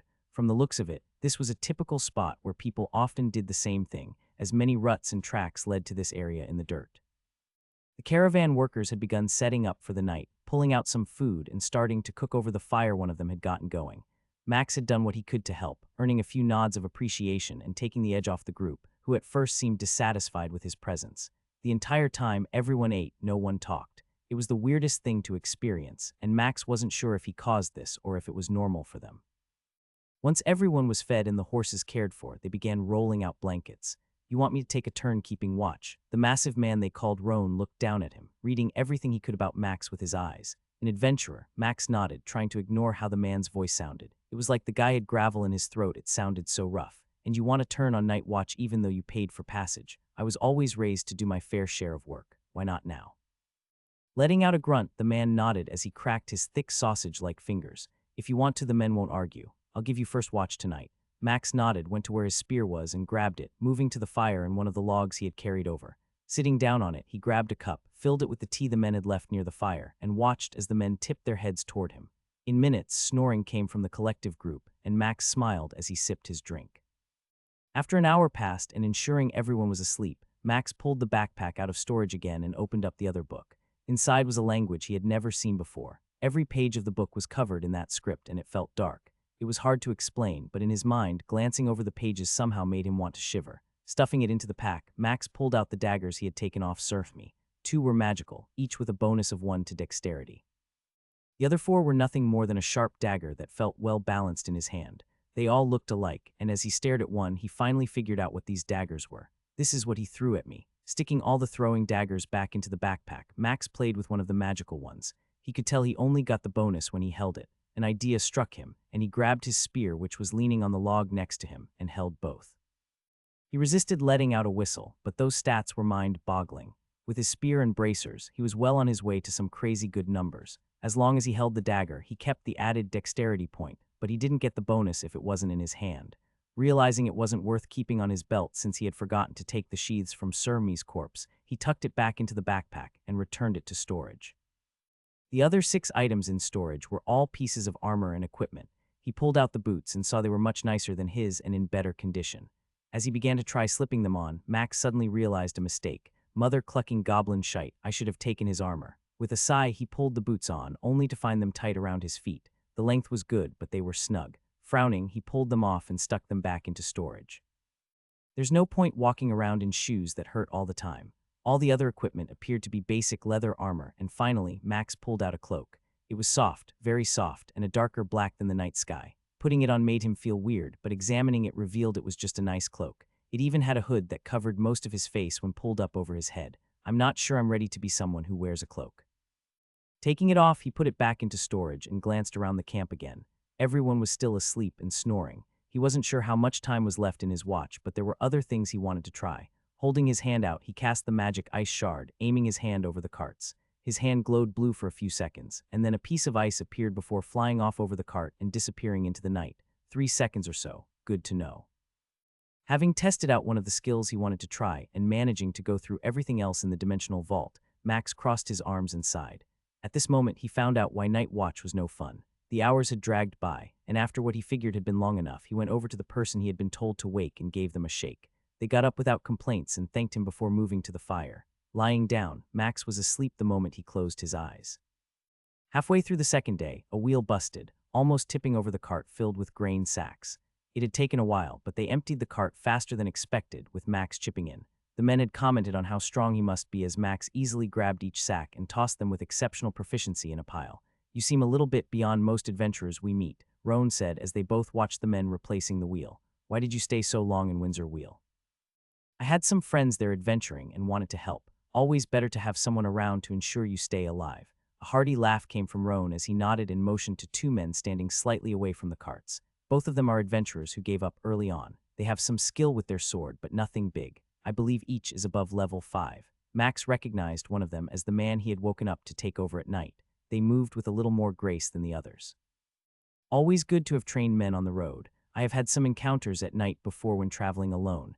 Roan's eyebrow danced a little as the large man looked at Max. "You survived a night attack," Laughing, Max shook his head and pointed toward the wood, away from the road. I sleep in a tree if it's just me. Not the best place for a good night's rest, but beats a goblin sticking you as you sleep. Breaking into laughter, the large man slapped Max on the shoulder and paused his laughing when he saw that Max had barely moved. Good gods, you're tough. You didn't even react. Shrugging, Max motioned to the cart. You want me to help them or let them do it? Snorting, Roan shook his head. If you do too much of their work, it will take me weeks to break them of the thought that they don't need to. Max smiled and then began to walk toward the trees. I'll be back. Might as well take this chance to use the restroom.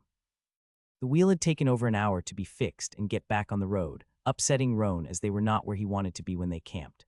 Max caught the men glancing around more frequently as the sun disappeared and the light was replaced by darkness. Should I ask? Roan leaned over and whispered, I would have preferred to be further down the road. We are on the outskirts of a dungeon, and depending on how things turn out, we might see some wolves. Max saw the look in Roan's eyes and knew it was more than he had said. How bad are we talking? Roan motioned to the tree line that was only about 50 yards away. Bad enough, we will have 2 people on every shift. Sitting across from Dexter, the older adventurer Roan hired for the crew, Max felt uncomfortable as the man barely spoke during the first hour of their watch. He had tried asking questions and making jokes, but the man sat there, bouncing his sword on his knee. Dexter's brown hair was never combed. He needed a good haircut, and his clothes were always wrinkly from sleeping in them. His eyes told Max there was something dark inside. A few howls from deep in the forest near them had snapped Dexter's attention away from the fire as he stared at it, but when nothing came of it, he would return to the eerie gaze, keeping his eyes on the fire. Max went to bed when their shift ended, more exhausted from his watch partner than anything else. Wolves, to arms. Max jerked himself awake as the cry ended, grabbing his spear beside him. Wolves. Jumping up, Max scanned the area, seeing everyone else getting up and grabbing anything they could to prepare for what must be coming. A few loud howls came from the direction of the woods. How many? He heard Roan call out as the man grabbed a sword. 8. The man's voice trembled as he shouted in answer. Ogre shite. Roan roared as he ran toward the fire with a stick in his other hand. You fools, get up. Protect the horses and stay in the circle. Watch your legs and don't go off alone. Max ran toward the direction of the howls, looked through the break in the wagons, and saw a pack of 8 wolves moving along the ground as one. They were spread out, each of them larger than any wolf he had seen before. One in the middle was completely white, a good foot taller than all the others, and was out in front just a little bit. He heard Dexter curse and realized the man was next to him. We are all going to die. Turning his head, Max saw the man's face. Max could see that Dexter believed the words he had just spoken. There's a ghost wolf, someone shouted. Bloody ogre tits, Roan roared as he came running to where Max was, holding a torch in his left hand. The horses were going crazy as a couple of men tried to calm them down. They were kicking and tugging at their ropes, aware of the danger that was closing in on them. I haven't seen these. How are they worse than other wolves? Roan looked at Max and grimaced. Faster, stronger, and they don't run off. I have never heard of them running away.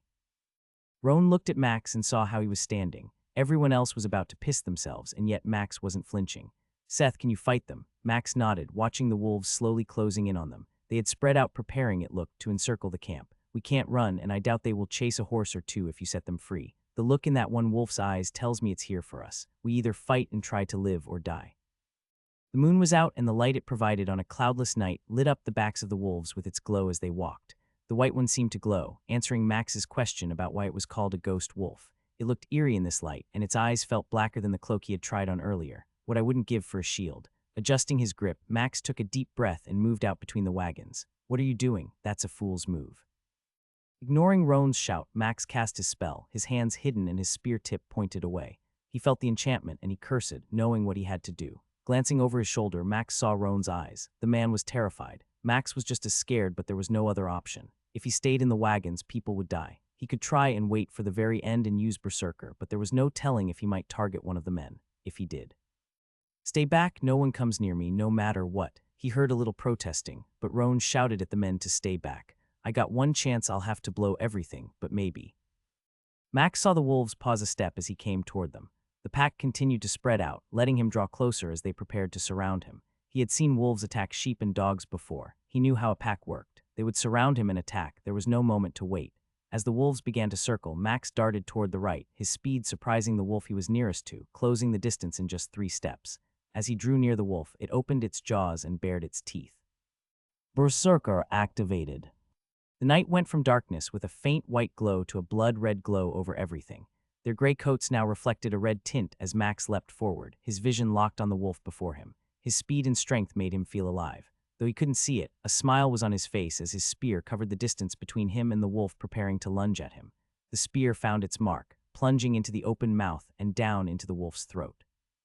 It reacted, trying to jerk its head back as it closed its teeth, with the spearhead shattering every tooth that came down on the shaft. As the tip cleared the mouth, Max thrust again, this time right into its head, shattering its skull. 10 mana points consumed.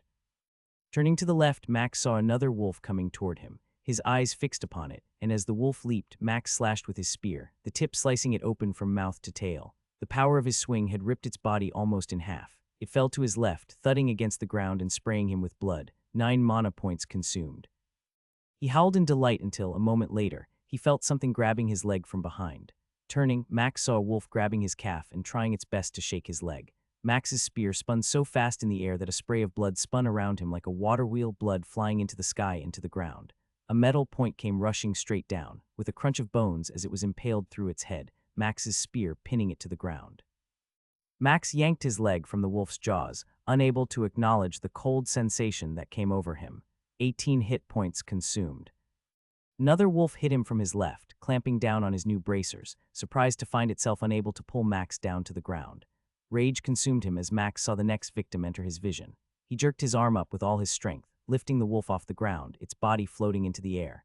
His fingers danced along the shaft of his spear, letting him adjust his grip so he could yank it free from the corpse on the ground and drive it at the soft underbelly of the wolf. Yanking with his left arm as he drove the spear upward in his right hand, he skewered the wolf, who, until that moment, had not had time to even think about letting go of the bracer it was biting. It yelped, its jaws flinging open as Max brought his left hand to join his right on the shaft and swung with it the ground with such power that when he suddenly stopped, it tore the spear free from the wolf's flesh. The wolf crashed against the ground, bones shattering as it landed head first, snapping its neck. Max's eyes scanned around him, finding a wolf coming at him from the right. Planting his feet, he started to swing his spear like a club, sliding his hands down as his hips created even more power for his attack.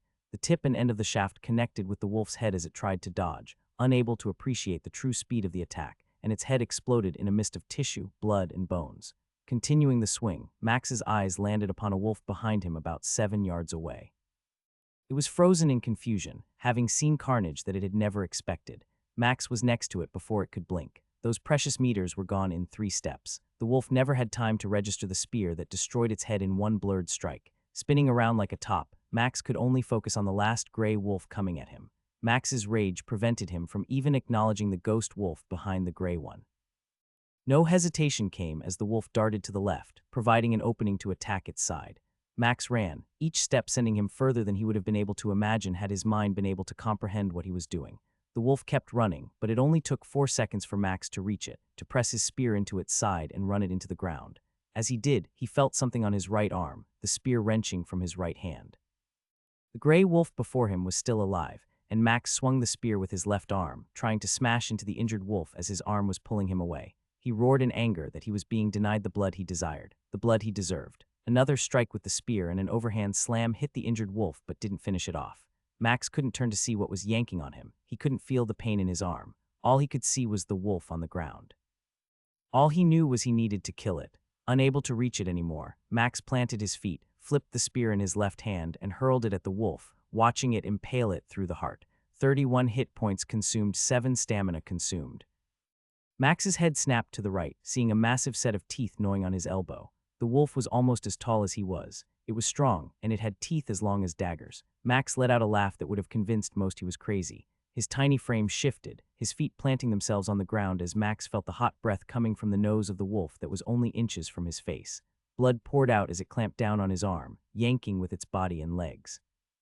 Max drove his thumb into its black left eye, going deep into the socket. His other 4 fingers clamped down on top of its skull and began to squeeze. The wolf yelped, opening its jaws and trying to pull away, but Max had a grip that wouldn't be broken. Blood poured from its eye socket as he squeezed his fingers together and began to turn his wrist. Bones began to crack.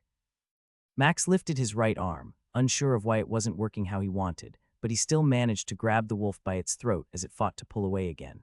Yanking down with his right hand and tearing the opposite way with his left, a cracking sound came as the top of the wolf's skull was torn free. It shook for a moment in his right hand, the weight of it being too much and making Max drop it to the ground. He couldn't hold on, but the wolf wasn't going anywhere. Max spun as the creature fell to the ground and delivered a kick to its head. Another crack rang out as bones shattered. Two more kicks fell, and then Max began to beat on it with his left hand. Somehow, the creature was still alive. He lifted his hand once more, preparing to deliver another blow when the world shifted. He stumbled, his senses coming back as the red rage vanished. Max saw his hand covered in blood.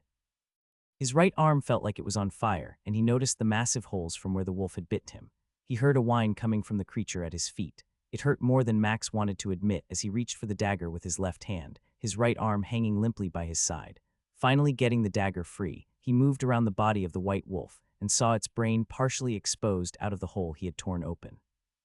Needing to end this and stop the blood and pain he felt, Max drove the dagger into its brain, feeling it shake only once before what he longed for washed over him. One strength consumed, 43 hit points consumed. Dropping to his knees, Max felt refreshed. He saw his arm without a scratch but covered in blood. He heard voices shouting. Turning toward them, Max saw the men at the edge of the wagons. He saw the torch Roan was holding and could see the look of confusion on the man's face. "Goblin shite," Max muttered. Activating the dimensional storage, he pulled out the backpack, pretended to dig through it, and then put on a show of him drinking something. Once done, he returned the backpack to storage and stood up. Retrieving his spear, he began walking toward the men, who had yet to move. This is going to be one hell of a drinking story.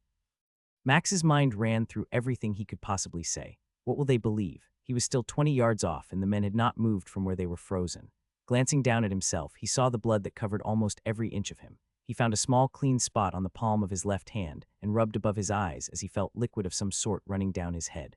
Looking down in the moonlight, he saw red on the now dirty spot and a few flecks of what he guessed was bone. Before he was 10 yards out from the men, Roan finally moved toward him, calling out as he ran, "Get some water and cloth." Two of the men who were standing to the side took off, one running into a cart as he couldn't take his eyes off Max. Max felt bad for letting out a chuckle as the man held his shoulder and then ran back into the circle of wagons. What in the God's name was that? Roan called out, moving until he was in front of Max. "How in the twin moons did you do that?" Looking past Roan, Max saw Dexter and the other warrior slowly coming toward him. The look in their eyes told him both men were still struggling to believe what they had seen. "I can't say," Max finally replied as Roan looked at him in disbelief. "I had to use a potion, and I will expect you to pay for that, but just know I'm not at liberty to say any more." Max stood there, chest out, and doing his best to appear as confident as possible. He had learned people liked to believe in things since partying with Brutus and the others. It was better if he let Roan and them come to their own conclusion. "I only ask that you limit the number of people you tell." Why I mean, Roan stuttered and stumbled over words as he pointed toward the pile of corpses behind Max. He took a deep breath and finally shook his head. "Do you have any idea what I just saw? A warrior defending your caravan from some wolves." It was a difficult battle, but with the use of a healing potion, I managed to survive. Roan turned his eyes back to Max and saw how the warrior he just witnessed doing what he considered impossible looked at him. "Ogre balls," he groaned as Roan rubbed his face with his massive hand for a moment. "Boy, you could drink for free with a story like that, and you don't want anyone to know. I mean, I could get a statue buoy." "No, please don't. I would prefer no one know I did this. There are reasons for my request, and if you tell others, my mission may suffer." Roan paused, his mouth still open as he listened to what Max had said. "Let it go, Roan." The caravan leader turned and saw Dexter shaking his head. A different light was in his eyes as he stared at Max. "You heard him. You saw what he did. Let it go." Another grunt came from Roan before he finally held his hands up in frustration and mumbled some curse about goblins and ogres that Max couldn't quite hear. "Fine. I will gladly reimburse you for the potion, and you have a claim to all those pelts. We can." "I don't need them. You can take them and pay me half of what they are worth," Max said, leaning against his bloody spear as he stared at Roan. "Again, I don't need people knowing I had any part of this." A different side of Roan took over when Max had said he only needed 50% of their value. The man chuckled, his large chest beginning to shake as he started to laugh harder. After he settled down, he spit on his hand and held it out to Max. "You were never here." Max nodded, laughing inside because he felt Roan was about to get the worst part of this handshake and spit in his hand, clasping the large hand tightly, feeling the blood and spit mixing. Roan realized what had just happened and pulled his hand back, making a face of disgust at the mess now on his palm. "Where the hell is that water?" he roared as he turned to face the other 3 workers behind him. "You heard the man. Get to work on those pelts. Felix will reward us if we can manage not to ruin them." As the 3 nodded and smiled, they began jogging toward camp to retrieve what they would need to accomplish that task. "And don't ruin that ghost pelt. That thing is worth." Roan stopped, and Max saw the man's shoulders wince a little. "A fair amount." Max laughed out loud, watching Roan shake his head from side to side. "Messed up on that one, didn't you?" "I did," Roan replied, turning to give Max a wink. "Still, we both will make a good profit, and I'm alive and no one got hurt." The gods must love us all. Max nodded and then saw the men coming with the water and clean cloths. What I wouldn't give for a bath. It had taken a while, but Max had finally cleaned off most of his body. As much as he hated it, he was wearing the chest piece and leather leggings that Sir Me had in his temporal storage. They were longer than he needed, and Max had to cinch the pants tight, but for now, they would work. After cleaning up and sitting on one of the logs, Max saw Dexter approaching. The man sat down across from him and stared. A few minutes passed, and Max couldn't take it any longer. Just ask already. Dexter shook his head. What you did? I've seen something similar to that once. Something that made me give up adventuring, the man replied slowly. His eyes were more focused, not looking away like they had been earlier this evening. I realized I would never be like that warrior, and I gave up. I didn't think anyone else could be like her. I was wrong. I knew something had happened by how you were acting. Why do you have this job if you don't want to fight? Food, money, is there a better answer? No one usually bothers people on this road. Most trade isn't worth stealing, and shipments like ours are hard to sell without someone questioning where it came from. No money is transported. It is all handled by banks. The risk is almost none. Doesn't sound like much of a life. Max paused after he said that. Hadn't I wanted to be just a baker, living a safe life and just baking things? Thinking about those thoughts, Max missed what Dexter said. Seth, blinking his eyes, Max looked at Dexter and sighed. Sorry, I was lost in my own thoughts for a moment about what I wanted to be and am now. Is it worth it, the life you have now, even with the risk? Laughing, Max nodded, giving one of the biggest smiles he had worn in the last few days. I cannot imagine a different life. Part of what makes it exciting is that I might die. I can't imagine just being content to sit through each day and not live. Dexter winced when Max replied. He sat there, looking at his feet for a moment before finally looking Max in the eyes. I prayed the gods would send me a sign. For a long time, I think they just did. Dexter stood up and extended his hand to Max. Rising to his feet, Max gripped it and gave the man a solid handshake. I'll pray they watch over you. After tonight, I finally feel like I can actually live again. Turning away after the handshake ended, Dexter walked away with the only smile Max had ever seen him show. Dear gods or whoever, I swear I didn't sign up for this. Grunting, Max sat down, confused at the concept of something being orchestrated like this. Why would someone send him? After everyone had finished skinning the wolves and collecting their pelts, exhaustion took over, and Max slept, tossing in his sleep as he dreamed about being used by the gods. When he woke up to the smell of meat cooking, he saw Roan sitting on the logs around the fire, smiling from ear to ear. What has you so happy? Max asked as he sat down and let out a yawn a second later. I don't think I've seen you smile like that since last night when you realized how much money you were going to make. Roan nodded and leaned forward, flipping over all of the slabs of meat he had cooking in the pans sitting over the coals.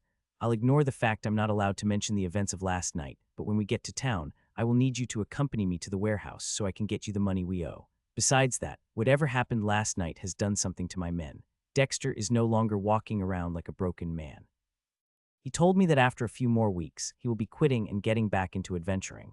Holding out the metal fork with which he had just finished turning all the cuts of meat, Roan pointed it at Max. I know that has something to do with what you did. For years, that man has been by my side, and I cannot wait to see him actually doing something with the skill the gods gave him. Roan turned and motioned to two of the men who were feeding the horses some grain. Those two knuckleheads both told me that they want to actually do something of value with their life, the large man stated before breaking out into laughter. Those two men who did nothing but spend every copper they made on drinks when we got to town. Roan shook his head for a second before turning his attention to the meat again. Having made sure the meat wasn't going to burn, Roan let out a sigh as he leaned back on the log. I haven't been to a temple in years.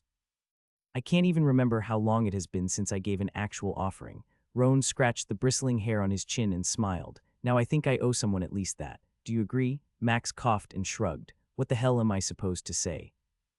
I visited the temple in Windsor Wheel a few days before we left and gave a silver. It seemed to work for me, I guess. Roan nodded, checking the meat once more as he did. Well, who cares? All I know is we are alive, and things are going better than they ever have. Lifting a piece of meat out of a pan, he held it out on the fork toward Max. Try it. Watching the juices drip from the brown meat, Max leaned over and snatched it with his fingers, rolling it between them as the heat from it reminded him it had just come off the fire. He tore off a quick bite and chewed open-mouthed, sucking in air and trying to savor the flavor. That is pretty good, he announced after swallowing the bite. What is it? Roan grinned and motioned toward the trees. Wolf. Ghost wolf at that.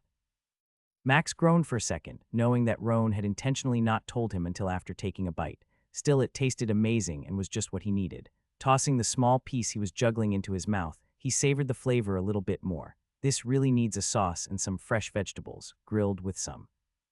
Forcing himself to laugh, Max stood up and pointed at the trees. I'll be back. Need to take a piss, but I want more of that meat. Roan nodded and gave a toothy grin. Eat all you want. I harvested the whole thing last night." Having never been to one of the larger cities, Max was not prepared for the size of it at all. Rumstant was a major hub of trade and adventurers, only smaller than the actual capital city, Peltigau. Still, it boasted a surrounding area of at least 10 miles of farmland around it. Roads were packed as people brought goods into town, and Max saw carts headed back in the direction they came from. The sight of the 30-foot walls that ran around the massive city that he found out was over 15 miles across left him wondering how they had acquired all that stone. From miles away, he could see the walls and tried not to stare like a fool. Different crops grew in the fields, and as they rode together, Roan had pointed out that there was an irrigation setup that came from the river that ran through the town from the northeast to the southeast. He saw adventuring parties on foot and horseback headed toward the wild dungeons that lay out in the wilderness. "You going to join a party here or have a party waiting?" Max had tried to ignore most of Roan's questions about his plans. The man couldn't help himself, wondering what level he was and just how powerful of a team he might be part of. "I have some plans, but as I mentioned last night, some things can't be shared. It's better that way for everyone." Grumbling, Roan snapped the reins, taking his frustration at being shot down again out at the horses, who moved a little faster at his action. "Well, I can give you advice on places to stay if you want. I'm sure you are well aware of the center of town hosting the Adventurers Guild House." Max nodded, lying the whole time. When they got to the gates, guards directed the caravan to an area where they could check the wagons and the merchant documents before sending them into the warehouse section of the city. It took them over an hour to reach the warehouse Felix owned in Rumstant, and Roan wasted no time going inside and securing the promised payment for Max. "Don't go flashing this purse around," Roan whispered as he handed it to Max. "There is 34 silver in there. You can find me here for another week if you feel it isn't fair." Max shook his head, taking the coins and activating his temporal storage and dropping the pouch inside. Chuckling, Roan smiled and bobbed his head. "That is definitely handy and proves you are what I thought you might be." After saying his goodbyes, Max had taken off and headed toward the center of town to find the Adventurers Guild. Streets were flowing with people calling out things to sample and stores to visit. There were food carts on the street, and he stopped at one, finding the smell of the meat skewers they were selling impossible to resist. As he tore into it, he couldn't help but stare at all the people here. He had seen more people today than he had on the choosing day. Even in the crowded streets, the one advantage of the city's layout was that finding the middle of town was easy. There were multiple main roads leading to it, and he could see the massive keep where the Duke, Baron, or whoever managed this city lived. Max picked up his pace and wanted to get to the Adventure Hall as quickly as possible. There were so many new dungeons to explore, and deep in his heart, the real reason for his excitement. So many stats and skills to possibly gain. As Max came to the center of town and found the giant waterway that cut off the 4-mile center section, he had to walk along the water until he reached the northern bridge that led over. Only 4 bridges crossed over, and at each of them were guards who watched anyone traveling across. They had asked to see his adventure token when he tried to cross over. After they knew what he was doing and where he was going, they paid no more attention to him than they would a fly. The bridge was massive, spanning 50 yards across and over a quarter-mile long as it rose slightly in the middle before descending to the other side. Massive stones were wedged in a consistent pattern, with some bonding agent holding them together. The amount of traffic on the bridge impressed Max as he saw a steady stream of adventurers walking in the same direction as him or returning to the main city. He stopped counting by the time he was halfway across after counting over 100 adventurers. The walls of the Adventure Guild were massive compared to the ones back at Windsor Wheel. Here, they stood 20 feet tall and had statues carved at the top every so often. Different classes and races were scattered among the statues, all looking outward at those who walked under them. Finding the entrance was easy as the flow of people all moved toward one of the main gates, again guarded by men and women wearing chain armor who stood in small shacks to the side, protected from the hot sun. As he walked through the 20-foot wide opening, Max almost tried not to stumble, not realizing the massive courtyard with fountains, manicured fields of grass, benches, trees, and more that made up the property was just the entrance to it. It was far grander than any property he had ever seen in his life.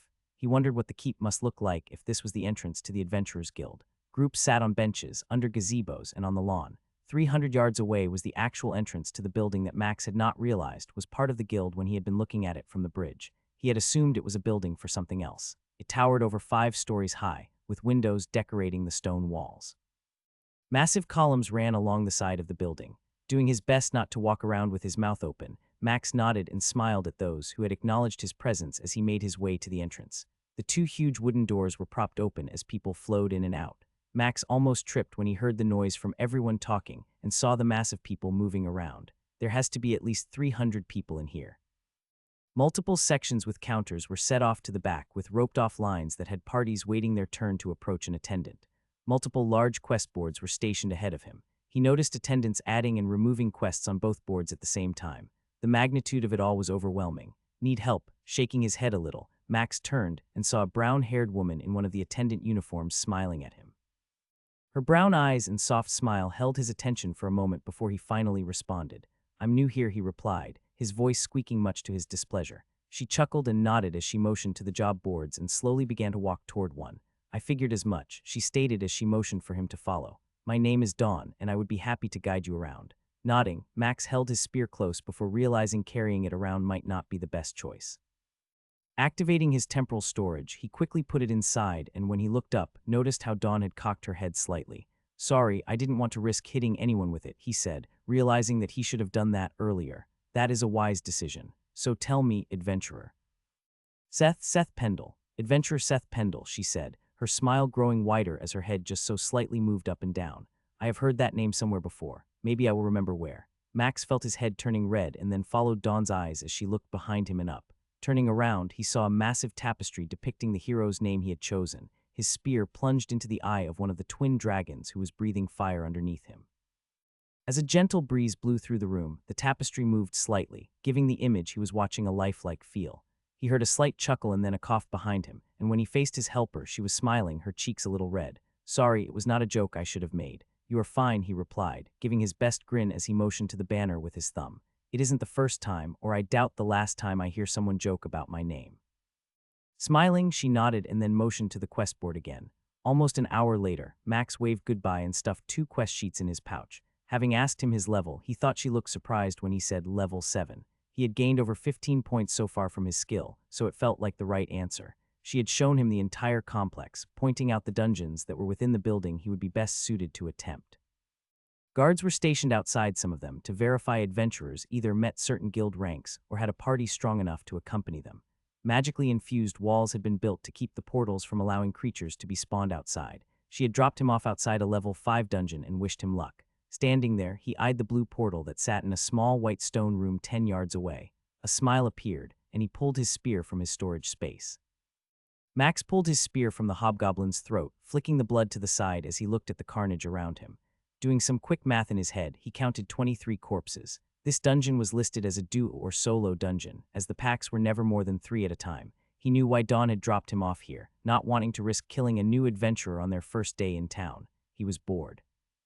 Not one of these creatures had managed to get a single hit on him, and using a corner made this far too easy. Pulling his backpack out of storage, he dumped out all the stuff of Surmise he didn't want and began the long process of harvesting all the ears and items. He needed to get out of there and find a challenge, something he could get stronger from. Impressed at how fast the lines had moved, Max turned in his 2 quests, knocking out 2 10-hobgoblin quests and earning some coin. The attendant at the counter had been nice. The male dwarf had pointed him over where he now stood, waiting for his turn to be called. Next, trying not to grimace, Max felt a twinge in his stomach when the one who had called for him turned out to be an elven woman with golden eyes and silver hair. Her face and ears were different, but it reminded him so much of Phelan that it unsettled him. "You lost?" she asked, obviously frustrated at how Max was looking at her. "Sorry, was thinking about a few things. I was told I could get a shield here." The woman nodded and looked at the clipboard she had, turning a few pages over before pulling one out of the stack and moving it to the top. "What kind are you wanting? Enchanted or regular?" Making a stupid noise with his lips as he blew air between them, Max scratched his chin. "Magical, that might work. How much are the magical ones to start, and what do they give?" The woman sighed as she was obviously not excited about what she felt was going to turn into a long and drawn-out shopping experience. "Let me make this easier," she stated, cocking her head slightly to the side. "How much do you want to spend on a shield?" Doing some quick math in his head, Max figured out he could spend up to 50 silver coins. "Holy goblin shite, I'm about to spend a fricking gold coin." No more than 1 gold coin," he whispered as he leaned forward a little. Her facial expression improved, and Max saw her lip curl slightly on one side. "Well then, that makes things much easier," she replied, now smiling as she glanced down at the paper before her. "Tell me the stats you care most about." Max felt like a fool, but he couldn't help the grin on his face. It had taken the whole 50 silver he considered spending, but he felt like it was worth it once he saw and held the shield in his hands. It was slightly larger than his previous one, but had a small rounded half-circle section on the right side, providing a great place for his spear to rest against as he used it. The woman had gotten way more excited when he told her his weapon skill. Made of metal, it boasted no decorations and was just a slightly curved round shield except for one area. Inspect shield. Round shield enchanted +1 constitution. Reinforced.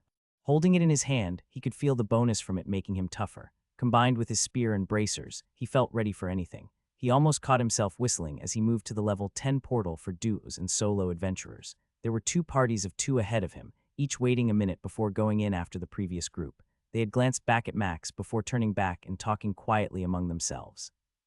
He knew this was a possible stretch of his capabilities, but with Berserker off cooldown and the added points from his items, he had to be close to level 10. I mean, how bad could this go? None of those guys or girls looked that tough. When his turn came and he portaled into the dungeon, Max was disappointed to find it matched the same look as the goblin one back in Windsor Wheel. Drab-worked bricks made up all the walls and floors. Torches sat high enough up to give just enough light to see by. Glancing behind him, the blue portal shimmered, ready to be used if needed. Gods, I hope this doesn't go badly. Moving down the hallway that was before him, Max risked a quick peek and saw the orc he had known would be in this dungeon. The orc never spotted him as it stood there, its massive sword leaning on its shoulder and gripped in one hand. Leaning against the wall, Max let himself smile because there was only one. Stealth activated. Crouching down, he moved toward the orc, hugging the wall on the off chance it could somehow see him. As he drew close and the timer slowly ticked down, Max moved behind the hulking brute, realizing this thing was at least 2 feet taller than him when he was not standing. Crap, this thing is. The timer in the corner of his vision flashed red, letting him know that less than 10 seconds remained on stealth. Moving directly behind it, he lunged upward, driving his spear into the orc's green skin. There's a moment in everyone's life when they realize the plans don't go as well as they had expected. Max had expected his spear to completely pierce the back and chest of this orc. Instead, it went up its back and broke the creature's collarbone, causing it to roar with pain. Goblin crap. The creature swung, twisting around with its left arm as its right arm was unable to do anything, the sword clattering to the ground. The swift motion jerked Max around as he held onto his spear's shaft, avoiding getting hit because instead he was flung out of the way. The orc roared again, trying to find a way to reach Max, who was out of its reach. This happened a few more times as the creature spun around, trying to reach the human, taking a ride on the spear that had impaled it. As blood ran down the shaft of the spear, Max finally saw a chance, and as the orc paused, planning its next attack, he kicked with his leg at the orc's knee, causing it to buckle and send the orc crashing backward. The end of the spear hit the ground, forcing the orc to slide further along the spear shaft, sending the metal tip into the back of its head near its ear. As it flailed for a moment, with no balance at all, Max took his shield and slammed it into the crown of the orc's head at least 4 times before a cold surge came over him. 1 strength consumed, 1 constitution consumed. Hell yeah, Max shouted as his body felt recharged from the 2 stats that his skill had consumed for him. With a shove, he pushed the orc to the side and pulled his spear out its back. With it having nothing but a cheap pair of cloth pants and a sword, Max cut off its ears and stored the sword in his storage. Waiting for his stealth cooldown to end, he moved toward the next part of the dungeon and saw 2 orcs this time. Both were wearing leather armor, and each had a massive wooden club in their hand. As he prepared to stealth, Max realized he had forgotten something. Casting ice magic, he enchanted his spear, feeling stupid that he had not done so the first time. With stealth activated, he moved behind the 2 orcs and adjusted his angle of attack, this time going straight for the spine at the base of the creature's neck. It pierced through the leather armor, and Max felt the metal tip blow apart the spinal column as he watched the creature fall to the ground. As it fell, Max whirled, preparing to jab toward the other orc, when he saw it spin around, its massive club coming right at his head. Lifting his shield, he bent his knees, feeling the blow bounce off, most of the power deflected. Surprised he hadn't been knocked flying, Max thrust his spear at the creature's leg, catching its massive quad and going through it. The bone snapped, and the orc fell as its leg buckled under it. Yanking back on the spear as the orc went down, Max thrust again, aiming for its body, piercing its stomach and feeling the tip of his spear hit the stone floor beneath it. The orc bellowed, roaring at him as it grabbed the shaft of Max's spear. Max tried to pull it free, jerking the orc slightly and causing the spear to retract a little before the orc pulled it down with its weight, creating a new hole in its midsection. Realizing the stupid thing wouldn't let go, Max brought his foot up in a kick, catching the orc in the jaw. He heard a crack as the orc's head snapped back and it let go of his spear. Wasting no time, Max pulled back, thrusting the spear into the creature's chest and piercing its heart. The same cold rush came again, leading to a grin and then laughter as Max wrenched his spear free. 1 strength consumed, 1 constitution consumed. Holy dwarf balls, he muttered. Max noticed a gasping sound now that the fight with the second orc was over. The first orc was struggling to breathe and unable to move. A quick thrust of his spear brought another rush of cold power, but it was not as much this time. One constitution consumed. Only one, maybe this one was weaker. Harvesting ears from the two and taking their clubs, Max moved to the next group he found, repeating the same fight, killing the first from stealth and easily defeating the second. No stats were gained, and Max found himself frustrated at that knowledge. He yearned for that rush, the feeling that he experienced. There was nothing that felt better than that moment the cold power infused him. No moment except when he had killed Sir Hemi. Shaking his head, Max took a few deep breaths. No, don't think that. It was hard not to think about how it felt when Sir Hemi had died. He had tried to block it out, but having just felt that sensation 3 times, it had wormed its way back into his mind. 3 more groups of 2 fell to his spear, and Max almost cursed in surprise as he saw a larger room up ahead, having been winding through a long, twisted hallway. 3 orcs rested in the middle of the room. A small fire was burning, and each sat on a small log. The first 2 orcs closest to him were wearing chain armor, each carrying a sword and shield. Further away was an orc wearing robes and holding a staff across its legs. That has to be a caster. His stomach tightened up, and Max wondered if he could handle this fight. Those 2 were a lot better equipped, and their shields would limit his attacks. He hadn't fought orcs 2-on-1 yet, and knew he had to take down the caster first. There was no telling what it could do. The distance across the room looked doable with his stealth if he headed straight for them. He would have to activate it and go, not wasting any time. Taking a deep breath as he tried to weigh what to do, Max knew there was only one choice. He needed to feel that rush. He moved as fast as possible, cutting a straight line for the orcs as he did his best to ignore the timer that told him how long until he would be visible to the massive green creatures relaxing by a fire. The timer flashed red, and with no time to waste, Max moved behind the orc on the right, making his way toward the caster. The timer said 5 seconds, plenty of time to cover the last few feet. 2 steps away, the orc caster's face turned, its eyes locked on Max's location. Max saw the timer disappear, the orcs all starting to rise as the robed orc pointed and said something in its language. Not hesitating, Max thrust his spear at the caster, shocked when its staff partially deflected his thrust toward its chest into its left shoulder. It howled as Max yanked the spear back, preparing to strike again when he caught movement from the corner of his left eye. Lifting his shield up, he felt the orc's sword crash into it, knocking him off balance and ruining the second attack he had planned at the caster. Stumbling to the right, he spun, turning as he watched the caster dart toward the other side of the room, going between its 2 armor-clad orc companions.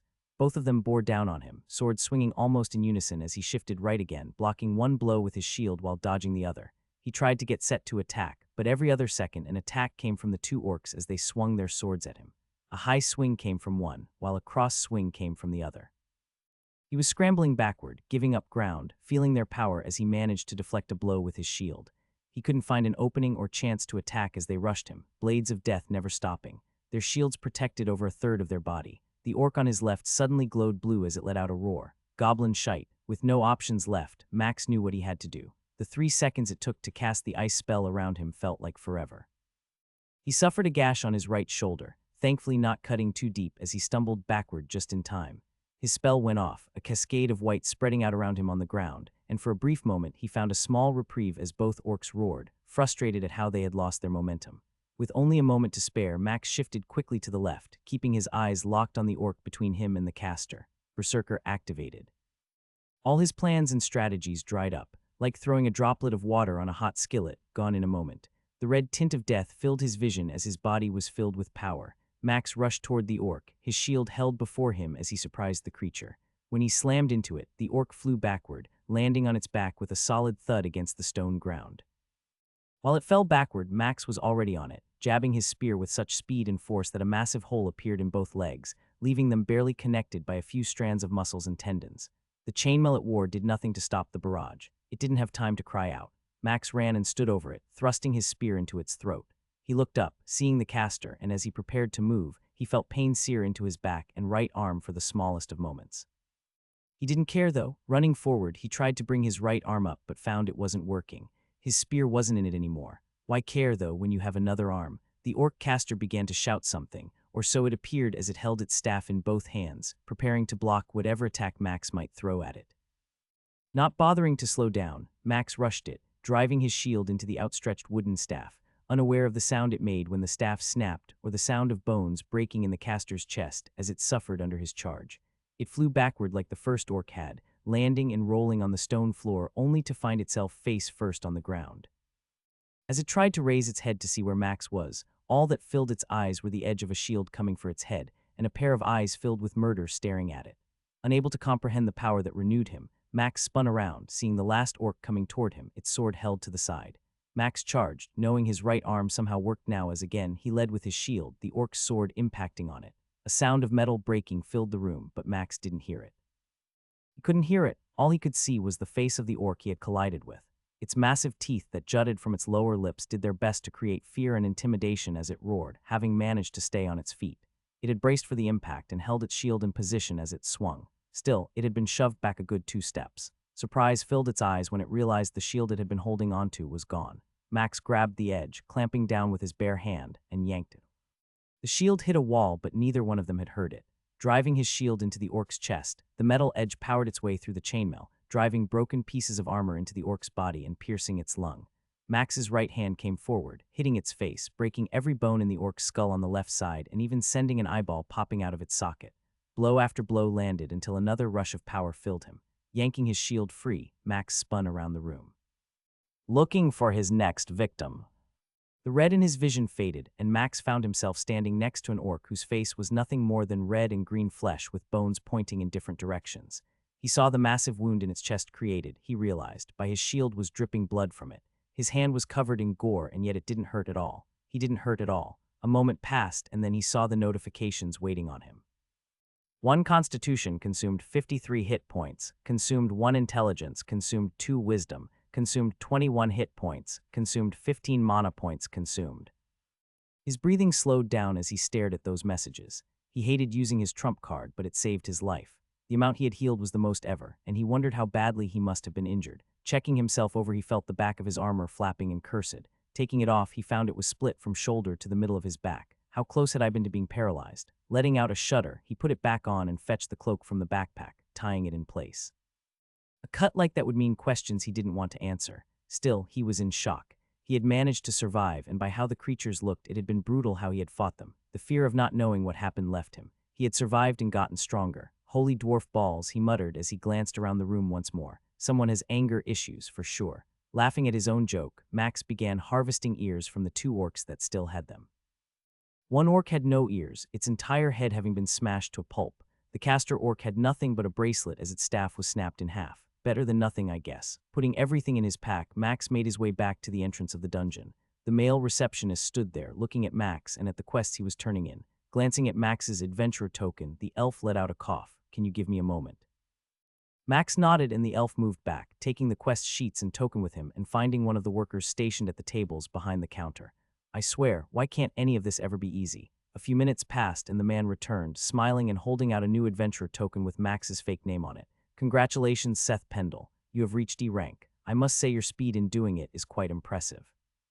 Smiling, Max gave a nod to his head and took the token the man held out for him.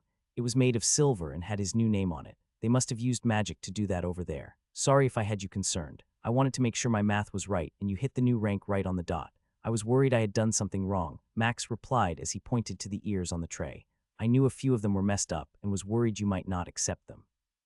Chuckling, the elf shook his head and bent over to write a few more notes on some paperwork for a few seconds. Everything looks in order. Since this was your first time completing those quests and you were in F rank when you did, you have made out quite well. I can give you 50 silver coins or a gold coin. Which would you prefer? Max gasped and looked at the man before scratching his chin. You sure that is right? I mean, a whole gold coin.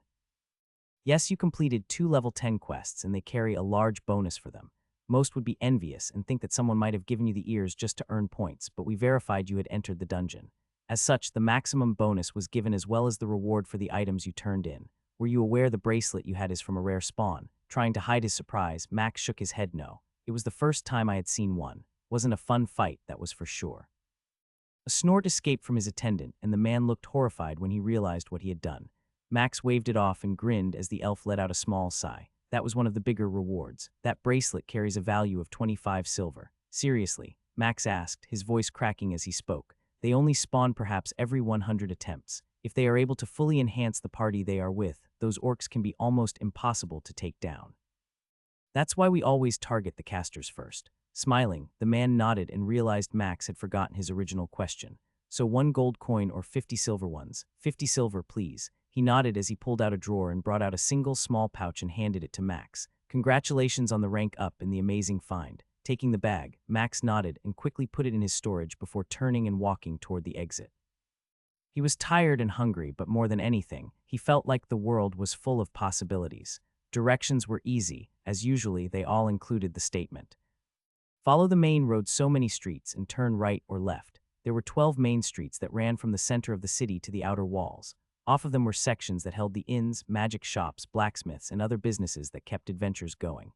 Max first found a leather armor shop, replacing his current set, which was well worn, and buying one extra set. The prices were twice what it had cost in Windsor Wheel, and the merchant had been totally against any real haggling. In the end, he had the money to spare and bought 2 complete sets of armor and a new pair of boots. Another stop got him 2 sets of clothes that weren't armor, as he had realized wearing armor every day left him smelling like a goblin's arse. He chuckled, thinking of that analogy. Having never smelled a goblin's arse, he wondered who had actually done it to have a point of reference. With those things done, Max found a general store and stocked up on dried meat and fruit, as well as some water skins that cost a little bit more, but were supposed to turn dirty water clean after a few hours. Everything ended up in his backpack in temporal storage. Having that ability spoiled him. There was no need to always walk down the street looking like he was about to get in some great battle. No massive backpack was required to be carried, again causing his back to smell awful at the end of the day. With those things done, all that was left was finding a place to stay. He had walked past a lot of inns, seeing what might call to him. Each place had some awe-inspiring name, hoping to stand out above the rest. The fat dwarf, the shaved elf, the flaming dragon, and his least favorite, the short guy. Nothing tickled his fancy until he found an inn right across the street from a baking business.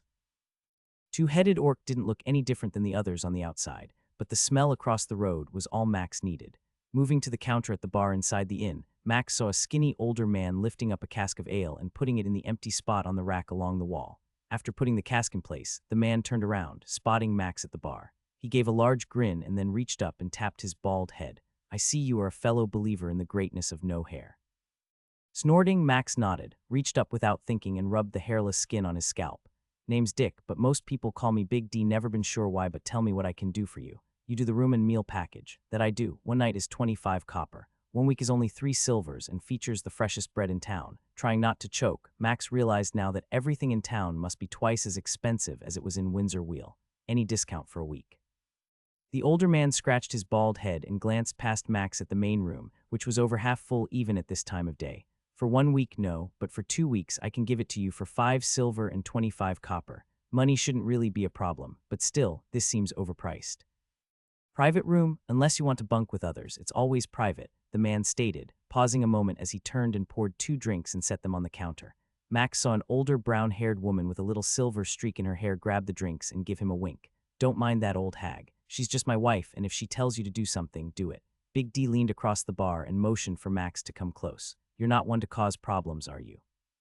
Max shook his head and noticed the man's eyebrows return to their normal position after having come together a moment ago.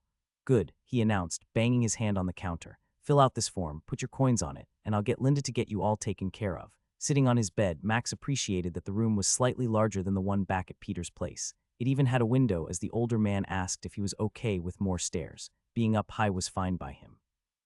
Looking at the plate of food Linda had brought up with her, he devoured it, amazed at the meat's seasoning and the vegetables' freshness. The bread was as tasty as Big D had promised. A golden crust on the outside, just hard enough to need him to tear a little, while the white inside was soft and light. He might have even smelled the bread a few times, bringing back fond memories he thought he had forgotten. Putting the plate on the small dresser, Max pulled out the paper he had gotten from Dawn when she had shown him the Adventurers Guild. Unfolding it and laying it on his bed, Max glanced down at the map of the city from an aerial view. It showed 10 dots on the map in the area of the guild house. Each one stood for a dungeon, with a number by it and the name of what was inside.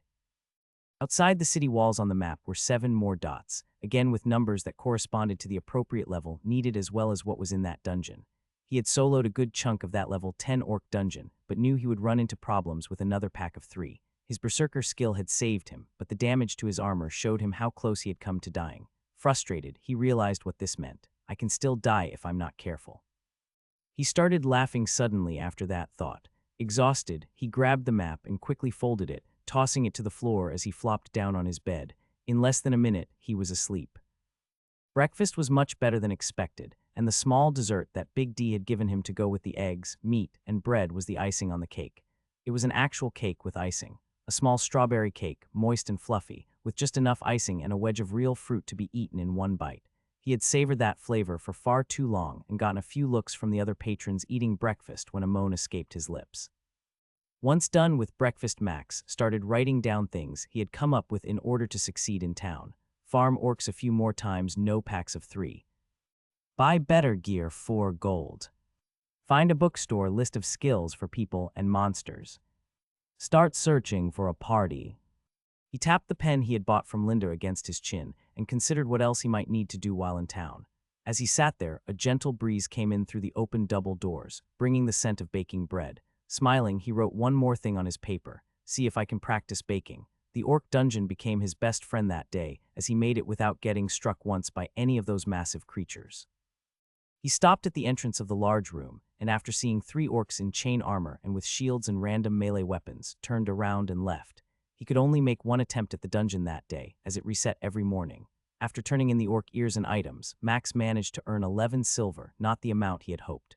The bonuses he had received the day before for being an F rank had spoiled him. Today, the money could have been better. Not as good. How much bread would I have to sell to earn 11 silver? After waiting for a few minutes in line at the equipment section of the guild, Max was finally able to torture an attendant, asking dozens of questions and walking away with a lot of notes but no money spent. He had seen the frustration on the dwarven man's face when he left. Finding books to read with a list of skills he wanted was next on his agenda. As he prepared to head out of the Adventurers Guild, Max saw Dawn standing near the doors, directing people who walked up to her and appeared to ask her questions. Dawn, the young woman, turned around, and after a second her face lit up, somehow remembering who he was. Seth Pendle, she said, giving a playful bow and then motioning toward the tapestry near the door with her head. How can I help one of the greatest heroes of our land? A random adventurer laughed as they heard Dawn say those words, glancing at Max as they kept walking. Glad you didn't forget me, he replied, giving the best grin he could as he got closer. I got a question and was wondering if you could help. She tilted her head to the side, and her eyebrows furrowed for a moment before returning to normal. I'm listening. I'm trying to study up on the different creatures I might face as well as any skills they might use. I don't want to find out the hard way a monster can cast a spell or see when our rogue is trying to sneak by. I would also like to find a list of all the recorded skills the members in my party might have so I can try to plan what ones to seek out as we target certain creatures. Dawn's mouth fell open before she quickly shut it, and a smile stretched across her face. Why, that's impressive, she said, her voice failing her for a moment. Most of the adventurers I have met over the years just rush in and hope to survive. A few do a little bit of preparation at your level, but what you are asking for is typically something we don't see around here. After she finished talking, Dawn glanced toward one of the counters and scrunched her nose. She then turned back to face Max, and he saw her absently tapping her fingers together at her side. Is that possible here in town? She nodded, holding her hand up to stop Max as she closed her eyes for a moment. They popped open, and she gave a smile and snapped her fingers. I know just the place. What we have here that you could get is limited in detail. What it sounds like you want will require a specific book. Turning, she motioned him to follow, and she went to the quest board, tearing off a low-level gathering sheet and flipping it over. Retrieving a pen from her pocket, she wrote down something on it and, once done, handed it to him. This is on the south side of town, but there is a bookshop called All Things Written. She paused and chuckled for a second, and if you tell the someone there what you are looking for, I am sure they will have it. Looking at the paper she had given him, Max saw a few lines drawn with the main street marked going south and a few side ones. How do you do this? I mean, how do you know where everything is? He asked, utterly amazed at how easily she had recalled that. She chuckled and tapped her forehead. There are lots of skills given. Each one has different uses. Mine will be in the book they should have, but it's an uncommon skill. He waited to see what more she would say, and after a few beats of his heart, realized she wasn't going to say any more. If I come back later and guess what it is, will you tell me? Dawn shrugged her shoulders as she smiled. Maybe. We will have to see. Anything else? Dawn had not been joking when she said it was on the other side of town. It had taken him almost 2 hours of walking to reach the shop, but Max was amazed as he stood outside it. Unlike most storefronts, which had small shops fighting for space in the inner part of the city, All Things Written was an actual warehouse right on the edge of town that led to the warehouse district. The outside of the building was almost laughable, as someone had taken columns and formed them into the spines of books with titles written on them. Each column had the title of an epic story most people would have heard of or read. There was a decent amount of traffic going in and out of the glass doors, and the most impressive part of this building was that every inch he could see from the outside was stone. I guess wood would be bad. One spark would destroy everything. Going through the glass door, Max almost tripped as he saw what he imagined was at least 100 bookshelves running in rows, every one of them stuffed with books. Never before had he seen even a fraction of this many books in one place. Looking for a book, a gruff voice called out from his left. Turning his head, Max saw an older dwarf with a beard whiter than snow that ran down to the ground. It still dragged along the carpet he was standing on, even with it tucked in his belt. His face had more wrinkles than Max had imagined possible for one person.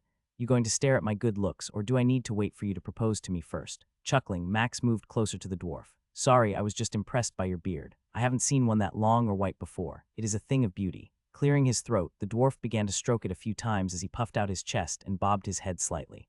Either you're looking for a date or have had a dwarf friend or two.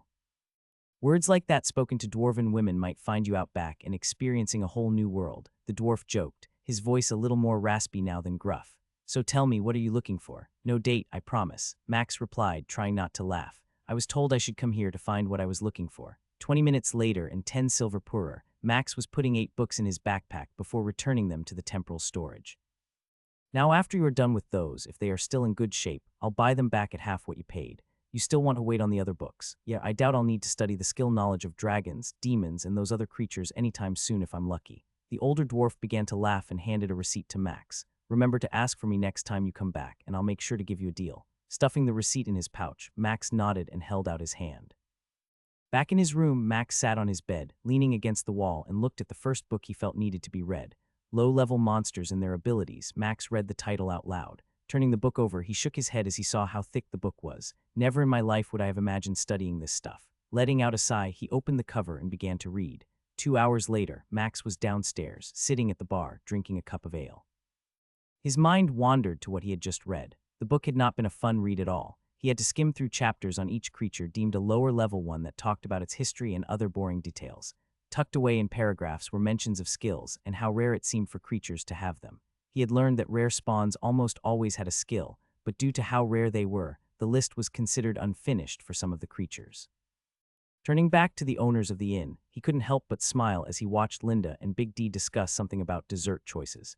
The two of them were funny because Big D didn't have any real muscle mass or fat on him, and his wife was obviously not missing any meals.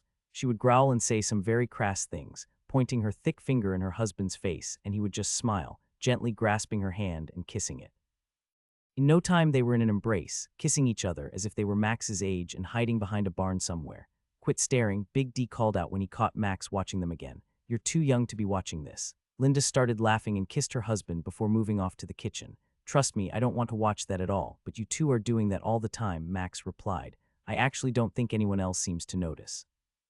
Walking to where Max was, Big D bent over and pulled a tray out from under the bar.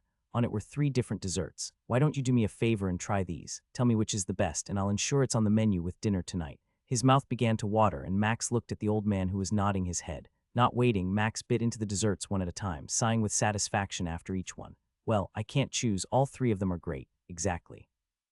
Big D exclaimed as he pounded the bar with his fist. That's what I told my wife, but she doesn't believe me. Max took another bite of each, licking his fingers, and the old man chuckled. Do me a favor. Run across the street and tell Baker Wright to give me 40 of each.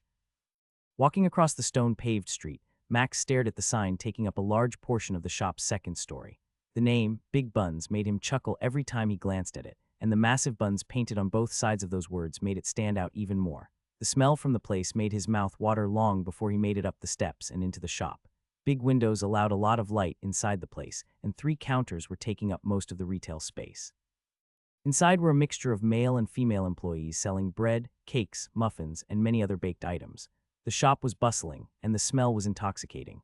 A massive board hung from the ceiling with the specials for the day and prices. Behind all the organized chaos of baked goods being sold to patrons, Max saw the man in charge standing next to 2 young teenagers piping frosting on top of some cupcakes. His watchful eyes never left their hands as they piped out the frosting in a controlled manner. Moving to the counter, Max waited, watching in fascination as he remembered those times he had got to do those very things. Part of him yearned for it, and with a twinge of pain, he felt the baker's skill he had called out to him, desiring to be used. Can I help you? A young woman, probably a few years older than him, stood to the right with flour on her arms and her apron covered in frosting smudges. He smiled and noticed her blue eyes and green hair. Green hair, that must be colored. I'm here because Big D, I mean Dick from across the street, asked me to come and give Baker Wright his order. The girl flashed him a smile, nodded, and motioned to the man he wanted, pointing out a few small mistakes and demonstrating the best way to apply the frosting. I can take the order if you want, or you can wait a few minutes and let him finish up the training he is giving those two. Learning possible skills for choosing day. She nodded, and a frown appeared on her face. I doubt either of them will actually end up choosing this profession. They don't like the early mornings and long days. And do you? Shrugging, she let out a groan as she brushed off some of the flour on her arms. I have lived this life since the day I was born. I doubt my father would have let me be anything else. By the way, I'm Amy. She held out her hand, and Max gave it a shake, feeling the strength in her fingers from all the kneading and mixing she must do every day. Seth. I must admit I loved my baking experience. Part of me wishes I could still do it. Amy's eyebrow raised as she leaned her head slightly to the side. You like baking? Unable to hold back his excitement, Max nodded, leaning against the counter as he watched her father fly through the cupcakes on the marble counter, layering icing with speed and precision that showed he had a lifetime of experience. If given the chance, I would gladly spend a day or two doing it again. Nothing more fulfilling than seeing the final product other than getting to taste it or see someone else enjoy it. Amy grinned, nodding in agreement as she listened to Max. Can I ask what you do now? Being silly, Max puffed out his chest and struck a pose. Can't you tell I'm an adventurer? Laughing, Amy shook her head. And yet you still want to practice baking. What can I say? I miss it. I'd take it in a heartbeat if given the chance to bake for one more moment. Gently biting her lip, Amy glanced back at her father and then turned to Max. Stay here a moment, let me see how much longer he has. Max had watched as Amy and her father spoke for a few minutes. She had run off to the back as her dad moved to the counter. His forearms were massive, and his brown hair was tied back in a ponytail. Clean shaven, the man reminded Max of a baker back in his hometown. No one liked hair in their bread. Baker Wright, the man said, wiping his hands off on his apron before extending one toward Max. My daughter tells me you need to give me the order for Dick and his wife. Bobbing his head, Max shook the man's hand, feeling his grip but smiling as it was nothing compared to his current strength. I am. Mr. Dick seems to be unable to decide, and after trying the 3 desserts you sent over, we both were unable to pick a better one. The perfect blend of the orange with the coffee and the small cake and the contrasting icing was unbelievable. Yet, if I am correct, that red velvet cupcake was moist and unbelievably satisfying with its hint of ermine frosting, which left me wanting even more. And then on the last one. Baker Wright held up his hand, laughing and waving off Max's description of his treats. My boy, you seem to know more about those desserts than some of my own staff. I thought Amy was teasing me when she said you wished you could bake still, but after listening to you just now, I see it's not a lie. Shrugging, Max smiled as he scratched a cheek. What can I say? Nothing better than fresh baked goods. The man nodded, a grin displaying his agreement with Max's statement. A few seconds later, Amy appeared again with an apron rolled up and a smile that ran from ear to ear. Seems you were right, dear. This boy does love baking. If you don't mind taking over the counter and putting Dick down for 40 of each dessert, I am going to see what this young man can do. Amy handed the apron to Max, who was standing there, dumbfounded, as the baker turned and moved back toward the cooking and prep area. Good luck, she whispered as Max glanced down at his apron. And stop standing there with your mouth open and make me look good. Chuckling, Max nodded, slipping the apron over his shoulder and mouthing the words to her as she watched him walk around the counter and toward her father, who was waiting. Standing in Wright's cooking area flooded Max with memories he had or at least tried to forget. So many emotions fought for his attention, but the sounds of fingers snapping won over all of them. Little overwhelmed. You might say that, sir, Max admitted as he glanced at the area they were standing in. It has been a while. The baker nodded, pointed to the raw materials shelf, and then tapped the stone counter. I'm going to do something I probably would never do, but since you were able to tell me all those things about my desserts just from one taste, I am willing to give you free reign of my kitchen. The man leaned his head toward Max and spoke in a low voice. As long as you don't break anything or burn something, I'll count this as a win. Show me what you got. I'll check in when you say you are done. With that, the man moved back toward the stone counter that was still covered with Eunice cupcakes and began checking on the 2 teens who were still struggling to get the icing right. With another glance at everything around him, Max got to work. The first thing he did was find out all the different materials and ingredients available to work with. Flour was fresh, the eggs were perfect, and the rune-covered cooling area had a variety of creams, milk, and other more exotic ingredients. There was a range of cooking ovens, each kept at a different temperature and all again powered by a magic rune system he had only seen once. This man must make a lot of money to keep these working like this. With his research done, Max got to work, collecting his ingredients and tools. He felt spunky, having tasted the man's orange and coffee cupcake. He had got to play with those ingredients a few times and knew what he needed to do. The skill was reminding him of the recipe he had read a few times, and the hours spent practicing those things. Time flew by as he made the coffee, strained it, measured it, and added it to his mixture. He then took a little of the coffee and smashed the grounds to a fine powder, adding it to the bowl. He had seen Baker Wright's eyes widen a little when he realized what Max was attempting, but he stayed away, just occasionally watching before returning to the tasks he had. There had been the occasional small bobs of the man's head, as Wright realized Max was doing things right. Max had 3 cupcake trays out, pouring 3 variations of the cupcake batter. Each tray had a slightly different amount of orange zest and coffee, as he wasn't sure of the exact ratios and wanted to have a way to pick the best one.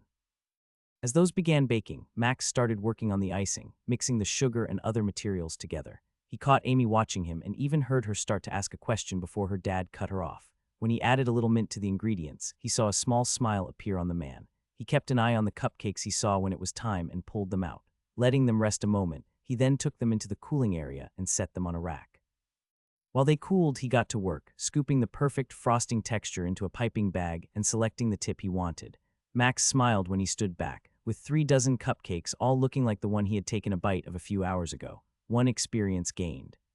What the hell, 1 experience, for all that? You okay? Realizing he was scowling, Max looked up and saw Baker Wright looking at him. There is nothing wrong visually with any of those. In fact, I would use some of these as examples for the teens I had here today. The man was genuinely smiling at Max as he motioned to them. Don't worry too much. From what I saw, I have no doubts how these will taste. I will even admit I was amazed you used the mint. Most wouldn't have picked up on that. Max let out a sigh, pausing for a moment. I love baking, but I often wondered how it would have been if I had gotten it. As an adventurer, leveling up isn't easy, but it is fast for a while. How long does it take to level up as a baker? Wright groaned, closing his eyes and rotating his head on his shoulders. I don't like talking about that. On a good day, I might earn 3 experience, but most days are 1 and 2. I slaved away for a year before I got my first level. After that.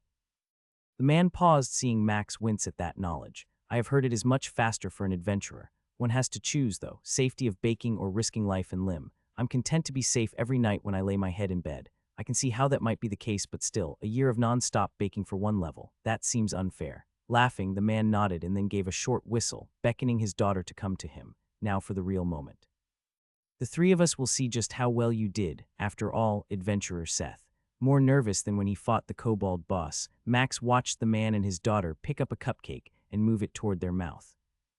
Oh my gosh, these are amazing. Baker Wright turned and looked at his daughter, who was licking the icing off her finger. I would say these are acceptable, but amazing. Really. After cleaning her finger with her tongue, Amy nodded and grinned toward Max. He is a bit jealous when it comes to praise from me, but Seth, are you sure you aren't a baker in disguise? A slight cough came from Max as he smiled and motioned to the other 2 sets of cupcakes.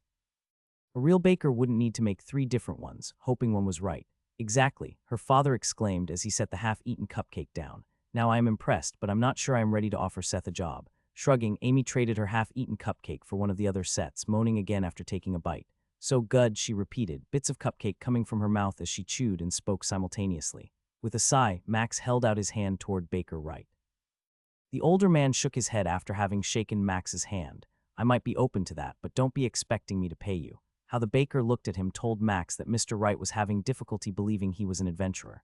Amy and her father looked at his token and then at each other. He wasn't lying, Amy said quietly. An adventurer and a frickin' baker. Waving his hands at the both of them, Max shook his head. I'm just an adventurer who likes to bake. 2 different things.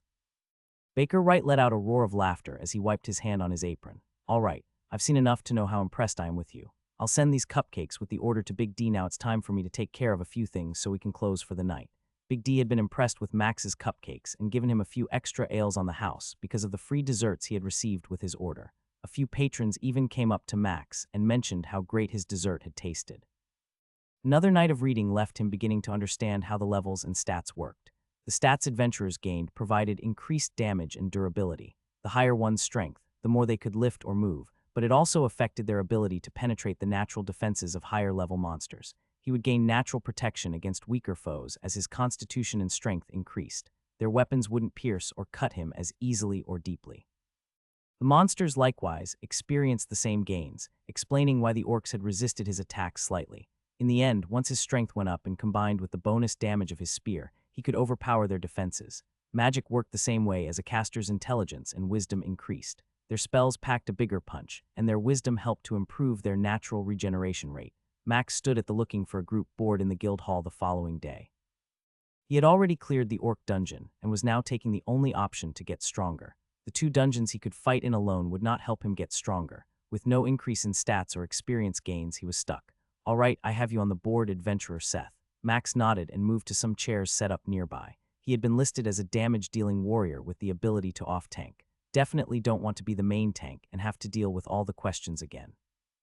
Knowing at some point he would have to answer questions, Max decided the best way was to announce from the beginning his spear provided a chance to heal when killing a monster. Seth Pendle, last call for a group. Realizing he was being paged, Max closed his book and got up, waving his arm and moving toward the counter before the group board. A few people nearby snickered at his name, but Max ignored them, knowing it would be that way for the rest of his life. Or until I can finally find a way to announce who I am. I'm Seth, he said as he got close, seeing a group of 3 standing by the attendant who had helped him earlier. There was a dwarven warrior with a shield on his back, wearing chain armor and a decent-sized hammer hanging from his hip. Next to him was an elf woman in robes, her brown hair tied in the usual braid most elves had and her green eyes watching him intently. Last was a dwarven woman in robes, holding a staff Max recognized as one a healer used. Still want that group? The warrior asked, his low voice surprised Max. I do. Sorry, I was reading and missed the first time you called out. You're level 13. Max looked at the elf and felt a slight tremor of fear he hadn't expected come over him. Why? He had to cough before responding, ensuring his voice didn't crack or waver. You aren't carrying any weapons. Are we going to have to wait for you to retrieve it? Looking at them all again, Max saw they each had a backpack on the ground near them. Smiling, Max activated his storage and pulled his spear out, watching the 3 of them nod their heads, obviously impressed that he had such a thing. Well, that changes things, she said, smiling. Sorry for doubting. No offense taken. I just arrived and realized I would much rather join a group and perhaps make a few long-term friends. I'll be here for a month or more. The healer nodded, and the warrior stepped forward and held out his hand. I'm Fowl, the elf is Tanilla, our resident mage, and that beautiful dwarf is Batrare. Smiling, Max shook his hand and grinned at the rest. Seth, your spear-wielding, damage-dealing, prefer not to tank, but I can do whatever you need at your service. Fowl chuckled and nodded as he reached over and tapped the shield on his back. I understand that. We were planning on going to the Lizardman dungeon if you are interested. Absolutely. Max let out a small whistle as his eyes adjusted to the new dungeon. Is this real? Fowl nodded. Seems impossible, but it is. It can be a pain of a dungeon, but that's how level 15 tier monster dungeons are. They aren't like the lower level dungeons at all. Know anything about them? Max nodded as he spun around. He looked at the grass field that seemed to stretch on as far as he could see. There were mountains far off and a sky with what looked like a mid-morning sun burning in it. High defenses due to their skin, fast, smart, and dangerous. Seems all that studying was paying off, Tanilla stated as she moved up next to Max. These things can be hard to deal with, especially if we find a group of 4 or more. I'll do what I can to slow them down, but you may need to play off tank more than you want. I'd prefer if you cannot get hit, Batrare added as she began casting a spell. I got 3 different heals, but I'm assuming you know one is only for emergencies. Max saw her watching him as she finished her spell, a glow surrounding the group. Your special heal is on a 24-hour cooldown once used, Max replied. I can help with the healing some though. I don't like to brag, but my spear has an enchantment that can sometimes heal me if I kill something.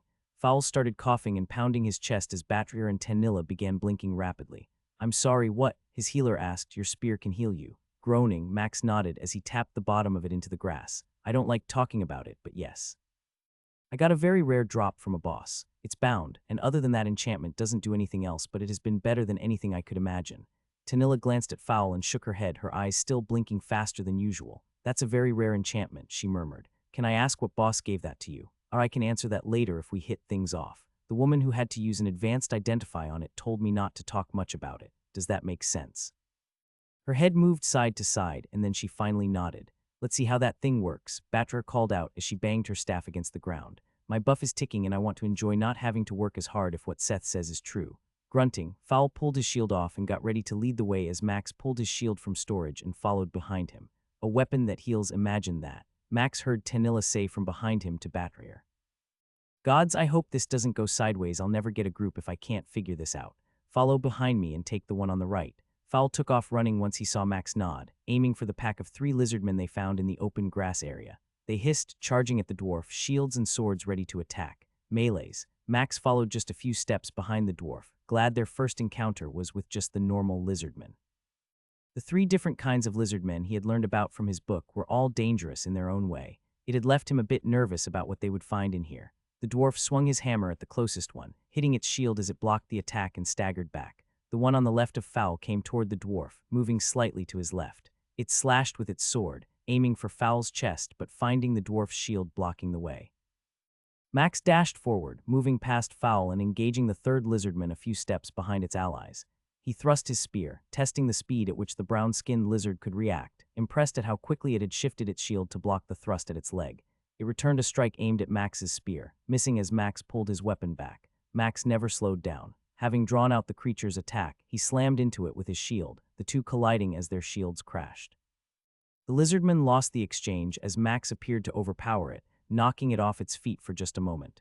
Flying backward, it twisted mid-air, using its tail to right itself, and landed on its feet a good 10 feet from where they had impacted. The sound of weapons and shields impacting each other caused Max to glance over his left shoulder for a second, rooted. He saw Fowl moving back a few steps, the one he had initially attacked moving after him while the one on his left appeared stuck, unable to move as vines coiled and twisted up from the ground, entangling its feet.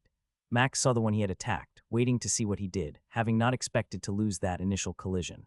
Realizing the opportunity he had as the lizardman waited to see what was going on, Max planted his feet and drove back toward the creature engaged with Fowl.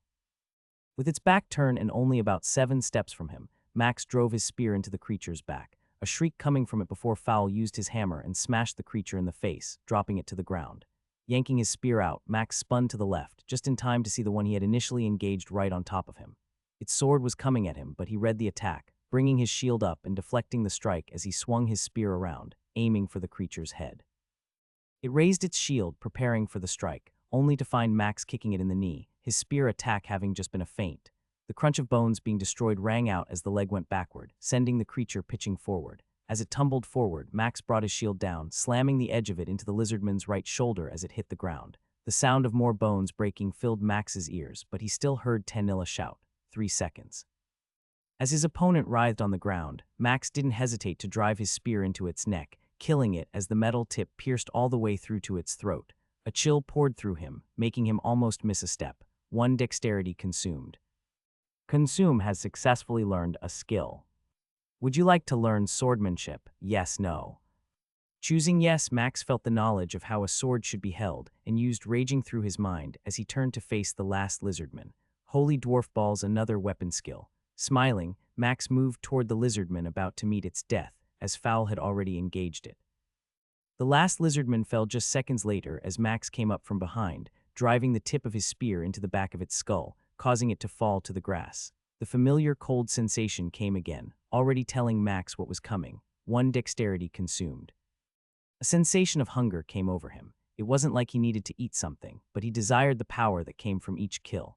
Every time he struck something down, consuming whatever part of his victim was stronger than him, life became sweeter. The world felt more alive. He felt alive. Coming to his senses, Max saw the others celebrating a little bit, a whoop and a cheer from Batrayer, who didn't look to have done much this fight as her mana bar was still full on the party view. Nice work, Seth, Fowl said as he came over and gently hit Max's arm. You handled that with ease. Unable to help himself at the praise, Max smiled and shrugged. You did all the work, taking the 2 on till Tanilla could root one. I just did what I could. Tanilla moved up to where the 2 warriors were standing and pointed at the corpse at their feet. I'm just glad these are the grunts. They are fast but nowhere near as difficult as the other 2 types. The mage for these things is tricky, and the massive version of these guys can overpower most strong warriors. We will need to change tactics some when we find them. Enough talking. Let's cut off these tails and get a move on before my buff wears off. I don't like wasting mana, Batrayer grumbled as she joined them. Max snuck a peek at his new stats and found himself trying not to leave his mouth hanging open. 2 points of dexterity made his whole body feel more fluid and react faster. The swordsmanship skill had flooded his mind with different ways to use a sword as well as defend against sword attacks. There would be questions he couldn't answer if he suddenly started using a sword and healed off a kill. You okay? Fowl asked as the dwarf tossed 2 tails to where Batrayer was standing. You look a bit dazed. Oh, I'm fine, Max replied, bending down to grab the weapon and shield from the corpse he was standing by and adding them to his storage. I was just thinking about things I could have done better during that fight, wanting to make sure I don't make stupid mistakes. A warrior who thinks and doesn't just rush in, Tanilla said as she cut off the tail of the first one Max had killed. Imagine that, Fowl. The dwarf grunted and stripped off the weapon and shield from the lizardman he had killed. He handed them to Max, who deposited them with the other 2 he had just stored a moment ago. Enough complaining. We have creatures to find and kill. That was some of the best experience I can recall getting in a long time. 2 more packs of 3 lizardmen died in a similar fashion. No more dexterity had been acquired from Consume. Max now understood how the flow of battle would work, his new dexterity allowing him to easily take out the target he handled. Tanilla always rooted one, leaving the third one to die once Max came up from behind. They were scouring the open field, traveling left so that finding the portal to exit wouldn't be difficult when it was time to leave.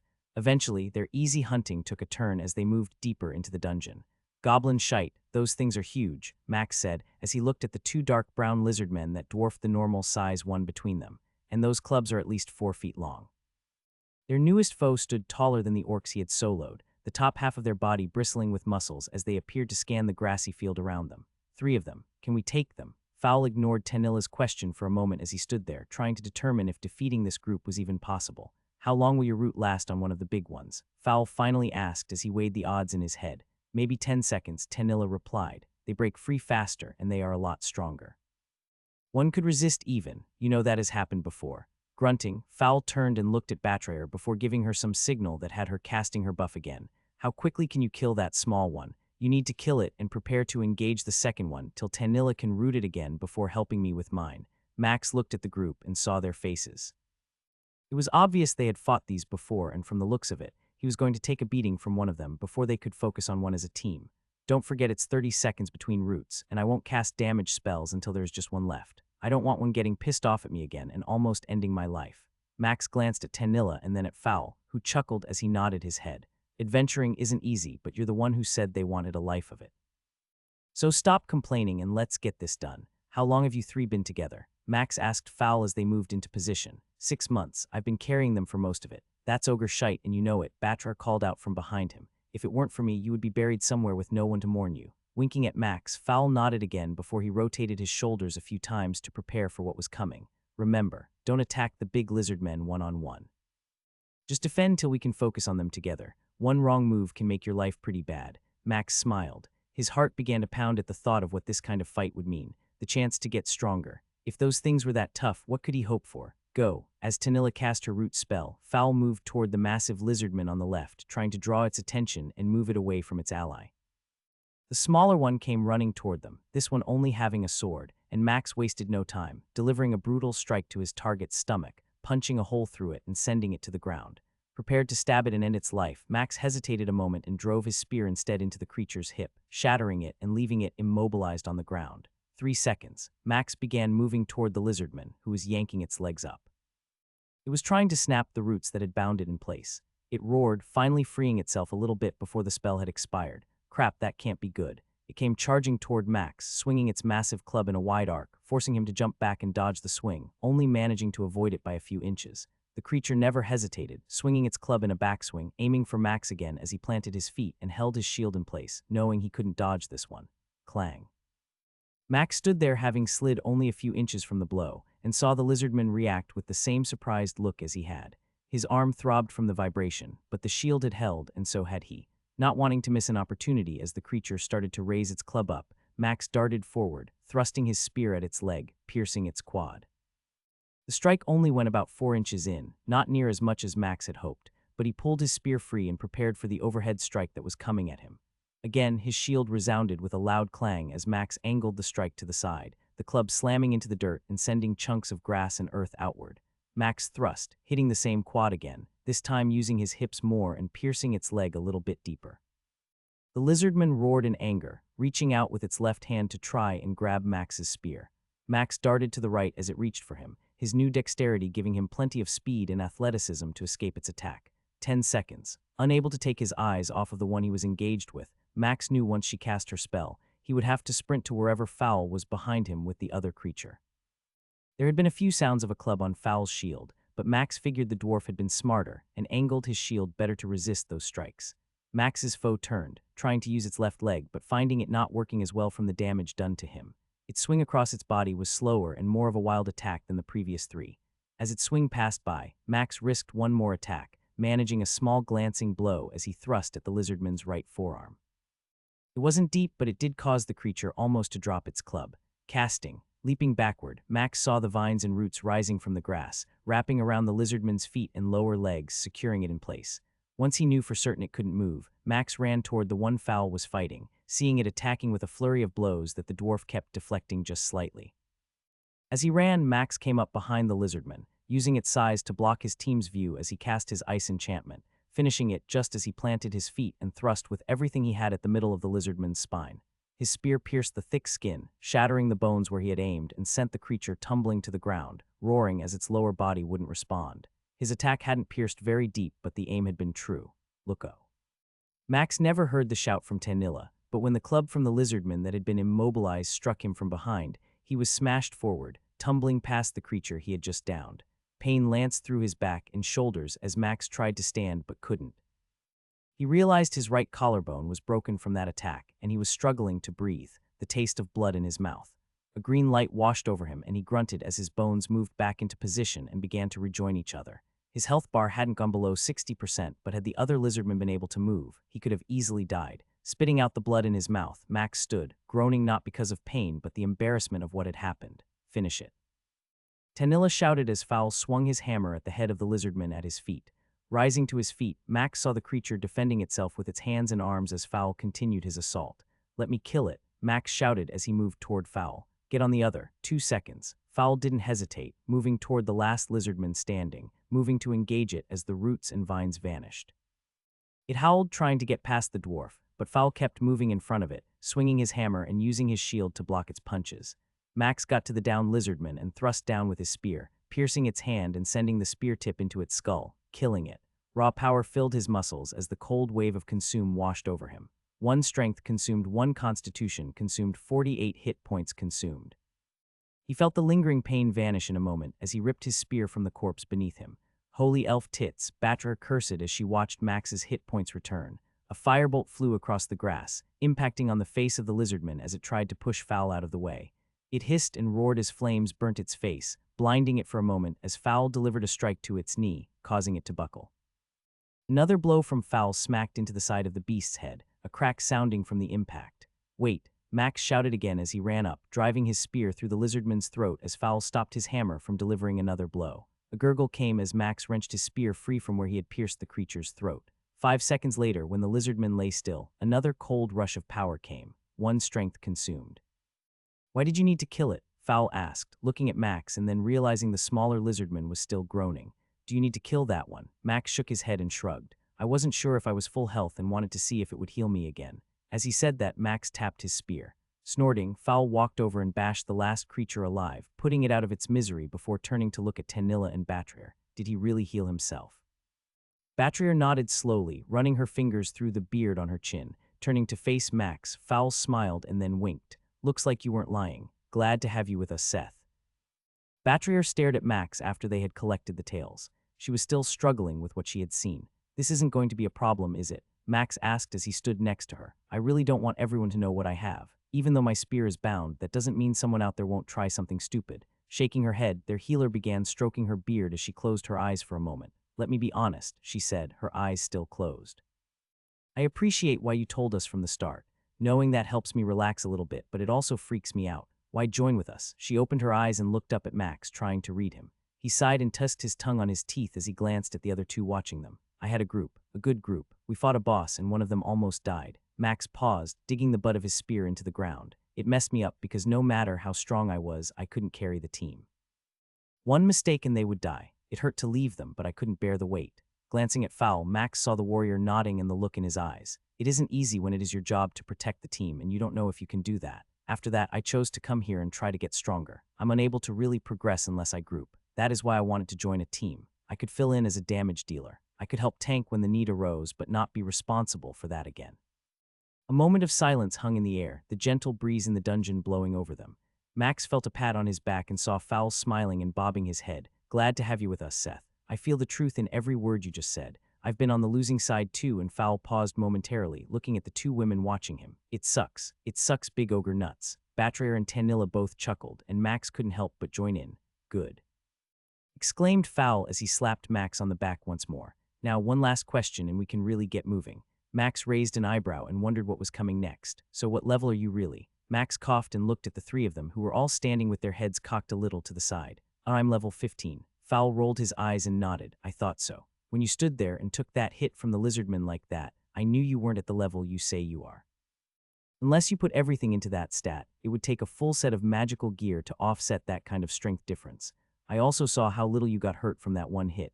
That tells me you got points in Constitution and you move way faster than me. So why hide it? Max sighed and frowned. I guess I'm not used to sharing everything with people. I've been hurt, and it's hard to trust others. How can we trust you to protect us if you won't be honest with us?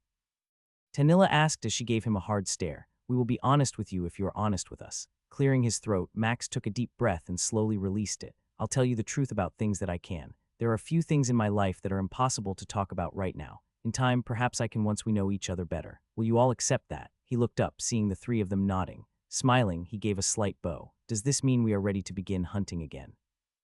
Roaring with laughter, Fowl smacked him once more on the back before pointing in the direction they had been heading. That's why we are here. The next two groups were far easier, with only one hulking brute of a lizardman and two smaller ones. Max was doing his job well, laying waste to the creatures from behind when they were focused on Fowl or keeping one busy, until Tanilla could ensnare the other and he could help out. Then things got crazy as they reached the portal. That for the boss?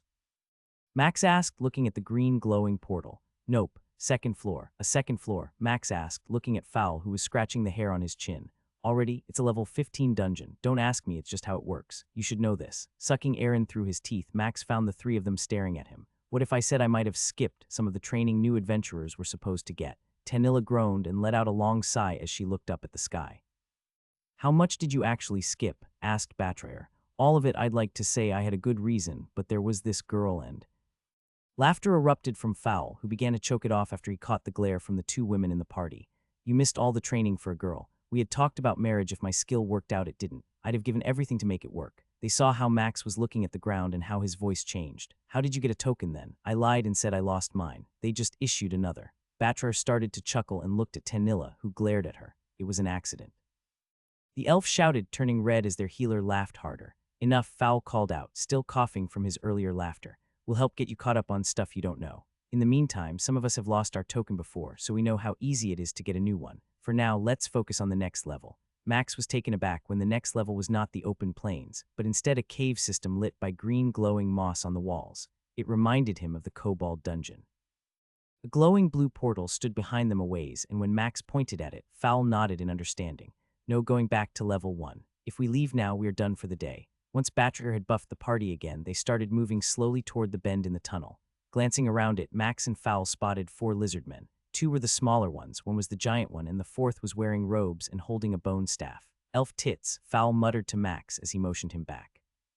What is it? Batrayer asked as the 2 of them returned from their scouting. 2 lessers, 1 giant and a caster. It looks like our day ends here. Tanilla cursed and spat on the ground. Always that group and impossible to get past. Max saw the 3 of them frustrated and felt a twinge of guilt bothering him. What if we could take out the caster from the start? They all looked at Max, and he saw the confusion on their faces. You going to summon lightning from your arse and magically kill them all? Fowl asked, shaking his head. Max sighed and gave a grin. We're being honest about what we can do, right? The 3 of them slowly nodded, eyes opening a little wider as they waited for what he would say next. If I share something with you, can I trust that you won't go telling others? It stays here. Fowl looked at his 2 companions and they nodded, shrugging their shoulders. What you say stays here. Max grinned and then took a deep breath. I have a second skill. That's not a secret. We all know that. What?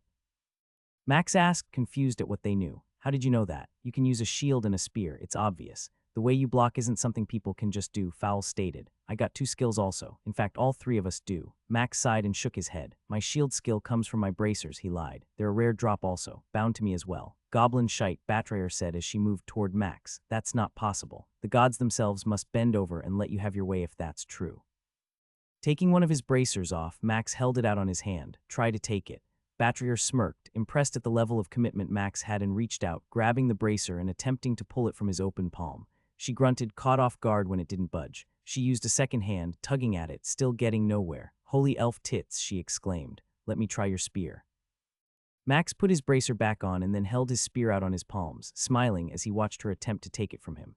She yanked with all of her might, and Max almost thought she was going to pull her shoulder out of the socket from how hard she tried. Impossible, Tanilla said. 2 bound items at this level. How in the gods did you manage that feat? Fowl asked, shaking his head in disbelief. My spear was a total fluke. I have no idea.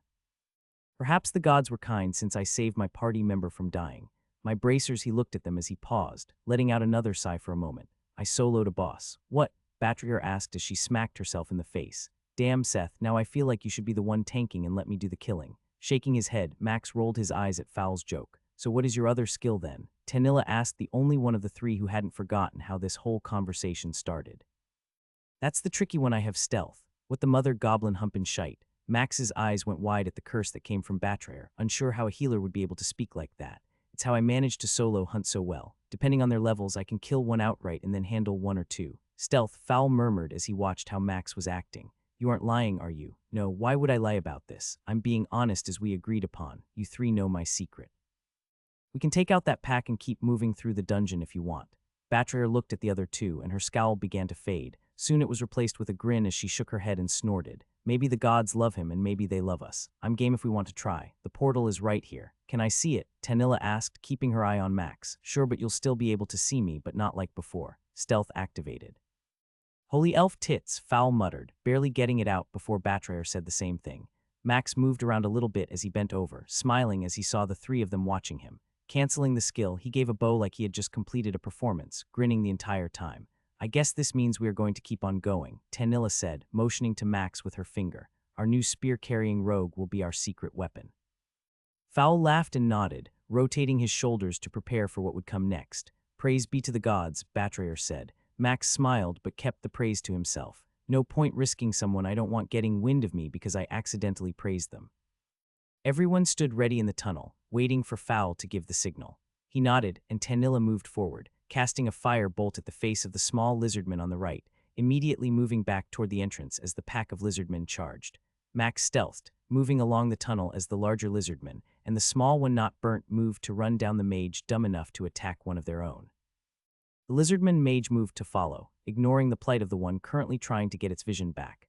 Max moved into position, and as the mage came toward him, he thrust his spear out, catching it in the chest and watched as its eyes went wide. The spear was positioned perfectly, running it through the heart and killing it in one attack. Doing his best not to stumble, Max turned and ran as his brain felt alive as cold power flooded into it. One intelligence consumed. Max heard the sounds of battle as he came to the corner, seeing the smaller lizardman rooted, hissing and straining to be free of the roots that ensnared it. It never noticed Max as he came up from behind, receiving a spear thrust that pierced its back and chest. It crumpled forward, falling for just a moment before its body was held upright by the roots as Max ran past it. He saw Fowl smiling as he blocked the club that continued to crash against his shield. Each strike rang out until Max repeated his performance of the earlier level, shattering the lower spine of the lizardman, watching it tumble forward with a roar. Familiar movements flowed again, a firebolt traveling past him, another hiss and cry coming from behind Max. He ran toward the burning lizardman and drove his spear into its chest, killing it without the need for a second strike. Holy elf tits, Fowl muttered, looking at the carnage around them before looking at Max. It's dead. Max nodded, motioning to the tunnel behind him. I managed to kill it in one hit. A lucky strike. Lucky strike my ogre's arse, Batrayer said as she let out a chuckle. The gods love someone here for sure. Who cares, Tanilla declared. We have never gotten past those four. The pattern that followed worked almost flawlessly every time. Max took out the caster first, even when there were three large lizardmen. His attack dropped the mage each time in one hit. He enchanted his spear when no one was around and crippled one of the two large lizardmen on Fowl. From there, they simply tanked the two lizardmen until Tanilla's ensnare was up, and they could execute their well-practiced method of fighting. Goblin shite, Tanilla said as she started to smile. You two are level 16 now, aren't you? Fowl and Batrayer both nodded, having leveled before she had and knew hers would happen soon. What about you, Seth? Have you leveled yet?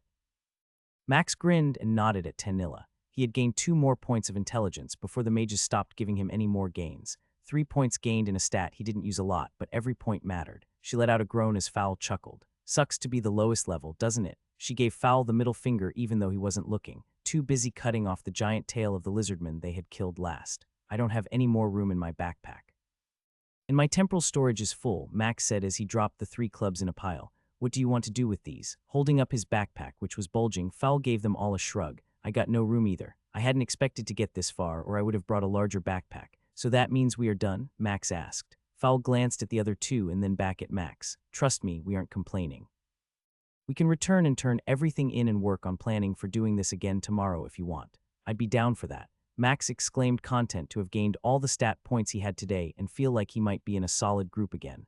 Max stored his shield and spear, took out 2 of the 4-foot maces, and added them to the stack of 3 on the ground. Load me up, Max said as he held out his arms. A warrior and a pack mule, Tanilla said as she moved over to start putting the maces in his awaiting arms. What else could a mage ask for? Max felt a little foolish standing in line for their turn with an attendant holding 5 massive clubs in his arms. However, the rest of his party thought it was great as people took notice of them, amazed at how much they had collected. They had sent Fowl to the quest board, where he had procured their quests for the turn-ins. Each of them walked away with 31 silver in their pocket, smiling the entire way to an inn not far from the center of town to talk about tomorrow. Fowl finished his first mug of ale before Max had even managed to take a drink of his. Now that hit the spot, he declared as he waved at the waitress who had just moved off from their table. Ignore him just like we do. Max chuckled and nodded at Tanilla, who stuck her tongue out at Fowl as he gave her a scowl. You two quit egging the other on so we can focus on the task at hand. Fowl stuck his tongue out at Tanilla before shifting in his chair and motioning to Batra to begin talking. You mentioned you were planning on staying for a month or more. What is your reason for being here, besides getting stronger? Fowl snorted, ignoring the look Batra gave him. Yes, besides that, all of us are here to get stronger. What else though? Max shrugged. That's it honestly. I'm not doing this to be some hero or get wealthy. I don't even care about fame. In fact, if I'm honest, I'd prefer not to be that well known. At his last statement, Tanilla coughed, snorting ale out of her nose, struggling to breathe for a few seconds. You okay? Max asked, leaning over and patting her on her back. She waved her hand as she wiped her face and nose. You don't want to be known, yet your name is Seth Pendle. Explain that one. Max heard the other two snort. All he could do was shrug. It is what it is. That is the truth, though. I want to be able to go to the towers and see what I can do there. In order for that to happen, I need to get a lot stronger. Fowl's fingers started to tap on the table, and Max turned to see the dwarf man grinning. You know that journey will take a while. Right. Nodding, Max picked up his mug and took a drink. Tell me, what else is there for us? He asked after setting his cup down. I don't want to guard some noble or merchant's goods. I'm young, and now I realize that some of my plans aren't going how I want. All I can think about every day is taking down something stronger. For what it counts, I totally agree. I don't want the life my parents wanted for me, and I cannot tell you how much pressure they put on me due to my skills.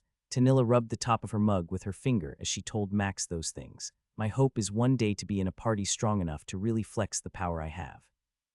Max cocked an eye at Tanilla and heard a whoops come from her. The power you have. She coughed and looked at Fowl and Batrayer, who were both grinning and staying quiet. Tanilla sighed and glanced around the room as she leaned closer to Max. I have a lot more powerful spells than a simple firebolt and ensnare. If I were to use them, I would draw the aggro of the creature, and in case you haven't noticed, I'm not really built for taking massive clubs across my back or chest. Max chuckled and nodded at her joke. Just how powerful are you? He asked, giving her a wink. Fowl groaned as Tanilla shrugged. She's strong enough that she shouldn't be with us, Fowl chimed in. Maybe tomorrow she can show off for a moment, but we would have to ensure that we could protect her. I've seen only one of her stronger spells one time, and it came in clutch when we needed it. Fowl, please don't. Be honest. He was honest with us, Fowl said as he cut Tanilla off. All three of us are running from something we don't want. That's why we work so well together. Seth understands that, and we all can see it. Fowl picked up his mug and took a quick drink before setting it down with a thump and tapping the table with his fingers. I'm not like my father. He was upset that I didn't want to be a blacksmith like everyone else for generations. I was tired of the forge. So I found someone to train me every day for years as a warrior. When my selection came, my family was upset, knowing I had gone behind their back and done what I did. Worse yet was both skills were warrior skills, which really made it difficult for them to complain. Fowl paused a moment and then motioned to Batra with his head. One day, she might tell you how bad it got. Just know you aren't the only one with problems and a few things you want to keep secret. Max nodded, seeing how Tanilla and Fowl were now leaning back in their chairs and lost in their thoughts. He turned and looked at Batrayer, who began to laugh when she saw him do it. Don't look at me. I'm the only normal one in this group. My only problem is liking that bull-headed guy right there. Fowl scowled playfully before leaning over and taking her hand to give it a gentle kiss. You wouldn't trade me for anything. She scoffed and shook her head. I'd trade you for a lot, but sadly, no one will give me much for you. I guess that means I'm stuck with you until you become good enough I can sell you for a home in the capital. Max found himself finally relaxing, enjoying the casual conversation and jokes they told as they relaxed for another hour. Tomorrow morning, it was decided that everyone would meet back at the adventure hall outside the portal 2 hours after sunrise. Max sat on the bed in his room, reading the books he had bought again, as he tried to figure out why he had gotten the swordsmanship skill from a lizardman.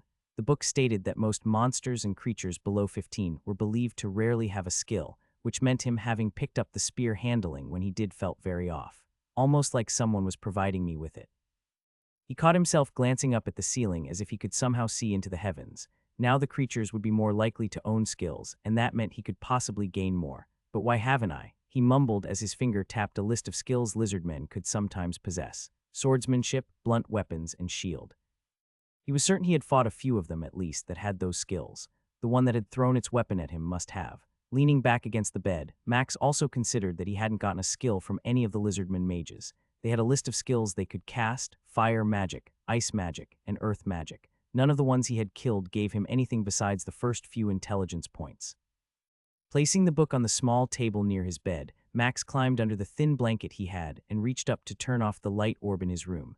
Tomorrow. Maybe tomorrow I can get another skill or something else. Closing his eyes, he fell asleep, thankful to have found a group that seemed to be working out well. Finish it? Max didn't hesitate, driving his spear into the massive lizardman pounding on Fowl's shield.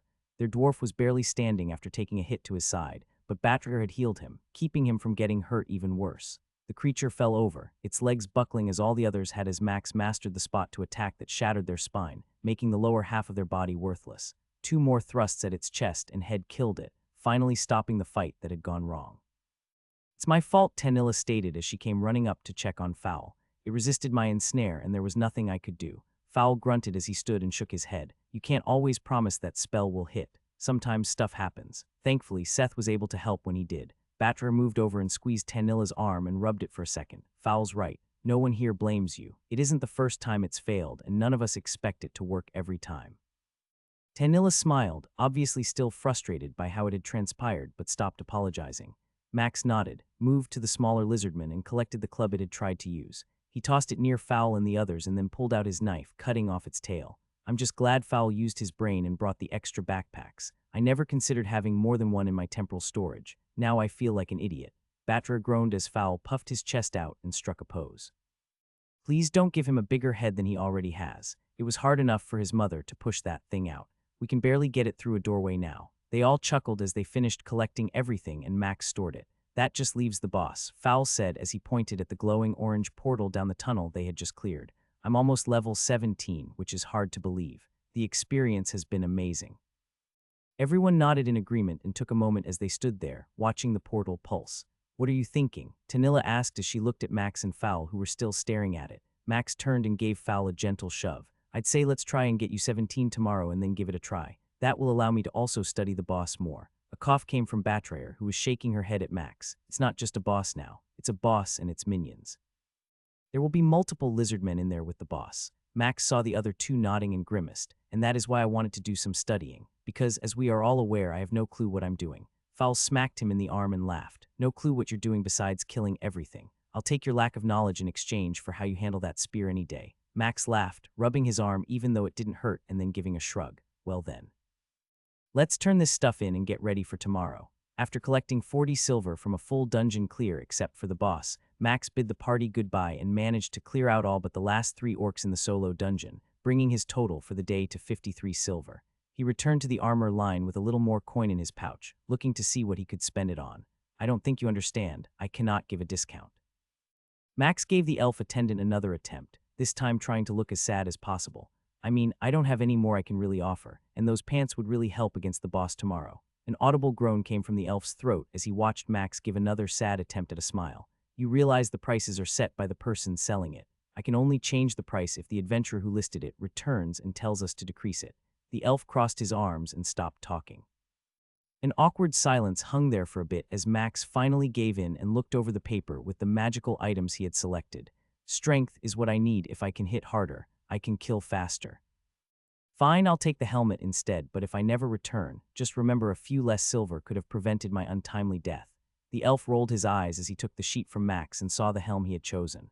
Opening a drawer next to him, he reached in, pulled out a leather cap and put it on the counter in front of Max. "1 gold, please." Resisting the urge to grumble, Max slid a pouch with 50 silver to the man. The attendant picked it up, gave it 2 slight tosses, and then nodded. "Pleasure doing business with you, adventurer Seth. Remember, you can always sell any item you no longer need or want." Max picked up the helmet and replaced his old one with it. Walking away, he deposited it into storage and let out a sigh. He could have afforded the pants but didn't want to spend most of his money on them. Sure, they would have been nice, but a bonus of 1 strength from the helm would have to do for now. Unable to hold back the grin, Max set off to finish the last thing on his list for today. "Tell me why you haven't come to say hi and don't give me no stupid. I've been adventuring answer either." Max winced as Amy stood beside him in the inn's main dining room. The normal crowd of patrons had not arrived yet, it was still early in the evening. "But I have." Tomorrow, we are going to attempt the lizardman boss. That's why I'm here studying everything I can." Amy smirked and then gave a playful hit against Max's shoulder as she started to laugh. "I'm just messing with you, Seth. I had no doubt the only thing keeping you away was some fancy quest. Nothing boring like baking pies, cakes, bread, and more every day." Max rolled his eyes and motioned to the chair across the table. "I don't think baking is boring, but it sure is much slower when it comes to leveling." Amy eyed the chair momentarily and then glanced around the room before sitting down. "I can't stay long. Dad will wonder what I'm doing, and Big D has a bad habit of telling him everything. I guess it's expected since they've known each other for like 20 years. 20 years, that's a long time to stay in one place." Amy nodded, letting out a sigh as she glanced once more around the room. "Tell me about it. Someone new comes in every day, and within a month or two they are gone. No one sticks around. Only a few of my childhood friends are still here, and they are always working as well." She chuckled and then shared what she had been thinking. "I always figured I made the wrong choice and should have been a banker. Those guys have the easy life, working banker hours. Maybe the gods messed up and meant to give you the banker but forgot to add the end to it." Grinning, Amy nodded and then her face changed, her smile replaced with a frown. "How long till you leave?" Sucking air in through his teeth, Max winced a little at that question. "I don't know, but maybe 2 months or so. Once I finish most of the dungeons I can do here, it will be time to move on." Sliding out of her chair, Amy gave him a grin and held her hand toward him to prevent him from standing. "I need to go. Maybe you can stop by and bake again. It was fun getting to see you work." Max nodded and waved as she left. The thought of living the life she had seemed foreign now. Before, all he could think of was being a baker, and now it seemed like he was consumed with killing things and getting stronger. In the back of his brain was an itch he could never fully scratch, begging to feel the rush of power as that cold wave came over him. Looking at the book on the table, Max opened it to where he had slid a bookmark and began scanning the information on the boss again. 4 lizardmen and the boss and the 4 that spawn are always random 30 seconds after the fight starts before the boss activates. Knowing that tomorrow those 4 could be anything made planning hard. If the combination was wrong, taking everything out before the boss became active would be impossible. He glanced at the skills section and let out a low whistle. 4 skills, what the hell were the gods thinking? Looking at the 4 of them, Max recognized the power slash and power slam. Both were dependent on the weapon the boss spawned with. Either a sword or a mace would dictate that skill. Iron skin, I mean, come on. For 20 seconds, the boss would have 50 resistance to all physical attacks. Max's finger froze on the last one as he read it. "Dual wielding, you got to be crapping me." Realizing he had said something out loud, Max looked around and saw that no one was within range of hearing him. If he has dual wielding and one of each weapon. The possibility was scary and at the same time exciting.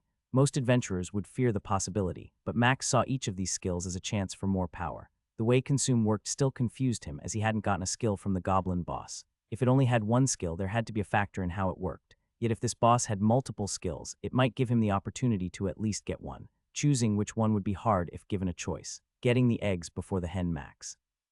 Slow down and wait. Closing the book, Max could feel his hands trembling and had to open and close them a few times before it stopped. He chuckled when he realized why they had been shaking. "Gods, I can't wait for tomorrow. Holy elf tits," Tanilla shouted out as she gave a fist pump after Max killed the last lizardman. "I didn't think I would get it, but I did. Level 17. Everyone gave her a few claps, and Tanilla gave her best bow as they set to work harvesting the lizardmen. "You 3 want to go inside and get the timer started while I finish up here?" Max asked as he stuffed a few clubs into a bulging backpack and put it in storage. "You sure?" Fowl asked as he looked at the other 2 corpses that still needed to be harvested. "Yeah, it will give both of them a little time to rest, and we need to wait 2 minutes anyhow." Fowl nodded and moved to stand by the orange portal. He turned and flashed a grin, motioning to it with his head. "The last one in is an off-tank." The 3 of them chuckled and portaled over while Max moved to one of the last remaining corpses. With them all gone, he finished up and then pulled his spear out of storage. Ice enchant. His spear glowed blue, and Max could tell the enchantment had grown stronger since he had gained all his intelligence. Inspect weapon. Berserker spear +1 strength, constitution, dexterity 25 bonus damage against higher level enemies. Bonded. Enchantment ice enhancement +5 damage, 10 chance to apply a chill effect upon striking an enemy. The chill effect lasts 12 seconds and slows the enemy by 2656. He smiled, feeling his hands starting to shake before he clenched his spear tight. There was a boss to fight, and he would be the one to kill it. Max came through the portal to find the other 3 standing a few feet behind the yellow line. The boss room was a giant grassy open area, easily 100 feet wide, matching the same time of day as the first level. 2 swords, that's not good, Max stated as he took in the sight before him. 2 magic users and 2 massive lizardmen surrounded the boss on all 4 sides. Even with their massive 4-foot clubs, they looked small as the boss stood 2 feet taller than they were. Makes me feel kind of short, Fowl joked after Max came up next to them. It does indeed, Max replied as he saw Batterer start casting her buff and started planning out what might work. Thoughts? Fowl looked at Tanilla and then pointed at the large lizardman on the left. Root that one first. We'll need Seth to attack a mage and then take out the other. If he can manage that before the ensnare breaks, we might have a chance. Turning to face Max, Fowl scratched his beard for a moment. You'll have to run fast and strike the one on me as you always do. That will give us hopefully enough time to take out the 4th one before the boss activates. Did your book tell you the boss will engage the moment all 4 are dead? No, it did not. That's good to know though, Max replied. If that's the case, perhaps we don't kill one and just immobilize it. That would give us just a few more seconds to get into position and figure this out. Nodding, Fowl looked around the dungeon again, considering the fact there was no choke point. Even if both of them stood in this opening, there was still enough room for the boss to push past them to get to one of the women if they drew aggro. We need to decide now how to handle the aggro. If it charges you too and we are away, we may not be able to regain it. I'd rather stand here by the portal then, Tanilla said as she took a step back from the line. Better to not succeed on this boss and live than the alternative. Grunting, Fowl nodded and gave his shoulders their usual rotation before the fight would start. We ready? Batterer and Tanilla nodded as Max considered the distance. Once Max activated the guards, it would take him a bit to get to the mages if he stealthed. I can't stealth. It would take too long, he muttered. Fowl looked at him and sighed. Ogre nuts, you're right. I guess we will see how well your spear heals you once those mages get you in their sights. We need to hurry. Time's ticking and the portal is active. Max moved to the line on Fowl's right side. He gave a nod and Fowl roared, stepping over the yellow line and watching the 4 guards immediately turn their attention to him. Max sprinted, focusing on the mage on the right. It was beginning to move its hands and ice started to form on its hand. The mage in the back shifted toward the right of the boss, its vision partially blocked by the brute on the left and the boss. Root sprang up, wrapping the feet of the lizardman on the left as it shrieked and hissed in Tanilla's direction. The first large lizardman collided with Fowl, who had run toward it. The massive club it had swung toward their warrior bounced off Fowl's shield as he defended against the attack. A shard of ice came at Max, the mage who had started casting, having to switch targets when its fellow guard blocked its line of sight to Fowl. Raising his shield, Max felt the force of the strike, shards of ice exploding in every direction from the impact. 20 feet. Max only took his eyes off the mage for a moment to cover his chest and face as the ice shard approached him. As he lowered it to find his target again, he noticed a flame bolt coming at him now and had to raise his shield again, feeling the heat as fire washed over his shield and scorched his legs and arm. He never stopped his charge, even when he barely had time to block another ice shard that struck his shield again. The mage realized too late that Max was not going to stop as Max thrust his spear out, catching it in the stomach. He had wanted to go for its chest, but another flame bolt came at him, requiring him to raise his shield to lessen the damage he took from it. A hiss and shriek came from the mage as he drove the spear through it. The blue light that had started to form on its hands vanished, its spell interrupted by the spear piercing its body. Moving to the right, Max used the mage to block the lizardman, preparing to send another fire bolt his way. With a moment to think, Max jerked his spear free, thrusting again and this time piercing the mage through its heart. When he pulled the spear free, Max watched it fall to the ground. As it fell, a firebolt came at him, striking him right in the chest. His body erupted in pain as flames burnt his face and everywhere else. A scream came from his mouth and a moment later, it was gone, replaced by a rush of cold. 38 hit points consumed, 3 stamina consumed. 3 seconds, Tanilla's shout spurred Max on, leaping over the dead mage and dashing toward the last one. Its hands began to glow red, and Max knew it would cast before he covered the last 4 steps he needed to be in range. A firebolt slammed into the mage a moment later, coming from behind him, causing the creature to lose its concentration, and its spell to stop as fire ignited its skin. Those last few steps gave Max time to level his spear and thrust it into the burning mage's heart. It fell dead, fire still dancing on its scales. 23 hit points consumed, 10 mana consumed. Look out, Max twisted his head to the left, seeing the swing coming from the massive lizardman that had been ensnared this entire time. His shield barely got up in time as he ducked, the blow glancing off and causing the lizardman to continue its swing. A small shift in its weight made it take a step so it could try and stop the swing. Being faster by a lot, Max pivoted on his feet, bringing his spear around and driving it into the lizardman's thigh.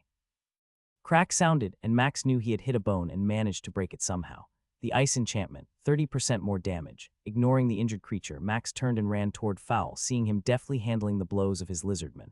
With a well-practiced strike, Max drove the spear a little higher into the creature's back, feeling it pierce deeper than usual. the added strength and that bonus. The lizardman crumbled to the ground, dropping its club as its body found itself not working. 15 or less, Fowl pointed his hammer at the one Max had injured near the boss. Kill it, I got this one. Max nodded, running back to where the lizardman was beginning to rise, using its club as a crutch. As Max ran toward it, he felt the eyes of the boss on him. A chill ran down his back as Max focused on the lizardman, who realized he was coming at it.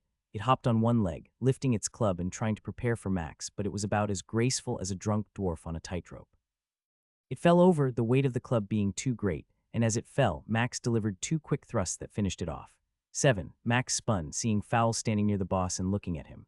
Fowl nodded, pulled back his hammer, swinging it at the boss. Instead of a free shot on its leg, the 2 5-foot-long curved swords that had been resting against its massive shoulders swung down, blocking the attack with ease while delivering a massive blow to Fowl's shield.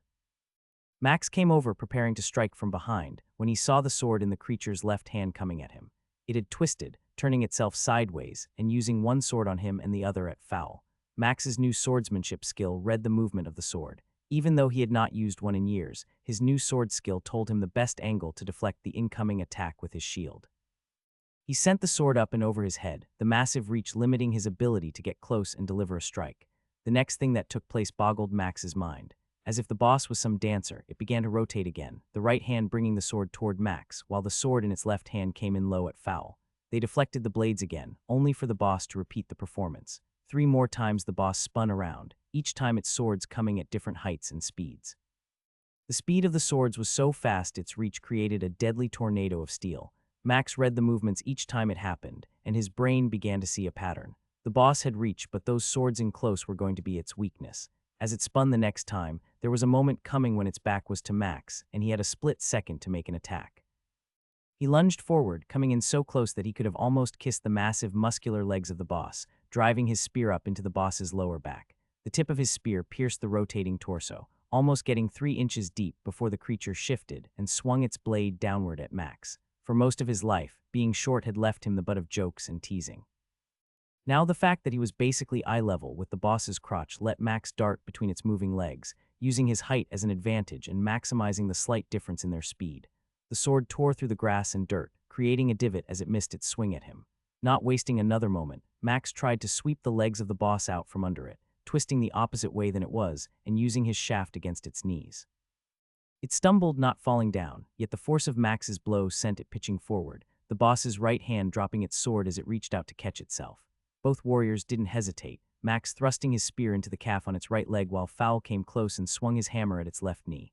Each of them got in 2 attacks, drawing blood and a roar from the boss as it rolled to the side. As it rolled, its tail whipped at Fowl, catching him in his legs and sending him crashing to the ground. It hopped to its feet as Max pressed the attack, not giving it a chance to recover if he could help it. He prepared to thrust at its left leg again, but Max saw a red flash on the boss and stopped the attack, jerking his shield in place as he saw the sword coming at him with such speed it was a blur. The force of the blow sent him staggering, taking over 5 steps backward as the boss began to move toward him. Vines and roots appeared at its feet, slowing it down for only a second as it tore free of the spell that Tanilla had cast, hoping to buy both Fowl and Max time.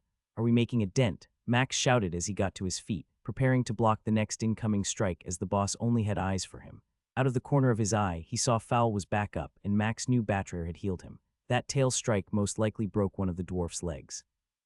The boss and Max danced together, its massive sword keeping him from closing the distance, and the rare attack that Fowl managed to land on its leg doing almost no damage. Somehow his shield was surviving the constant assault the boss rained down on it. For over a minute, neither of them landed a blow, and now even Fowl was being kept at bay by the swinging tail that threatened to send him flying. "Tanilla, we need your help." Fowl shouted, giving up his attempt to land a blow, and repositioning himself between Batrair and Tanilla. Max wanted to see what Tanilla was going to do, and 10 seconds later he got his wish. A massive ice spear slammed into the side of the boss and sent it flying to the side. Max tried not to stand there gaping like a fool, but he had not expected that at all. When Tanilla had said she had more powerful magic, he had expected something a little bigger, but this attack was well beyond his expectations. He dashed forward, delivering a strike to its leg again, the tip of his spear finally piercing completely into its thigh. Back up. Max didn't ask as he lunged backward, the boss turning to swing at him, only for a huge fireball to strike its chest and set it on fire. Risking a quick glance at the party display, Max saw that Tanilla had almost no more mana left. Those 2 spells had taken everything it appeared. The boss roared or hissed or did something that sounded awful, and Max moved forward again to strike at its leg. He got the attack to land, but the boss's skin shimmered a half-second before the metal tip struck. It barely pierced its leg now. Goblin shite, iron skin. The boss began to move toward Tanilla, and Max continued to thrust over and over, easily blocking the boss's sword as it swung. Its movements and swings were slowed drastically. Iron skin, Max shouted as he moved behind the boss and attacked the lower part of its spine over and over. He easily hopped over its tail as it whipped it toward him. The speed of it was almost comical in some ways. Every thrust of his spear went a little deeper into the hole he was creating with his constant barrage of attacks. Inch by inch, he chipped away at the boss's back, trying to secure an injury like the one he had inflicted so many times on the other lizardmen. The sound of a sword on a shield made Max look at what had happened, and he saw Fowl engage the front, trying to stop the boss's steady steps toward Tanilla. Run to the other side of the field. Now, Max yelled out.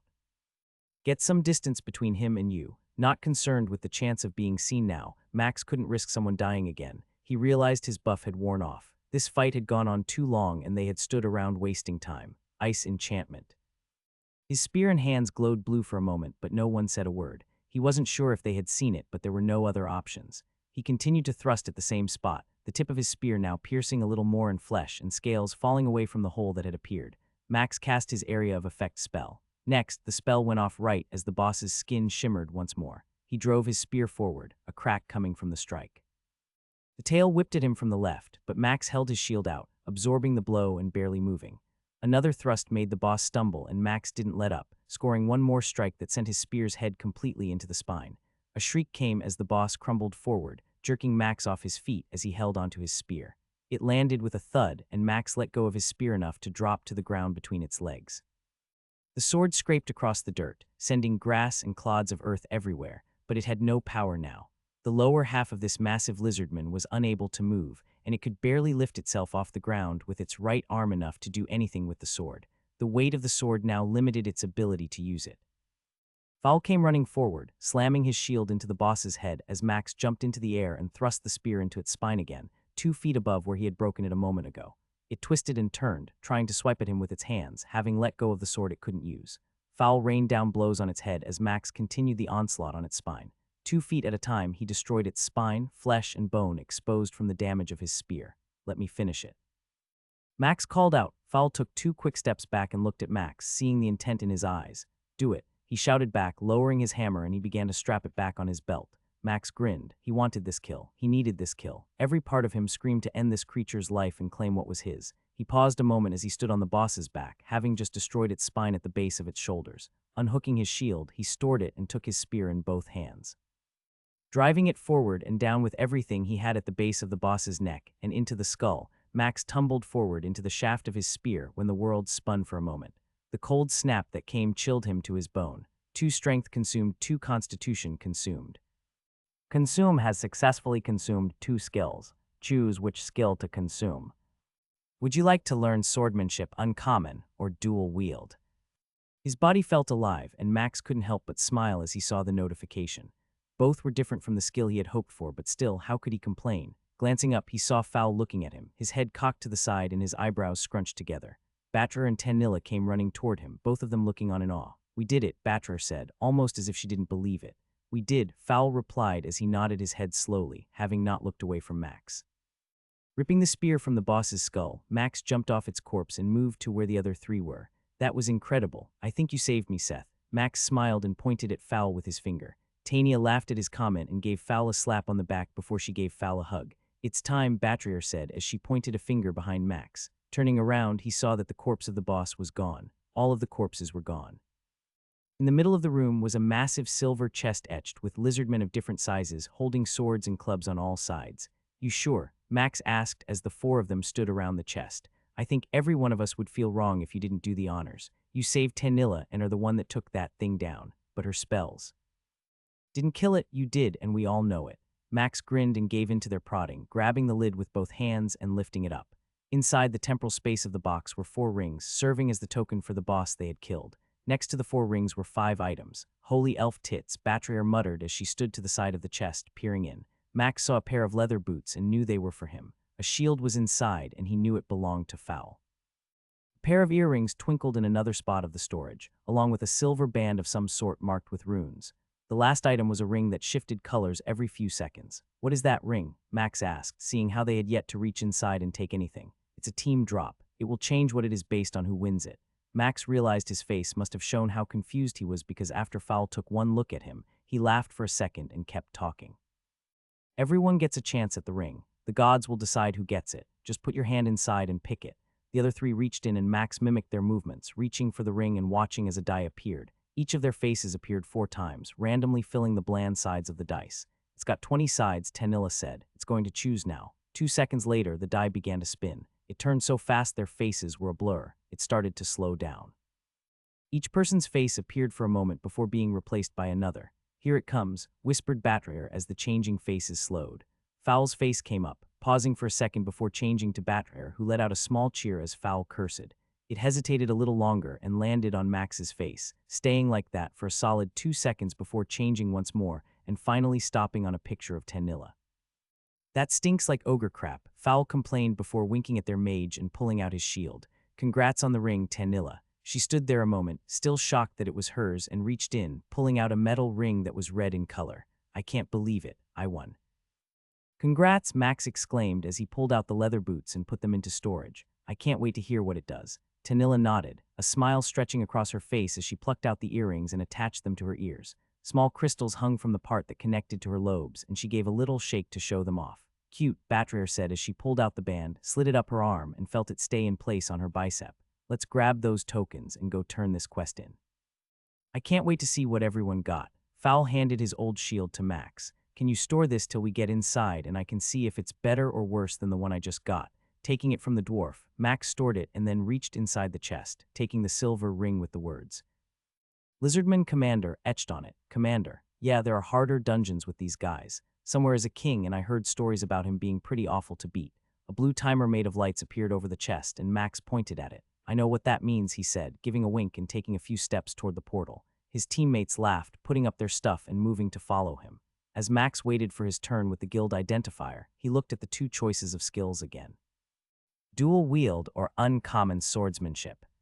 The choices were not easy. He used a spear. His lie to his group was that his spear healed him. The dual wield seemed nice, but he would then need 2 weapons as somehow he didn't expect the spear to be usable with a sword or... "Maybe I could use 2 spears at the same time." Chuckling to himself, Max let out a quiet groan. The choice he knew was an easy one. During the fight with the boss, his common skill rank with swordsmanship had allowed him to read some of those attacks. It provided him with defense as well as offense. Having a better version of this was the best choice at this moment. Consume has learned the skill Swordsmanship Uncommon. Swordsmanship has been upgraded to Uncommon. His brain felt like it was on fire for a second, as more insight about swordplay tactics filled his mind. Skill description: Swordsmanship.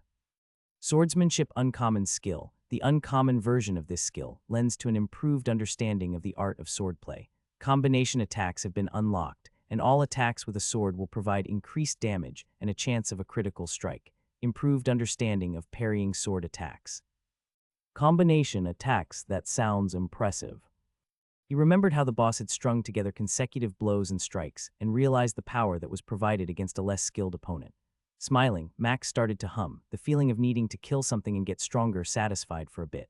"That will cost you 3 silver. Max grumbled silently to himself as he pulled the coins from his pouch, sliding them to the dwarven woman on the other side of the counter. She tapped the counter, and Max paused. "Did you change your mind?" she asked. Don't you need a cloth or something to put these on?" The woman laughed, realizing what he was saying, and shook her head. "No, but I can see how you might confused if this is your first time having something identified here. The whole counter is like that cloth, so there is no need for me to have one. Besides, the counter is much easier to clean." Nodding his head, Max set the black leather boots on the counter and watched as the woman closed her eyes as her hands began to glow pink. 10 seconds later, she opened her eyes and smiled. "Enjoy those, they should last you a while." Taking them off the counter, Max slipped them on his bare feet and felt a burst of speed come over him. Inspect boots. Swift boots plus 1 dexterity 5 bonus to movement speed.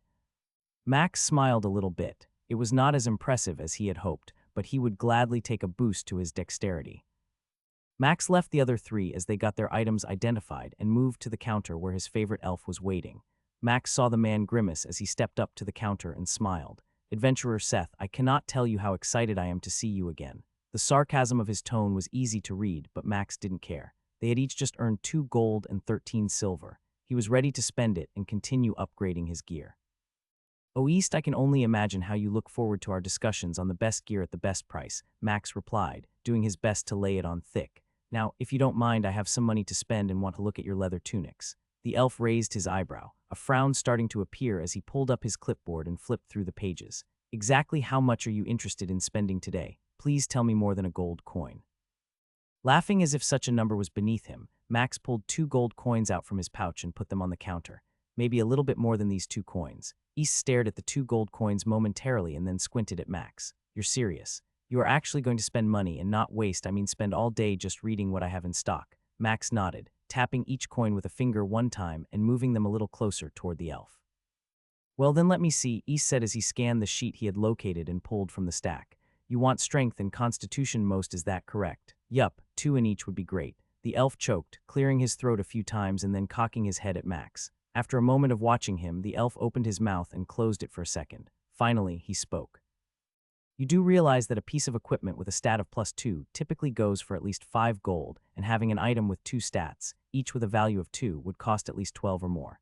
Hearing that, Max suddenly considered the statement Winifred had made back in Windsor Wheel about his bracers. "Ha, yeah, I'm just fooling with you. I can't let you think this is going to be an easy sale." Putting on a forced smile, East turned back to the sheet and started going down the list. Max saw the man's eyes squint a few times as he slid his finger over something and paused. "How important are looks to you?" "I'm sorry, what?" Max asked. "What do you mean, looks?" Smacking his tongue, the elf rolled his eyes, having already realized that question was wasted on Max as his entire outfit was a hodgepodge of different armor and colors. "What if I told you I have something that would be perfect for what you want and is within your budget?" "Something tells me there is a but to that statement." East nodded, opened his drawer, and began pulling out a piece of armor. Max stared at it as the elf held it up in his hands. It had one solid piece of brown leather for the tunic, and a massive spike coming off the left shoulder guard that appeared to be part of the tunic. East saw Max's face and sighed. "I know it doesn't look that great, and this awful brown leather spike on the shoulder looks absolutely hideous. It has 1 point each to strength and constitution like you want, and I could actually sell it to you for less than the asking price since it has been here so long." Max smirked, hearing East talk about lowering the price when he was already interested in it. "I'm sorry, how much are we talking?" Max asked. "They wanted 3 gold, but it has been here for a long time," East said as he set the armor on the counter. "The notes say they will take less, and if I'm honest, this thing looks absolutely horrible.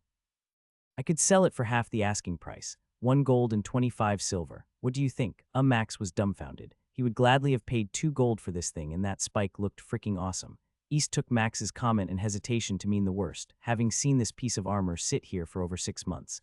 Not wanting to have it in stock any longer, he got desperate and blurted out, "Fine, 1 gold, and that's the lowest I can go." Without hesitating, Max slid one of the gold coins across the counter and smiled. "I'll take it." "Great," exclaimed East, chuckling as he took the gold coin and watched Max pick up the leather piece. "Sorry again that I couldn't go any lower." Max nodded, unsure what had just transpired. He put the tunic in his storage and picked up the remaining gold coin off the counter. Looking at it, he smiled and looked at East, who was standing there watching Max. "Let me guess, you want to look at pants now?" Max nodded and let out a chuckle as East groaned and picked up his clipboard, locating the paper with leather pants on it. Leaving through the doors of the guild hall, Max smiled, knowing he had achieved the impossible. 2 deals from East in 1 day. That elf had really wanted to make a sale as he accepted the first price Max had offered. With a new chest piece and a pair of pants, he felt ready to tackle the world. "I'm not sure what you are asking," Amy said, looking in shock at Max, who was leaning against the counter inside the Big Bun's Bakery. "What level are you?" Max whispered, glancing around at the other workers to make sure no one was in earshot.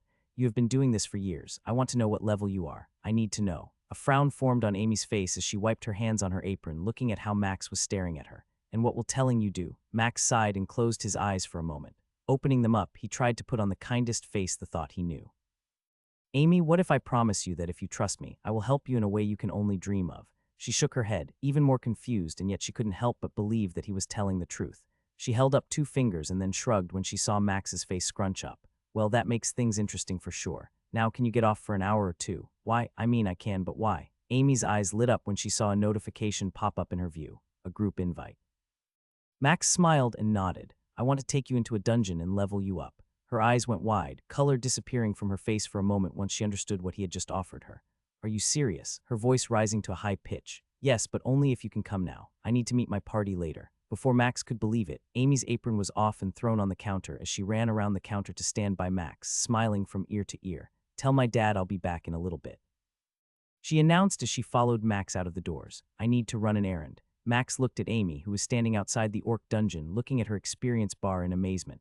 "4 levels," she whispered. "4 levels in 2 hours. I'm level 6. I'm level 6. Her last statement came almost as a shout before Max held his hand up, quieting her. Why would you do this?" Max looked at her and smiled. "I realized the life it would be if I was like you. Busting my rear daily to improve at what I wanted to be and suffering the long road for progress that never seemed to come.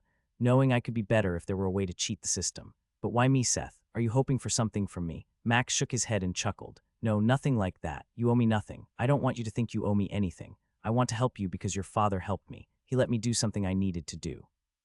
So in the coming days, I will bring you back, and we will do these same dungeons over and over until we get you to level 10.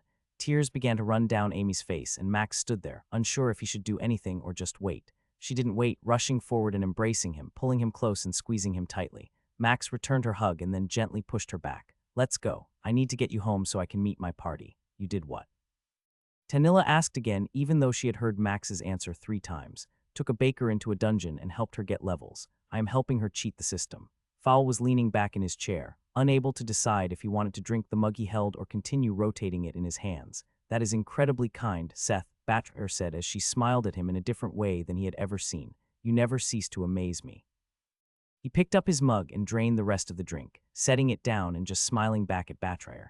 "I had been told once by a friend that people often paid to get that kind of assistance. I realized that those with money probably do this regularly. Did you know that most professions only get 1 or 2 experience points per task they complete? I was told it could take over a year to reach level 2. All 3 of them winced at that knowledge. Fowl took his mug and drained it all in one go and then set it on the table. "Holy elf tits. 1 year for 1 level. That is absurdly slow," and seems Fowl paused, his eyes going wide as his mouth began to gape. "Sweet dwarven tits, it all makes sense now." Everyone waited to hear what Fowl would say next. "My family. This explains why they talked so little about their levels and what you have just told me. It only makes sense because of who you are. You don't count like the rest of us, the gap between when they get experience and when they don't." Everyone sat quietly, letting the truth of what Fowl had just said sit there. The sounds of laughter and others talking loudly in the room seemed not to affect the 4 of them for a few minutes. "Okay, we need to table this for a moment and remember why we are here," Tanilla said, pounding the table with her hands. "Tonight, we celebrate." Max glanced at Fowl and saw him smile at Tanilla and nod. "You're right." "Gods, you're right." He stood up, put 2 fingers to his lips, and blew a sharp whistle. "Attention patrons of the Grouchy Elf, tonight my party celebrates defeating the boss of the Lizardman dungeon. A round of ale is on me." The inn erupted in a roar of cheering, and in no time, everyone was laughing and enjoying the free alcohol courtesy of Fowl's coin purse. It had been a long, fun night, and when Max's light orb began to flash, he groaned. "I guess it never matters what you do. Mornings always seem to come early," Max said aloud as he sat on the edge of his bed and stretched. He glanced at the dresser and saw a stack of cupcakes sitting where he had set them last night. Amy had brought some over and left them with Big D. That bald-headed man had hugged him for at least 10 seconds until his wife pulled him away and gave Max a long hug of her own. Both had heard what he had done for Amy, and Linda informed Max that he would not pay for the next week he stayed here. Big D had sputtered a little bit when his wife had said that, but a look from her shut him up and he smiled and nodded in agreement. The coin didn't really matter anymore. Looking at those cupcakes, Max realized that perhaps whichever god, or whoever had given him his skill, wouldn't mind if he helped others as he grew stronger. "You look like an ogre used you to wipe its backside with," Max teased when he saw the massive bags under Fowl's eyes and his unbrushed beard. "Did you end up drinking more after I left?" "Blame that elf," he groaned, his eyes bloodshot from the obvious lack of sleep. "She made me do it." Tanilla chuckled and shook her head as she stifled a yawn. "Sure, let's blame the elf, not the ale-loving dwarf." Batcher snorted and then turned red as everyone's attention focused on her and that laugh. "Oh, the beautiful sound that I love," Fowl teased as he yawned, not caring about how loud it was. As they stood at the quest board, Max pulled out his new chest piece, having kept it a secret, and began to put it on, doing his best to be stealthy about it. Tanilla turned as Max was pushing his head through the top. Unable to control herself, she began to laugh a little. What in the God's name is that? He had just gotten his head all the way through, and the tunic settled against his shoulders when Max saw Fowl and Batcher both staring at him, each looking confused. Seth, why is there a leather spike on your shoulder?" Grinning, Max waved his hand slowly near the spike. "It's great, isn't it? I got this for only 1 gold. The 3 of them exchanged glances and slowly nodded, smiling as best they could. I hope it has some really good stats, Batrer mumbled as she turned back to the quest board. It's not that bad, is it? Max asked, looking at Tanilla and then Fowl. Oh no, it's not. You will definitely stand out in a crowd, Tanilla replied, turning to join Batrer. Fowl, the dwarf smirked and then smacked his lips while making a face that left Max wondering if he was about to pass gas. It's just not something a dwarf would wear. I think it looks much better on you, and besides, 1 gold for a good piece of armor is well worth it. Realizing his fashion sense did not line up with his team, Max let it go, grunting his displeasure and began to cinch up the tunic. Halfway through the process, a bell began to ring from outside the adventurer hall. Goblin shite, Batrer cursed as she spun, looking around the massive room. People were all moving quickly to the sides, leaving a large open area before the doors. Max glanced around, following his team as they joined the others, trying to finish up what he was doing as he jogged. What is going on? Something bad. Stay close, Fowl told him as they reached where Batrer and Tanilla had stopped. Less than a minute later, 4 guild attendants, each sporting a massive silver brooch on their shoulder, moved into the center of the opening and the room went quiet. Adventurers, a female elf shouted, her voice somehow louder than Max thought it should be. There is a dungeon that has gone wild. Outside of town to the south, the undead dungeon has reportedly spawned over 5,000 undead so far. Please be aware that no one lower than level 15 should go out to help. Among them are random bosses that are not usually found in the dungeon, so please use caution as you help defend the city from the attack. She stopped talking, and a male dwarf moved to the front and held up a hand. Please be careful. Do not risk yourselves if you are not prepared or in a group. We have sent a call to gather a team to clear it. We expect them to be able to arrive in 4 hours, but in the meantime, we need to go out and protect the farms and citizens of the city by keeping the undead away. All those who assist shall be rewarded with bonus points to their rank and increased pay for trophies. He took a breath and shouted once more. Now go. Lives depend on you. Be safe. Max turned and saw the other 3 looking at each other and then at him. We doing this? Fowl asked. I'm in, Max replied without hesitation. Gods, I hate you too already, Tanilla said as she nodded. Batra just started walking toward the door. Her face looked grim as Max and the other 2 moved to catch up with her. The jog to the bridge was quick and orderly as those going to help all moved as one. Anyone not going stayed to the side, creating the widest path possible. Max was shocked to find carts waiting for them on the other side of the bridge. Merchants from all over the city came, some with goods still half unpacked in their carts, loading up as many adventurers as possible before setting a fast pace toward the south gate. How often does this happen? Fowl looked at the other 2 and held up one finger. Tanilla nodded and Batra finally did the same after shaking her head from side to side. About once a month. Maybe 6 weeks is the longest between them.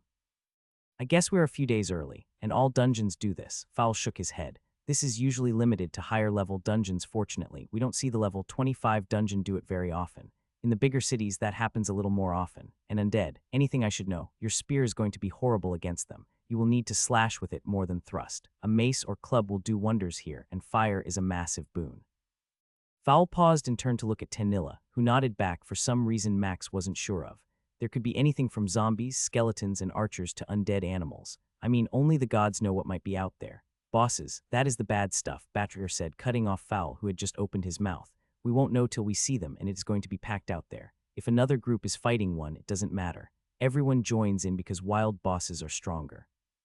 Forget about looting also. If we have time for that, it will only be because Tanilla and I are waiting on mana recovery.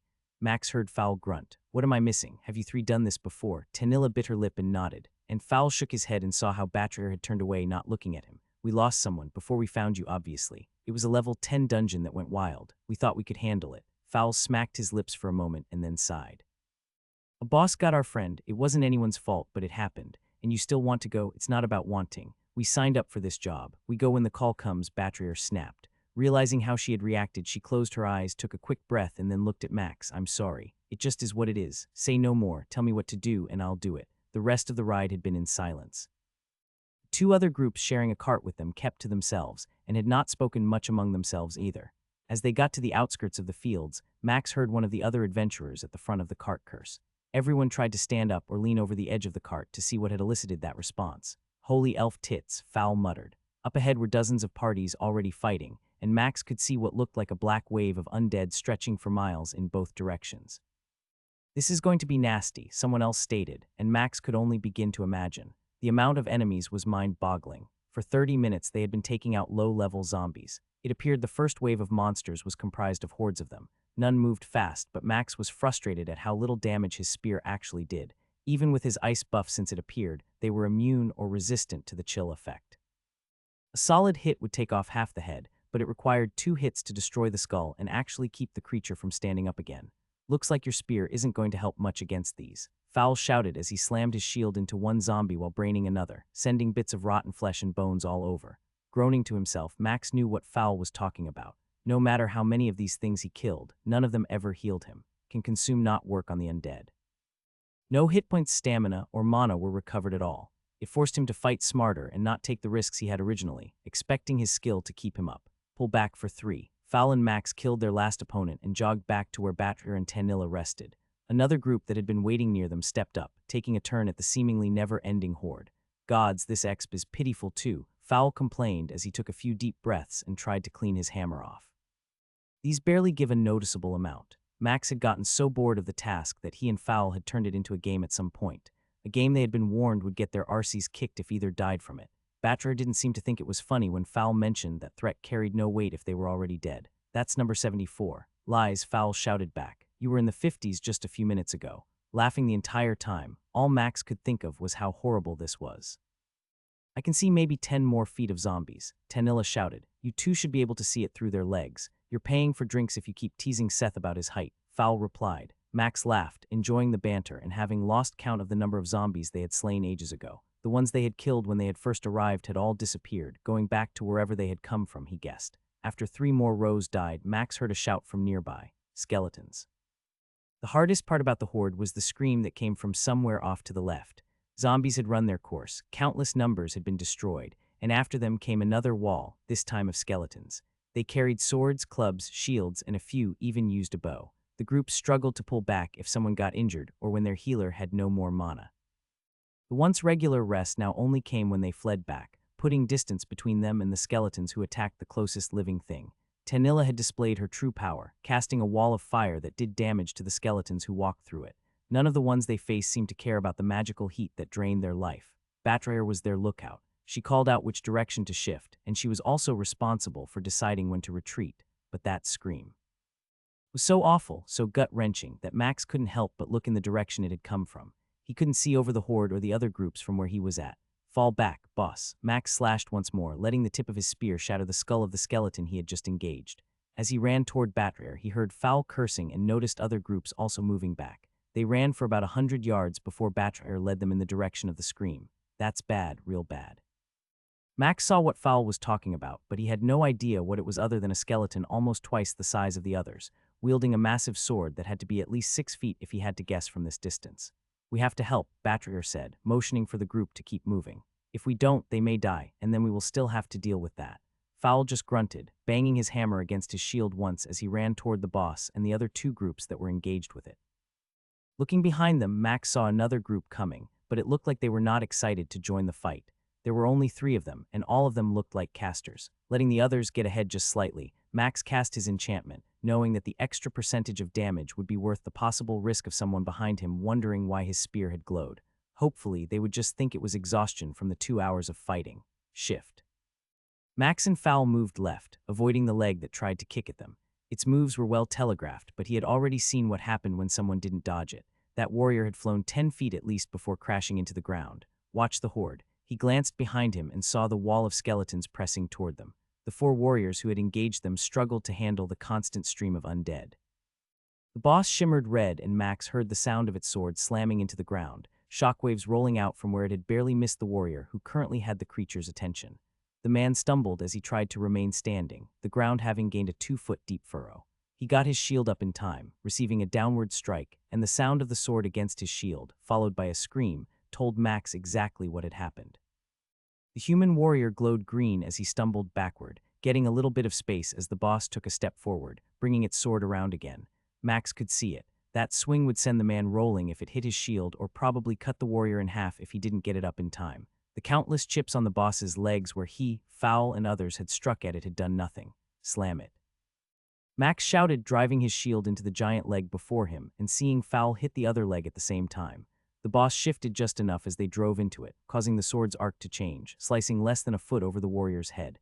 Both of them backed up, attacking the same spot each of them had focused on this entire fight. 20 minutes later, the boss lay dead. A weak cheer had risen, but the cost had been high. 2 tanks had died. The worst part was that the line of skeletons had changed from mindless ones to ones who actually picked targets and attacked with skill. 18. Max risked a glance at Fowl and then focused on the skeleton he was fighting. He blocked its strike and thrust his spear at its hip joint, breaking it and sending the skeleton to the ground. His spear wasn't great, but he had learned where to strike and could now disable them easily and finish them off much quicker. What do you mean? He asked, driving his spear into the skeleton's skull as it tried to rise up from where it had fallen. Level 18. The experience is getting better, because we might die. Max responded, moving to Fowl to assist with a skeleton that was about to attack his side. Fowl laughed. Somehow, in the face of death, the dwarf roared in laughter. Beasts. There had been a little over 5 minutes with nothing since the last skeleton near them was taken down. Parties were reforming, adding members, or packing it up unable to continue. Tanilla and Batrayer both looked worn out. They were always running out of mana, even with as few scrapes and cuts as Max and Fowl received. They tried to help those nearby anytime they could. Max turned, looking in the direction where he saw movement. Beasts, Fowl and Batrayer both spat at the same time, shaking their heads in unison. "This is bad, real bad," Fowl replied. "We need to move back and regroup."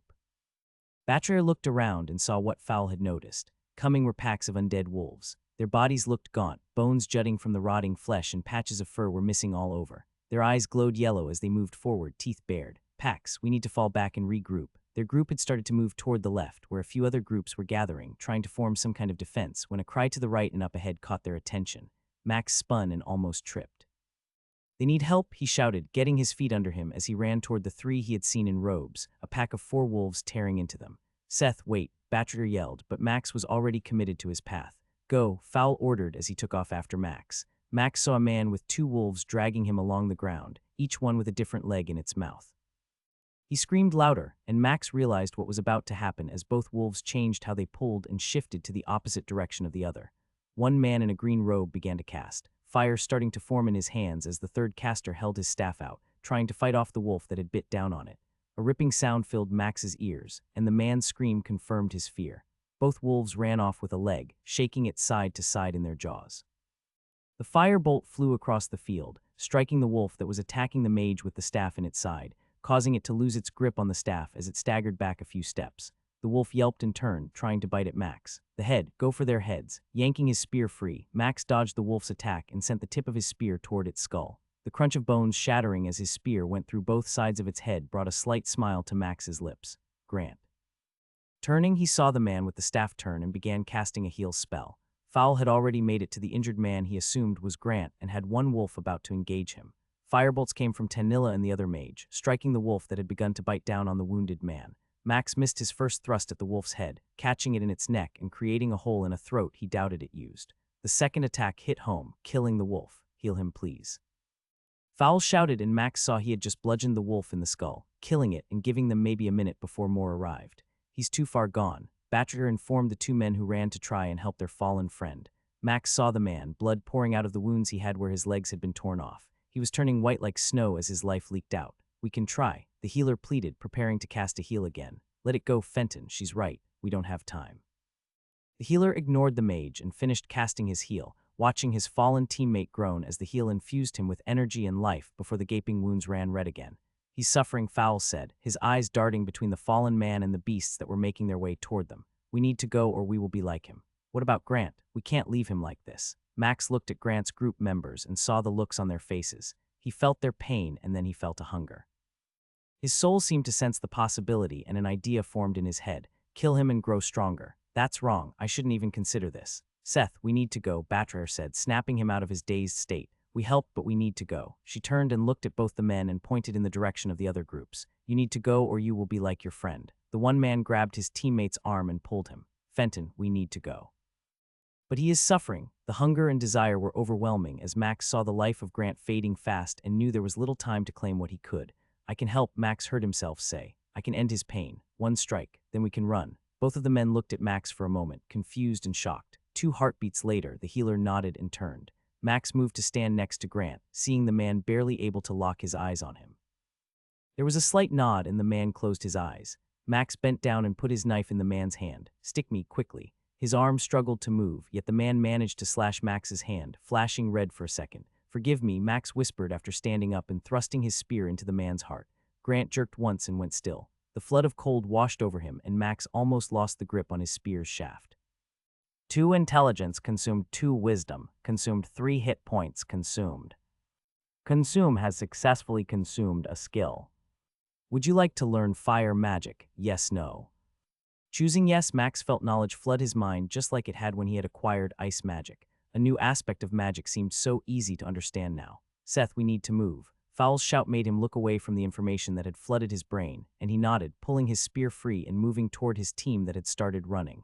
What have I done? No voice replied back. Max wasn't sure if that was a good thing or a bad thing.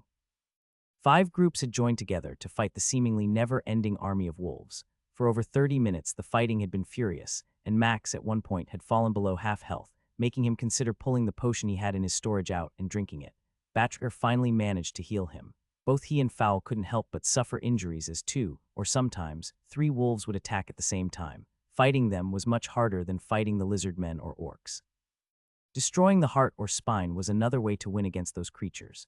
Against these undead wolves, there was only one way to win, by destroying their head. The end is in sight. Max looked over the 2 wolves he was fighting for a second, seeing that whoever had shouted out was right. Only a few more packs remained around them. Less than 10 minutes later, everyone that had banded together slumped to the ground, taking the opportunity to rest as the bodies of the wolves began to dissolve into black smoke. That is so eerie, Max stated as he watched one of the wolves they had just killed vanish completely. It is weird how the world does all this, Fowl replied, bobbing his head. Only the gods know why. Fowl, when did you become a philosopher? Tanilla teased. I never took you for one of those dwarves. A few chuckles came from others nearby as the healers finished getting everyone who needed healing taken care of. Is it over? Max asked as he moved closer to Fowl. Fowl shook his head. There should be a party here that is able to handle the dungeon and the boss. Once they kill it, this will all end. Goblin shite, everyone to arms. Max turned and saw an elven man with a bow pointing toward the trees. Looking in the direction he was pointing, Max saw something. What the hell is that? Fowl didn't answer, and Max couldn't take his eyes off the black shape that was floating above the ground. Its body resembled a sheet flapping in the wind.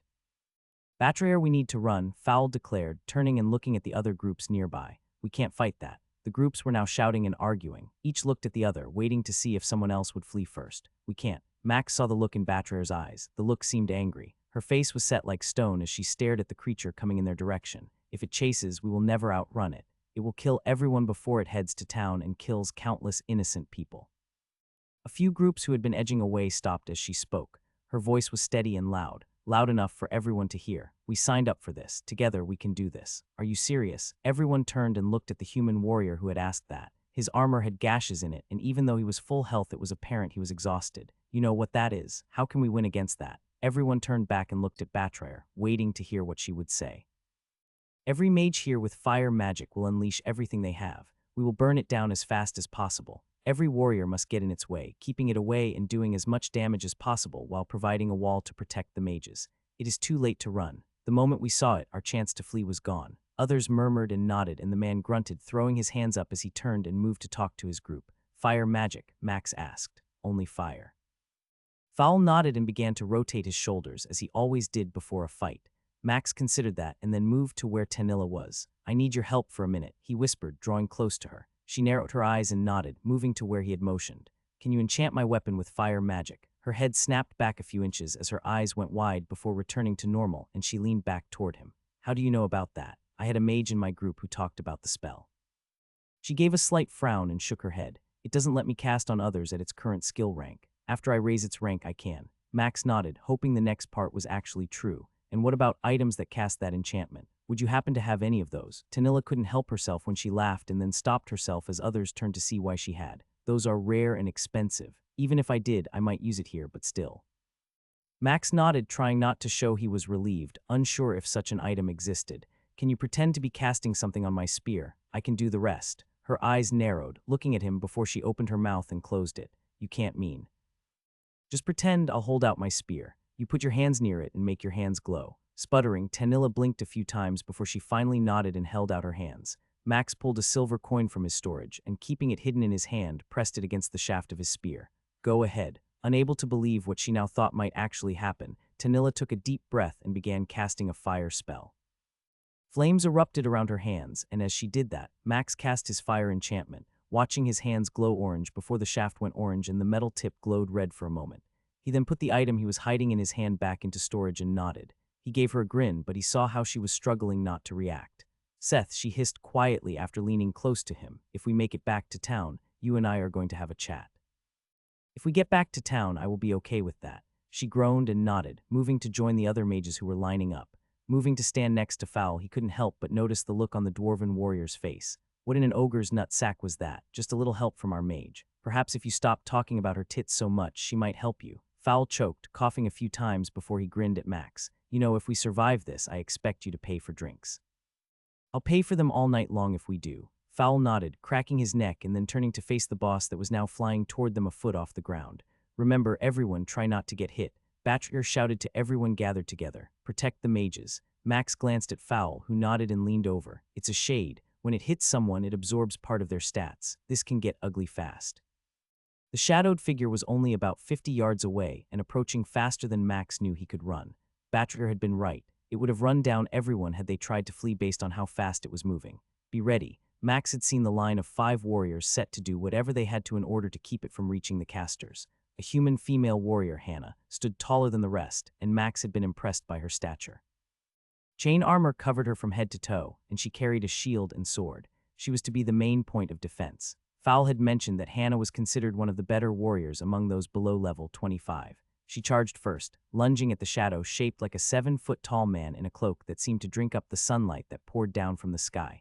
In each of its hands was a 4-foot black sword that had suddenly appeared from nowhere. Hannah yelled, her voice ringing across the field, and surged forward, shield prepared to block as she moved to intercept. Go, Batrayer shouted, all the warriors moving to encircle the boss. Its movements were faster than Max thought he could be unless in berserker mode, and immediately Max knew the boss had at least an uncommon sword skill. The Shade's strikes came in a hard-to-follow pattern, each attack a flurry of thrusts and swings that almost seemed to vanish as it struck. Hannah somehow was able to deflect every attack that came her way, blocking with her shield or parrying with her sword. Black sparks flew whenever their swords struck the others. Hannah and the boss were focused on each other. Max thrust his spear, aiming for its leg, hoping perhaps that would slow it down, but the boss somehow knocked his attack aside, never taking its black eyes off of Hannah. Each of the other warriors' strikes was the same. The strikes didn't do anything. No one managed to land an attack. Shifting, Max shouted, moving toward the back of the boss. Fowl grunted as another of his attacks was deflected and shifted slightly, allowing Max to circle behind the boss. Now, Max thrust his spear at the boss's back, its cloak swirling all around, and as he hit the boss, roared fire-based magical spells striking the front of its body. His spear vanished through the black cloak and struck something, causing the boss to arch forward as a scream that almost hurt his ears rang out. Everything happened so fast. The spells from the casters, his attack and the shriek came almost at the same time.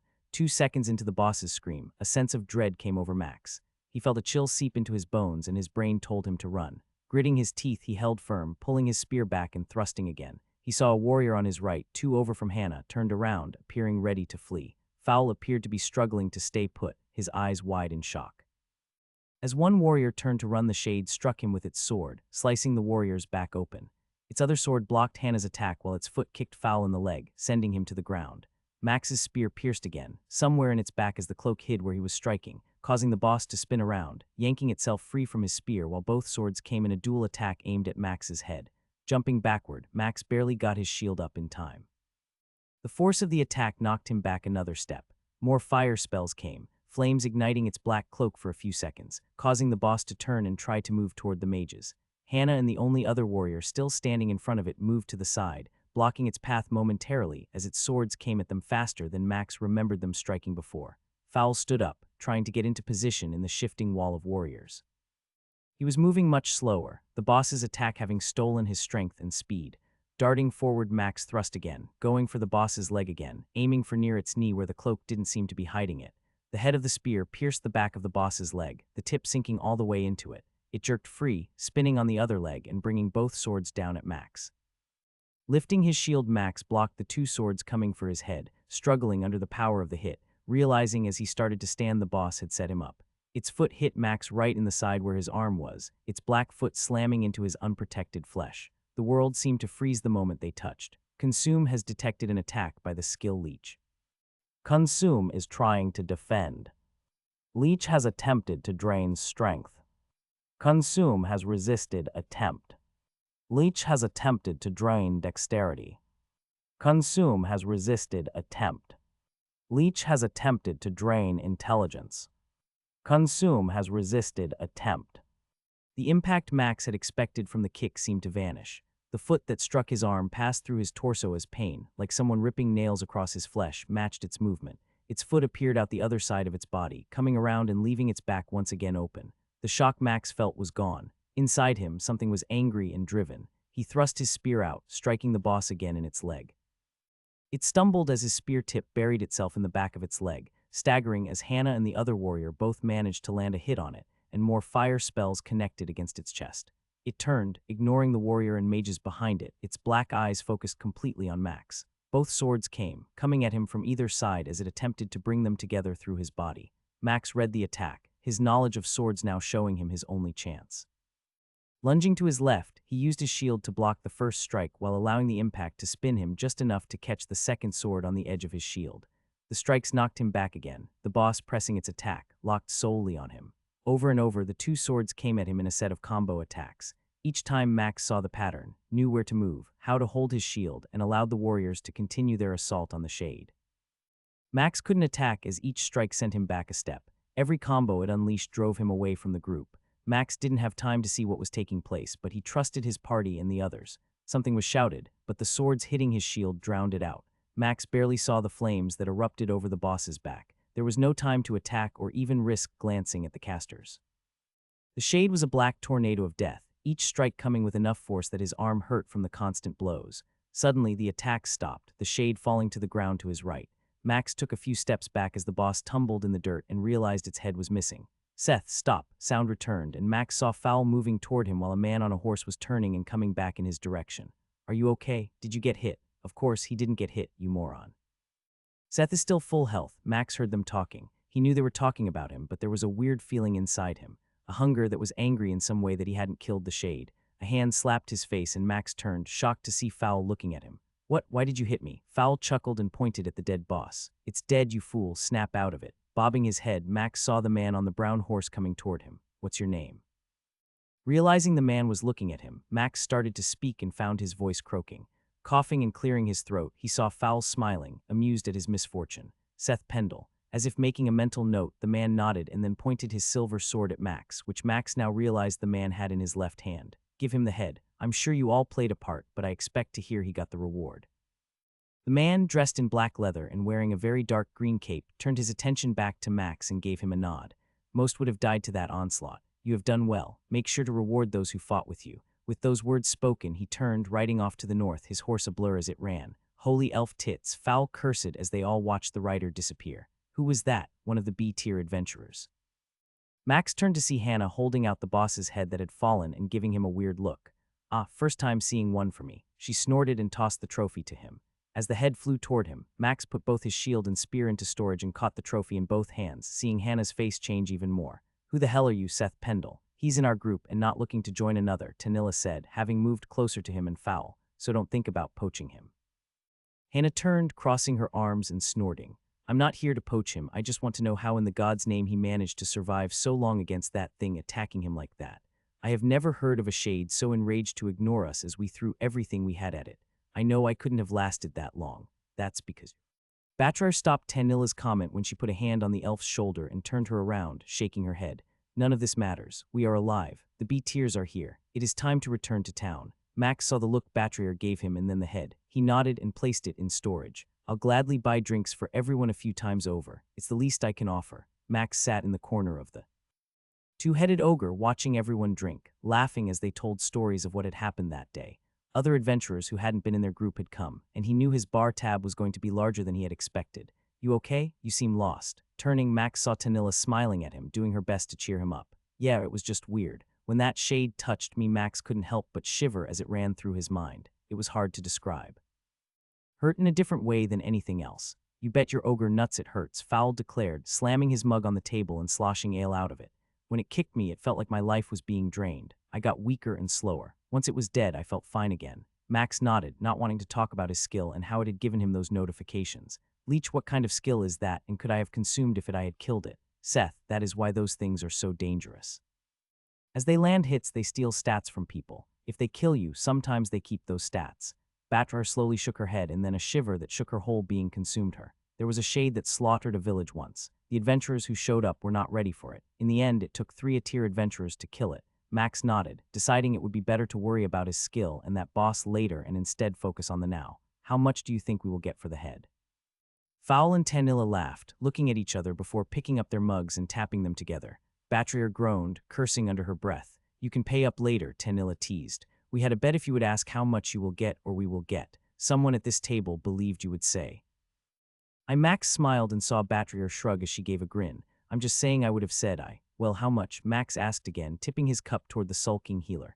At least 10 gold, Fowl said with a massive smile. She won't tell you, but she expected us all to die. That is her problem. Always committed, even if it means dying. Batrier held up her stubby middle finger and waved it in the air at Fowl. Ignore them, Tanilla said, grinning at Batrier.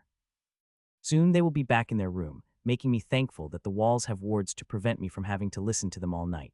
For the briefest of moments, Max thought he saw Fowl's cheeks go red before he lifted his mug to his mouth and took a very long and slow drink.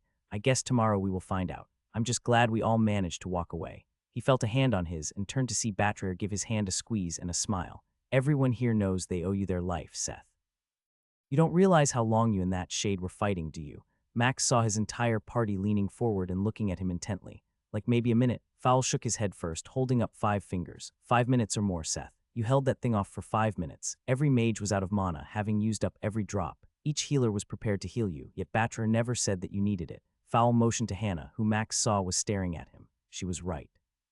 She couldn't have done what you did, which amazed her the most. She was prepared to die, prepared to hold it off as long as possible until a higher-tier adventurer showed up and defeated that thing. Pausing, Fowl pointed at Tanilla and then at Batrier. We all know you're strong. We won't ask you to share because we see you are different than most. You could have ignored the plight of that baker girl, and still you didn't. You didn't have to be the one to end that man's suffering, and yet you stepped up, doing something each of us would have struggled to do. Whatever you need, we are here. Seth, we owe you our lives. Each of us was like Hannah, expecting to die. You saved us. Max sat there, seeing their faces and the expressions each wore. They were serious and committed to what they had just said. I wouldn't ask that, he whispered, almost unable to hold their gaze. I just want friends who want to help each other get stronger.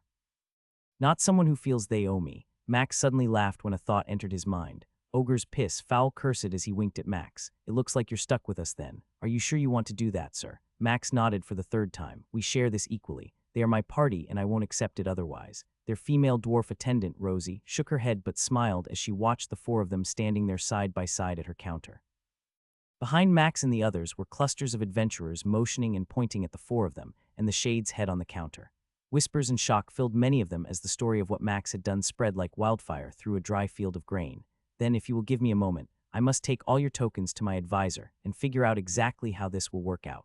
Take your time, dear, Fowl said, giving a wink to Rosie before an elbow caught him in the ribs.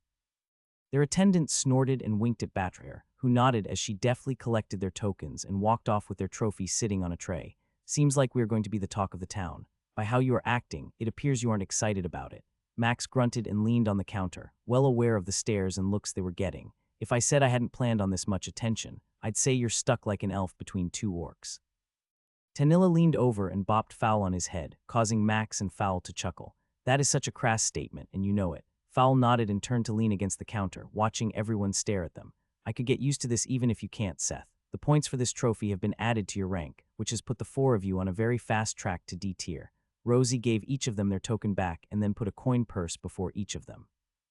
In each of those is 3 gold and 50 silver coins. On top of that, you 4 have been listed as getting a 10% discount on all items purchased through this Adventurers Guild Hall.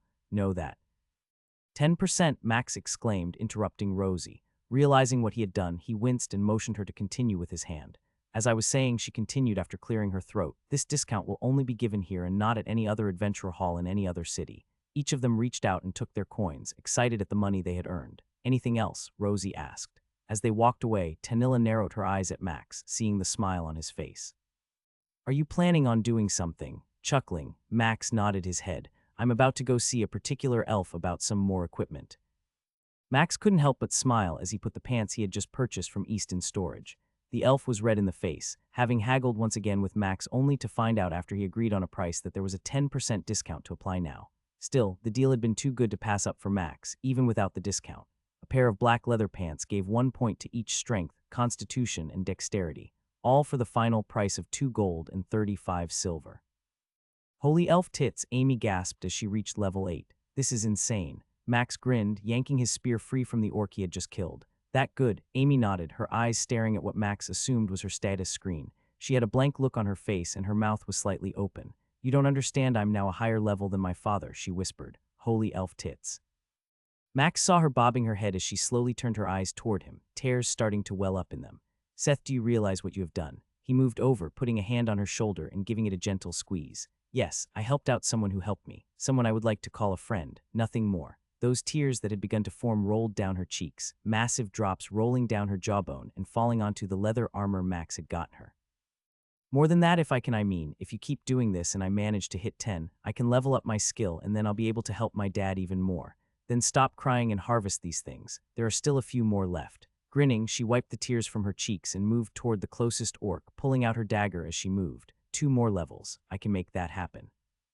Max had made Amy wait around the corner as he entered the room with the 3 orc warriors, each with a shield and a mace this time.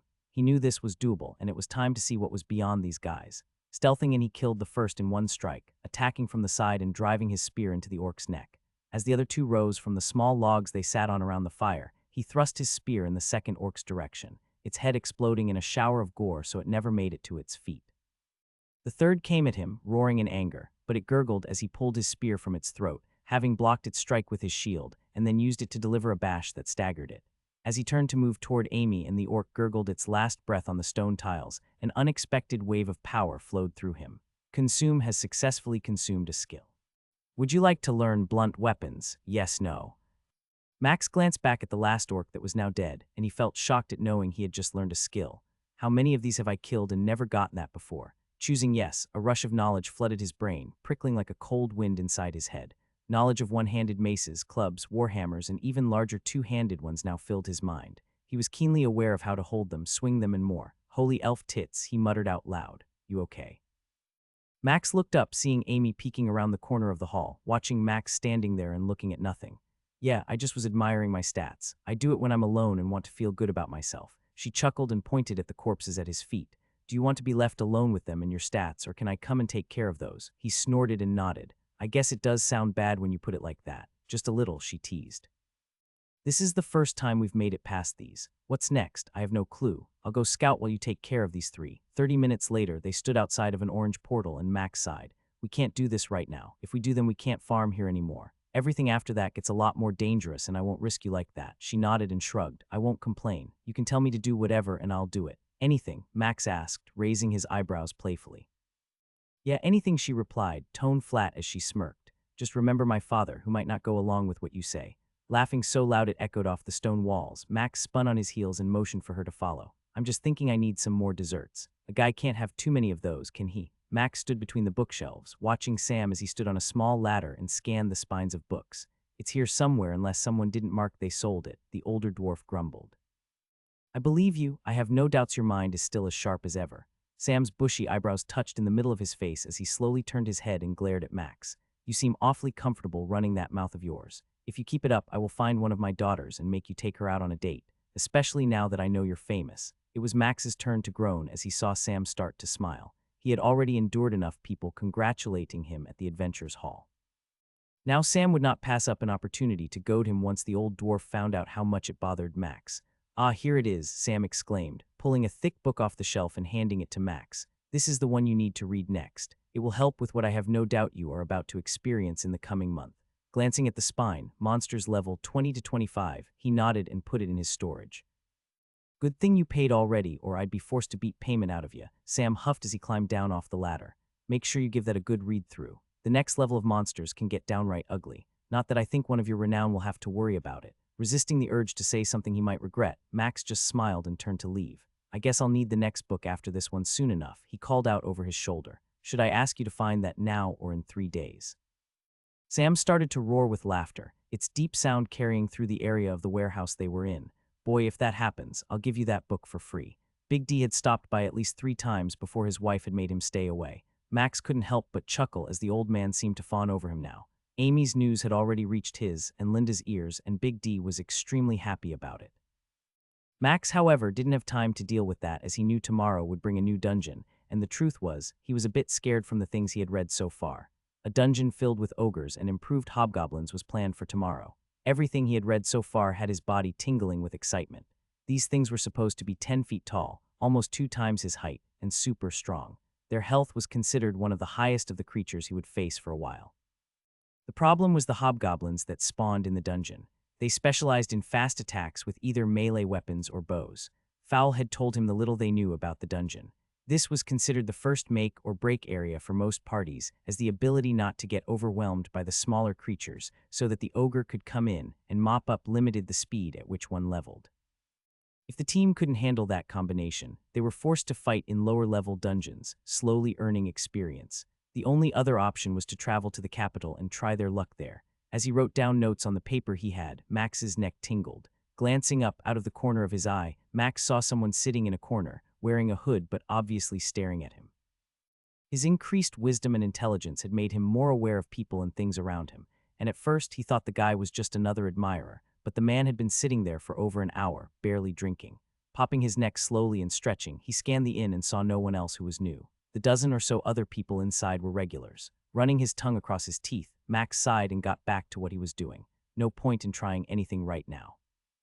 I doubt they are stupid enough to try something here. 20 minutes later, Max froze, a chill running down his spine. Max, is that really you? He tried to ignore that question, writing something else in his notebook before he saw the man slide into his booth. Glancing up, Max saw before him his best friend from home. Max, it's me, Caleb whispered, glancing around the room as he pulled the hood off his head. What the hell are you doing here, and why does everyone call you Seth? Caleb looked different.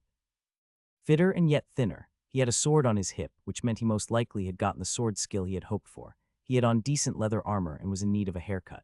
Glancing around the room, Max saw no one had paid any attention and then turned back to see Caleb's eyes still wide in shock. Call me Seth, he snapped quietly before taking a small breath and letting it out. What are you doing here? Max held up his hand. He knew his frown wasn't because he was upset with Caleb. He was upset because if Caleb found him, it meant that he had been recognized. If Caleb had done that then.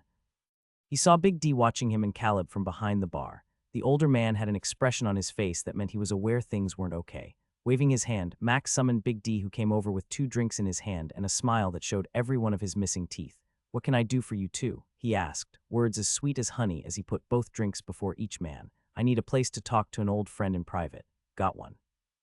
Big D glanced between Max and Caleb and then nodded. I do, come with me. Max stood up, grabbing his books and putting them in storage, noticing Caleb's eyes go even wider when he did. Grab your drink and come on, you will want it. Max didn't wait, moving to follow Big D and listening for the sounds of Caleb following. Seconds later, he heard them, a slight sigh coming from his lips when he did.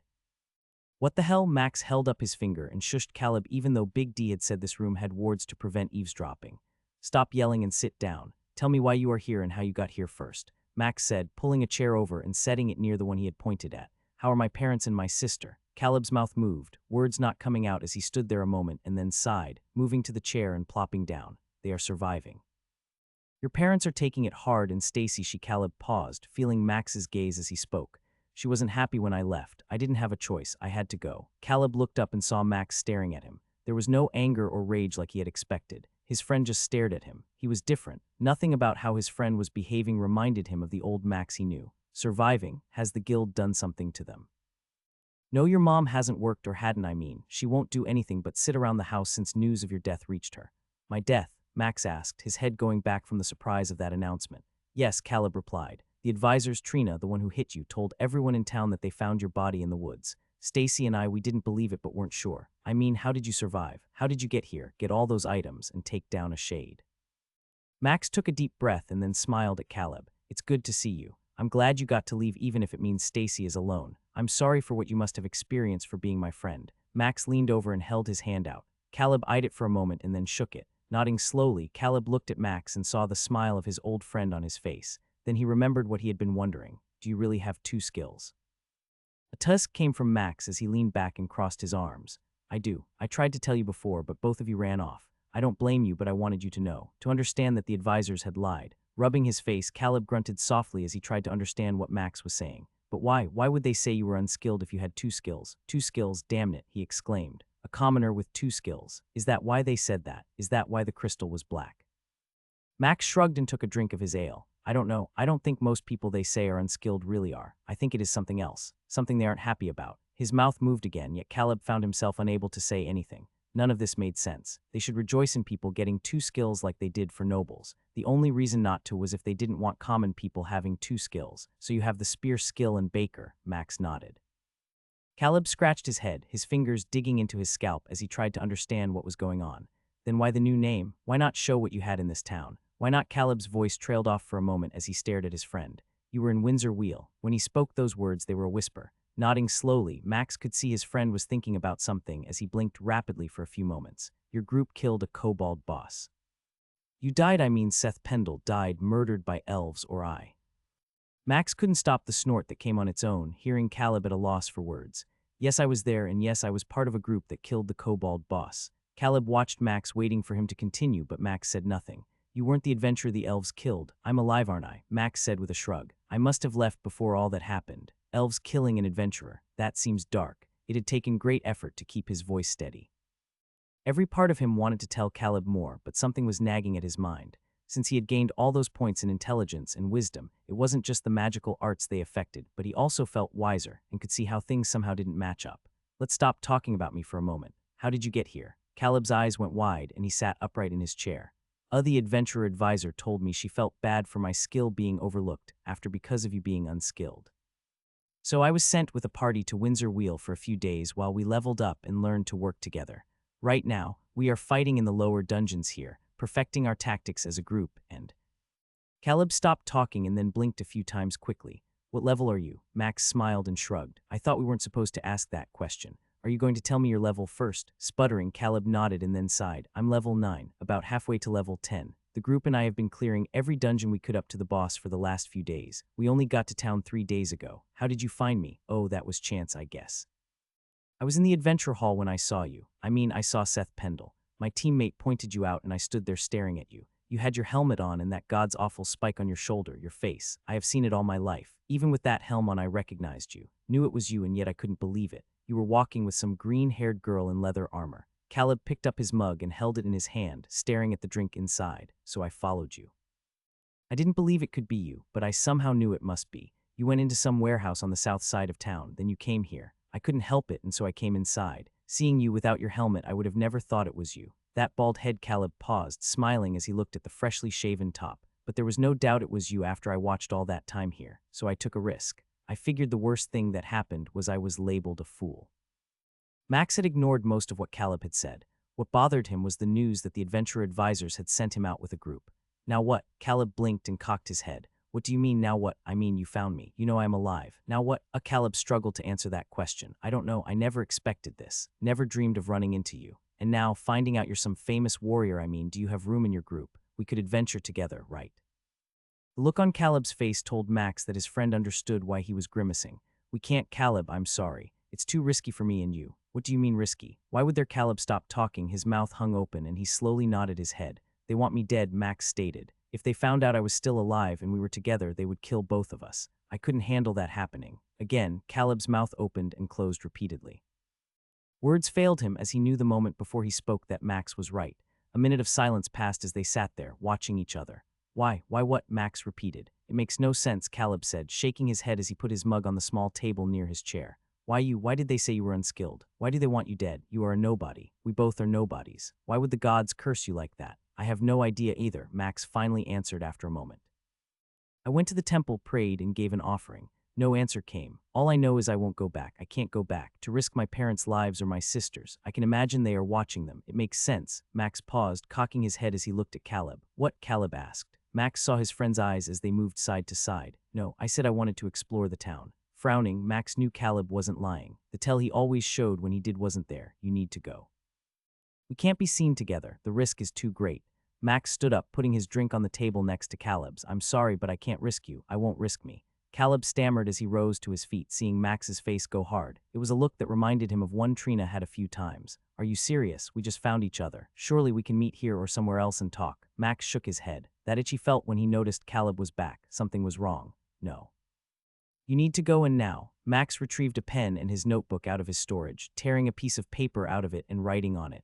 Keep this. If someone from your group asks, it will be why you were gone so long. Tell them you were starstruck and couldn't resist. Caleb looked at the paper Max handed him. On it was written, Good luck adventuring. May your sword always strike true, Seth Pendle. He glanced up at Max, unable to believe what he had been given. Are you serious? The look Max gave him didn't need words to answer that. Deadly. If I'm right, I'm afraid you have already put me in great danger. But Max put his hand on Caleb's shoulder, ignoring the height difference as he reached up. You need to go. You need to stay away. The Adventurers Guild wants me dead, and I have no doubts they are not above using you to find me. Caleb felt Max squeeze his shoulder, felt the strength in his grip. He knew that his friend was far stronger than he was. How is it possible that Max has gotten this strong? I'm going to go for a walk. Wait here for 10 minutes, then you can leave. Max moved to the door and paused before he opened it. He turned his head and smiled. I'm glad you got your skill and things are looking up. Maybe sometime in the future I can reach out, but for now, pretend I'm dead. It's safer that way. Max left the room, leaving Caleb in there, still staring at the paper he had given him. He was almost outside of town. It had taken a few hours as he walked, stopping at carts and vendors, buying a snack here and there. Max would always position himself while talking to the vendors so he could look behind him. Twice he saw what he was afraid of. Someone was following him. Better to get this over with now, gods. I want to wring Caleb's neck, that fool. Outside the walls, Max pulled out a paper and pretended like he was reading a map. The sun would be set in a few hours, and he knew that whoever was behind him would soon make their move. Max entered the forest, the sun vanishing to the west as he did. Shadows and darkness filled the night, and Max knew he had to make tracks for whoever was following him. Bending down, he picked up a branch and cast a fire spell on it, igniting it and making a torch as he walked deeper into the woods. The sounds from the insects and animals brought back memories of when he had first run from home. He was scared, wondering if he might die at any moment. Now that fear was gone. He had no doubt that he would be fine. Whoever followed had no idea about him at all. 30 minutes later, he had a fire going that he had made in haste and a stack of wood near it. He pulled out materials from his storage and backpack, making as good of a dummy as possible, and covered it with a blanket, setting the extra spear he had started carrying on the ground next to it. Jumping into the tree near his fire, he hauled himself up quickly, moving high into the branches and waiting. It felt like an old game, a game he had forgotten. How many weeks has it been? A smile crept across his face as Max considered what he hoped might happen. He would get answers tonight. The fire was barely burning. 3 hours had passed and no one had approached. He knew someone was out there. He heard the shift in the forest. The animals and insects had quieted down a while ago. Someone was watching, waiting. He almost chuckled. Up in the tree, waiting for hours now, he needed to piss. It was just like old times. Only orange and red embers remained, white ash clinging to their edges, hiding most of the light it gave off. Through the branches, he saw a faint movement. From the north, someone had begun moving toward his decoy. Max had noticed a glimmer of metal reflecting the light of the campfire. The person was hunched over only about 10 feet from the decoy now. Would they really cut down a hero without investigating at all? Am I really that big of a threat? Inside, Max felt something answer. He was that big of a threat. They would do this. Time was running out, and Max decided to make his move. Activating stealth, he slowly lowered himself down, hanging from a branch on the back side of the tree and dropping. His stealth wasn't broken as he landed in the tree's shadow. Quickly knowing time was almost up, he moved to stand behind the man. The man was reasonably well built and in standard leather armor. His arms and legs had small cloth strips wrapped around and tied in a knot. He was trying to be silent. Getting behind him, Max only had 4 seconds left as the man stood only a few feet away from his decoy. Taking his spear from his storage, Max stood tall behind the man and watched him prepare to thrust his sword into the decoy. "Excuse me," Max said, startling the man who turned around, his sword swinging. A smile came over Max's face as he blocked the attack with his spear and saw the man flash red briefly. The man leapt backward, cursing as he pulled a second sword out of his storage, and Max pulled his shield out as well. Attacking people in the middle of the night doesn't seem like a wise decision. The man's brown eyes glared at him, barely visible by the fire's dim light. "You should surrender. I am part of the Adventurers Guild and on official business. Fighting me will result in death or worse," the man sneered. He obviously wasn't happy to have been taken by surprise, and he knew he had just flagged himself for combat. "Tell me, what could be worse than death?" Max asked as he moved toward the man, getting in range to attack. The man smiled as he glared. "You may think yourself skilled, but trust me, you are no match for me. I would prefer to not kill you unless I had to Seth Pendle." The man paused, his smile growing wider for a moment. Or should I say Max Host? Max had been prepared for this. Knew the man would say that, trying to get a reaction. "I'm sorry, who?" Max asked, looking perplexed as he watched the man stare at him. A slight change came over the man as he saw no reaction from Max at that statement. "Your friend Caleb came to visit you. I followed him. I know you two talked." The man was glaring, his smile gone as he adjusted his grip on his 2 swords and his feet. Max started laughing. He stood up a little straighter and stepped back, holding his shield and spear in a slightly less threatening manner as he continued chuckling. "My friend, do you mean that backwoods town boy from the inn? I thought he wanted to kiss me or something, the way he drooled over me. He asked me questions, wanting to know if I would let him fight with my party, and even asked for an autograph. I gave him one and then left, needing to put some distance between him and myself. And then, why come out here? Why set a trap? The man hissed, unsure now what he had got himself into. I decided to stroll around town and eat a few things. I first saw you following me and wondered if you were like that other boy. After a while, it was evident you were different from him. You disappeared and reappeared. Something felt off, so I knew it was best to find out who you were and why you were following me. Max could see the man struggling with the story he had spun. The entire time he walked here and waited, Max had tweaked it in his head. He had figured stealth wouldn't break if he did it right, believed the man would attack him as he had. Everything was going how he had hoped. So what do we do now? The man asked, annoyance filling his voice. I'm still at your mercy. Max nodded and smiled. Forgive me if I'm not the first to lower my weapons. You are the one who followed me. You are the one who attacked me. Put your weapons away and I'll listen to what you want to talk about, but don't think for a moment I won't defend myself. A frown formed, and Max could see the man gritting his teeth. I told you I'm on business for the adventurers. Yes, and I could say I'm on business for the king, but someone attacking me in the forest somehow doesn't make me believe the first words they say to have me disarm myself. The man wasn't happy about being cut off, but he nodded. Fine, I will lower my weapons first. Max shook his head slightly as he chuckled. Lower? No, let's put them away. After you do that, I will do the same. Why the hell would I? Because if you don't, I'll take my chance and see what kind of fighter you are. You know who I am and have undoubtedly heard what I have done. If you feel lucky and want to try, then come at me. I'll be your huckleberry. The man's eyebrows and nose scrunched at that last comment. My huckleberry. It's a joke among my party. What matters is you choose how this goes down. Put your swords up, and then I'll respond in kind. Make any other movements, and I won't hesitate. The seconds ticked by as the fire popped once or twice, and finally the man nodded. Very well, I'll trust in your reputation. He slowly stood up, adjusting his stance only slightly as he put his swords into his dimensional storage and then held both hands out, palms up. I did what you asked, and now. Max stood up straight, giving a slight nod. He put up his shield and as he did said, let's sit by the fire after we put a few logs on it. He motioned with his free hand, and Max dashed forward the second the man's head turned. Every muscle in his body had been ready, and as he came the man was out of position, a fraction of a second too slow as Max's spear pierced his left hip, shattering the bone and sending the man to the ground. The man screamed as he fell, trying to pull something out of his storage, but Max didn't wait, driving his spear into the man's arm, snapping the bone in it. A sword clattered against the logs, flying from the man's left hand when Max almost ripped his arm off with that strike. There was no hesitation as Max smiled, knowing at any moment the man's life was his. He could kill him, but now wasn't the time. Driving the butt of his spear onto the man's right hand, he heard every bone in it break with a crunch. Curses and shouts came from the man as he tried to kick and move, unable to fight back as Max rolled him over and put his spear tip on his chest. Now Max said with a smile that showed every one of his teeth, tell me why you are looking for this Max person. Max had tied off the wound in the man's arm and stuffed fabric from the blanket into the man's shattered hip. He had screamed each time, cursing at Max, but none of that mattered. There were answers to be had. So tell me your name, Max said, holding up a healing potion before the man's eyes. You know what this is without it. We both know you won't recover. Wait too long and you won't have a chance. You ogre humpin', Boz. Max stepped on the man's shattered arm and shook his head, cutting off his curses as the man screamed again. Now, we can do this the easy way or the way where you die slowly and painfully. I, however, have no qualms about how I find out why a man would attack me in the forest. Who is this Max you are looking for, and why is he worth killing? Anger and hate came from the man's eyes as he glared at Max. He was taking deep breaths, struggling to control the pain that sent shudders through his body. Each shake made his injuries hurt even more. James, he grunted between his teeth. Nice to meet you, James. Now tell me, who is this Max and why are you looking for him? A cough came from James, and he grimaced as his body was racked with the sensation of pain Max had done to him. He's unskilled. Escaped. Max made a face of confusion as he watched the man struggle to talk. An unskilled? That's not possible, or why would you be following me? No doubt you know of my skill with the spear and shield. Nodding, the man moaned as Max barely tapped the tip of his boots against the man's arm. He's unskilled, I swear. Impossible. If he was unskilled, there was no way I could be him. Max bent down, holding his finger a few inches from the hole in the man's arm. Let's make this quick. Explain to me how you could confuse me for an unskilled.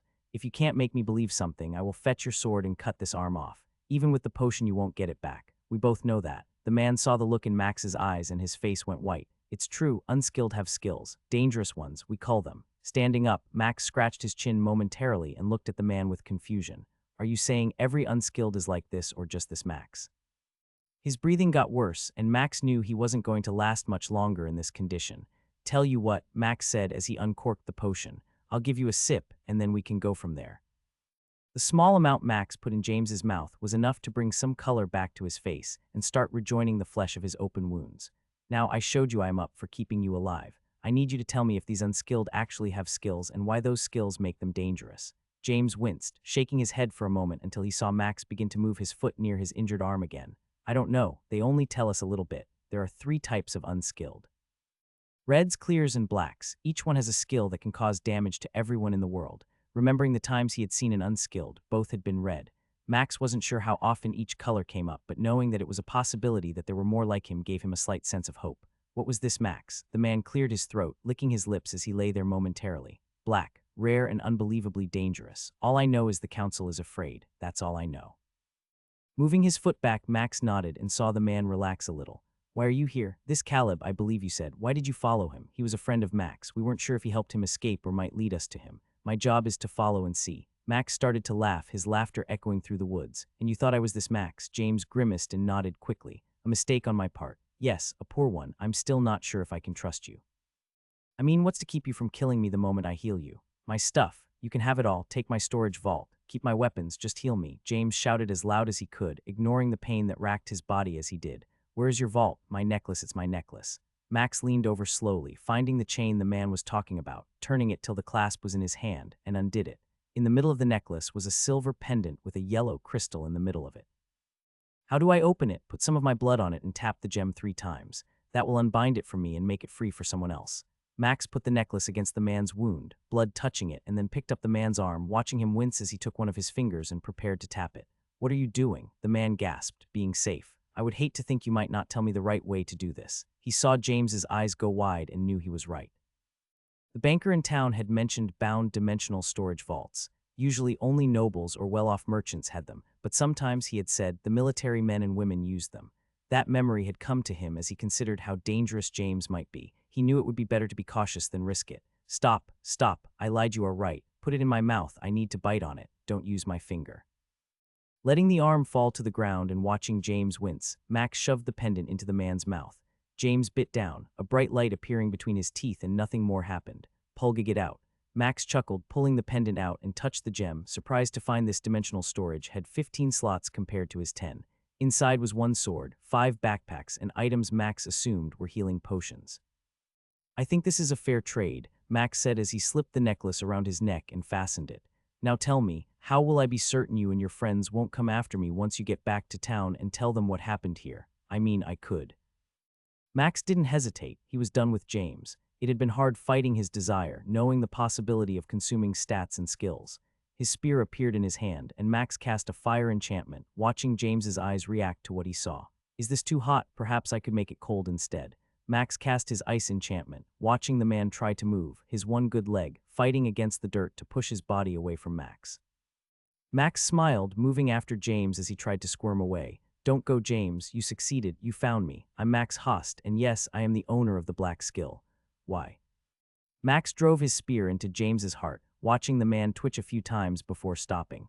A cold, rushing sensation he had been waiting for came, so cold it felt like his entire body was packed in snow. 2 strength consumed, 2 constitution consumed.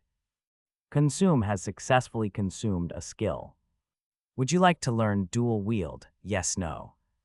Without waiting, Max selected yes, and his brain matched the tingling sensation his body felt. He saw the sword on the ground and knew that he could use it in either hand. It wouldn't work with his spear, but he felt like that could change in time. He began searching the body of James and found out that everything the man owned was bound. He couldn't take any of his armor off. Frustrated, he found only a small pouch with 10 silver coins on him and put those in his storage. What to do about you? Max asked the corpse out loud. Throwing a few more logs on the fire, Max cast a firebolt, igniting them in a burst of magic before tossing the body on top of it. James's skin began to turn black, and a smell of cooking flesh rose from the fire. Turning away, Max walked into the woods, ready to get to bed. He needed to figure out some things, and right now, he had to sleep before deciding the next step. The trip to his bed took a few hours as he ran, each step eating up more ground as strength filled him. He couldn't help but smile even though he was worn out. 2 hours of sleep was not near enough, but he had promised his party he would be there this morning. His strength was 5 times higher than it had been a month ago. In such a short time, he had consumed more stats than he would ever have imagined having in his life. Tanilla stared at Max, seeing how he looked as he walked over to where the 3 of them were waiting on him. She could see he was tired, but something else was behind those eyes. A memory tugged at her, a man she had seen once back home. "Sorry, I'm late. I didn't sleep much last night." "That's obvious," Fowl declared as he poked Max. "You find a friend that kept you up." Twag. Max snorted when he saw Batrier smack Fowl in the back of the head, causing the noise he had just heard. "Don't ask that, especially in front of us. No one here wants to hear about those kind of things." Batrier huffed and turned, heading toward the hallway where stairs would take them to the dungeon they were attempting. Tanilla moved off after her, leaving Fowl rubbing his head as he grinned at Max. "Some of us would like to hear those stories." Giving the dwarf a gentle push, Max shook his head and headed off after the others. "Nothing special, I promise, just a lot on my mind." Fowl didn't press and walked beside Max, glancing at his expression. "You look different, the way you are holding yourself." Bobbing his head, Max didn't bother to take his eyes off Batrier and Tanilla weaving through the adventurers in the room. "I feel different. I accepted who I am." When they reached the hallway and it was just Max and Fowl, the dwarf grabbed Max's arm, turning him slightly. "And who are you?" A soft smile replaced the hard expression Max knew he had been wearing all morning. "I'm your friend and fellow adventurer, and I'll never stop until I'm strong enough to fight in the towers and beyond." "Well, we better get to it then," Fowl said after he snorted. "There is lots of experience to be earned, and stats to be gained, and stats to be gained," Fowl repeated. "You two stop acting like lovebirds and get your arsies up here." Batra shouted down the hallway. "You two are the warriors after all." "Ogre nuts," Tanilla cursed as she picked up the hem of her robe and watched the tepid water drip off it. "A swamp. This doesn't feel right." Max grinned, looking at Fowl, who had already complained about the water being almost up to his knees in some places. "I gotta ask, just how bad do some of these places get? Dungeons?" Batrier asked as she put a potion back in her pouch. Max nodded, spinning around slowly in a circle and taking in everything. "Some can be awful. Frozen wastelands that will freeze your nuts off, or lava-filled zones with enough heat to singe every hair on your head off. Not that you have to worry about those," Fowl joked, ignoring the eye roll Max gave him. "So this isn't too bad then. Trees, occasionally with those hanging moss-like things, water up to your knees, and a stench that should hide Fowl's presence." "Yeah, but you're not thinking about the other problems." Tanilla had moved next to Max and pointed at a tree a little bit away from them. "Try to stealth over to that tree." Max realized what she meant when he activated stealth and moved in the direction she pointed. Every step he took in the water sent out ripples, and no matter how he walked, there was always evidence of churned muck and more that showed exactly where he was and the direction he moved in. "That's going to suck," Fowl stated. "How are we going to use his stealth if that happens? Only time will tell just how much the creatures pay attention. For now, we need to start searching and see what we can find." Tanilla said as she pointed to her left. "We need to go that way. There is a dungeon wall over there." Fowl jumped up, trying to see the wall, creating splashes and sending water out in a spray around him. "Stop that. It's not my fault you're so short." Fowl kicked a little water toward Tanilla, but stopped after he heard Batrier clear her throat. "It seems we forget sometimes we are not here to die because we are acting like children. Perhaps we should let Seth lead since he is the only one not acting out." Max shrugged and then strode ahead, moving in the direction Tanilla had pointed. "All I want to do right now is find these ogres and higher-level hobgoblins and start taking them out. Too much experience and stats to get." Batrier laughed, moving to follow Max as the other two watched them trudge through the shallow water. "Seems like we're the bad ones now," Fowl joked as he ran after them. "We've always been the bad ones," replied Tanilla. "That's why our families kicked us out." It took about 10 minutes of exploring to find the first pack of monsters, and Max immediately understood why so many people talked about this dungeon difficulty. 4 hobgoblins, all as tall as him, stood around an easily 10-foot ogre. 2 hobgoblins held bows with small quivers of arrows on their backs, while the other 2 carried scimitars. The ogre had a log that was almost as tall as it was. Holy. "Elf tits," Fowl cut him off and finished Max's curse. "That is one nasty group. We sure we can take them? I'm not trying to sound pessimistic, but those are some horrible odds." Max and Fowl glanced at Tanilla, who simply shrugged after voicing her doubts. "You should be able to root the ogre, right?" Fowl asked. Tanilla winced and shook her head from side to side momentarily. "It should root him, but I won't know until I try. The levels we gained from the undead horde helped with my magical power. I'm far stronger than when we fought the lizard men. The magical items have also helped. My biggest fear is the archers, as they will focus on Batrier and me." Fowl made clicking sounds with his tongue and teeth as Batrier finished casting her buff spell. "What do you think, Seth? Up for trying?" Max nodded as he looked at the group and the lay of the land. The group was in some shallow water, only up to the ankles of the hobgoblins. It wasn't as deep here as the starting area had been. "Let's try. Worst case, we run or try to use those 2 trees to keep the ogre off us. I'm not sure how fast it is, but I don't want to get hit. I'll stealth as you engage. Tanilla can cast root, and I'll go after one of the archers. Hopefully they won't notice the water moving from my feet. If they do, I'll sprint and try to get to them." Fowl nodded and rotated his shoulders, signaling he was about ready to go. When Fowl got their attention, Max activated stealth and moved as quickly as possible, trying to ignore the small water trail he made with each step. The hobgoblins shrieked and charged, running right at Fowl as the ogre roared, lifting its massive log weapon as if it was nothing more than a stick, and took a step forward. The second its foot hit the muddy water, roots and vines came out of the ground. These were much thicker than the ones Max had seen in the Lizardman dungeon, and wrapped all around the creature's foot. It roared, angry and upset as it tried to break free, only to find its second foot soon ensnared like the first. The hobgoblins in the back knocked arrows, aiming them at Taniela, who cast a wind wall that blocked both arrows after they had been shot, sending them ricochet off harmlessly. Max didn't see that as he focused on closing the distance between himself and the hobgoblins. He was within striking range when the one on the left that he had targeted first finally noticed the water moving near it after firing a second arrow that did nothing against Taniela's air shield. Max appeared as the hobgoblin looked down at the water, his spear thrusting impaling the creature in the chest as he appeared out of nowhere before it. Jerking his spear free, it fell with a splash and turned to see the archer on his right aiming its bow at him. He ran with his shield ready to block the attack, and as he splashed through the water, movement out of the corner of his right eye caught his attention.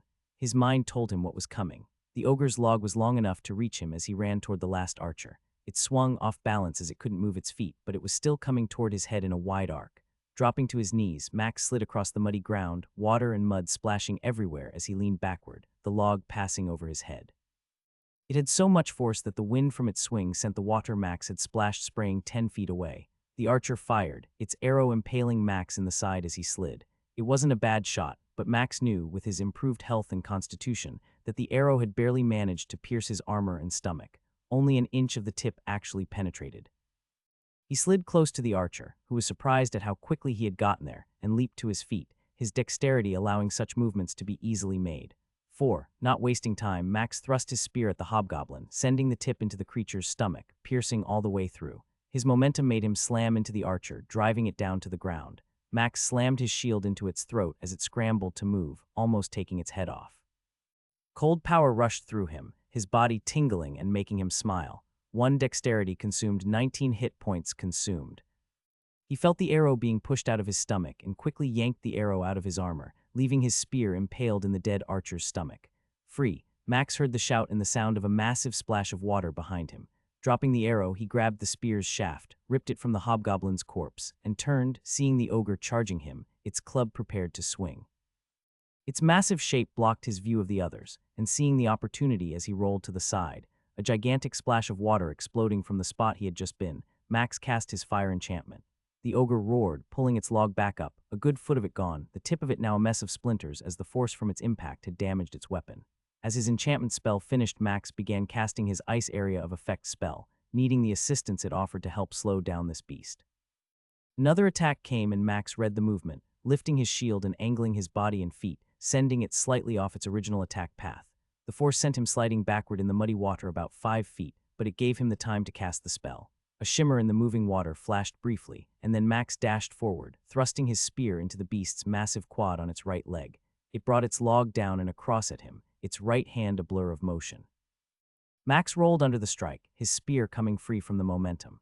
The momentum of the ogre's swing carried it to the left, and Max came up from his roll, driving with both feet and thrusting the spear deep into its quad again. The ogre stumbled as it tried to gain its balance, and a massive hole appeared in its leg where the spear pierced it. Had he not been used to how much damage he seemed to do, Max might have stood there like a fool, appreciating that he had just skewered the ogre's leg. Instead, with just the tip of the spear sticking out the other side of its leg, Max dug his feet in and pressed against the shaft, acting like a lever on a fulcrum. He drove with everything he had, all 24 of his strength points causing the ogre's weight and momentum to create a tearing sound as he ripped the hamstring free from the beast, sending it crashing to the ground. It flopped face first into the muck, dropping its weapon as it reached for its leg, which was flayed open with blood pouring out from the gaping wound. Seeing the opportunity, Max turned and ran at the ogre, putting his shield into storage and placing both hands on his spear as he leapt into the air, driving the tip down in the middle of its back, a few feet from its head. A crack and crunch came as his spear pierced clean through its back and out its chest. The roar that started to come was cut off, replaced by a cough as the ogre tried to move, and could not do much more than shake its shoulders and head, still planted in the mud and water. It took Max planting his feet and wrenching his spear up with both hands to get it to come free, pulling flesh and bones with it as it burst from the hole he had created. The smell of burnt flesh filled his nose, and he knew the ogre was suffering from the piercing damage and the magical enchantment. Glancing at Fowl, he saw that one of the melee hobgoblins was down, and Fowl had the other one on the ropes, Tanilla assisting with it. Consume it. Max almost missed a step as a voice he had finally convinced himself he had never heard spoke in his mind. Shaking his head, he didn't hear it again but knew what he needed to do. No, he knew what he wanted to do. Driving his spear into the back of the creature's skull, the bone shattered as the tip punctured the thick skin and skull, finding the brain and ending its life. 2 strength consumed, 2 constitution consumed. He tried to not stumble as his body adjusted to the points as they made him stronger. Pulling his spear free, he started to run toward his group, not even halfway back before Fowl delivered the killing blow to the hobgoblin, sending it crashing into the mud. Fowl smiled even as he panted, looking at Max and then at the 3 corpses behind him. Gods, are you ever going to leave anything for us to kill Seth? Max laughed and shrugged, putting his spear in storage as he started to wipe the muck off his pants and chest piece. I can't help it if your stubby legs don't make you move faster. Tanilla snorted, and he heard a slight chuckle from Batrer, who was casting a heel to top off Fowl. Why, I guess you are right. My legs are stubby, Fowl said with a chuckle. I guess this answers if we can take a group like this. How bad was the ogre? Shaking his head from side to side, Max finally grunted and shrugged. I don't want to get hit unprotected, but even blocking a strike wasn't too bad. I'm guessing its strength is at least a 17. Fowl coughed, clearly surprised by Max's random statement. Why do you guess that? Realizing he had just made a comment that most wouldn't know, Max activated his storage, pulled out his backpack, carefully held it up out of the water, and dug into it. A few seconds later, he pulled out the book he had gotten from Sam and smiled. Some of us do this thing called research before just running into a fight. First, we would have to teach Fowl to read something more than just an ale menu, Tanilla teased. Fowl just grinned and nodded. No point in worrying about reading when I got you 3. Putting everything back into storage, Max made a mental note to not be so specific about stats again. Yeah, I remembered reading that it was believed ogres had strength starting at 17 and going up from there. I have no clue how high they can go, though, as no one has mentioned that. Seth, can I ask a personal question? Max turned to look at Tanilla, who was looking at him, her head cocked slightly to the side. Is this where you ask me if I'm single and interested in elves? Tanilla's face turned redder than Max could have imagined, and both Fowl and Batrer stood silent for a moment before roaring with laughter. No, words failed Tanilla as she stammered, caught off guard by Max's question. I'm kidding, Max said, realizing how much he had embarrassed her. Sorry if that was too much. She took a few deep breaths and ignored Fowl and Batrer, who had tears forming in their eyes from how hard they were still laughing.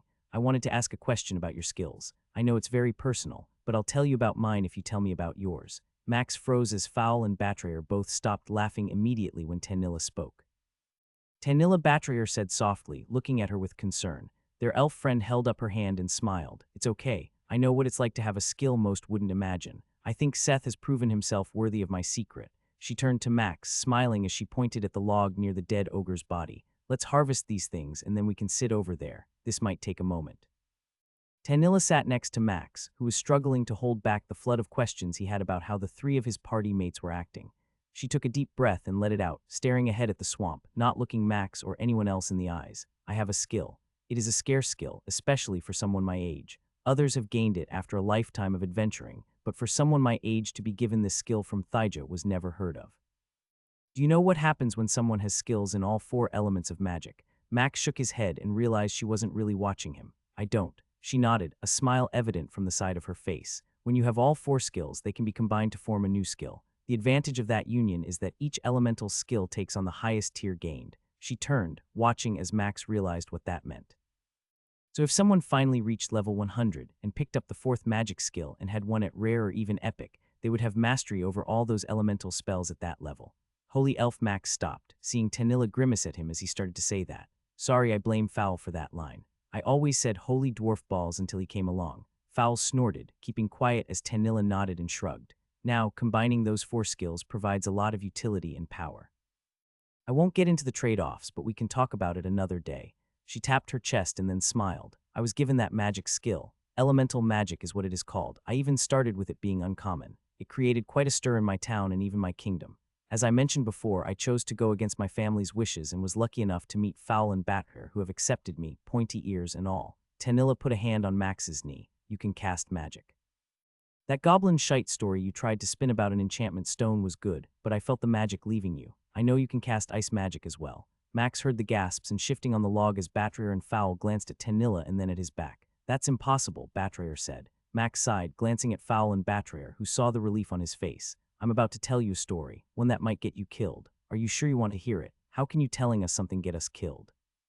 Frowning, Max stood up and turned to face the three of them. It can, just know that. If you want, we can move back to the portal and you three can be safe from that fear.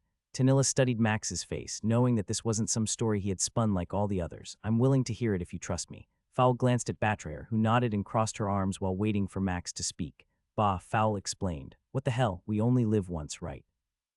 It had been hard at first, but Max shared everything except the color of his skill. He could see the shock in their eyes when Max talked about being locked up and having to run for his life.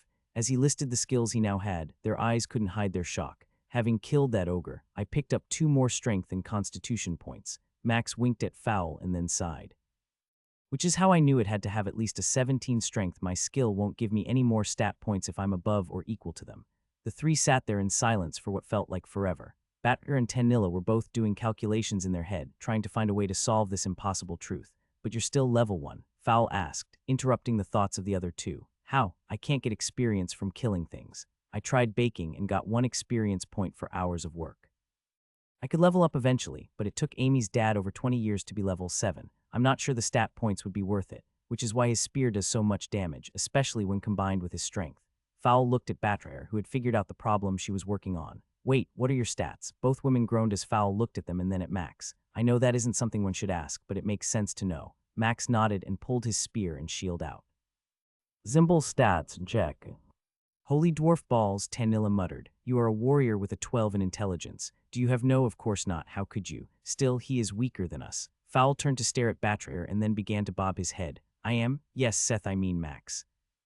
Keep calling me Seth. Easier for both of us and less chance of someone finding out who I am, Max said, interrupting Batrayer. She nodded and then continued. If your stats are right, you're about 20 points behind Fowl. Your items are amazing and help cover that gap. Combined with your skills, you can somehow make up for that lack of early difference. How am I behind? I know I'm stronger than Fowl. Fowl nodded and thumped his chest with his fist. I put most of my points in Constitution.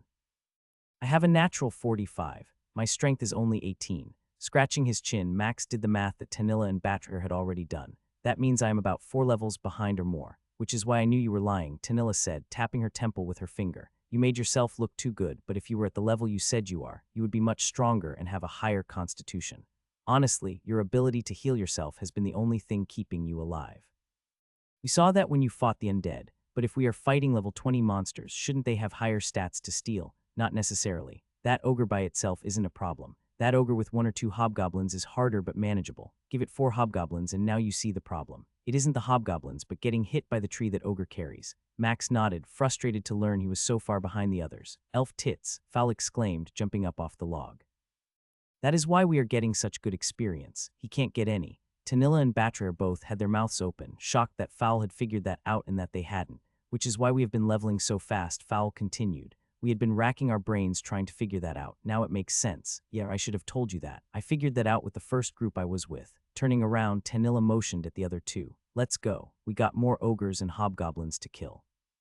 Both dwarves jumped up and came over to Max, giving him a gentle punch to the arm and smiling. You're part of our family now. Welcome to our crazy band. 3 hours later, they had made their way around the swamp and found the portal to the 2nd floor. Their shoes squished with every step and were covered in mud and water. Max had gained 3 strength and 4 constitution points from the ogres.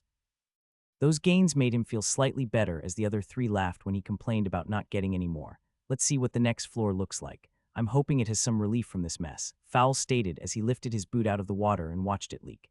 Everyone breathed a sigh of relief as the next floor was a mountain area with rocks and a trail to climb. Do we want to keep going or call this a day? Fowl glanced at Max. You tired? Exhausted? I told you I only slept 2 hours last night. The other 2 nodded and Fowl let out a sigh. I guess we can call it a day. Better to not push it since you are our weakest link. Max groaned and gave Fowl a push as they turned to go to the portal that would take them out of the dungeon. Seth, one more question. He glanced at Tanilla and saw a worried look on her face. Go ahead. When you end someone's life. Not a monster, but like that man last night and that elf who attacked you. What is that like? When you mentioned it both times, you seemed different. Tusking his tongue to his teeth, Max could only nod. It is different, like my skill knows it. I sometimes feel like it wants me to take that path. Knowing what you have told me, it makes sense. The possible growth I could get if I just killed people would be enough to scare a god, Tanilla said after he stopped talking. Max stared at the ground, nodding his head. I don't know why I got this skill. All I can do is promise I won't let myself become power crazy. I don't want to be like Sir Me and the others. He felt a hand on his shoulder and saw Fowl standing beside him. We won't let you lose yourself, Seth. Family doesn't do that. His armor was strewn on the floor. He pulled the thin blanket over him and closed his eyes. He was exhausted. Tired from the lack of sleep, but even more so from the relief of finally being able to tell someone his secret. He believed Tanilla, Fowl, and Batrier that they would keep it. He had no doubt they would help him get stronger and they could level faster with him. Fowl's joke about climbing the towers together felt real. It gave him hope. He closed his eyes and sleep came. For the first time in a while, there were no more dreams of being hunted or alone. He now had a family. Waking up that next day, Max felt better than he could remember in a long time. A weight had been lifted that he had feared would always drag him down. The slight twinge of fear that said he was a fool for sharing with his party was easy to ignore, having seen the looks on their faces and how they reacted. There was no point in worrying about what he couldn't change. He realized that now. Max sat by their usual meeting spot in the adventurers' hall, sitting on one of the chairs and reading more of the book Sam had given him. He still had another 45 minutes before they would arrive, as he had eaten on the way here. A cloak sat in his storage, purchased this morning from the guild shop, giving one more point of strength and constitution. Their talk yesterday made him realize that he needed more stats until he could find other monsters to gain them from. Laughter drifted across the hall near him, and he looked up, seeing a 4-person party he recognized.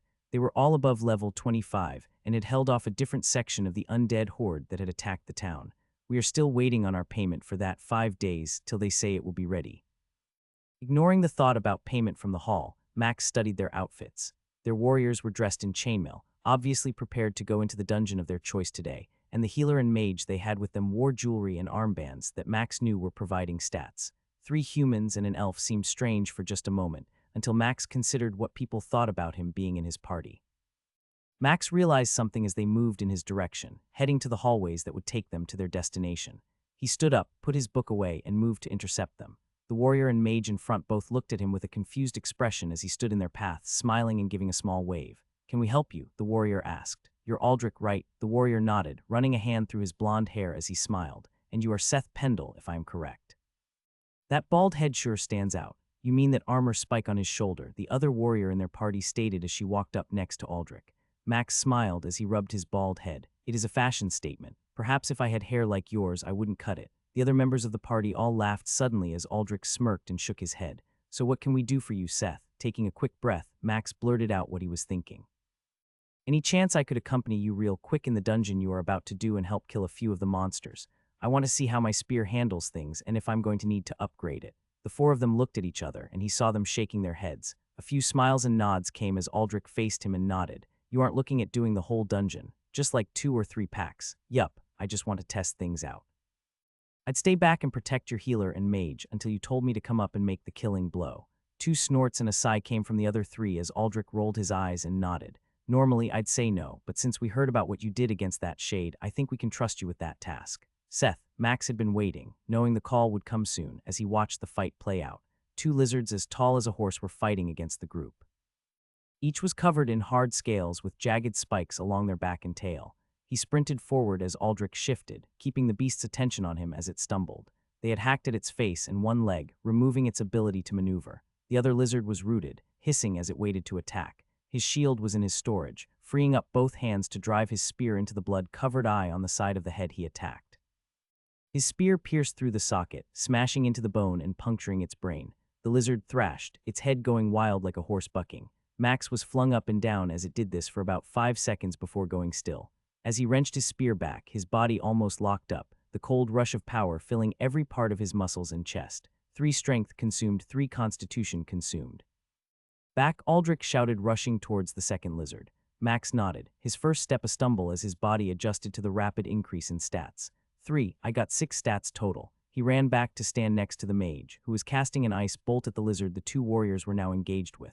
He smiled and nodded, focusing on the creature as Max pulled his shield out, ensuring he was ready if something happened. 4 minutes later, Aldrich shouted again, and Max came forward to claim his kill. 3 constitution consumed, 2 dexterity consumed. He did his best not to stumble as he pulled his spear free again, smiling as Aldrich moved over and gave him a thump on his shoulder.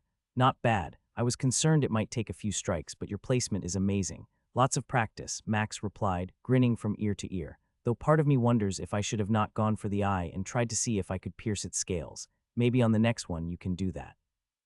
You did well, and I know both Rusham and Paff enjoy having someone back there to protect them.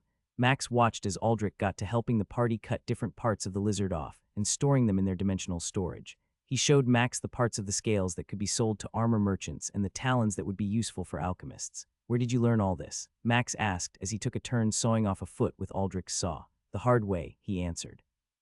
Chuckles came from the other members of the party after he said that. They don't teach you everything in the guild hall, but someone was kind enough to show me a few things. So I'm happy to pass it on to you. Just make sure to do the same. Max nodded, got the foot cut off, and handed it to Aldrich. You keep it, he said with a smile. Go visit one of the alchemists in town and see what they offer. Then leave and visit another. He winked as he smiled. You will learn that some pay more than others. Don't always take the price of the first shop. Another pack of 2 fell almost precisely the same way, except on both Max went for the loose scales behind the creature's head when he came in for the kill. Both times, it took 5 thrusts to pierce it and kill the beast. 3 strength consumed, 2 constitution consumed, 1 strength consumed, 1 dexterity consumed. All right, one more pack, and we will send you back to the portal, Surla, the female warrior, said as Aldrich moved ahead to pull the 2 they saw near some rocks. Max nodded and returned to stand near Rusham and Paff, readying his shield. He looked at the zone, the rocky surface and boulders everywhere unlike anything he had ever seen before. The land was barren, with no shrubs or trees, just endless boulders and enormous piles of rocks as they moved through a cavern that was over 100 yards wide. 4. Max's attention snapped back to the direction Aldrich was coming from as he heard the warrior yell again. Burrowers, elf tits, Raph exclaimed, and Max glanced at their healer. What does that mean? You will need to fight and protect us. Be ready. Max nodded, bending his knees and trying to prepare for what might happen. Behind Aldrich were 2 lizards like the ones he had killed 4 times now, but Max also saw something moving behind them. There is something under the rocks. Burrowers means they are in the ground. Yes, Raph snapped, ignoring Max as he focused on the incoming battle. Be ready. Aldrich was almost back to Surla, and Max could see the look on his face. Max nodded and let Aldrich know he would protect the 2 he stood beside. 20 seconds. Rusham had ensnared one of the giant lizards, stopping its charge immediately as roots much thicker than Tanillas broke through the rocky ground and held it fast. Aldrich charged, attacking the other giant lizard and holding his shield up to block its tail that whipped at him. Surla watched the 2 movements in the ground, cracks forming in rocks trickling like a natural water spring. She ran to the closest one and jumped to stand where the line was forming. A smaller lizard sprung up from the ground, its entire body covered in 2-foot spikes that popped into place. They had been lying against its body until it came out of the earth, and now it looked like a porcupine. Realizing what he needed to do, Max moved toward the ripple in the ground that was approaching where he and the other 2 were. Standing in its way, he felt the ground move and jumped back a step like Surla had as the lizard burst from the ground, rocks pelting his shield and armor. It was as tall as him, and he realized that this thing was faster than he was. The lizard lunged toward him, driving its body and those spikes at him, using its weight and mass to force Max back as he blocked with his shield, skidding across the rocky surface. Planting his feet a little better, Max pivoted his hips, bringing his shield up again as the lizard leapt up in the air, curling itself into a ball of spikes. It landed on top of him, but Max realized he was stronger than this lizard and drove with his legs, pushing the creature off him and back toward the ground. As it spun in the air, preparing to land, Max drove his spear with his hips, thrusting it and securing a glancing strike that penetrated a scale. A hiss came as the lizard landed, giving a small shriek before it whipped its spiked-covered tail at him. Max moved his shield to block, only to find the creature alter its path at the last second, sliding under his shield and scoring a gash across his leg. Biting back the pain, Max thrust his spear, willing to trade an injury for one attack, and caught the creature in the back right leg near the joint where the scales and skin seemed weaker. Max was right, as his spear pierced that skin fold, going deeper than he had expected. His newfound strength, combined with his gear and the buff Raph had given the group, had him driving further with his weight, his body and shield slamming into all those spikes as his spear tore through its hindquarters. The lizard shrieked, jerking as it tried to move, but Max's spear had it skewered. Unable to do more than shift in place, it was stuck as Max began to lift with his arms. Its tail whipped toward Max again, but Max ignored it, allowing his shield to block the attack. The tip of a tail spike raked his left arm, leaving a gash, but it wasn't deep enough to worry about. Remembering what he had done to the ogre, Max planted his feet and ripped his spear upward. The sounds of flesh tearing and bone popping filled his ears as the lizard hissed in pain. He couldn't tear the scales or skin, but after that one attempt, the lizard's tail dropped to the ground, no longer moving. Yanking his spear out, Max took 2 steps back to assess what he had accomplished. The lizard thrashed, its back right leg not working as its back left leg tried to push itself around. I broke part of its spine. With the favor of the battle shifting his way, Max attacked, thrusting his spear over and over at the head of the lizard who tried to swing it out of the way, but the lack of mobility had hampered it. Its scales were not as tough as its larger brethren, and the speed it relied upon was gone with its back leg not working.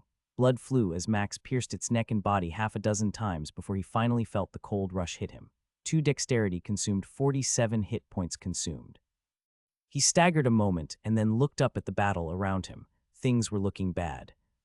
Aldrich was trying to hold off the second giant lizard as Surla dealt with the fast-moving, smaller one. She had injured it, but it was still putting up a fight, darting left and right much quicker than the one he had fought. As Max ran toward Aldrich, whose health bar was only a little above halfway, he realized that the one Surla was fighting had red scales, not gray like the one he had fought. Goblin shite, that thing is a lot faster than the one I faced had that been the one I got. Putting that thought out of his brain, Max positioned himself to help with the injured giant lizard. It had a nasty cut over its right eye and a gash on its left leg. The warrior's sword had made a few other spots bleed, but beyond that, no injury seemed to affect it. 15 seconds. Those last 5 steps Max took after Rusham gave a cooldown count on his ensnare didn't matter. If he couldn't help Aldrich with his problem, odds were they wouldn't make it. He knew he couldn't tank one of these after seeing the damage it was doing to a warrior way above his levels. On your right, Max shouted as he moved to the lizard's blind side. He had stored his shield and gripped his spear in both hands, getting set for the attack he knew he needed to make the first time. Aldrich had somehow held off both of the giant lizards. The injured lizard slammed into Aldrich, its mouth open, showing 2 inner rows of teeth as long as Max's fingers. Aldrich lost ground, having to use his sword to try and deflect the attack from the one he had been hacking at. The left lizard slammed into him simultaneously, biting down on his shield, gripping it between its teeth. With the injured lizard's attention focused on Aldrich, Max drove his body toward it, his spear aimed at its blinded eye. The squelching sound that came as it penetrated, followed by the cracking sound as his spear went up and into its brain, brought the same reaction as the other he had killed this way. It started to thrash, and Max had already pulled his spear out, not wanting to endure being shaken like that again. Go help Surla, Aldrich said with a grunt as he fought the lizard over his shield. I got this for now. Max nodded, frustrated no more growth had come from the death of that lizard. It had been too good of a run, it seemed. Running around the twitching corpse, Max saw that Surla was bleeding, had a fresh wound on her leg, and her health bar was below half. The red lizard was not in any better shape, a good chunk of its head bloodied where dozens of spikes had been hacked off. Surla's sword didn't have the reach to do much more than slowly chip away at the creature's nasty defenses. 3 steps from the red lizard, Max saw it suddenly turn, its tail coming up and moving toward where he was headed. Skidding to a stop, the tail came down, spikes only inches from where he stood. It can detect you, Surla said between ragged breaths. Just poke at it, and she paused, blocking a bite as she hacked at the lizard's face again. Use a shield. Pulling his shield from storage, Max moved, preparing to thrust, and saw the tail flicking toward him again. He bent his knees preparing to block, but watched, expecting it to do something like the other. As the other had done, this lizard adjusted its swing at the last moment, somehow knowing where his shield was and moved its attack lower. He was sure he was grinning as he shifted his shield down, catching the spikes and hearing a crack. Max went in for an attack, thrusting forward as he shifted his shield slightly and aimed for the ridge above its tail. He missed it by about 6 inches as the lizard shifted its body, somehow again knowing where he was attacking. A gaping wound appeared where he had pierced its red scales, and the creature spun, its tail flicking toward Surla as its mouth came at him. Dodging backward, Max was surprised when the strike of its tail sent Surla stumbling back a step even though she had her shield up. The impact of that strike was so loud he heard the sound of spikes breaking against her shield.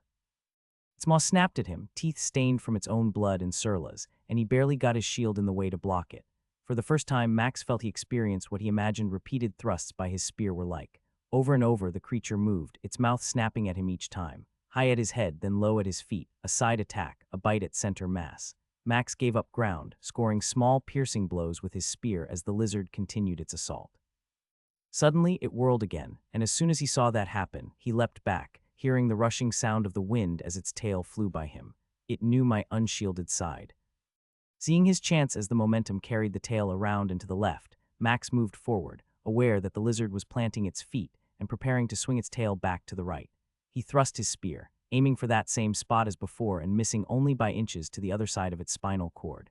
His spear still managed to impale the lizard's body by more than a foot.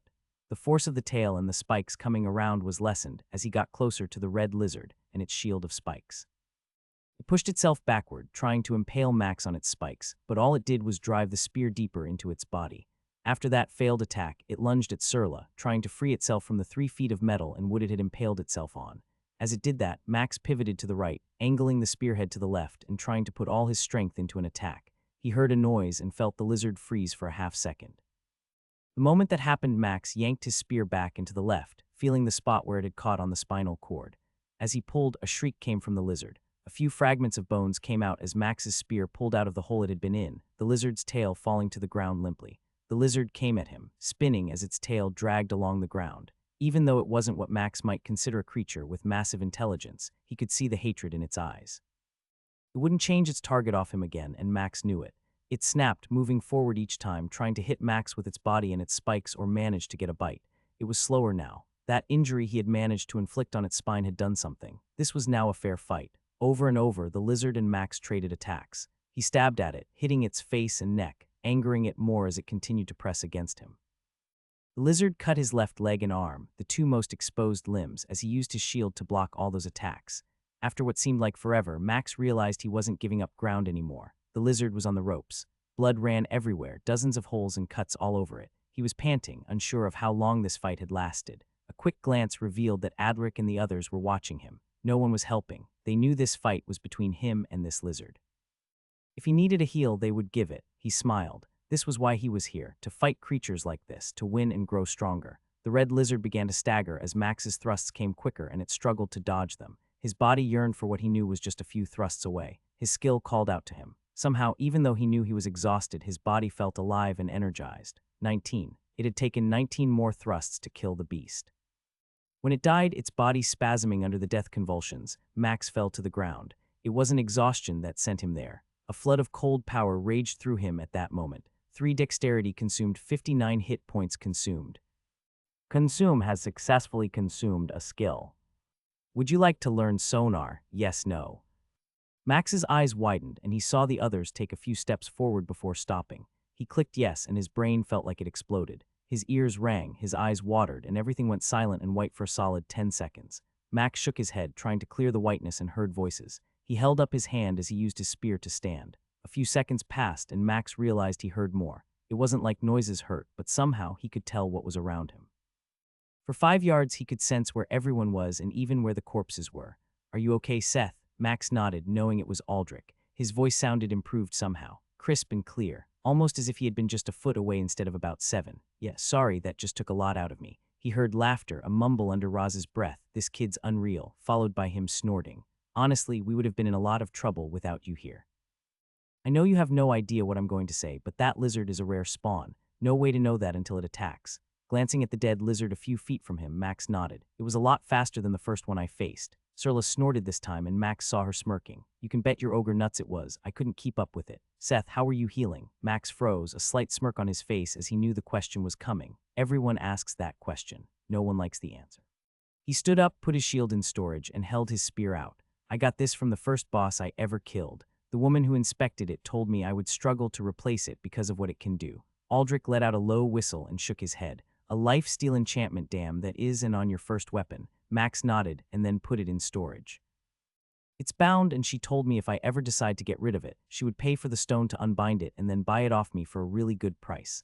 Max sighed and then pointed at the corpse near him. It appears it's still good enough for these, but at some point I'm going to have to replace it, but I'm glad to know it's not yet. Surla moved to where Max was and held out her hand. He shook it and she smiled. I owe you. Seriously, that thing would have killed me if you weren't there.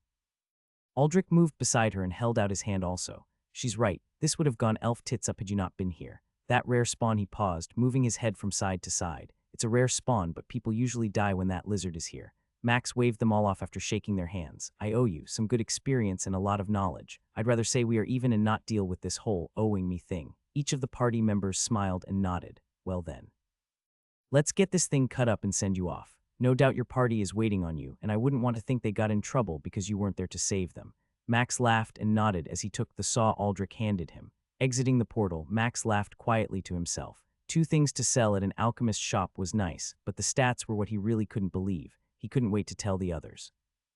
Holy elf tits, are you serious? Max nodded at Fowl, who shook his head in disbelief after Max told them the stats and the skill he had gained less than an hour ago. You literally leveled up to level 23 in 1 hour. Yes, Tanilla, but that means I won't gain anything for a while. The only way I get stronger is by killing higher-level creatures. Or people, Fowl interrupted. Max and the other two frowned at Fowl, who just held up his hands as he shrugged. I'm just saying, monsters or people. Both of the women grunted and Max sighed before continuing. We will keep farming experience here, and until we can get you 3 leveled up and able to fight in the next dungeon, there will be a time when I become weaker. What about your new skill? What does it do? I was waiting till we were together to check. Skill description: Sonar. Sonar uncommon skill. This skill is permanently active. Any creature or object within a 5-yard radius is detectable. All vibrations, movements, and sounds will be detected by this skill. It can nullify invisibility as well as stealth. Improved hearing within the radius of the skill. Ultra-loud sonic attacks may cause bonus damage or disrupt this skill. Line of sight is not required to know how an enemy may attack. Max didn't have to see Fowl rubbing his eyes and groaning softly. That seems broken, Batrer stated after hearing the skill description. It's great that you have it for us, but that basically means you can't be snuck up on. Trying not to smile too much, Max nodded. I actually can't wait to test it out in combat. It was weird at first being able to tell that someone was behind me or off to the side. I could even feel where a chair or counter was. The first few moments were intense, like it overwhelmed my brain, but it got better quickly. Well then, let's get started so we can get out of this muck and mud and see what the second level of this place holds. Max nodded and then remembered what he had been meaning to do. Opening his storage, Max took out his red cloak and fastened it around his neck, giving it a quick twirl. What do you think? He heard the groans now. With his new skill, each of their attempts at trying to decide what to say was crystal clear. It can't be that bad, he exclaimed. I'm just concerned no one ever taught you how to dress yourself, Tanilla said. I mean, a red cape, black boots, bracers, a massive brown spike off your shoulder. It's like you need to hire someone to pick out an outfit for yourself. Max frowned as Batrayer and Fowl both grinned at him and nodded. Fine, I'll keep it for now and see about replacing it once we get paid by the guild. Maybe Tanilla will help you with your fashion choices, Fowl teased, watching the elf's ears turn red. She turned around and started walking through the stagnant water of the dungeon, grumbling about cutting Fowl's balls off. Not that Fowl could hear, but Max could. Elf tits, that was a pain in the ass, Fowl complained. Max groaned and stretched his neck, nodding in agreement with Fowl. 2 ogres are pretty nasty when combined with 2 hobgoblins. At least you two aren't fighting in the muck and mud. Nothing but solid rock now. Max nodded in agreement, quite content to fight on a surface that didn't splash everywhere, leaving their boots and feet nasty and wet. So we can do this easily, especially with my upgraded strength. Batra cast her buff again. Realizing it was getting low enough, she didn't want to risk it going down during a fight. That spear with your strength and fire enchantment is insane. Part of me wants to see how much damage you would do to Fowl. Fowl spun around, sputtering in shock as he saw the smiles his healer and mage were wearing. Bah, see if I stand between you and the next hobgoblin. Idle threats, Batrir replied. I know you like what I give. Max coughed, knowing that this conversation had taken a turn he didn't need to hear. Anyways, let's get these guys harvested and move on. 3 ogres. Is this really an option? Tanilla asked. Max was running his tongue over his teeth. 2 ogres had tree trunks, and one had a massive axe taller than him. I don't see why not. Tanilla ensnares one. Fowl pulls the other two's attention, and I'll come up and attack from stealth from behind. Fowl nodded, agreeing with the plan as Max's ability to use stealth every fight had made things much easier than the first floor. Root the one with the axe. I'd prefer to fight that one last if possible. Fowl glanced at everyone and saw them nod. Always the bait, you 3 suck. Things progressed smoothly with Max's spear strike from stealth, combined with his improved strength, shattering the ogre's spine above its legs. Max quickly stored his weapons when it fell and grabbed the log that had rolled away, picking it up easily in both hands. He came up behind the ogre, fighting Fowl, and planted his feet, swinging with everything he had, hitting the ogre in its hip, shattering it, and dropping it to the ground. Elf tits. Fowl exclaimed as a shower of wood shards erupted in his face from the attack. It took Max a moment to get the log repositioned, and he slammed it down on the ogre's back as it tried to get up, sending it crashing to the ground. It wheezed in a weird guttural way until Fowl took his hammer and bashed its skull a few times. 3. Dropping the tree, Max smiled, pulled out his shield and spear, and turned to face the last one. Let me try this on my own. He ran off, not waiting to hear what the others might say, and moved to a small pile of flat stones stacked on each other. The ogre came at him, its axe over its head. It was preparing to chop at him. It was weird. The sensation Max felt made the movements of the ogre almost seem impossible to miss. Alone with just the creature and himself, there were no distractions. Max's sonar skill told him everything he needed to know about what was coming. The axe was aimed at his head. It was going to come down in a straight chop. If it hit his head, it would probably split him in 2. Max smiled, shield ready, and waited half a second for the swing to start its downward approach. As it came, Max drove himself forward with every ounce of power in his legs toward the ogre's chest. Max saw the ogre's eyes widen as he came between its fully extended arms, axe plunging toward the stone he had been on just a moment before. Now inside the monster's range and arms, Max thrust his spear under the ogre's chin into its skull. The axe slammed into the stone, the ogre's own momentum bringing its head down and onto the spear that pierced bone and brain until it came out the top side of its head. Putting a foot on its chest, Max pushed off, yanking his spear free as the creature fell forward, hands still clamped to the shaft of its axe, unable to let go. Landing to the side, Max rolled once and stood up as the creature hit the ground with a thud. His mind turned cold, power wanting to fill it. Consume has successfully consumed a skill. Would you like to learn axe handling? Yes, no. He clicked yes. The sensation he was used to came upon him, knowledge of how to use a variety of axes becoming second nature like his spear. He smiled and then frowned as he felt something inside him changing. Skill knowledge requirement met. Processing possible upgrade. 4 melee weapon skills acquired. Combining skills into new skill. Melee weapon mastery acquired. Skill level upgraded to uncommon. Then he fell to the ground. His mind swirled with so much knowledge. The spear in his hand that he had used for so long had been underutilized. He realized now how to string a combination of attacks together. All those simple single attacks he had done were nothing compared to what he knew he could do now. His knowledge of axes and blunt weapons increased also. Even though he had not used an axe yet, he had no doubt that he could be just as deadly with it as his spear. Combined with his dual-wield skill, his mind struggled momentarily to comprehend everything. Seth, are you okay? He knew it was Fowl speaking, and he felt the other two right behind his dwarven friend. Max nodded, holding his hand out to stop them as he took a few deep breaths and let all the things his skill felt he needed to know finish overwhelming him. It took another 10 seconds or more, and then suddenly, the rush of knowledge stopped. Standing up, Max looked at the 3 party mates and saw them staring at him, wondering what had happened. Are you sure you are okay? Did your skill do something? Or Fowl trailed off as he saw Max begin to grin. It did. I learned the axe skill from that ogre. Fowl's eyes widened a moment, and then he nodded. That makes sense, can't imagine. Your skills combined, Tanilla shouted, interrupting Fowl. You have had 4 melee weapon skills, and they all combined. Unable to help himself, Max chuckled and bobbed his head. It was a bit more knowledge than I had expected. Knocked me off my feet and felt like my head was almost going to explode. Holy elf tits, Batterer muttered. What skill do you have? It's called melee weapon mastery, which is currently uncommon. Holy goblin humpin', elf tits with a frickin' huge set of ogre balls. Shouted Fowl, spitting on the ground as he held his hands up in the air. Are you kidding me? Akram, you never gave me this kind of love. Shut it, Batterer snapped. You have a rare skill and stop complaining. Akram blessed you enough, and that is why no one could argue with you being a warrior. Max looked at Fowl, who suddenly turned red in the face and saw the dwarf nod. A rare skill? Yeah, my shield skill is a rare rank. It is why I'm so good at blocking. Before I might have offered to spar, but now I'm pretty sure I don't want to risk it. Max chuckled, and then it turned into a full-blown laugh after a moment. He knew they were looking at him, but he didn't care. It took a moment to stop, amused at the situation he found himself in, and then his mind realized what he had just missed. Turning to look at Batterer standing there, confused at the laughter, she felt his gaze and sighed. You have a rare skill too. She nodded and grinned. My healing magic is a rare rank, yet another reason why this oaf and I travel together. Max wanted to laugh again, but he couldn't. It was too much. How often do dwarves start with a rare skill? Fowl and Batterer looked at each other, making faces that looked like someone was pulling their beards. Not to sound repetitive, but rare, Batterer answered. 2 rares in one choosing day about turned our city upside down. That is why Fowl and I left. She paused and smiled as she winked at Fowl. Among other reasons, Max shook his head, reading the room and seeing what he had failed to see all this time. Someone has done this, someone has brought the 4 of us together, he whispered, his eyes looking at the ground as he spoke. The odds of all this is impossible. An elf with a combined skill on her choosing day, 2 dwarves with rare skills on the same day, and a human with an insane skill, Tanilla said when Max stopped talking. By the she paused, smiling and shaking her head. Someone, and I don't think it's our gods, is pulling our strings. The real question is why? Fowl looked at Batterer and saw she was nodding in agreement, and then he cursed so quietly that even Max couldn't hear it. You're telling me someone has directed our lives from 3 different kingdoms to end up in this damn dungeon as a party? Fowl saw his 3 friends all nodding.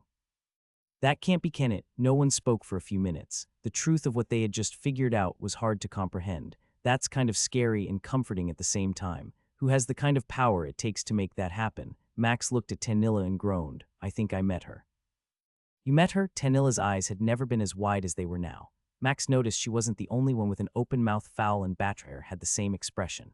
I mean, I think it could have been one of the gods. I was in a temple of Phaeus and giving an offering when an older woman showed up. A minute later, I couldn't move. She had grown and then was gone. She warned me I needed to grow stronger and that I would be hunted. Max paused and shivered as if someone had walked across his grave. That man I killed proves she was right. The only sound for a minute was the wind blowing across the rocks in the dungeon. How strong do you think you need to be? Looking at Tanilla, Max smiled and shrugged. I have no idea, but we all know how weak I am. What do you mean weak? You have a skill that takes most 100 levels to acquire, Fowl exclaimed. Do you really not understand how powerful that skill is? Max realized he didn't. Skill description: melee weapon mastery. Melee weapon mastery uncommon skill. This skill provides mastery of all melee weapons, even ones not previously learned. Every attack will be more likely to successfully hit the location they aim at. Attacks will have a higher chance of critically striking and doing increased damage. Mastery grants an improved understanding of combination attacks. I can use every melee weapon. Snorting, Fowl nodded and tapped the hammer on his hip. You are a walking source of melee damage. With that skill, imagine what you could have done against the undead. 2 hammers, a tree trunk, even those 2 swords you mentioned getting from that guy you defended yourself against. Slowly nodding his head, Max realized exactly what Fowl was talking about. You two done comparing skill sizes? If so, we can see what difference this will make in our ability to progress. Batrier said as she began casting her buff. I'm ready to enjoy some easy experience courtesy of Seth. Max smiled, activated his storage, and pulled out both the swords he had gotten off James. I guess now is better than never to try these out. Inspect weapons. Sharp silver sword right +2 strength. Sharp 10 increased damage when slashing. Sharp silver sword left +2 strength. Sharp 10 increased damage when slashing. This is going to be fun, Max said with a massive grin. They found another group of 3 ogres, 2 with axes and 1 with a tree trunk. Can you root one with an axe and I'll manage the other? Max asked. Tanilla nodded and Fowl rotated his shoulders, smiling as he saw Max spinning his swords in little circles. You scare me sometimes, Fowl said, watching Max cast a fire and ice enchantment on his swords. What were the gods thinking, giving someone so much power? Batrier grunted but said nothing, and Max was glad no one seemed to want him to answer that question. He had struggled with it himself more than once. Engage, and then I'll ensnare the one in the middle, Tanilla said. Max entered stealth as Fowl began to move toward the ogres, sizing up the beast he was about to face. His mind told him different ways to parry that massive axe with his swords. The ogres started to run toward Fowl as he shouted, gaining their attention. Resisted. Fowl slowed his charge when they heard Tanilla tell them her ensnare had failed. Max had seen the roots reach up, but the ogre had taken 2 steps, ripping them from the ground and falling behind the other 2 by just a few steps. Seth, Max wanted to respond, but he couldn't. Doing so would break stealth, and he knew what he needed to do. Moving as fast as possible, he put himself in the path of the ogre on the left with an axe and prepared to attack with 2 weapons for the first time. Max could see how the ogre ran, its legs and arms moving forward and backward. The axe was in its left hand, and his mind saw what he needed to do to turn this fight around. The ogre came right at him, unaware of Max, who started his strike as its right leg planted on the ground a foot in front of him. The 2 swords sliced as one, catching it right on the knee and cutting its lower leg off. The ogre stumbled, plunging face first to the ground as its momentum sent it skidding, its axe flying from its left hand. Spinning the moment he sliced the ogre's leg off, Max ran to catch up with the floundering beast. Fowl had moved, engaging the ogre with the trunk as Max reached the ogre face first on the rocks, jumping up into the air and driving both swords into the back of its neck. It barely shuddered as his blades punctured its neck and sliced the spinal cord all the way through. He felt the second ogre with an axe enter his sphere of detection and spun in time, both swords coming up to deflect its overhead chop, sending the blade to the side where it slashed into its fallen partner's shoulder. Max became a whirlwind of blades, spinning, slashing, and slicing the ogre before it could begin to lift its axe out of the corpse it had struck. Massive pieces of flesh and chunks of muscle flew as Max ran between its legs, planting his feet and slicing both Achilles simultaneously. The creature started to fall backward, its legs giving out as its ankles folded under its weight. Prepared for that, Max dashed a few steps forward and held both swords up. Its roar was cut off as both swords pierced its back and heart. The weight of the ogre crashed down on Max, but he bent his legs, absorbing the impact. With a grunt, he pushed up and to the right, rolling the ogre off him as he pulled his swords free. It took a few seconds to get out from under the corpse and see Fowl dealing with the other ogre, deflecting and absorbing blows from the tree trunk that kept coming at him. The axe from the ogre he had just killed was a few steps away, and Max took the opportunity to try something new. Storing both swords, he picked up the massive axe, taller than him, and held it in both hands, anytime. Fowl called out, getting pelted by rocks and wood shards as the tree trunk slammed into the ground next to his feet. Grinning, Max ran forward, taking a few steps, skipping once toward the ogre's back before planting his feet and twisting his hips and then his arms.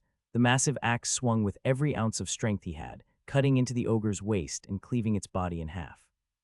Its top half fell to the left, losing its grip on its weapon as blood flowed like a stream from both halves of its body. Holy elf tits. What the hell was that, Seth? Holding the axe in one hand, Max spun it around like a top before dropping it to the rocks with a clatter. Sorry, foul, I just wanted to see what I could do. By the gods, that is not even fair. You cleaved an ogre in half with one strike. One strike.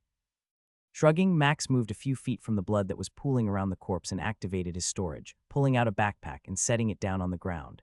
Just wait till we fight the lizards in the level 25 dungeon. Those things are nasty. Fowl looked at the two women who had moved up to the corpses. Tell me he isn't already talking about the next dungeon. I mean, seriously. Tanilla chuckled as she pulled out her knife and moved to cut off the ogre's ears. I have no doubt we will be there soon enough. Grunting, Fowl smirked and moved to help with the trophy gathering. They cleared the rest of the second level with ease. Max demonstrated the power of a skill most could never imagine acquiring. Each attack he delivered was done with precision, killing or disabling every ogre they faced. After they finished the dungeon, stopping outside the boss portal and returning to the Adventurers Hall, Max bid them farewell and headed off to bring Amy for their daily grind. It took no time as Max kept one of the large axes, cleaving an orc in half with almost every strike. Amy had been excited, hitting level 9 after the Goblin and Orc dungeon, promising to bake something special for Max later. With only about 4 hours of sunlight left, Max entered the first alchemist shop he had spotted while traveling to get Amy. Puffing the Dragon seemed like an exciting name, but the magical sign outside that had a red dragon blowing smoke out of its nose had been what caught his attention. Entering the shop, Max's nose was assaulted by a pungent smell that made his eyes water. Sorry, forgive the smell. Looking around, Max found a dwarf on the ground behind a counter where glass was scattered on the stone floor, and purple liquid bubbled as the man wiped it up with a weird cloth. Need any help? Max asked as he pinched his nose, breathing in through his mouth and immediately wondering if that was the wrong decision. A weird sour taste now coated his tongue. He smacked his tongue to the roof of his mouth a few times, finding out it didn't help. The dwarf sighed as he tried to push the purple liquid into a flat glass container. Some child was in here with their parent and knocked this over. Of course, they didn't want to pay, and sorry, you don't want to know all this. He sat back onto his heels, his leather apron dripping the purple ooze onto the floor. If you can stand the smell, I will do what I can to help you find what you are looking for. I've smelled some pretty bad stuff in the dungeons. The taste, Max chuckled and ran the top of his tongue against his teeth. That's something new. Take your time. I'll look around. Max walked through the shop, looking at various jars holding different parts of monsters, liquids, flowers, and so many other things that he had no idea what they were.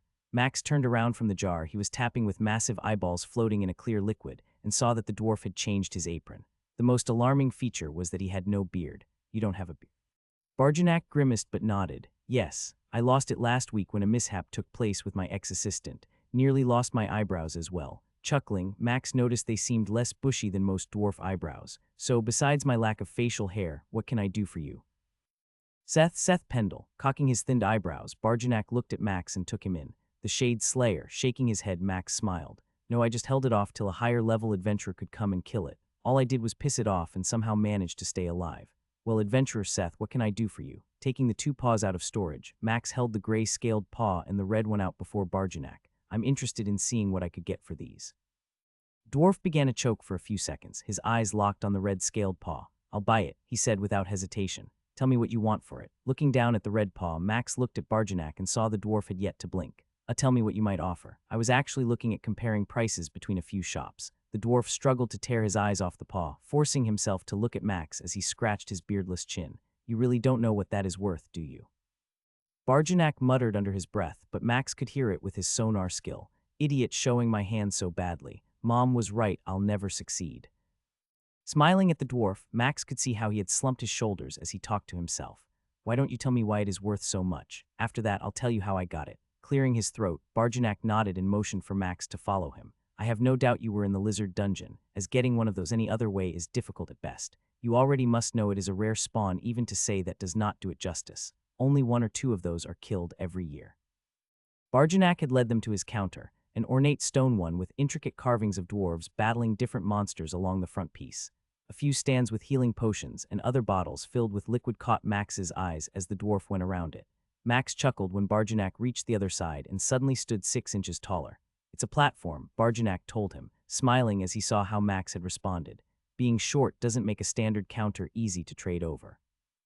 That sounds very ingenious. The beardless dwarf nodded, then pulled a book out of thin air and set it down on the counter. This is an advanced alchemy book. It has your standard notes on potions and other elixirs, but what you want is back here. The dwarf thumbed through the pages with precision, stopping at a tabbed sheet. The paw you have will be sought after by every alchemist in town. Barjanak waited for Max to meet his gaze after looking at the book's page. I am serious about that. Some may offer you more gold than I can, but I am willing to do something they aren't. I will give you money and offer to share one of the elixirs I make. Max had heard about elixirs only once in his life. During his alchemist rotation, the alchemist in his hometown talked about how most would never see them because of the rarity of the required ingredients. What would the elixir you plan on making do? Barjanak grinned, excited that Max was considering his offer, and turned 2 more pages in his book. This one, he said, tapping the page, an elixir of dexterity. Depending on how they turn out, it should add 1 or 2 dexterity points. Your paw should provide the ingredients for 4 of them. It will cost me a bit of money for the other ingredients, so all I would be willing to offer is 20 gold and 1 elixir. Max was doing his best not to look shocked and overwhelmed at that amount of gold and the thought of the item. 20 gold and a guaranteed 1 or 2 points of dexterity. Goblin nuts, what have I missed reagent-wise? Slowly nodding, Max kept a straight face and set the paw on the counter. I am interested in that deal, but would also like to discuss a few other things and a possible long-term relationship. Without a beard to hide his excitement, Barjanak's smile almost radiated light from the amount of white teeth he was showing. Sitting in his usual booth, Max thumbed through the notes Barjanak had written down for him. There were a lot of alchemy ingredients he and the others had missed out on, especially on the rare monsters he had killed. Barjanak had seemed quite disappointed to hear that he had killed an orc shaman and not harvested its eyes or heart. Both of those had magical properties suited for an alchemist and their skill. Max also managed to learn one other interesting bit of knowledge. These elixirs all granted bonus experience to the one crafting them. If this was the case, he could speak with Mr. Wright or Amy and see if there were also rare cooking ingredients.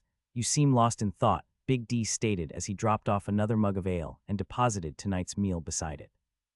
You're beginning to make me wonder if you are an adventurer or a scholar, with how much reading and writing I see you doing. Max saw Big D smiling, proud of his joke. Smiling so his host wouldn't feel his joke was that bad, Max pointed to the list he had been studying. I learned today that I have been missing out on easy money by not farming alchemist items from monsters. I really want to know why most adventurers don't talk about this. Leaning over, Big D made a disgusted face before grumbling. Well, that's easy. How many people want to dissect a corpse for a few extra silver? I mean, you're talking about a heart and eyeballs. Those would require certain tools to do such a thing. And how many times have you killed something by stabbing them in the heart? Tusking his tongue, Max nodded. He had stabbed a lot of creatures through the heart. I guess that means I'll need to find another way to kill stuff. Roaring with laughter, Big D bobbed his head and playfully slapped Max on the shoulder. That's the rub, isn't it? Can't kill them how you want, which means you risk getting injured in order to make more money. That is why they don't teach younger adventurers about alchemy ingredients. Imagine if you could only kill a boss by taking off its arms and legs. How many people would die? Max nodded, glancing down at his list again, and noticed Dick had walked away, answering a whistle from another patron needing something. There goes my easy money plan, Max muttered, storing the list and turning his attention to the wonderful-smelling plate of food next to him. Roasted pheasant, an assortment of vegetables, and 2 large rolls. Off to the side of all the food was a small strawberry cake with what looked like the perfect amount of frosting. Sharing what he had learned with the group, Max and the others cleared the ogre dungeon up to the boss portal. They decided it would be best to farm the dungeon for experience until each of the other 3 reached level 25. They managed to farm a few items to sell to Barjanak, but quickly realized Big D was correct. It wasn't worth the time or effort. The best gift had been the potions Max had convinced Barjanak to give him at a reduced price. 2 higher-quality healing potions now sat in each of their dimensional storage. Max had bound the necklace he had taken from James to himself and sold the other to Fowl at a significantly reduced price. They then purchased rings for both women that functioned as storage for potions. Each had 3 spots that could only carry a potion. They were still 3 gold each, but everyone saw their importance at this point. Fowl struggled to believe Max would sell him a 10-slot dimensional storage for only 5 gold, knowing they were usually at least 30 gold. Once done, Max took Amy through 2 runs of the dungeon, earning her level 10. She mentioned there was something special for him to pick up later from her dad's bakery and waved as he set off on one last task for the day. Seth, I don't believe you. There is no way you can be done with this book. Max nodded, still holding the book for Sam to take, watching the older dwarf scowl. I read it and have no more use for it. In fact, I even went into the lizard dungeon earlier this week and helped take down the rare red lizard. A coughing fit came over the older dwarf, who moved closer, grabbing Max's arm and pulling him off to the side near some bookshelves. Don't talk about that so loud, Sam hissed after he stopped coughing. People hear that kind of news and might be interested if you took the reagents from it. Nodding in realization, Max glanced around the shop and saw that the few patrons inside were not paying the two of them any attention. Yeah, I can see that. I was in the dungeon with a higher level group, getting to see how the dungeon worked before me and my team go there. It was a scary thing to see. That thing was fast. Sam nodded, still looking around the warehouse and ensuring no one was paying attention to them. I have heard stories. I'm glad you didn't die during that encounter. Did it? Sam paused, pulling Max between two bookshelves and walking further down the aisle before turning and whispering, have the ability to see all around itself. I'm not sure I would say it saw around itself, but more of just knew. When I got close to help the warrior fighting it, its tail almost impaled me. At no point had it looked at me, yet it knew where I was moving and barely missed me as I stopped in time. Max paused, knowing what Sam was fishing for as a keeper of books. Even when it faced me, it knew where to attack the other warrior. It had damage done to its face and blood in its eyes. Perhaps it can hear or detect some other way to know what is around it. Sam's eyes widened, and he pulled a notepad out of his dimensional storage and wrote quickly on the paper. He glanced up at Max and almost said something but stopped and wrote down a few more things. You don't mind if I use you as a source for this? I rarely get to talk to someone who has actually faced this beast. This knowledge could help others be prepared in the future if they study as you have. Can we not use my name? I'm not sure people would believe that. Seth Pendle told you about how the lizard protects itself from all sides. Sam snorted and nodded. That is true. I'll handle the source side. Still, this will verify a few things with the academic community. I think you're forgetting something else. Sam's bushy eyebrows became one at the center of his forehead as he cocked his head at Max. What is that? You promised to pay for the next book I would need. Rolling his eyes, Sam cursed, bookworms and paper eaters. Coughing, Max couldn't help but smile, wondering what kind of curse that was. Bookworms? Yes, boy, those things are a menace to people like me. I'll have you know we pay good money every 6 months keeping this place safe from them. Waving the ranting dwarf off, Max didn't press the issue. Well then, how about we just be thankful for that and you show me to this book you promised? Scowling, Sam shook his head and strode past Max as he grumbled. I must be getting old betting books like this.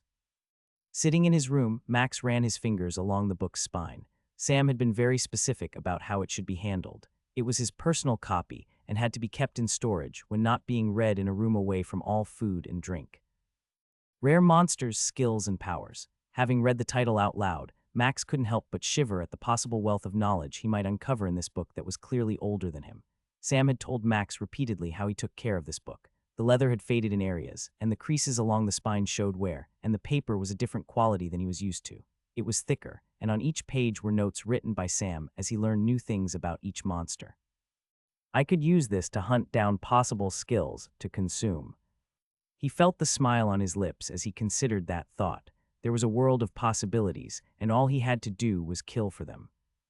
The following 2 days had been nothing more than the usual clearing of the ogre dungeon as a group, followed by Max taking Amy through only the orc dungeon. She had managed to get level 11 and was closing in on 12, but the leveling experience was starting to slow. The treat Max had received from her, and Mr. Wright, was a special cake. It stood 3 feet tall and looked like him, bald head and all. Max had brought Fowl, Batrier, and Tanilla at Amy's request, and they had laughed at the single massive brown spike on his shoulder. Every part of him was detailed, like looking in a mirror. Even the spear he held and his red cloak matched the one used while fighting in the dungeons. This is amazing, Max finally got out as he walked around it a few times. Mr. Wright had closed. Big buns for this private moment with Max and his party. Max saw the older man wipe a tear away from one eye, his daughter squeezing him tightly as they both watched Max admire their work. How long did this take? Oh, about 5 days for everything, Amy replied. Dad let me help, and we did it secretly in the back kitchen, forming molds, using some other baker tricks, and more. The real fun was getting it to look like you. Dad won't say it, but he called in a favor and got some magical assistance.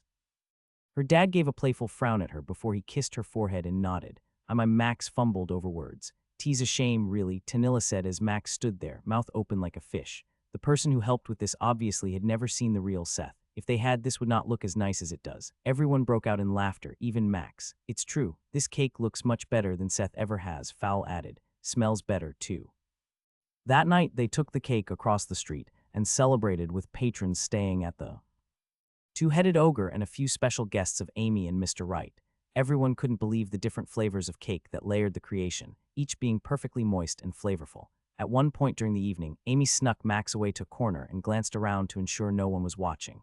Are you okay? She nodded and bit her lip for a moment. Seth, I have to ask again because my dad doesn't believe me. Are you hoping that there is going to be something between us? Seeing her face and realizing what she asked, Max smiled and shook his head no. I'm not, and I know that you are not either. Amy's eyes widened, and she tried to speak but couldn't. You have a friend who comes by even more than I do. She's a nice girl from how you two always talk and laugh. Does your dad know? She nodded, glancing across the room and seeing her dad and Big D laughing as they told stories to anyone willing to listen. He does. He just wanted to ensure I hadn't led you on, or that you weren't hoping for something. I can't repay you any other way and would be willing. No, Max said, cutting her off, his tone firm and louder than he had meant it to be. Sighing, he smiled, put a hand on her shoulder, and shook his head. I mean it, no, I don't want that from you. I am content to call you a friend and to help you be the best baker you want to be. I would never ask you to do that or anything else. The cake you made for me is greater than anything I could have imagined. A few tears had trickled down her cheeks, and Max held his arms open, smiling as she moved in. They hugged for just a moment, squeezing and then letting go. Amy wiped the tears away as she smiled and laughed. He nodded and then motioned to the room. We need to get back, or you might have rumors get out about us, and the gods know I wouldn't want that to ruin your reputation. She laughed harder, poking him in the chest as she shook her head. That is true, I have suffered enough already for having you in my shop as often as you are. Laughing, they both moved to join the others in celebrating the night. Seth, you are an interesting human. Max glanced at Tanilla, who was slowly rotating her mug of ale as she watched him.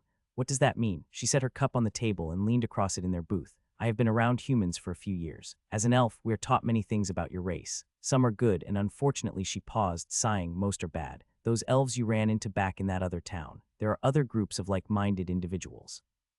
They only see the threat men posed long ago. Meeting you and watching how you treat everyone, even when dealing with the things you have experienced. I think I understand why you were given what you have. Glancing at the empty room, Max leaned closer and tried to read his teammate's demeanor. I'm not sure I follow. She snorted slightly and nodded. I can understand that. You are kind. That girl, she asked me about you, and if I thought you wanted that, she couldn't believe that you didn't. Most men would have taken advantage of that situation. Most would have taken advantage of her. Max frowned, knowing Tanilla was right. But that's not me. I'm not like that. Tanilla smiled. Seeing it on her lips, Max knew she believed him. And that is why I think you got the skill you did, she whispered. Most men would have set out, doing whatever it took to gain power and get stronger. The potential of what you can become, what you will become, could be achieved in horrible ways. You haven't done that. Tapping her chest, she smiled and then sighed. I shared my skill. Imagine if you were that kind of person. I have no doubt they would have struck me down, trying to take it. Every person like me would be hunted. A person without your kindness. Max waited for Tanilla to finish, but she never did. She closed her mouth and just shrugged. For trusting me, telling me this, I won't lie. There is a struggle inside me. I can feel the skill yearning for power. It scares me, but to be like what you described, I don't want that. I'm unsure what I would become if I go down that path. Tanilla put her hand on the table and held it out. Slowly, Max put his hand in hers and felt her squeeze it momentarily before pulling it back. And that, Seth, is why Fowl, Batrayer, and I are willing to do everything we can to help you. None of us want to see the man we know become what we fear someone else would be. They started later the following day, each of them knowing a few more hours of rest would be good. With just another day of grinding experience planned, they would be fine going and tired. That portal is different. What does that mean? Tanilla was tapping her chin, ignoring Max's question as the four stood in the shallow water, looking at the portal to the second floor. Instead of the standard blue color, it was purple. Can that really be what I think it is? Fowl asked. Fowl, tell me what I'm missing. Max exclaimed, frustrated after the dwarf had spoken. Sorry, Seth. The second floor will be much harder today if the portal is purple. The standard blue portal represents the normal floor. Rarely does one ever turn purple. If it does, the monsters are all a rare spawn variation of the dungeon floor. Everything in there will be worth more experience, but also be a lot harder to kill. Tanilla scoffed, and Max watched as she moved closer to it, moving and circling around the purple portal. This is impossible. I mean, how can this happen? Batra grunted, watching their mage as she walked and talked. It's Seth. It has to be. Everyone turned and looked at their healer, who stood there, stroking her beard. Think about it, she continued. How many rares has he seen? No one usually sees that many rares in their lifetime, let alone in a month. That is the only thing I can think of. Max felt the eyes of his team watching him as he considered what they were saying. I mean, is that possible? Possible. With what you have told us and have for a skill, I'd like to meet this woman you said talked to you in that temple, Fowl stated. Max saw Tanilla as she furrowed her eyebrows and noticed her eyes darting left and right. She stood there, thumb against her lip as her mind worked. He draws rare things to him. Like those monsters. She paused, her eyes going wide, like the break in this portal. I can't think of anything else that would cause this. So what do we do? Do we risk it? Max asked. That break was pretty dangerous. We have to, Fowl answered, not waiting on the others. How many people dream about a dungeon with a portal like this? To not. Would be missing out on a once-in-a-lifetime opportunity, Batrayer interrupted. Each of us would have given anything for one of these to happen. We all know that. Tanilla nodded and then shook her head as she started to laugh. Gods, I hate how this makes me feel. It's almost like we don't have a choice. Oh, we do, Fowl replied. We can take this rare opportunity and see what is in store for us or leave and regret this decision for life. Everyone laughed and nodded in agreement with Fowl. Well then, what are we waiting for? Max asked as he pulled his shield and spear out of storage. Warriors first, Tanilla replied, motioning to the portal with her hand. As his eyes adjusted, Max let out a low whistle. He had gone in first, and seeing the dungeon left his chest feeling tight. He was standing at the dead end of a long canyon, black rock with glowing blue lines running along the ground that led deeper into the zone. The sky above was purple, with black clouds flying overhead that gave him a feeling of dread. The eerie blue light that came from those lines almost made the rocks glow. Holy elf tits. Max didn't turn around, recognizing Fowl's voice. He had taken a few steps toward a glowing blue line a little bit ahead of where he had come in and bent down to inspect it. It looked like a crystal, the light pulsing slowly every few seconds. Goblin shite, we're screwed. Chuckling a little to himself, Max turned around, knowing Tanilla was now with them. He saw that both Tanilla and Batrier had joined him in Fowl. Then Max realized he wasn't seeing what he had expected. There is no portal, where is it? Max asked. Tanilla's back was to him as she stared at the solid wall of black rock 40 yards away from where they had come in. There isn't one, she replied. Is that possible? I mean, I know it's possible, but at this level. Tanilla turned and looked at Max and smiled. It caught him off guard. Her smile seemed out of place, especially considering the realization that they were trapped in a dungeon until they fought their way out or died. Looks like we need to prepare for what we're going to face in here, Tanilla said, her voice steady and calm. We'll do what we have always done, fight and win. Max knew his eyes were moving between their mage and Fowl, who slowly nodded. She's right, we can't focus on what we can't change. Seth, you and I will do what we have always done. Kill everything while they stand behind us, getting free experience, Max asked jokingly. Exactly. Both of their female companions shook their heads and made faces that showed their displeasure. As I always say, warriors first. Both warriors grumbled as they turned and started walking next to the canyon walls that rose at least 200 yards toward the sky. 2 heads. Max nodded, noticing the same thing Fowl had. The first monster on this dungeon floor was a single ogre, but it had 2 heads, black skin, and an axe in each hand. It's taller than the other ones by at least a head. Fowl snorted, chuckling at Max's attempt at a joke, but it was true. This ogre was over 11 feet tall. Anything about these in that book of yours you read. The 2-headed ogre was a rare spawn, but no mention of the black skin or 2 weapons. They're stronger, faster, and smarter than the usual ogre. Pausing, Max grinned before chuckling. What's 2 times 0? 0, replied Tanilla. So still stupid, Max joked, ignoring the groans from the others. I'm glad we can crack jokes and laugh, but you two need to get serious. That thing is the first monster we are going to face. The gods only know how many more there will be or what else we will find. We have no idea how bad things will get, and we need to focus. Fowl and Max both let out a sigh and did their usual warm-ups. Batra cast her buff, and Max used his fire enchantment on his sword. Not going for reach. No, against those axes I'll need to be close. Besides, the best chance I have is to counter an attack. With the sword I can parry. I'm scared to think what its axe would do against my spear, magical or not. Fowl grunted and moved to the left a little. Stealth. Yeah, ready when you are. Hold up, Tanilla called out. Let me try and ensnare it first. It would be good to know if I can even manage that. The snare spell failed to hold for more than 2 seconds. Fowl moved to block its incoming charge as Max moved to the side, preparing to attack from stealth. The sight of 2 axes that were 6 feet long coming at him made Fowl crouch a little lower as he prepared for an attack of proportions he had never faced before. The speed at which both axes moved almost seemed like a blur, the strength of the ogre evident as the first blow landed against Fowl's shield, sending the dwarf tumbling to the right along the black rock. Max had moved into position as the ogre swung, hoping to strike before it, but the ogre had shifted, moving a step to the side as it brought both axes to bear on Fowl's shield. His sword slashed its ankle, slicing deep into it as the creature roared, starting to stumble as its left leg buckled slightly. The force of its attack and spin had put tremendous pressure on the left ankle, causing it to drop onto its right knee. The ogre brought the axe in its left hand toward where Max had appeared after striking it. A snarl appeared on the face of the head closest to him as it tried to connect with the axe. Using his position and the ogre's inability to make an actual attack at him, Max held his shield out to block the attack, planting his feet and waiting for the blow. As the axe bounced off his shield, Max swung his sword, catching the hand holding the axe's haft, slicing 4 fingers off and sending the axe flying. It tried to roll toward him, lunging at him and dropping the other axe it held. Both heads were focused on him, and as it moved toward Max, an ice spear pierced the head on the right, hitting it right in its face. Chunks of ice and flesh showered over Max as it moved its arms and hands toward him. Dodging to the right, Max sliced at the left arm, hitting the bone right below its elbow as he cut through its flesh. In a matter of moments, Max resumed his butchering of the ogre one strike at a time. Every move it made toward him left it open to his sword, which carved flesh off its body like a skilled butcher's knife. Soon, both arms were gone. Blood poured out from over a dozen wounds he had inflicted elsewhere on its massive body. Tanilla and Batraher stood back, watching Max move like a dancer as he finally slew the ogre, cutting both heads off in less than half a minute.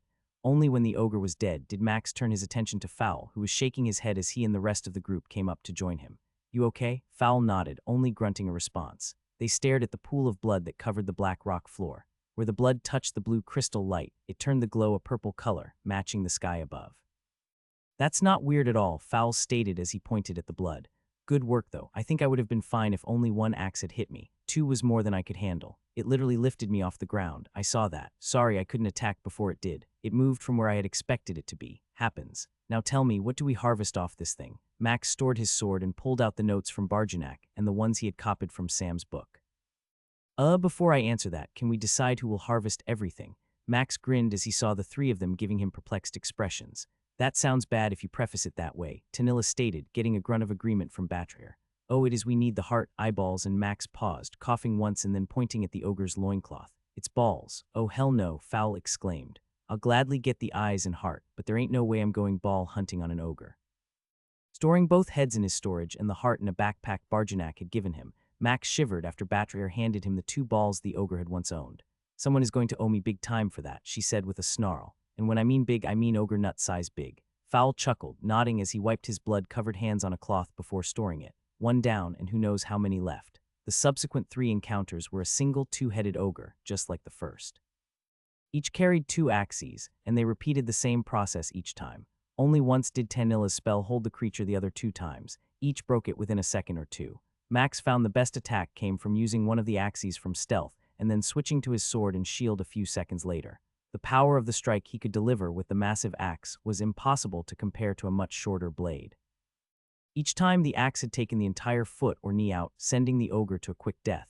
"I don't suppose you have gained anything from them?" Tanilla asked as they continued to move through the canyon. "Not a thing. I had hoped, but I still don't know everything about the skill. I would assume my current stats are above every one of the ogres. They use an axe skill, and I have my weapon skill, so nothing to actually consume." Max shook his head.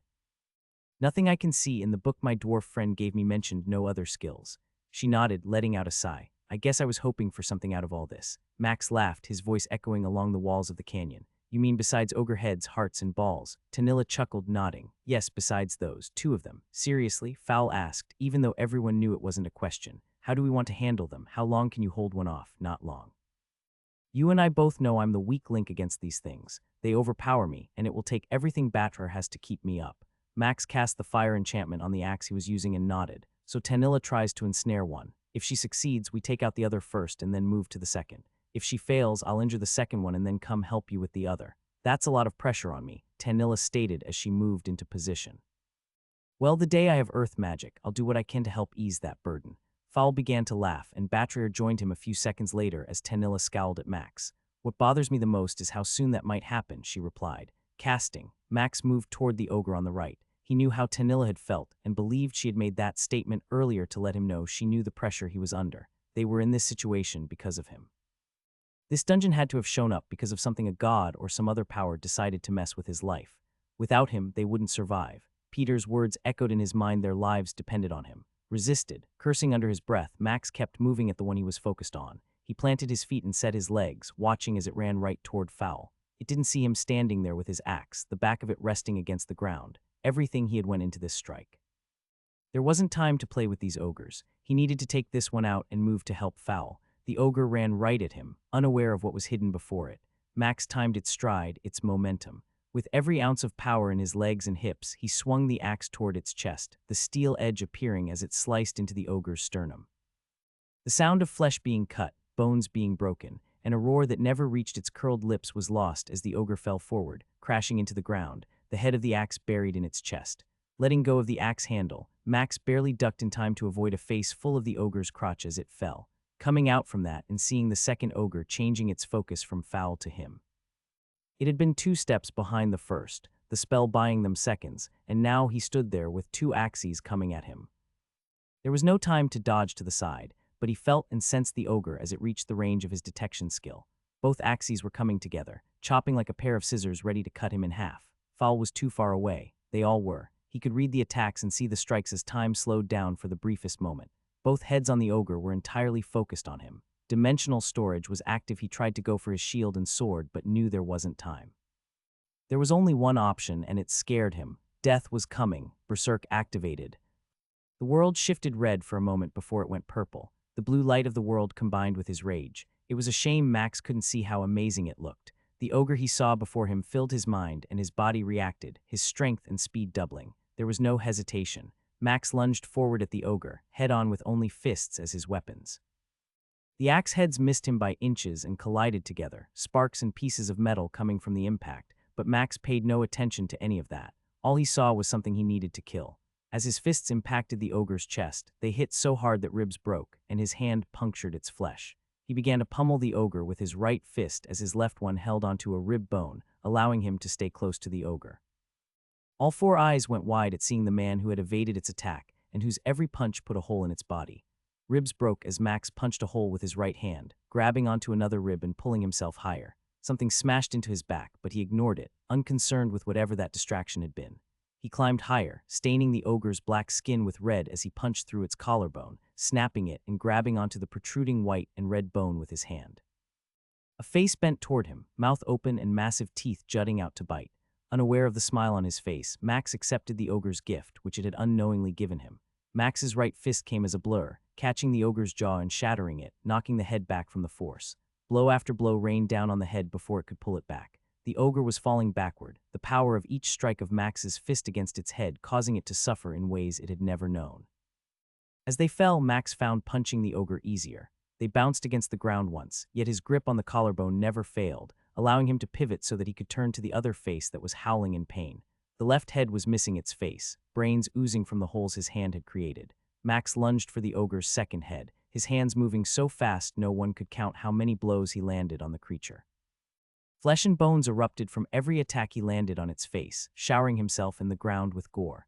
And then the world turned blue again. The rage and the strength faded as Max felt himself sag, slowing down as a punch went towards the ogre, making a squelching sound as it hit the object once ahead. His back suddenly ached, pain flared up, and he realized he was hurt. Fowl was nearby, as was Tanilla, but they had not moved. The ogre was barely moving. He realized his dimensional storage was open and rose slowly, the pain Max felt telling him that some of his ribs were broken from an attack he couldn't remember. Pulling his sword out, he cut the head off, realizing how badly his hands hurt from bone pieces impaled in them. The moment the ogre's head was severed, a cold wave hit him, and Max felt relief. 73 hit points consumed. Bone fragments pushed themselves out of his hands, and he felt his knuckles rejoining how they should be. He gasped for a moment as his ribs reconnected, and he felt them pop back into place. Seth. Tanilla's voice reached him. There was concern in it. He could feel the fear she had at what she had seen, what they had all witnessed. Storing the sword, Max sat on the creature's chest, hanging his head between his hands. "I'm sorry. I didn't have a choice." He thought he had spoken louder, but it had been a whisper, and no one heard what he said. Tanilla came to stand next to him. He could feel her, sense her, and knew she was looking at the carnage on the ground next to him. She knelt down beside him and put a hand on his shoulder. "It's okay, Seth. We're here." He looked up, tears streaming down his face, and saw her. Saw the worry in her eyes. "I'm sorry I didn't have a choice. If I hadn't used it, I would be." "Max," she said loudly as she cut him off. "You are fine. You are alive, and so are we." Hearing his name, his real name, from her lips felt greater than anything he could remember in a while. It reminded him of who he was, of who he had been. "By the gods, man, you were so fast," Fowl said in that quiet moment. "I have never seen a man, dwarf, or elf move like that. And your fist's the power, you literal." "You saved us and yourself," Batraer said, cutting off Fowl from replaying what they had all just seen. "Tanilla is right. We know you wouldn't want to risk us and only did what you had to do in order to live." Max nodded, taking a few more deep breaths and letting them out in a slow and rhythmic pattern. "I was scared. That ogre turned on me so fast. Those axes were going to catch me no matter what I did. I couldn't get my items out from storage in time to do anything that would stop them." Max stopped talking and looked at Tanilla, still kneeling by him and smiling. "I was afraid, gave in to that fear and let that out in that skill. I don't know what I am doing when." Max held up his gore-covered hands. "I'm in that moment. I just know I must destroy whatever I am focused on. It's okay, Ma Seth. Take a moment. Let us handle the harvesting. We all know how high the stakes are." Max nodded, feeling Tanilla squeeze his shoulder as she stood up. "I'm sorry I can't do more," Fowl whispered to Max as they walked ahead of the two women through the winding canyon. "I put all my points for this last level into strength, but I'm not sure what I can do to help relieve the pressure you must feel right now." Max saw Fowl tugging on his beard, something the dwarf only did on rare occasions, and frustration was one of them. You do a lot. I have complete faith in your ability to protect those two. Snorting, Fowl shook his head and then sighed. I thought that, but the truth is Tanilla doesn't cast as many spells as she used to. Before you, she cast a lot of damage spells, now it's so rare. Seriously, Max asked, punching the dwarf in the arm. Do you not remember what you were facing before me? Those things are not on the same level as what we're fighting right now. It has nothing to do with your inability. Eventually, you three would have had to get another party member or two. Even now, I sometimes wonder if having a fifth would help all of us, but who could we trust? Rubbing his arm where Max had hit him, Fowl nodded, briefly considering Max's words. For not letting me feel like I allowed myself to feel. For telling me that I'm not worthless. Fowl smiled, gave a small punch back, and couldn't help but grin. It helps to know you think we might be better with another. Not that I think we could find one anytime soon, but still. I'll say it, Tanilla spoke up before anyone else could. Holy elf tits. Everyone chuckled as they stared at the portal before them. No other ogres had been present after the pair. They had walked for a mile, finding the portal pulsing near the black stone wall. That's not good, is it? Max asked. Tusking her tongue, Tanilla shook her head. I honestly can't answer that. I have only heard of one of these in my life, and that was from an old story. And that was inside a tower, not in a standard dungeon.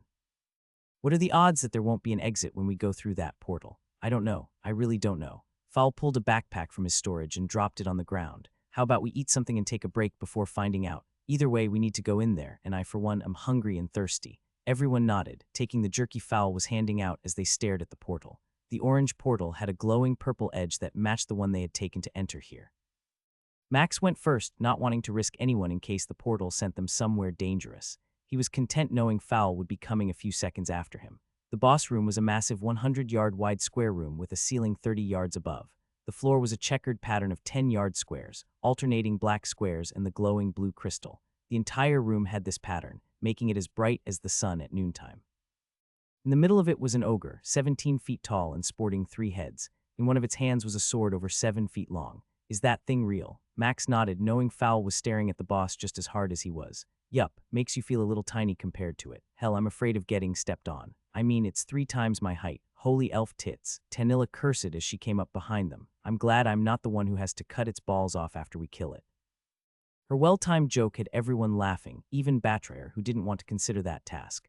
You did look behind us, didn't you? Max nodded. So what do we do? I mean, there is a portal. Max glanced at Tanilla, whose face had no expression at all now. He tried to read her and couldn't. I'm up for whatever the group says. Do we know what it can do? Fowl asked. Besides stepping on me or sending me flying across the room with an attack, it can cast magic also, Max answered. It's not a normal boss. In fact, there was only one mention of this creature in the book I got from Sam. Sam, you'd like him, Fowl. He is a lover of books. As a dwarf who reads as much as you do, I'm sure the two of you could talk for a good minute before running out of things to discuss. It's that rare, isn't it? Max nodded. The book he let me borrow must be over 100 years old. He has handwritten notes that go back at least half a century. That thing isn't a normal boss. Which means it won't drop normal loot. Everyone turned and looked at Tanilla, who smiled as she shrugged. I'm just saying, what are the odds we face something like this again? No one answered. They all just turned their eyes back to the boss, each considering what Tanilla had just said.